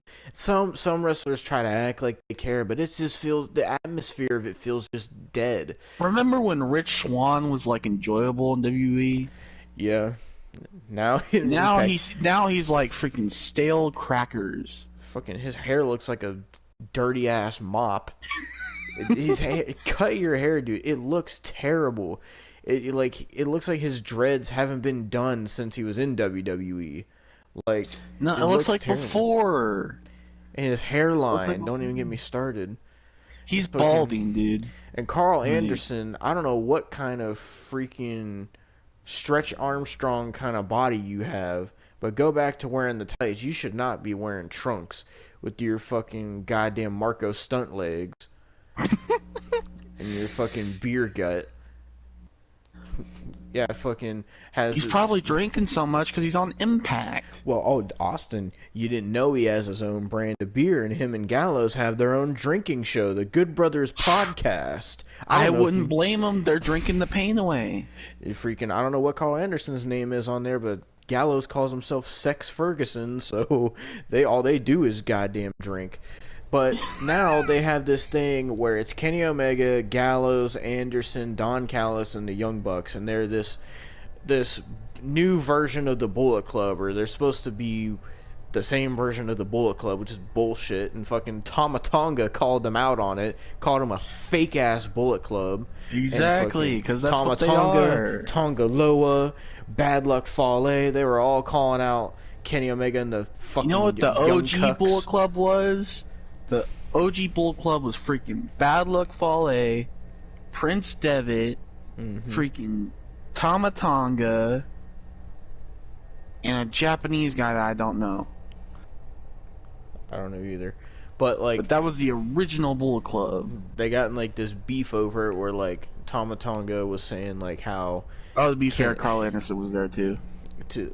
saying how like Anderson betrayed him and this and that. He said the ultimate betrayal, and then he called him a fake ass Bullet Club.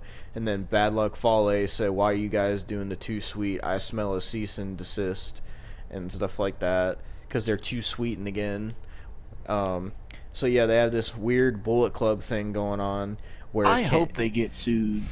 where Kenny is the AEW champ, the Young Bucks are AEW tag champs, and Gallows and Anderson are Impact tag champs. So out of what's left, is Don Callis going to win the Impact Championship to complete the circle or something? Oh, I wouldn't blame him. If they could do a murder mystery and have Josh Matthews on commentary. God, Josh Matthews, I swear to God. But yeah, they were giving these fake ass reactions. Kenny was acting like he was having a goddamn orgasm, like fucking Riho was sucking him off or something. Hello? And Ooh, what? you're like cutting out your robot.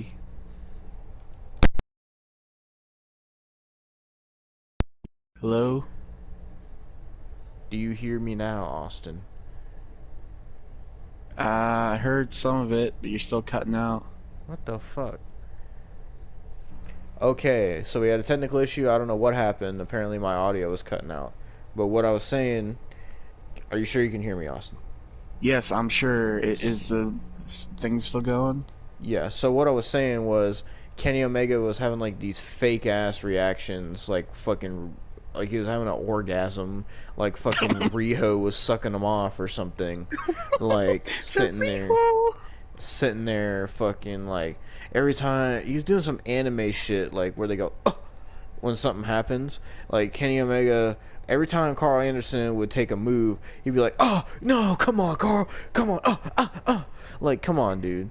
Like This is why I'm talking about Kenny Omega, but nobody gets it.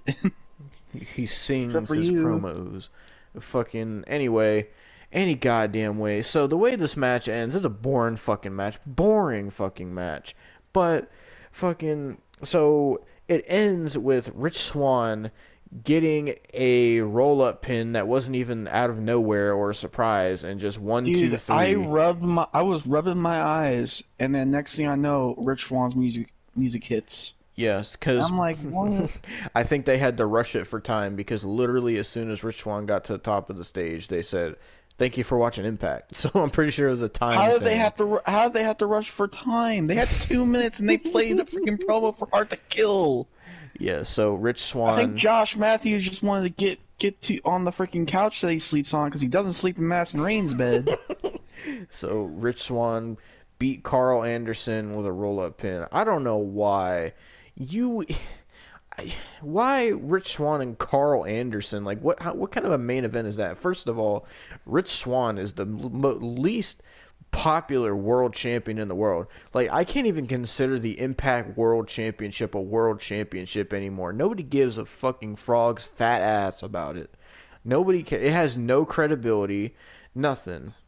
And so Rich Swann beats Carl Anderson, and Impact ends. But before it ends, they show a little backstage thing where the Motor City Machine Guns are done watching the match, and then all of a sudden Kenny and Gallows come in and they start fighting. Then all of a sudden, 2 seconds later, here comes Rich Swann. He must have sprinted to the back, and then fucking then here comes Carl Anderson. They're having a 6-man brawl in the back, and then Impact just ends. And then all of a sudden, they start showing the card for Hard to Kill. Okay, by the way, public announcement right here. I turn 18 September 7th, Madison. If you want to drop the 0 and give it the hero, and I'll slide in them I'll slide in them DMs. I don't care if you're older. I don't care if you're I like an older woman. So earlier, Austin was saying that if she ever leaves Josh Matthews, he was like, I'll slide in your DMs. I mean, I'm just making an announcement. I mean, I turn 18 soon. But yeah, so that was Impact. Since we'll be watching Hard to Kill, we might as well say the card. While I'm looking this up, what's your thoughts on the show as a whole? What do you think my thoughts on this show was? Josh Matthews sucks. Kimberly's getting freaking TV time. Everything sucks. Everything's boring. Madison Rain looked me up on Twitter. That's legit. This whole show. It's sad that this show was like the part that I watched was like 10 times more boring than Monday Night Raw, and that is a feat only accomplished by the lowest of sad people. When you are more boring than Monday Night Raw, there is something wrong with your show. I don't know how Impact did not die years ago. I don't understand how they're still around when they have like. And they're just gonna stay. They're just gonna stay because they got AEW behind them. They have like the most boring roster. Nobody cares about any of their people. None of them are like big, huge stars. And like now they got this deal with AEW. Now that I'm thinking about it, if they ever do go out of business, they have to deal with AEW. AEW will just buy them. And then it'll make AEW worse. Alright. Seriously, Mastering. So the card for Hard to Kill is the Impact Knockouts Championship. Deonna Purrazzo defends against Taya Valkyrie, who lost clean tonight. The X Division Championship, Manic defends against Chris Bay and Rohit Raju. The Knockouts Tag Team Championships, which they're bringing back. Kiera Hogan and Tasha Steelz versus Havoc and Nevaeh. Then old school rules. I'm not sure what that means, but Part of their ECW has been freaking match. 6-man tag team match. Glass tables. Eric Young, Diener, and Joe Deering versus Cousin Jake, Rhino, and Tommy Dreamer. Then what kind of match is that? You Impact fans, tell me, is that what you want to see on your pay-per-view that you're paying $60 for? I would rather watch paint dry. It's more enjoyable. You don't want to see Tommy Dreamer with his man bun, Austin? No. I haven't wanted to see freaking Tommy Dreamer since 2009. Then Barbed Wire Massacre, Eddie Edwards versus Sami Callihan. Another garbage match. Thanks, Impact fans. And then I know you love seeing freaking like murders on TV because you saw the murder mystery. So you just want more of those garbage matches so actual murder could happen. An actual one. So then the big 6-man tag will be Kenny Omega making his Impact. I don't know if it's his debut or if he wrestled in Impact before, but Kenny Omega, the AEW champion, Doc Gallows and Carl Anderson will take on, with Don Callis, will take on Rich Swann and the Motor City Machine Guns. And then, Austin, the main event. Oh, wait, no, you're not at the main event yet because they announced another match. Well, it's not on this card. Crazy Steve and Rosemary versus Tennille Dashwood and Caleb. Well, yeah, that Does too, Caleb but- have a last name? No. but, Does Caleb have anything to do with this? Has Caleb even wrestled before? Probably not. But Austin, the main, at least according to this to Wrestling Inc., the main event of Hard to Kill, Ethan Page versus the Karate Man. After Hard to Kill, I will never set my eyes on an Impact show again. I'd rather set my eyes on fire than put my eyes on that on that show again after Hard to Kill. Oh, Need the freaking bleach so I can pour it on my eyes. The show's taking place in Nashville, Tennessee, the prime wrestling state in Tennessee, in Skyway Studios. Is that where Josh Matthews' couch is? Because he's not sleeping with freaking So it's Madison Rain. It's available on the Fight Network and traditional pay-per-view. Traditional I'm pay-per-view. curious- Like I'm anybody's curious how paying much for it is. traditional pay-per-view. I'm curious how much it is. Probably $60. That would be more than AEW pay-per-view too. Hard to Kill 2021 price. Let's see on Fight TV. How much is it?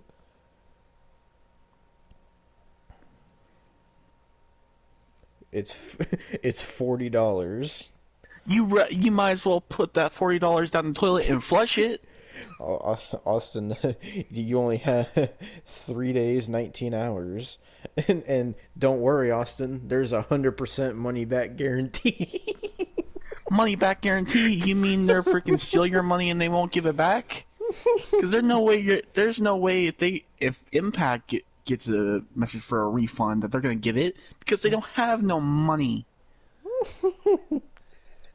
They'll just keep it. And they'll give you one of those dollars that, like on SpongeBob, when they tried to make a dollar, they give a piece of paper with the dollar freaking signs written with crayon. Because that's all they can afford. I wonder how much it is on traditional pay-per-view compared to Fight TV. I don't know. Either way, you're wasting your money because you're basically just shredding your hard-working money in a shredder. So I went to the event and it says attendance 0 behind closed doors. Well, that's probably for the best because I don't know anybody in their right mind who want to go to an Impact show. What are you going to do at an Impact show? Meet Josh Matthews? Talk about his daily life where he sleeps on a couch? Yeah, everywhere I'm looking, it's $39.99 for Hard to Kill. So I would rather pay freaking negative $39.99. They pay me. So you'll have to cough up $40, Austin. Nah. No. Nah. We're gonna watch it on Watch Wrestling, I guess. Exactly. We're not watching on no freaking. We're not paying $40 for that garbage. According to what Austin tells me, it's gonna be 4 hours long. If it is, I hope it's not. I can't hear Josh Matthews for freaking 4 hours. Let's see, hard to kill times. Let's see. Rather listen to freaking nails on a chalkboard than Josh Matthews. Let's see. What time? Oh my care. God, Austin! It's Saturday, January 16th at 11 a.m. No. It's 11 a.m. No way. It said 5 freaking Eastern. It says 11 5, 8 a.m. Eastern. Eastern time. No. Oh, wait, hold no, on. no. Oh, never mind. You're Wait, hold on. Wait, is it Hard to Kill Celebration? Oh, never mind. That's the wrong thing. That's the wrong thing. Hold on. yeah. It You doesn't. better say it's the wrong thing. It I'm not doesn't. waking up at 11 a.m. Wait, so the Impact's having a Zoom event on Who's going to the Saturday. Zoom event? Nobody. Austin, if you want to go to this, if you want to be on the Zoom event, it's $110. I would rather jump in the field of cactuses. The 2 hour Zoom event costs more than the 4 hour pay-per-view. I would rather jump in the cactus than be on their Zoom event. Oh my god. Yeah, it says January 16, 2021, 5 p.m. That's what it says. What's Central? Because I'm Central Time. Hold on. God damn it.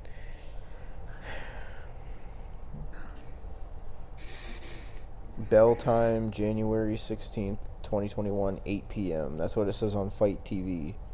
Central Time? It doesn't say. It just says.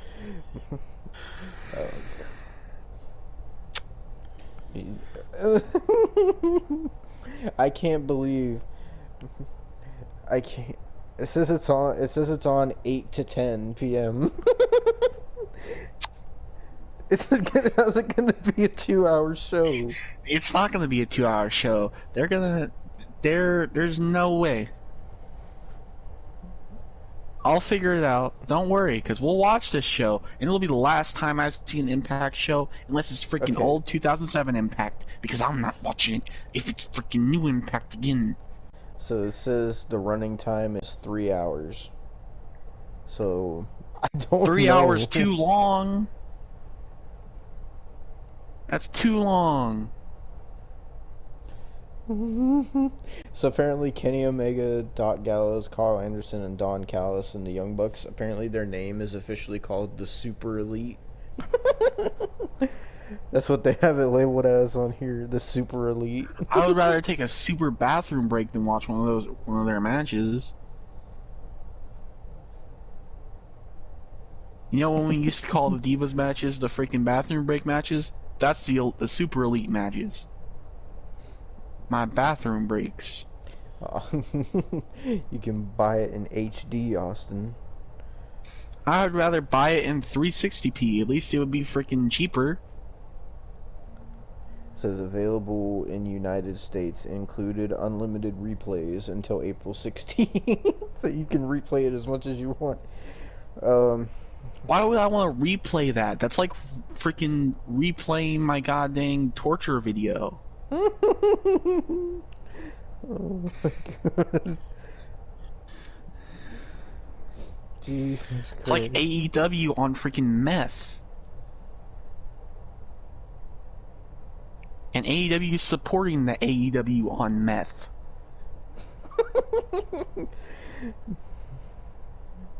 I genuinely wonder how much it is on actual pay-per-view though if you don't have Fight TV. But I can't. don't wanna know. I looked it up, but I can't find anything. I just keep seeing $39.99, so I don't know. I could look, but it would take me to a checkout menu, and I'm not going to a checkout menu. You gotta buy Hard to Kill, Austin. No, I won't. It's called hard to pay for, because I won't pay for it. Hard to watch, hard to get through, hard to fathom, hard to believe. Hard to listen. Hard to leave. What are you talking about? It'd be easy to leave. I said hard to believe. I thought you said hard to leave. I'm about to say you're about to make my freaking heart drop. Oh my god. Well, that was our review for Impact, so... Again, Madison Rain. September 7th. DMs. So stay tuned for our next review, which we're not reviewing NXT, AEW, or SmackDown this week. Unfortunately, because I have to work those days.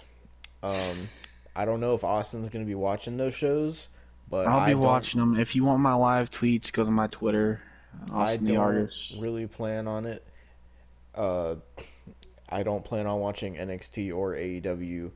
SmackDown, I might watch the highlights, but I'm not gonna watch the actual show. But we will be doing a review on Hard to Kill on Saturday. So, Because that's my life now. this is Austin's choice. Josh Austin, Matthews is the worst commentator on earth. he'll probably be commentating the whole pay-per-view. Oh, I know. And I'm gonna go in on him on Saturday too. You just wait. You thought this was bad. You just wait. All right, well, we'll see you Saturday for Hard to Kill, ladies and gentlemen.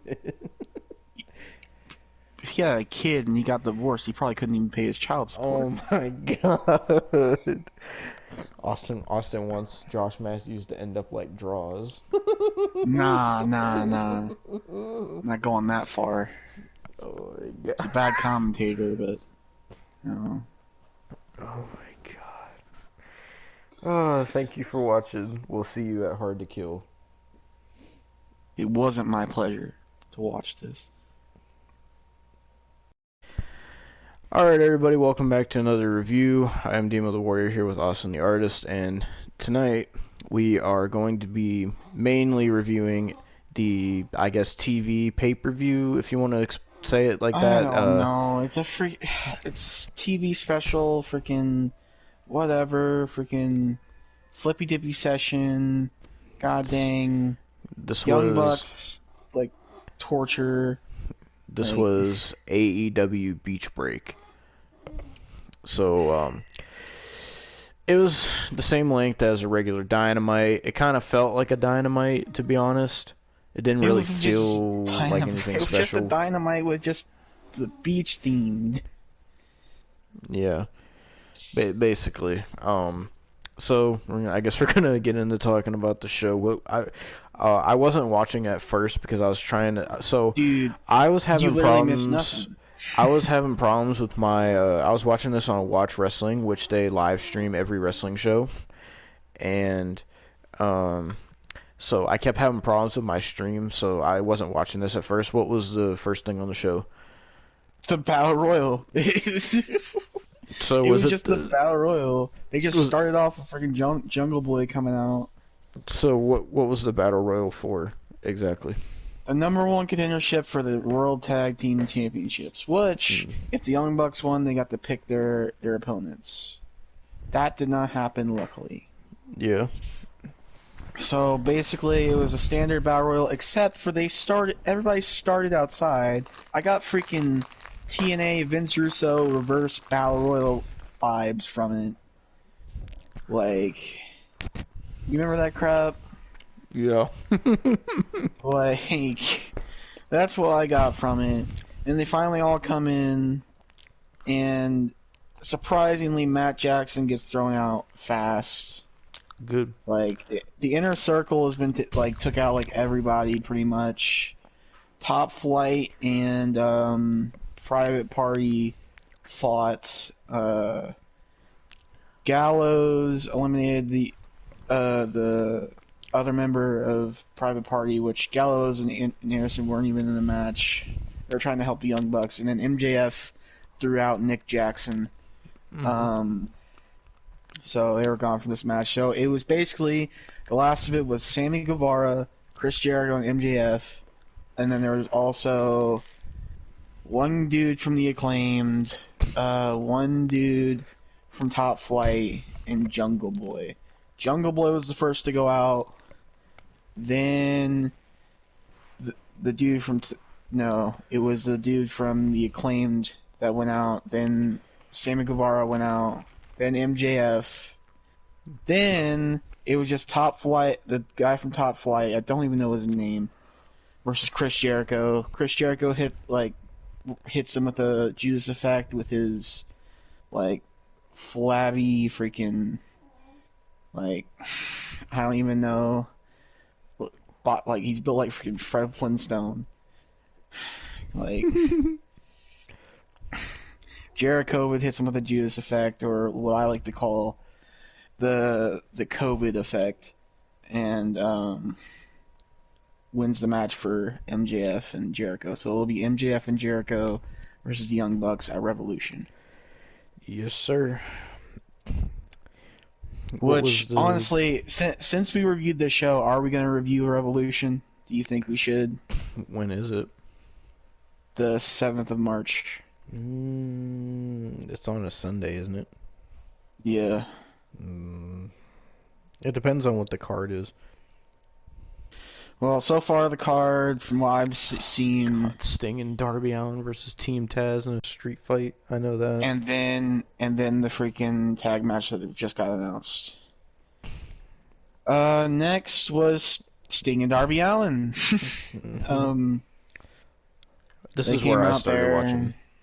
Yeah, so you can take the floor with this one since I took the floor with the other one. I mean, I wasn't really paying attention to what they were saying, but basically the gist of it was they came out and were talking, and then the next thing I know, apparently on Dynamite, was it a Dynamite or Revolution that Revolution. so a Revolution for some random reason, freaking Jelly Nutella Joey Janela is getting a TNT title shot. Oh no, wait, that's Dynamite. That's Dynamite. I was gonna say because they're in the other match, so. Yeah. So on Dynamite, they're going to be doing Joey Janela versus Darby Allin for the TNT Championship for no reason. Don't know why. He's been stuck in a dead-end team with Sonny Kiss of all people. So next was Demo's favorite match: Thunder Rosa versus Britt Baker. So this is where I started paying attention to the show because whatever gear Thunder Rosa was wearing looked really good. I really liked it. She kind of had like I guess, Superman colored gear. I don't know if it was supposed to be that, but From what I'm looking, it has red, blue, and gold, and white. She wrestled the freaking dentist Britt Baker, fucking Britt Bakery. Adam Cole's freaking chick.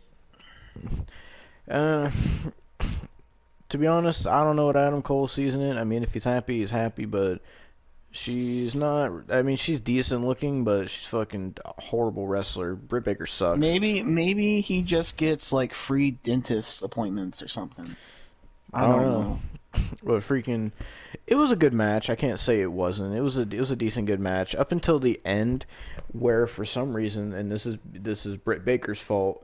She exposed I think it was the bottom turnbuckle, and she no, that wasn't Britt Baker. That was freaking Rebel or Rebby or what, Reba or what the freak ever her name is. Rebel from TNA, but the turnbuckle was exposed, so Britt Baker grabs Thunder Rosa and goes to do a move onto the exposed turnbuckle, but she botches and like Thunder Rosa like slips, so she like sloppily drives her into the exposed turnbuckle, and it looked weak as hell. And then apparently Thunder Rosa was knocked out. So she hits the lockjaw and makes Thunder Rosa pass out, basically. Yeah. And they just called off the match, and I'm like, well, that was a fucking stupid ending, but hey, Thunder Rosa's ass looked great, so at least I got something out of that. Next, I will take on this one because it's Matt Hardy and Hangman Page. Oh, no, you won't. I'm taking this one. Okay, wait. Well, first it's the backstage segment. Apparently last week there was a backstage segment where Matt Hardy was begging Hangman Page to team with him because Matt Hardy can't do nothing. He can't do anything without Jeff. So then they take on Chaos Project. The guys that tried to ruin freaking Brody Jr.'s birthday party. Yeah, the freaking the puzzle and the pedo, as I'm gonna call them. Fucking so. Matt Hardy wrestled with his shirt off for the first time in a while, and I didn't realize how much of a dad bod Matt Hardy has now. But I mean, he has like 5 kids now. Yeah, he has a 4th kid on. Either just had his kid or has a 4th kid on the way. It's his first baby girl. So congratulations to him on that. But nevertheless, Matt wrestled without a shirt off, and I was like, Matt. But so I don't know. I understand his pelvis is fused with his back or whatever. But Matt Hardy runs like a cartoon character. I don't know, like he does this like the way he moves around. He looks all like numbly bumbly. I don't know why. He looks like he doesn't even know half of what he's doing in the ring anymore. And like all he was doing was his typical moves, like throwing the side effect and fucking climbing up on the second rope and doing the hand sign and then the leg drop or elbow, whatever. Wasn't really all that exciting. It's same old Matt Hardy that we've seen since freaking the 90s. Nothing really too different, too spicy. Kind of, I mean, he kind of, like him now, kind of reminds me of V1 Matt Hardy, but with less character. Because now, like we talked about, he's this the truth is the truth heel Matt Hardy character, and it's just kind of bland and boring. And for some odd reason, he begged the team with Adam Page. I don't know why. But they won this match. Um, I was not paying attention to the ending. How did this match end? It basically ended with Hangman Page doing all the work, and then Matt Hardy tagging in and getting the pin. Hmm. Yeah, so it ended like Next, that, and then freaking Matt Hardy went to either shake Hangman Page's hand or something, and then Hangman was like kind of looking like he didn't want to do it. Then he just raised Matt Hardy's hand. I was like, okay, well this is fucking stupid, next, pointless. Chris Jericho and MJF try to celebrate with the Inner Circle, Didn't but watch this part. Sammy Guevara isn't having it. This was around when my stream started having problems, where it was like freezing and like buffering. So I didn't see Sammy the segment. Guevara sucks as this sympathetic, like, you eliminated me. You eliminated me. You shouldn't have done that. He sounds like a freaking 6-year-old that lost his popsicle. Oh my god. And then next was Miro, Kip Sabian, and Charles Taylor getting ready for the wedding backstage with Tony Schiavone. Penelope Ford and Kip Miro, Sabian's wedding. Miro The worst was segment on the sitting show. there. Dude, Miro in this interview was sitting there fixing Kip Sabian's hair, and like, it was freaking weird. Miro still looks like he's wearing sweatpants, dude. Like he still. Are those sweatpants, or am I wrong? I want to know, honestly, is Miro happy with his role in AEW right now? Because I can't see possibly how he's more happy doing this crap than he I was honestly in WWE. feel like I feel like it's worse So than do the I. Lashley and Lana angle. Like it's legit the same. He's been through 2 weddings in the past year and a half. Think about that. Like, Exactly, and it's like even like on Sunday when we watched the Royal Rumble, like my friends were talking about, because we're just chatting wrestling, and the topic of Miro came up, and like most of my friends agreed that Miro is trash now, and that they should be pushing him as like a dominant guy, and he should be at least fighting for the TNT Championship by now as like a If he- freaking like really big strong guy, like a threat in that division, dude, but. he was immediately done for after he came out like debuting with the Minnie Mouse shirt and pajama pants on. And like they're just saying like AEW's messing up Miro and he's worse than he was in WWE. And then some of my the freaking Tony especially was saying, oh, he's fine, he's not that bad. And, I'm not even gonna get into that, but I'm just like, this dude left WWE. Well, he got released, but he left WWE, and he made it known that he wasn't happy several times. So then he comes to AEW and does the same stuff he was doing in WWE, but honestly worse. And I'm like, is he happy? Because if he was complaining before about this stuff, it's just the same shit, different company. So is Miro happy with where he's at in AEW? Because I just can't see how he is. And if he's gonna keep doing segments like this, then I don't care to see Miro wrestle ever again. He's not even that good. His first match in AEW, I remember watching it. He legit, like, botched every move except for the accolade. Or what he likes to call the game over. Oh yeah, because he's upset. Like, his character likes video games now, all of a sudden. I mean, he is a Twitch streamer, so... not a successful one. Next was the wedding, and I mean they did have some cool cameos. Like I like seeing Dr. James Mitchell, who, Yeah. if you didn't know, I know Demo didn't know, manage Abyss in Abyss's first run, and old like NWA TNA. So Didn't you say Jerry Lynn was there too? yeah, Jerry Lynn walked Penelope Ford down the aisle Yeah. or the rampway. So I'm sorry, like now even seeing this wedding segment, I'm convinced that they're making like I swear by her ring gear and now this wedding segment, it's like they're trying to make Penelope Ford Lana. I know, Like I know. she feels exactly 100% like Lana's long lost twin. So Demo went to the bathroom in this, but he saw some of it. I'm gonna mention the stuff that he didn't see. They're getting to the stuff where Dr. James Mitchell is like, "Is there anybody that objects?" And Miro cuts in, takes the mic. "I've been through this twice already. I've been through this twice. Let's move on. Move on." And he sounds so like petty and like idiotic. And then Miro's looking around like he lost his freaking stash, like he was Jeff Hardy and he was looking for his stash. And he looks at the freaking big giant present that's like life size and breaks it, and it turns out it's like a freaking lamp.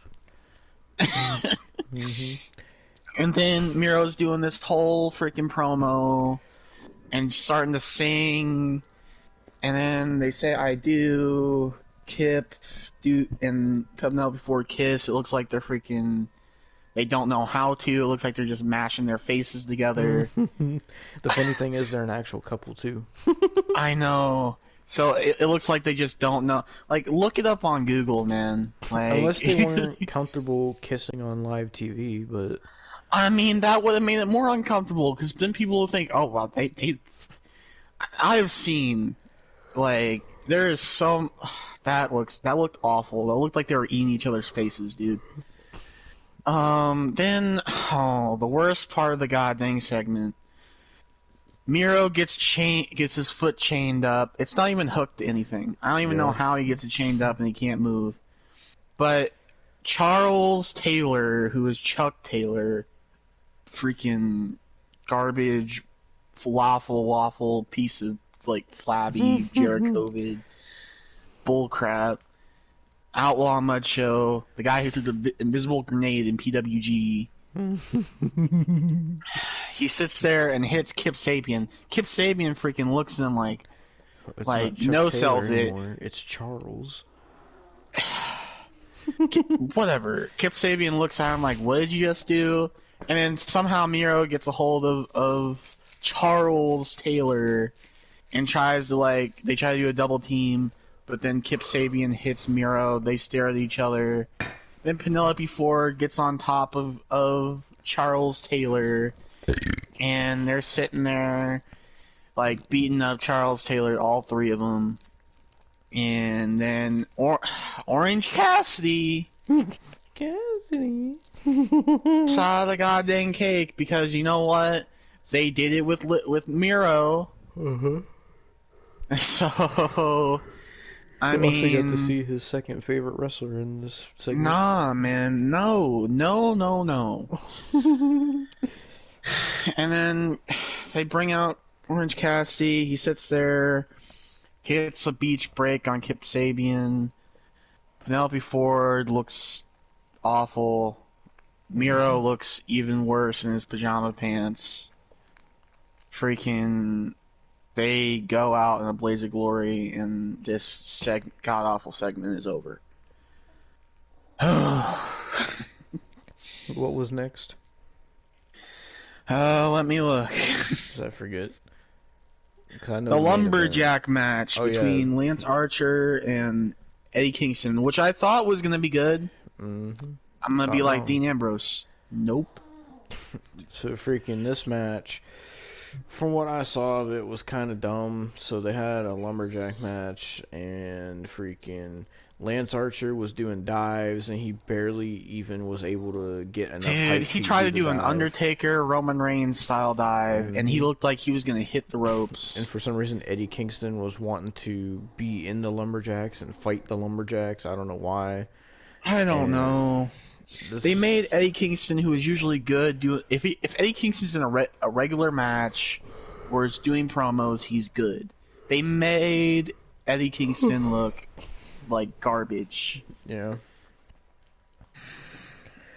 They even But- made Lance Archer look like garbage, but in the end, Lance Archer wins with the what's his move called? It's like it's like a reverse crucifix, and then he drops him. Oh, the blackout. Blackout. I'm glad you remembered that because I didn't. What was the main event next? Let me see him. Oh, they had no. the segment this with I need FTR. to. This I need to take over. Oh my freaking god! So I see FTR, which have been made. They've been made like a joke ever since they lost the titles after a month of having them. I'm so mad at that. But like, Again, So- more people that were in WWE unhappy. They go to AEW and they're getting treated the same.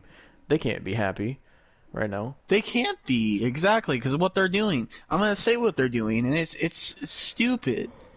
So Tully Blanchard's cutting this promo. Like FTR aren't even talking. Like that's their best quality besides their wrestling style, and they're sitting there, letting Tully talk, and Tully then goes over to the corner, and all you freaking see is Marco Stunt in these handcuffs on a chair with freaking duct tape to his mouth.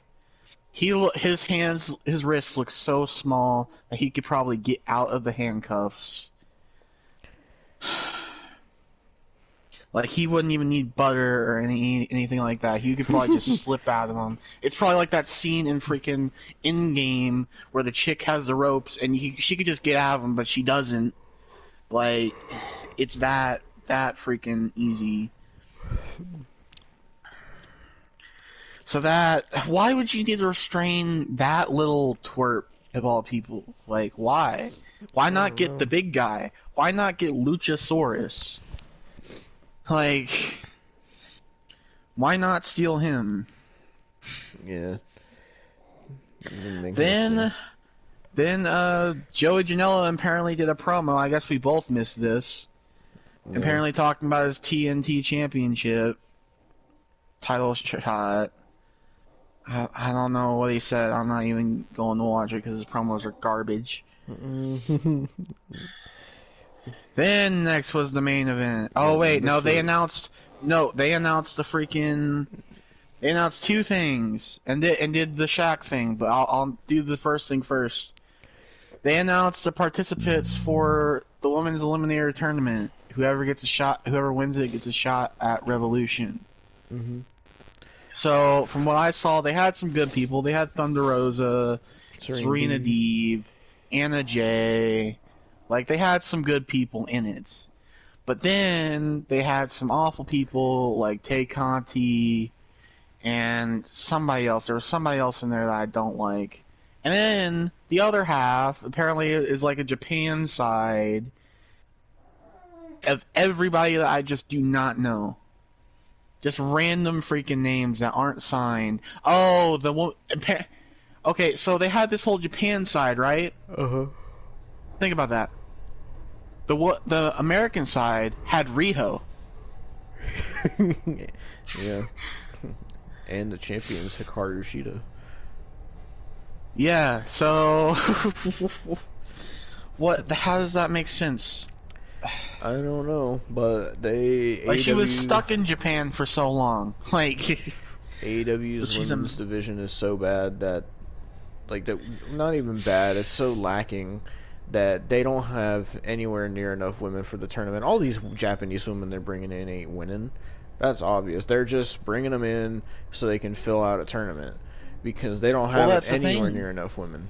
they're gonna at least build up one of the Japanese women, because it's like the King of the Ring tournament. One side, you're gonna have one person winning from that side going to the That's finals, and then one person from that side going to the finals. Well, So beat the freaking U.S. side. I'll tell you that.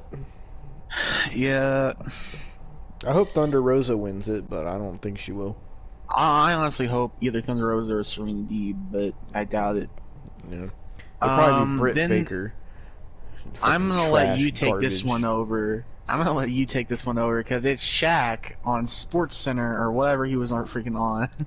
So they're doing this thing now that they've announced it's going to be Cody and Red Velvet, who I don't know who the fuck that is, but Red Velvet taking on Jade Cargill and Shaquille O'Neal in a, I'm guessing, intergender tag team match. I'm not sure really, but they did this I don't thing know.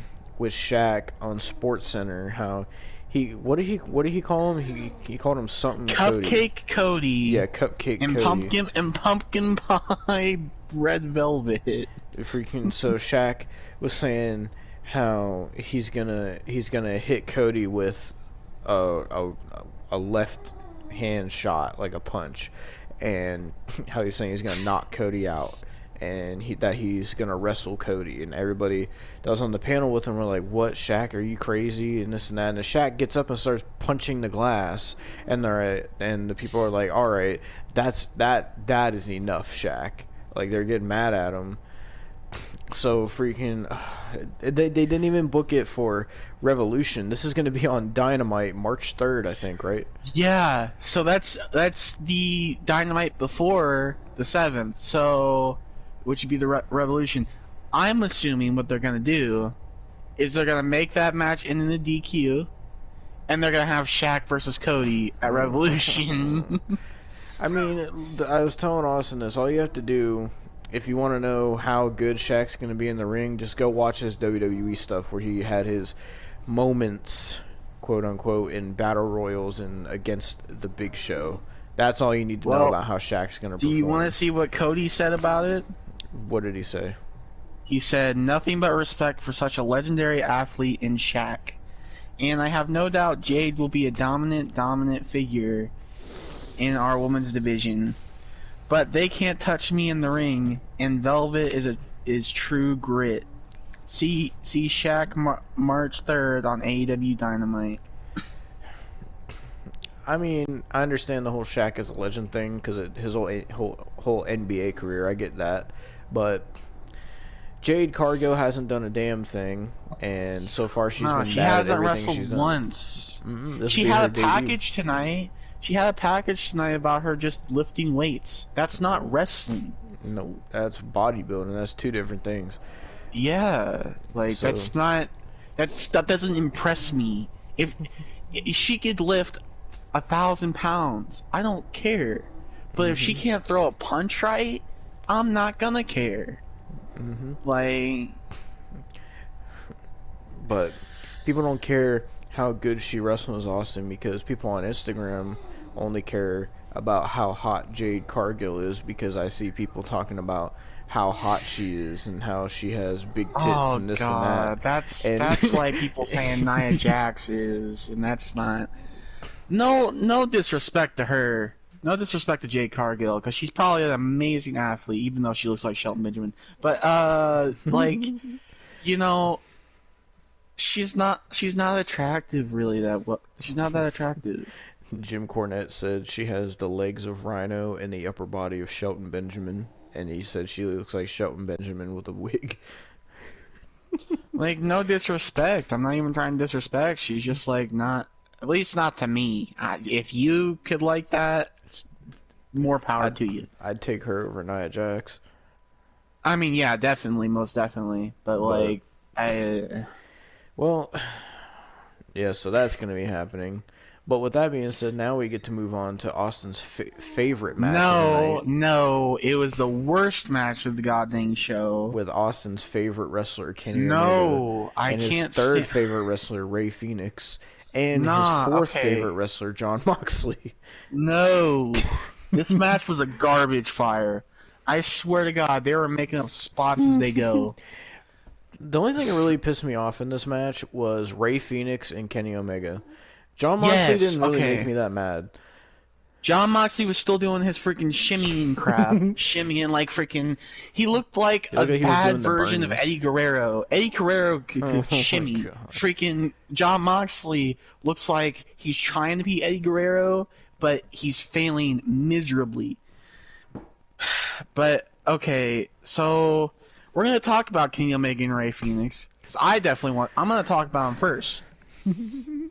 All Kenny Omega freaking did was V-trigger, V-trigger, V-trigger, V-trigger. Tony, why do you like this guy? That's all he does in all of his matches, V-triggers. I'm gonna hate knee strikes. I like knee strikes when Buddy Murphy does it. I don't like knee strikes when Kenny Omega does it, because he does it 50 times a match. Oh, but Austin, Kenny Omega hit a DDT in this match.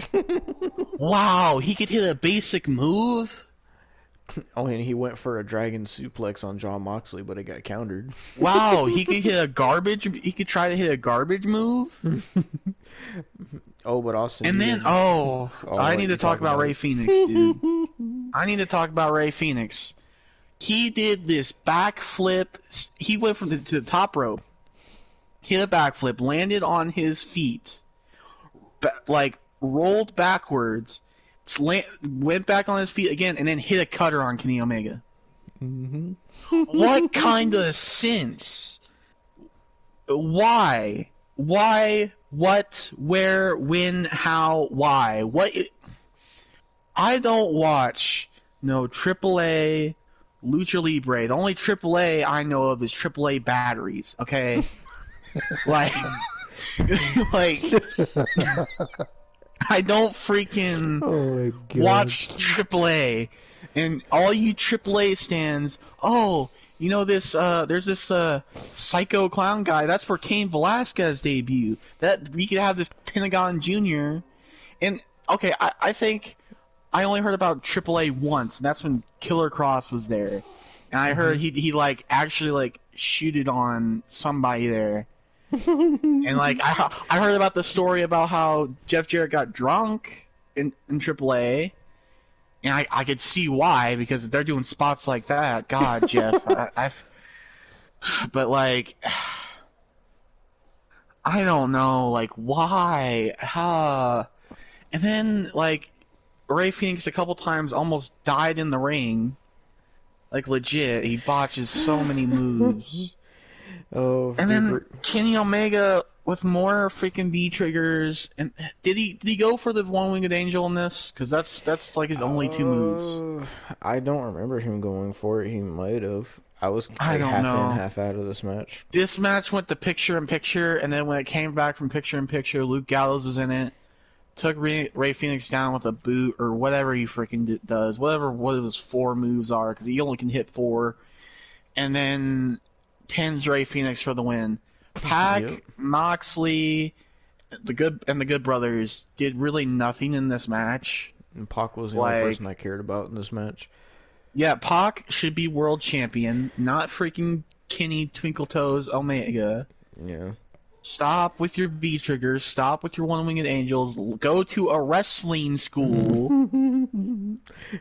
Fucking Ray Phoenix made me mad in this match, and this is what I'm talking about with the AEW flip stuff. I know there's people that like that style, but Ray Phoenix is just one of those guys that, like, he's like Jack Evans or like people like that just do it too much. And like there was instances in this match where like Ray Phoenix was going for a kick in the corner, but he can't just do a kick in the corner. He's got to do a 360 spin to do a kick in the corner. Then he has to do a 360 spin flip just to do a super kick. And it's like, why? Dude, he Just looks do the like move. Do you know in the Mario games, like the Super Mario games, when you can do a spin jump? That's what he freaking looks like. Yeah.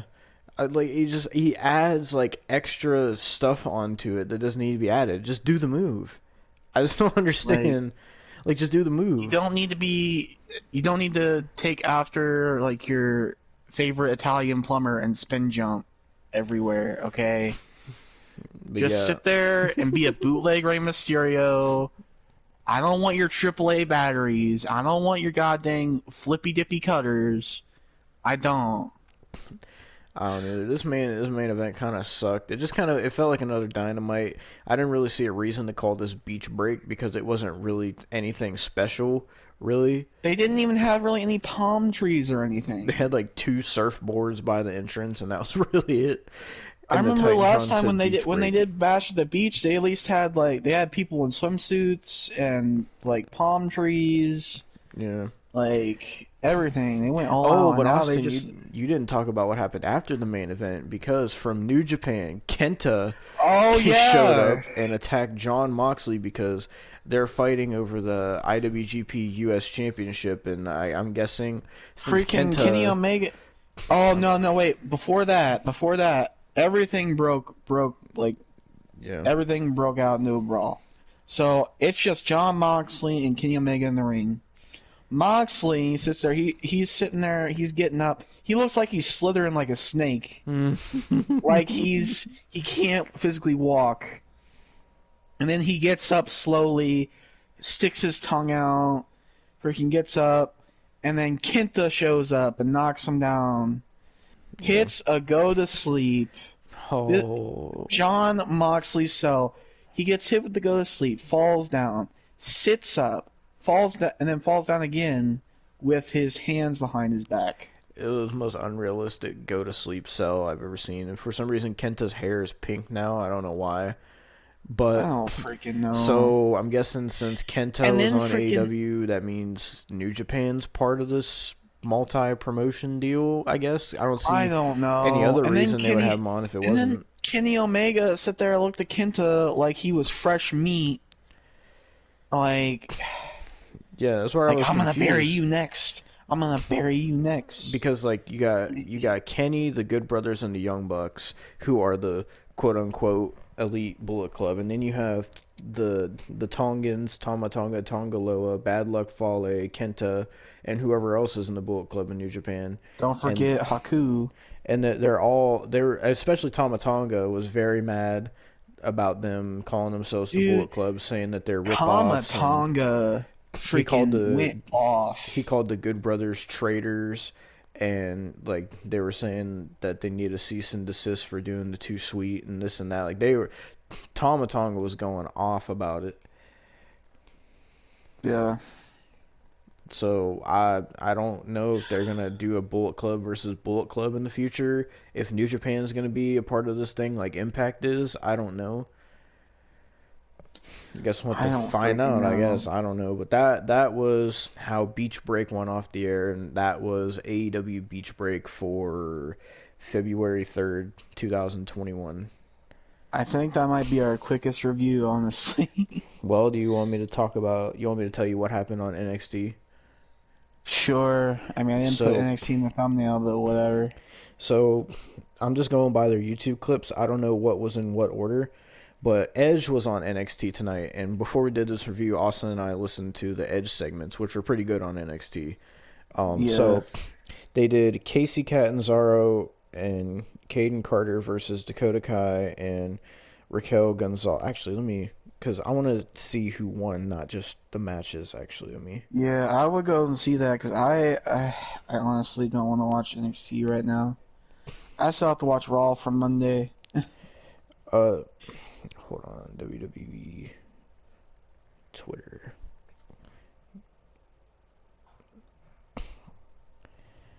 All right, it's loading. Hold on.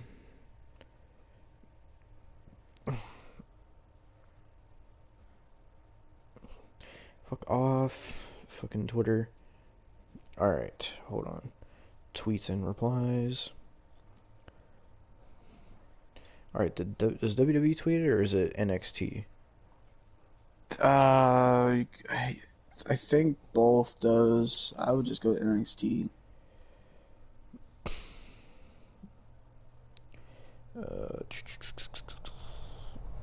Here we go. WWE NXT. Oh, so the Valentine's show is called Vengeance Night.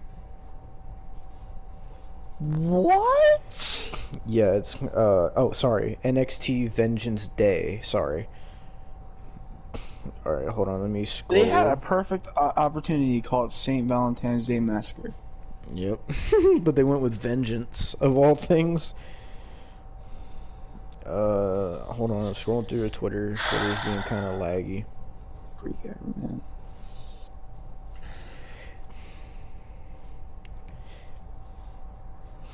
I know they're not going to try to use Over the Edge. I hope not. Maybe they'll use Rock Bottom at some point. Or fucking take over Insurrection or take over. Well, there's a reason they wouldn't use Over the Edge, because that'd be disrespectful. take over Fatal 4-Way or some shit. Oh, you take over Money in the Bank. God damn it! Hold on, they NXT tweets so much. I don't know why, dude. Still scrolling. Jesus freaking Christ.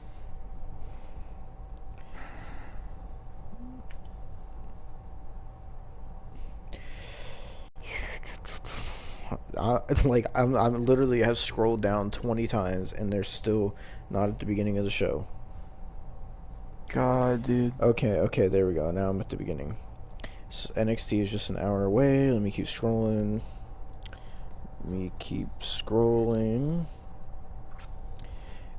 NXT starts now.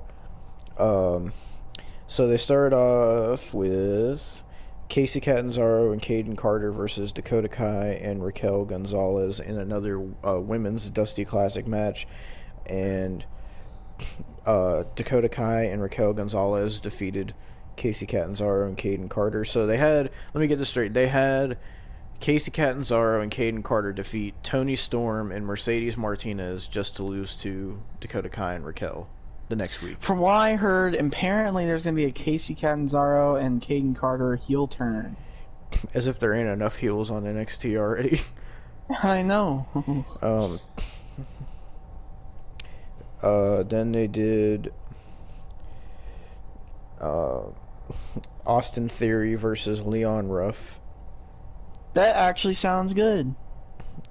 Let me see who won. Please, Austin Theory, dude. And then freaking Ember Moon and Candice LeRae got involved.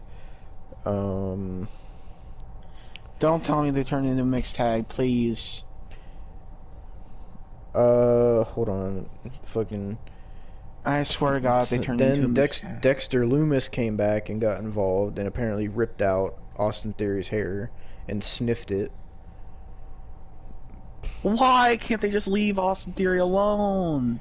He's one of the best guys they have on that roster. Then they had a promo thing for Tian Sha, some Japanese person that kind of looks like Su Yung from Impact with face when she had the face paint. That's legit. That's probably the whatever the manager is for Boa and Xia Li, freaking Curtain Head and goddamn bootleg like Agent Smith. Then they did the Lucha House Party versus hold on a second. Was MSK on this show? Lucha House Party versus Legado del Fantasma.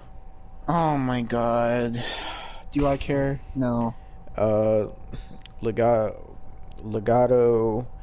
del Fantasma beat Lucha House Party. So they had the Lucha House Party beat Imperium just to lose to Raul Mendoza and Santos Escobar the next week. Man. So freaking... Where's MSK? Did they already lose? They're my picks to win the Dusty Classic. Next week Raul Mendoza and Santos Escobar face MSK in the semifinals. Okay, MSK, you better freaking win, because I don't want to see no goddamn Legado del Fantasma win the Dusty Classic. I'm sorry. And then Edge came out and did a promo with the NXT champion Finn Balor and his challenger Pete Dunne. And this was a really good promo because we watched it. Well, I watched it and Austin listened. It was on YouTube. I love when Edge gets very passionate in his promos. You can tell that he loves it so much. Edge was basically saying that NXT. He wanted to come to NXT because NXT is focused on the second W of WWE, which is wrestling. And he said that NXT is what gave him his passion back to want to make his return.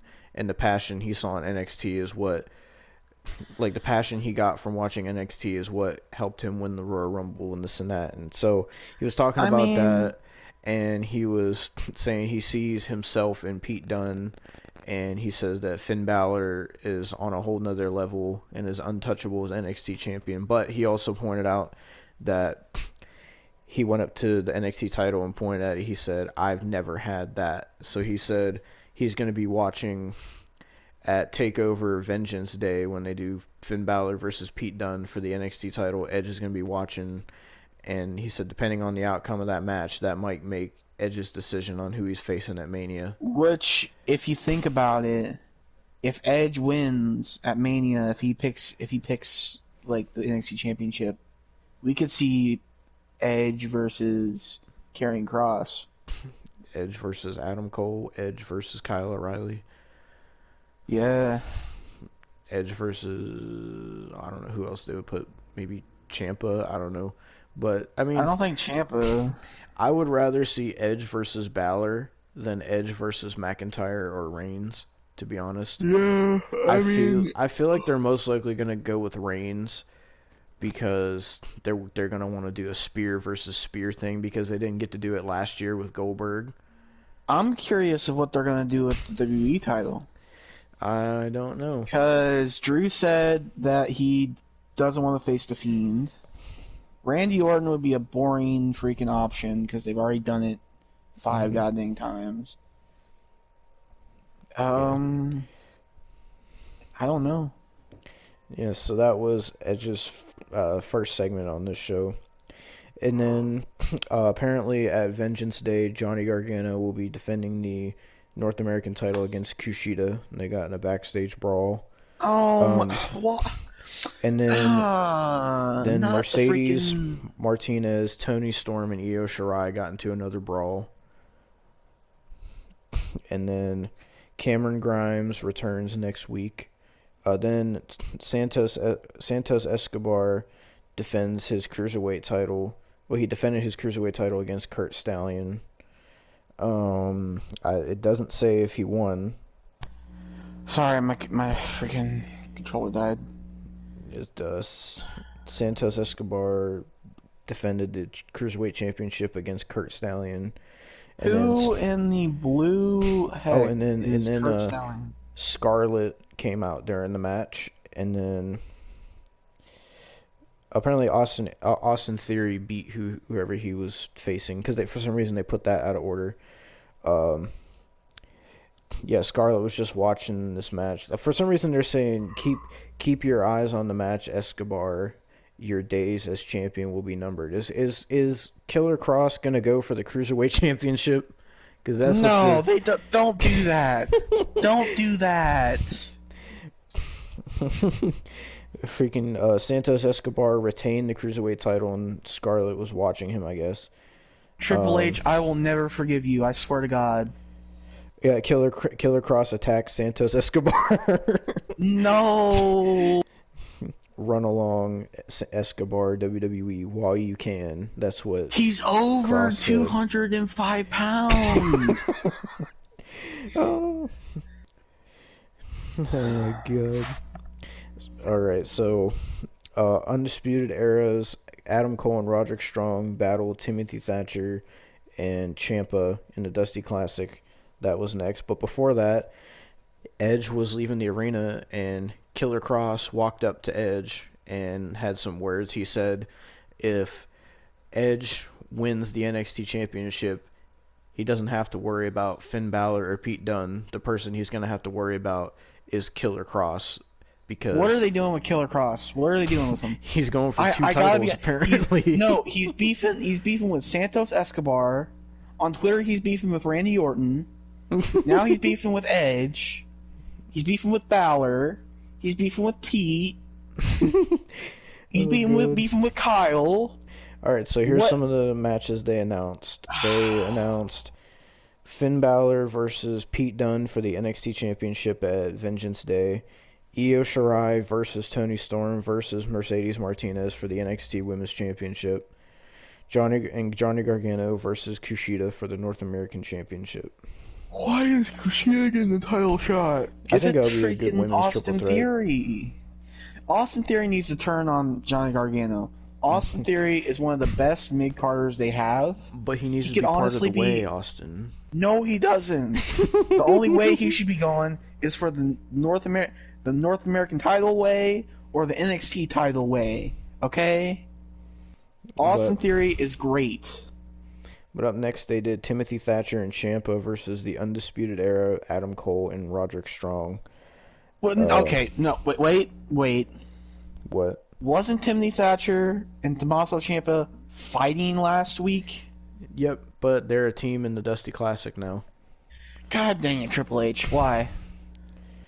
Paul Levesque. Oh, What is also, your Austin, problem? Timothy Thatcher and Ciampa beat the Undisputed Era. You mother... So now Undisputed Era's out of the tournament, I guess. Oh, and then they got into a brawl. Ciampa and Timothy Thatcher got into a brawl with James Drake and Zach Gibson, and they'll be facing them next week on NXT. Who? Let me read their names again. James Drake and Zach Gibson. Drake? That's all I can say to that. And that was the main event of NXT this week. Oh, that was NXT for this week. Oh my god. I can't believe I'm saying this. I'm glad we watched AEW. The only good thing, it seems, from NXT was the Edge segments. My lord. So, Killer Cross is gonna go. He's gonna fight for the. I guarantee they're gonna announce Karrion Kross versus Santos Escobar for the Cruiserweight Championship at Vengeance Day. I see it happening. Imagine Karrion Kross as the Cruiserweight champ. And that's his first. Not his first, but that's the title he wins before winning back the NXT title, the Cruiserweight Championship. I'm sorry, the NXT Cruiserweight Championship. No, he can't win that title. That title was tainted by Enzo Amore 2 years ago. Well, he's attacking the champion. I'm assuming that means he's gonna face him for it. Oh my god. I mean, at least Scarlett was nice to look at, but. Can't Scarlett go for the title? Like, I don't like intergender wrestling, but like, don't give it to Karrion Kross. Well, that's what NXT is doing, and they had a team who isn't a team beat the best team they have, Undisputed Era. I hope MSK wins the Dusty Classic. If they don't push the MSK, I'm gonna be mad. I'm hoping that for the women's Dusty tournament, I'm hoping that Dakota Kai and Raquel win. And for the men's, I hope that MSK wins. Yeah, I mean, MSK do the flips and stuff, but they don't do it as much as god dang. They balance it. Like, if you know what I mean. Mm-hmm. So it's like Rey Mysterio. He balances it, or like people like that. They balance it. If you balance the flips, okay. But if you're like Rey Fenix, that has to do a flip every 1.5 seconds, then you're awful. Well, Austin said, I can't believe I'm saying this. I'm glad we watched AEW. I mean, AEW wasn't much better. It's not like it was a good show. No, it wasn't much better. The first two matches, I mean, the Battle Royal was okay. I always love Battle Royals unless they're putting tables and freaking people with no legs in them. Like, if it's not like that. But like, I mean, the Britt Baker and Thunder Rosa match was good besides the ending. Yeah. And then we got the rest of the show, and then it just sucked. But I mean, at least there was two good things. It kind of sucks because we're not going to hear Jim Cornette talk about NXT this week, because on the last week's review of NXT and AEW, they said that they're not going to watch NXT anymore because to them it's that bad to where they can't even watch it anymore. That's sad that NXT is worse than AEW. I What happened to know, NXT? like, I don't know, cause like they were praising it. They were praising NXT. It was the best show they had for a while. Yeah, But now SmackDown's better than NXT, and I didn't think I'd ever dude, say that. okay, I'm gonna tell you this. I didn't watch NXT regularly until it came on USA. So I just watched like the pay-per-views. And I would always go to the pay-per-views before the shows and be like, "Oh my god, this is so much better than the actual WWE product." Yeah, that's exactly how I was. I didn't Yeah, really watch so the like, weekly television, but I would watch the takeovers. yeah, so like, NXT you would is sit falling. there and watch. You would sit there and watch Pete Dunne versus Walter and be like, "Oh my god, this is Yeah. definitely going to be better than what we're going to watch tomorrow." And they always knew how to build up the right people and have really good storylines, and everybody got a chance. Dude, I freaking loved, like, I don't like Johnny Gargano at all, but I love the series of matches that Johnny Gargano and Adam Cole had, and then the series of matches that Tommaso Ciampa and Johnny Gargano had. Yeah. Like, I do not like Johnny Gargano, and everybody should know that by now. Like, Johnny Same Face. yeah, As Jim like, Cornette he calls him. sucks. He sucks so bad. He's so bland in every way, but somehow he actually got a reaction out of me with those series of matches. Both Oh, of but those series. he's a 3-time North American champion, Austin. I don't care. I would rather Leon Ruff as the champion more than him. Well, and another thing that NXT doesn't have now is Rhea Ripley and Damian Priest, so they're down 2 people. Did Rhea Ripley debut on the main roster yet? Nope. Nope. She wasn't on NXT either, so I don't know what they're doing with her. Unless she's going to be on SmackDown. If she goes, why would they bring her to SmackDown? They should have put Damian Priest on SmackDown and Rhea Ripley on Raw. Nope, Damian Priest was But on no. Raw, so... They're gonna do the opposite, aren't they? They're gonna put her on SmackDown I where mean, she's no. not needed. Don't get me wrong, I want to see Rhea Ripley versus Sasha. I think that'd be a really good match. But, It would be a good match. Raw but- needs her more than SmackDown. I mean, unless they put Bianca on Raw. I don't know. Unless she chooses to go for... Well, you know damn well Charlotte, regardless, is going to get a title shot at Mania. You know damn well, since she's not tag champions with Asuka anymore, that's what they're going to do. So, I'm like I said, I assume it's going to be Sasha versus Bianca for the SmackDown title and Asuka versus Charlotte for the Raw title. But, I mean, plans could change, but that's what my prediction is. God dang it, Rhea Ripley's gonna be freaking relegated to the goddamn Battle Royal on the pre-show. You know, isn't she? Women's Battle Royal. Are they gonna do the Andre Giant Memorial this year? They did the Royal Rumble. I don't know. I mean, one thing I could see them doing is someone pointed this out today. They got a screenshot from the Royal Rumble, and the spot where Rhea and Bianca went over the top rope, both of Bianca's feet actually did touch the floor apparently, but they didn't call it. So people were saying that Rhea should be the winner. So I'd like to see him do Bianca versus Rhea versus Sasha. But That would actually be good. That I actually would like to see that. I mean, Bianca would probably win because of the hype and stuff. yeah, But like, I just found it interesting that people were pointing that out, and people kept atting WWE like they care. they don't care. Vince doesn't care. Nope. I guess if we want to provide some wrestling news on here, Lars Sullivan also got fired yesterday. If anybody who cares. cares? I mean, nobody cares. Apparently the Last reason... time I saw Lars Sullivan, he was talking about how, they bullied me, and you know what I did? I made them scream and cry. It was so bad. Apparently, from what I saw, the reason that he got fired was not because of all the stuff he did in the past. It was because, like, recently he was supposed to be on a bunch of shows, but he keeps no-showing events, so they fired him, I guess. That's what I saw. I don't know if it's true. That's okay. He'll be in AEW by next freaking week. God. Put him in Chaos Theory. No, what they'll do, I know exactly what they'll do. They'll, for all his mistakes and things in the past, they'll put him in a therapy session like they did with Sammy Guevara.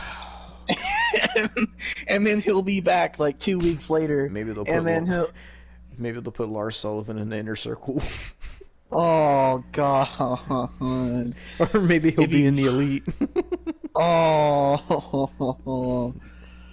Or maybe, just maybe, he'll be playing video games with Miro. Oh my God. Or He'll be kicking with freaking Orange Cassidy. Or maybe they'll put him with Marco Stunt, Jungle Boy, and Luchasaurus. Oh my God. Or he could be with Orange Cassidy and Chuck Taylor. He can learn to be a best friend. Mm-hmm. Or maybe he'll join Pac's group, whatever they're called. Oh, the Death Triangle. Yeah, Death Triangle. He'll be the Death Square. The Death Rhombus. Oh my God. The Death Trapezoid. The Death Diamond. Oh my God.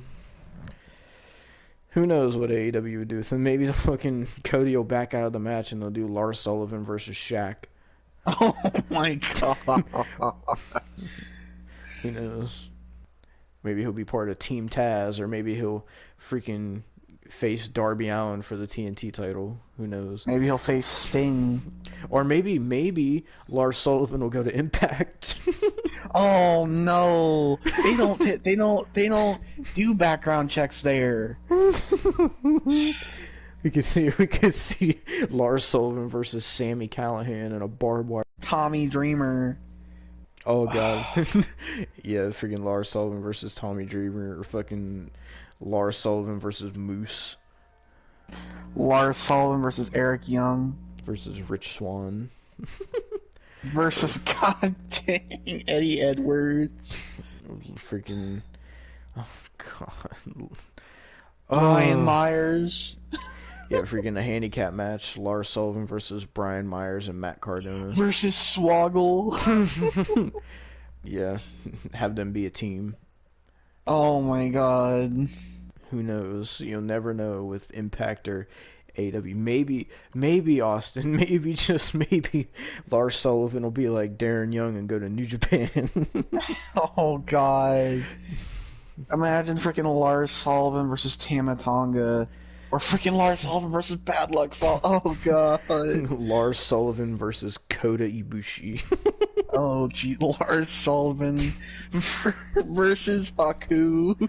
Lars Sullivan versus fucking Okada. Lars Sullivan versus Will Ospreay. Lars Sullivan versus Hiromu Takahashi. Oh God, freaking Lars Sullivan versus Kenta.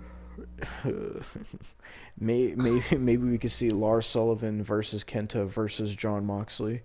Oh, I got the perfect match. Lars Sullivan versus Minoru Suzuki. Oh my God, Lars Sullivan versus Lars Sullivan versus Ishii. Oh God, Lars Sullivan versus Jay White. Ew. God. Anywhere he goes, no one's gonna want to see him wrestle. Maybe he'll go to Ring of Honor. Maybe he'll go to UFC and face freaking Lars Sullivan on Bellator MMA. Lars Sullivan versus Jake Hager in the Bellator fight. God. Maybe he'll go to boxing and then we'll see Jake Paul versus Lars Sullivan. Ew. No, freaking Lars Sullivan versus Floyd Mayweather. Lars Sullivan versus Mike Tyson. Lars Sullivan versus Logan Paul or KSI. Oh God. my God. The doors are wide open. Oh, maybe they'll bring him back for WrestleMania and we could see Lars Sullivan versus Bad Bunny. Oh no. God, I guarantee Bad Bunny's gonna be facing The Miz at WrestleMania. It's gonna be Miz, or it's gonna be, oh no, would they do Damian Priest like that? Damian Bad Bunny Priest and and Damian Bad Bunny Priest versus Miz and Morrison. Miz and Morrison. It's Yeah. gonna happen. I'm predicting it right now. That's what Damian Priest freaking first run is gonna be, facing Bad Bunny in a fucking tag team match. I mean, teaming with Bad Bunny in a fucking tag team match. God. If Why they're ruining 3 stars. They're ruining 3 stars right there. Like, seriously, how is Bad Bunny such a big celebrity that they want to keep him around? He's not giving I them don't know. ratings. Bad Bunny's most You might have to do popular a song. part 2 here in a minute. I'm already on part 2. Fucking Oh. Bad Bunny, like, his most popular song is not even his song. It's a song he features on Cardi B's song. Like, Jesus. his Maybe you Royal could have Rumble Cardi thing B was in his corner. his Royal Rumble thing was fucking trash. It was the worst segment of the show. So why would anybody want more Bad Bunny? I don't know. Like, I mean, Snoop Dogg in AEW is one thing, but at least Snoop is, I understand, because Snoop is popular. Everybody knows And who he's Snoop Dogg affiliated is. with wrestling. Exactly. But Bad Bunny?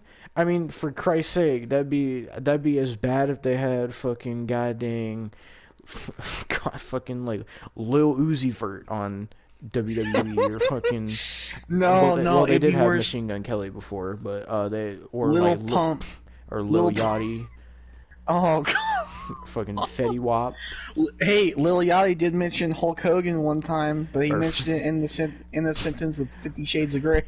I'm shocked that they didn't just freaking get Cardi B, since the Raw Legends night was so popular because of her. I'm shocked that they didn't reach out to Cardi B to get her on WrestleMania. Oh, it's okay. They'll get Cardi B and Snooki, and they'll put them against Tamina and Nia Jax. Oh, good. Because Great. Snooki wants to make a wrestling return, remember? Wonderful. Maybe we could see freaking Snooki and Cardi B versus Lana and Naomi, since Naomi's Oh. relegated to being in a team with Lana now, since she just came back, and she was on SmackDown, but now magically she's on Raw, and magically AJ Snooki- Styles is on Snooki SmackDown and- now when he was on Raw. Snooki and Cardi B versus Eva Marie and Lana.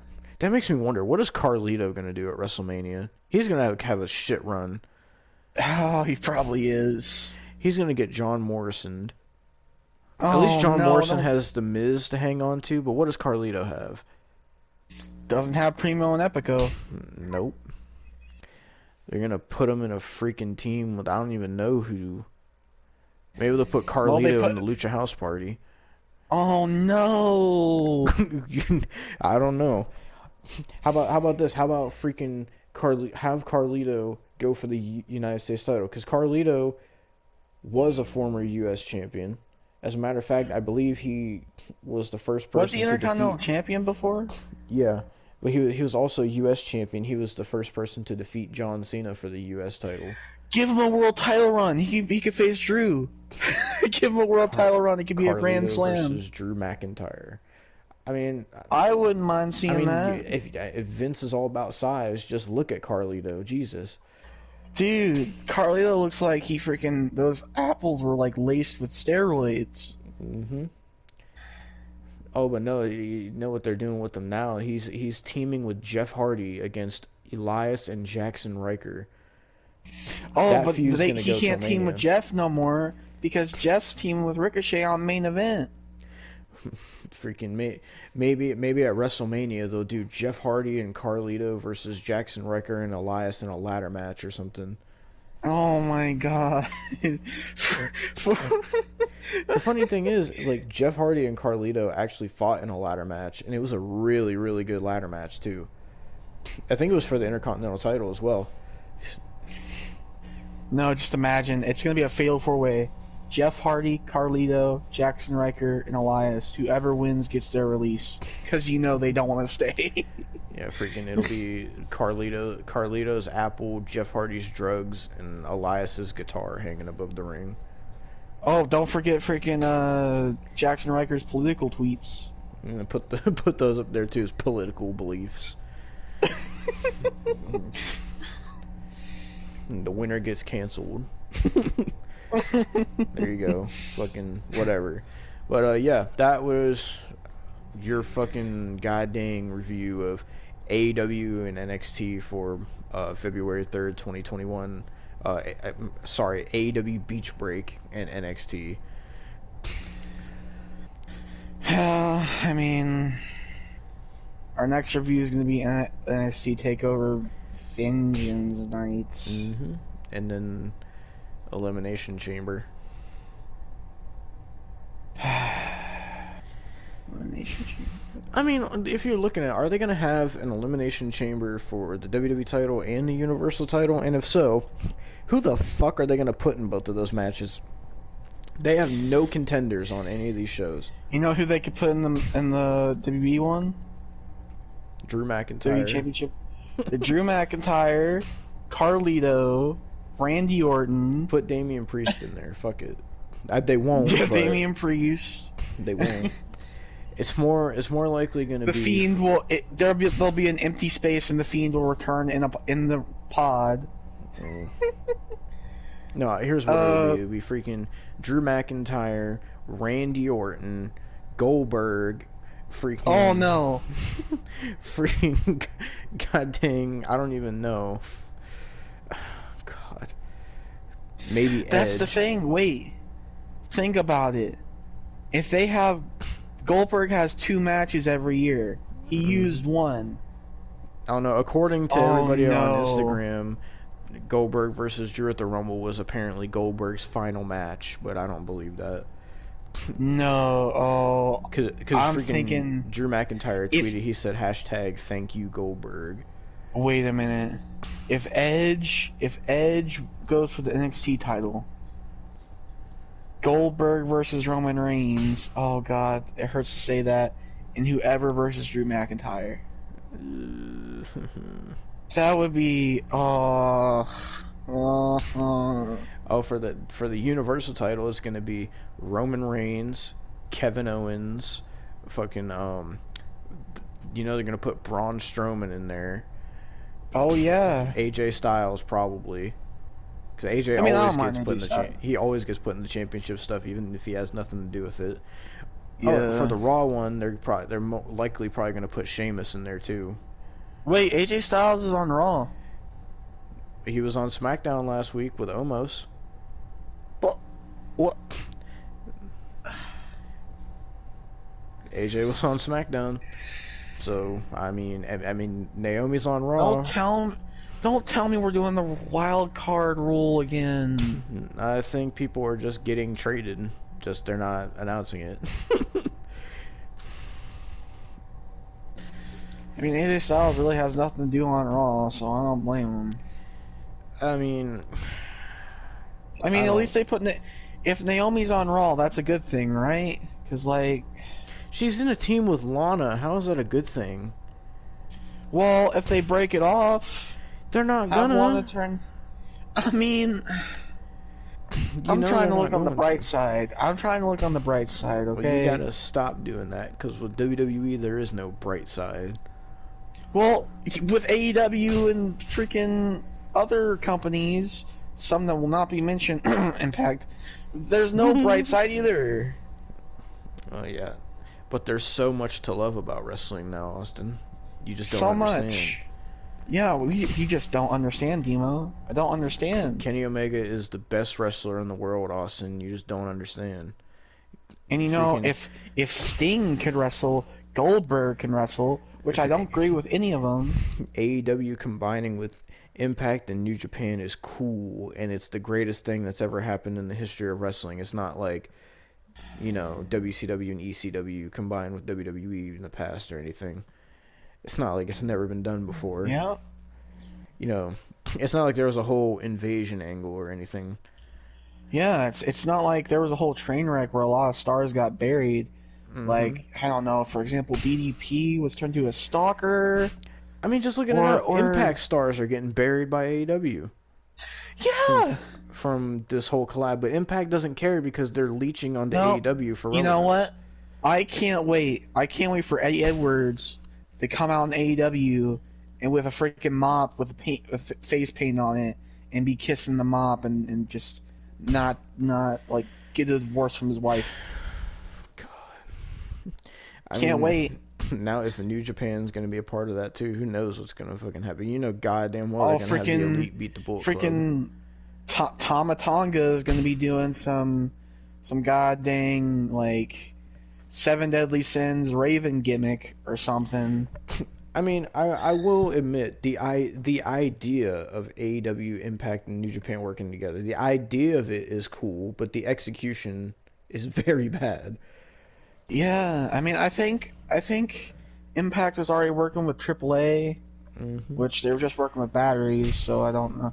Or actually, I know two different AAAs, batteries, and the alcohol abuse meetings. Oh, Is that what Ray Phoenix is doing? Is he just he must be going like drinking with Finn Balor. Must be drinking some pints. God, but it's just I don't know. There's so much to love about wrestling now. I just can't find a way to love all of it correctly. I know, man. There's so much that I just can't love any of it because there's just too much. I'll be honest, I was genuinely excited for the Royal Rumble. I was excited the whole time watching it. I was invested. It's been a long time since I felt like that watching a wrestling show, but now that that's over, I know that, first of all, we got Elimination Chamber, and then we got Fastlane. Fastlane has never, ever been good, so I know that show's going to be disappointing. Don't forget Revolution. Oh yeah, AEW has a pay-per-view Revolution as well, but don't forget, Austin, Impact also has another pay-per-view. No. That's when we draw the line. I don't even remember what it was called now, but I don't freaking know. We're not watching it. Freaking. And then there's WrestleMania, which I'm hoping will be good, but I don't know. I would rather have WrestleMania in one day than across 2 days. But yeah, that's going to be something where we either have to do 2 reviews or we were going to have to do a review on the Monday after of just all of it. God, WrestleMania night 1 review, night 2, Jesus Christ. I mean, I don't know. Do you think it's better watching it 2 nights than watching an 8-hour WrestleMania all in one sitting? I mean, by 35 when the main event was on, like I was done. Like the main no event one was cared. Too. Yeah, like I didn't like. The last part of that WrestleMania I cared about was when Kofi won the title. After that, I didn't care about anything else after. Okay, let's see what was the card. Freaking started off with Rollins FTR. And Brock. Well, FTR lost their titles to freaking Hawkins and Ryder. Yeah. Kurt so Hawkins then, and that was the pre-show, the and then Braun Strowman won the Andre the Giant Memorial Battle Royal. Then it was Brock and Seth, and which Brock I didn't care about in the slightest. Seth went on the worst Universal title reign. Yeah. Well, second to Goldberg, I guess. Oh God! And then they had Miz versus Shane McMahon. Mm-hmm. Oh, and then Roman versus Drew. Oh, yeah. Oh, don't forget Kurt Angle versus Baron Corbin. Oh my God! Kurt Angle's final match, and oh, don't forget Batista's final match. Batista and Triple H went for like a half hour in a slow last match or whatever. No holds barred. Only good matches on that show was Randy Orton and AJ Styles. Oh, don't forget Samoa Joe versus Rey Mysterio that lasted like 20 seconds because Rey Mysterio was injured. I know. And don't forget Thugonomics John Cena interrupting Elias. Oh, and don't forget the most important moment of the night. Alexa Bliss being the host of WrestleMania. And who does she bring out? Hulk Hogan. Because that's who we wanted to bring out. The only thing I cared about was Daniel and Kofi.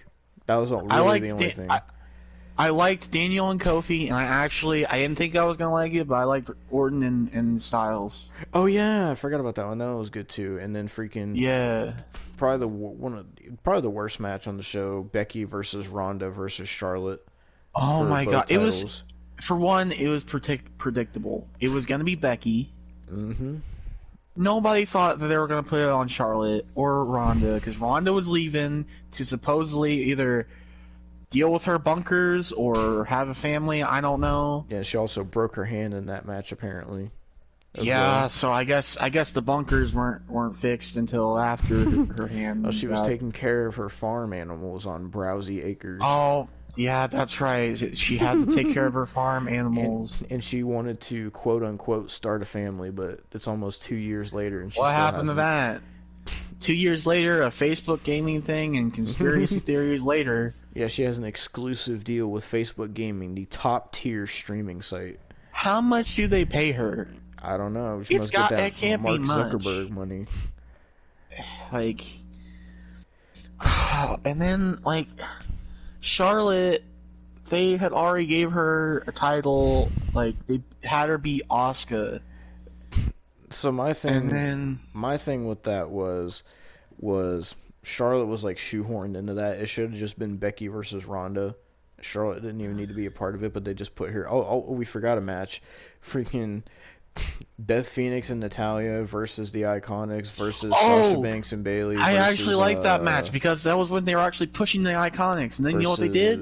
Was it Nia Jax and Tamina in that match too? Yep. But you know what they did after they gave the Iconics the titles? They never defended Nothing.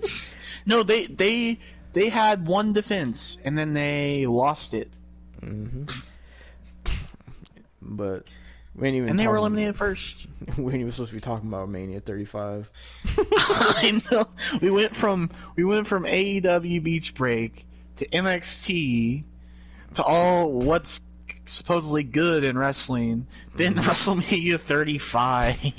Yeah, because I mean, I want WrestleMania 37 to be good, but I don't know if it will. Hopefully, they at least have a crowd. Of some I mean, sort. they're supposed to do 25% capacity. Hopefully, but I don't know. It really depends on the card they put together. That'll depend on how good it is. I mean, if they get freaking. If they have Sasha versus Bianca, that's a good match. I mean, I don't want to see Charlotte versus Asuka, but it'll probably be a good match because they always have good matches. It's just you don't want to see it again. If they get Finn Balor and Edge on there, that's good. If they get Daniel Bryan versus Roman, I hope so. I don't know if they will. That would be great. Drew and I'd like to see Drew and Damian Priest, but they're not going to push him that fast. No. I would say Keith Lee, but he has COVID, so who knows when he's coming back. Yeah, but then again, we've seen Keith Lee and Drew twice. Maybe we'll have Drew versus Sheamus, and Sheamus is attacking Drew McIntyre now for some reason, even though they were teammates. But now they're Wait, attacking did he each other. attack? Did he attack Drew? Yep. Why? I don't know. he's like after whatever match or something Drew had on Raw, Sheamus attacked him. God dang it, Vince! I can't understand you. Like I don't. Oh, we'll probably get freaking. I don't even know. Fucking Nia Jax and Shayna Baszler versus Natalia, not Natalia, versus. You know what? I bet they're gonna do Nia Jax and Shayna Baszler versus Lana and Naomi versus Natalia and Tamina versus like Peyton Royce and Lacey Evans or something like that. God, that would be. No one would win in that situation. The audience would lose. The audience would lose, dude. Oh, by the way, Charlotte's stuff is going now. Would you rather see Charlotte versus Asuka or Charlotte versus Lacey Evans at Mania? Oh my god. Because those are the two things Charlotte's in right now. You know, I regret saying I liked Lacey Evans because I don't like her no more. God, I liked her in NXT. As a matter of fact, in that tag team match, they'll probably throw the Riot Squad in there, but they won't win anything. No, they won't win because they're the only team, and they can't have that. You can't have the tag team titles be won by an actual team. What I want to see... That's just blasphemy. I want to see Liv Morgan turn on Ruby Riott, or whatever, and I want to see Liv Morgan, if Bianca wins the title or not, whoever is the champion, I want to see Liv Morgan be elevated to a championship match because she still hasn't had a championship match ever. Ruby Riott's had a women's championship match before. She didn't win, but because it was in the Ronda Rousey era. Mm-hmm. Oh, she had a championship match against Charlotte too, and she lost. Oh, did she? I didn't even see Charlotte's reigns. I don't even care. Well, that explains it. That freaking explains it. But yeah, Fucking I know her and Ronda was at Elimination Chamber. yeah. Freaking I don't know what they're. We'll see. We'll see once we get there. But our next reviews is going to be the very next one coming up is Takeover Vengeance Day, and then Elimination Chamber. I heard the Chamber is on the 21st. Hopefully it's good. Hopefully it's not like last year because it sucked last year. Yeah, freaking Shayna looked dominant, but Yeah. Shoden wasn't dominant. But anyhow, that's gonna be it for this review. There was our review of NXT and AEW and our little tangent that we went on. But next time you see a review will be February 14th for Takeover Vengeance Day. Hopefully that show will be good. I don't know. I mean, it has a decent card, so we'll see. But I don't know. I mean, wouldn't they have the finals on a Takeover, or are they gonna do the finals before Takeover and make that the tag team championship? I don't know. The match? semifinals of the tournament are next week. Wait, who So, are the tag team champions? that's actually a good question. I don't know. Let me look this up. I don't know. Who are the current NXT Tag Team Champions? Breezango. What? No way. That's what it says. Actually, hold on. The current champions are Danny Burch and Oney Lorcan. Well, that's why I don't care then. Yeah. That's why it's a blur. I don't know. I looked up current NXT Tag Team Champions. The first thing that came up was Breezango, and then the next thing came up and said that they were defeated in October by Danny Burch and Oney Lorcan. Danny Burch and Oney Lorcan have had those titles since October? I guess so. I mean, the last time I seen them was in the War Games. Oh my god. Paul Levesque, Triple H, Trips. Shawn What are you Michaels doing? as well. Sean. He said Regal. Yeah, Regal. What are you doing? Isn't Road Dogg part of NXT Creative too? Road Dogg. I can't explain Road Dogg, man. He's probably shake, rattle, and roll, and he's probably not even doing freaking. So, we're about to see Austin's Triple H tirade. He said, "Paul Levesque, what are you doing?" I mean, what is he doing with Killer Cross?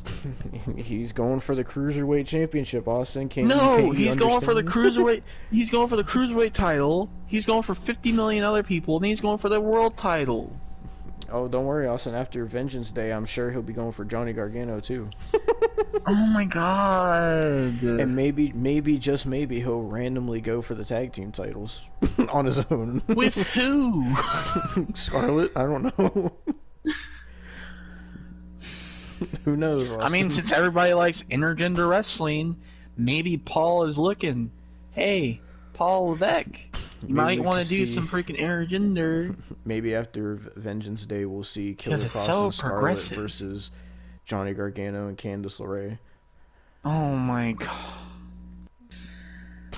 I would like to see that because Johnny and Candice would get demolished.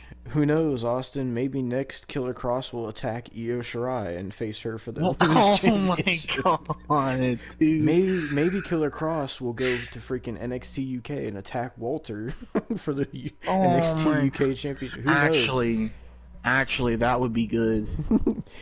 You know Walter what? versus Killer Cross. Maybe freaking randomly Killer Cross will show up on fucking goddamn. Oh god. Maybe this is what's gonna happen, Austin. Maybe freaking Killer Cross is gonna start showing up on 205 Live.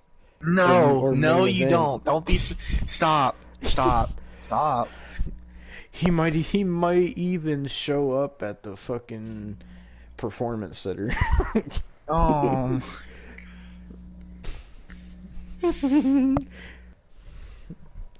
Who knows? He might go to Mania and and face Bad Bunny. You never know. Maybe you Oh. never thought of this. Maybe it'll be Nia Jax and Shayna Baszler versus Killer Cross and Scarlett for the women's tag team No. championships. No, you know what it's gonna be? It's gonna be freaking Killer Cross versus Braun Strowman for that Saudi Arabia title. No.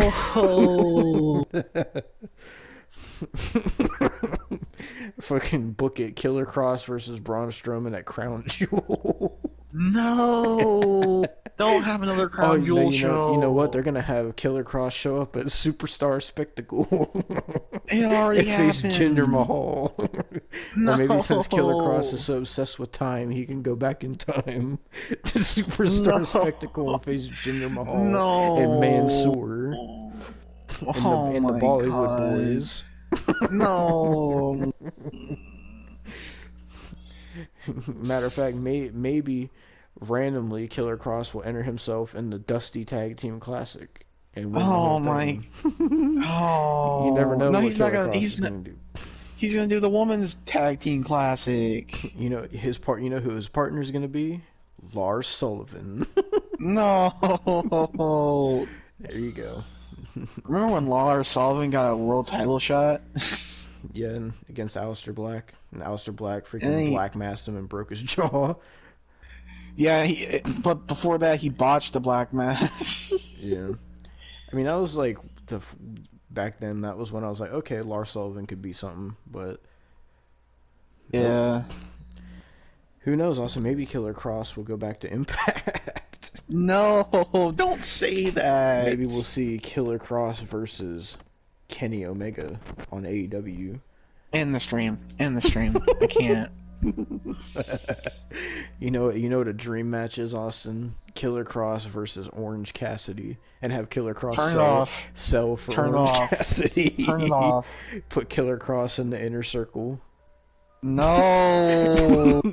Have Killer Cross playing video games with Miro. No. Put Killer Cross in the Jurassic Express. There you go. Oh, just. Killer Cross versus Shaq. I'm done. I'm done. I'm done. Oh my god. Oh my god.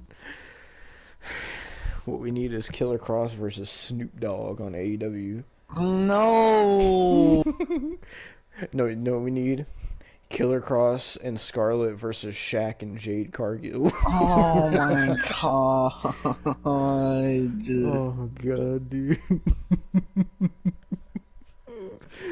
Oh my god. That would be Austin's wet dream. Yo. You never know with Killer Cross. He could end up anywhere Oh. for any title for any reason.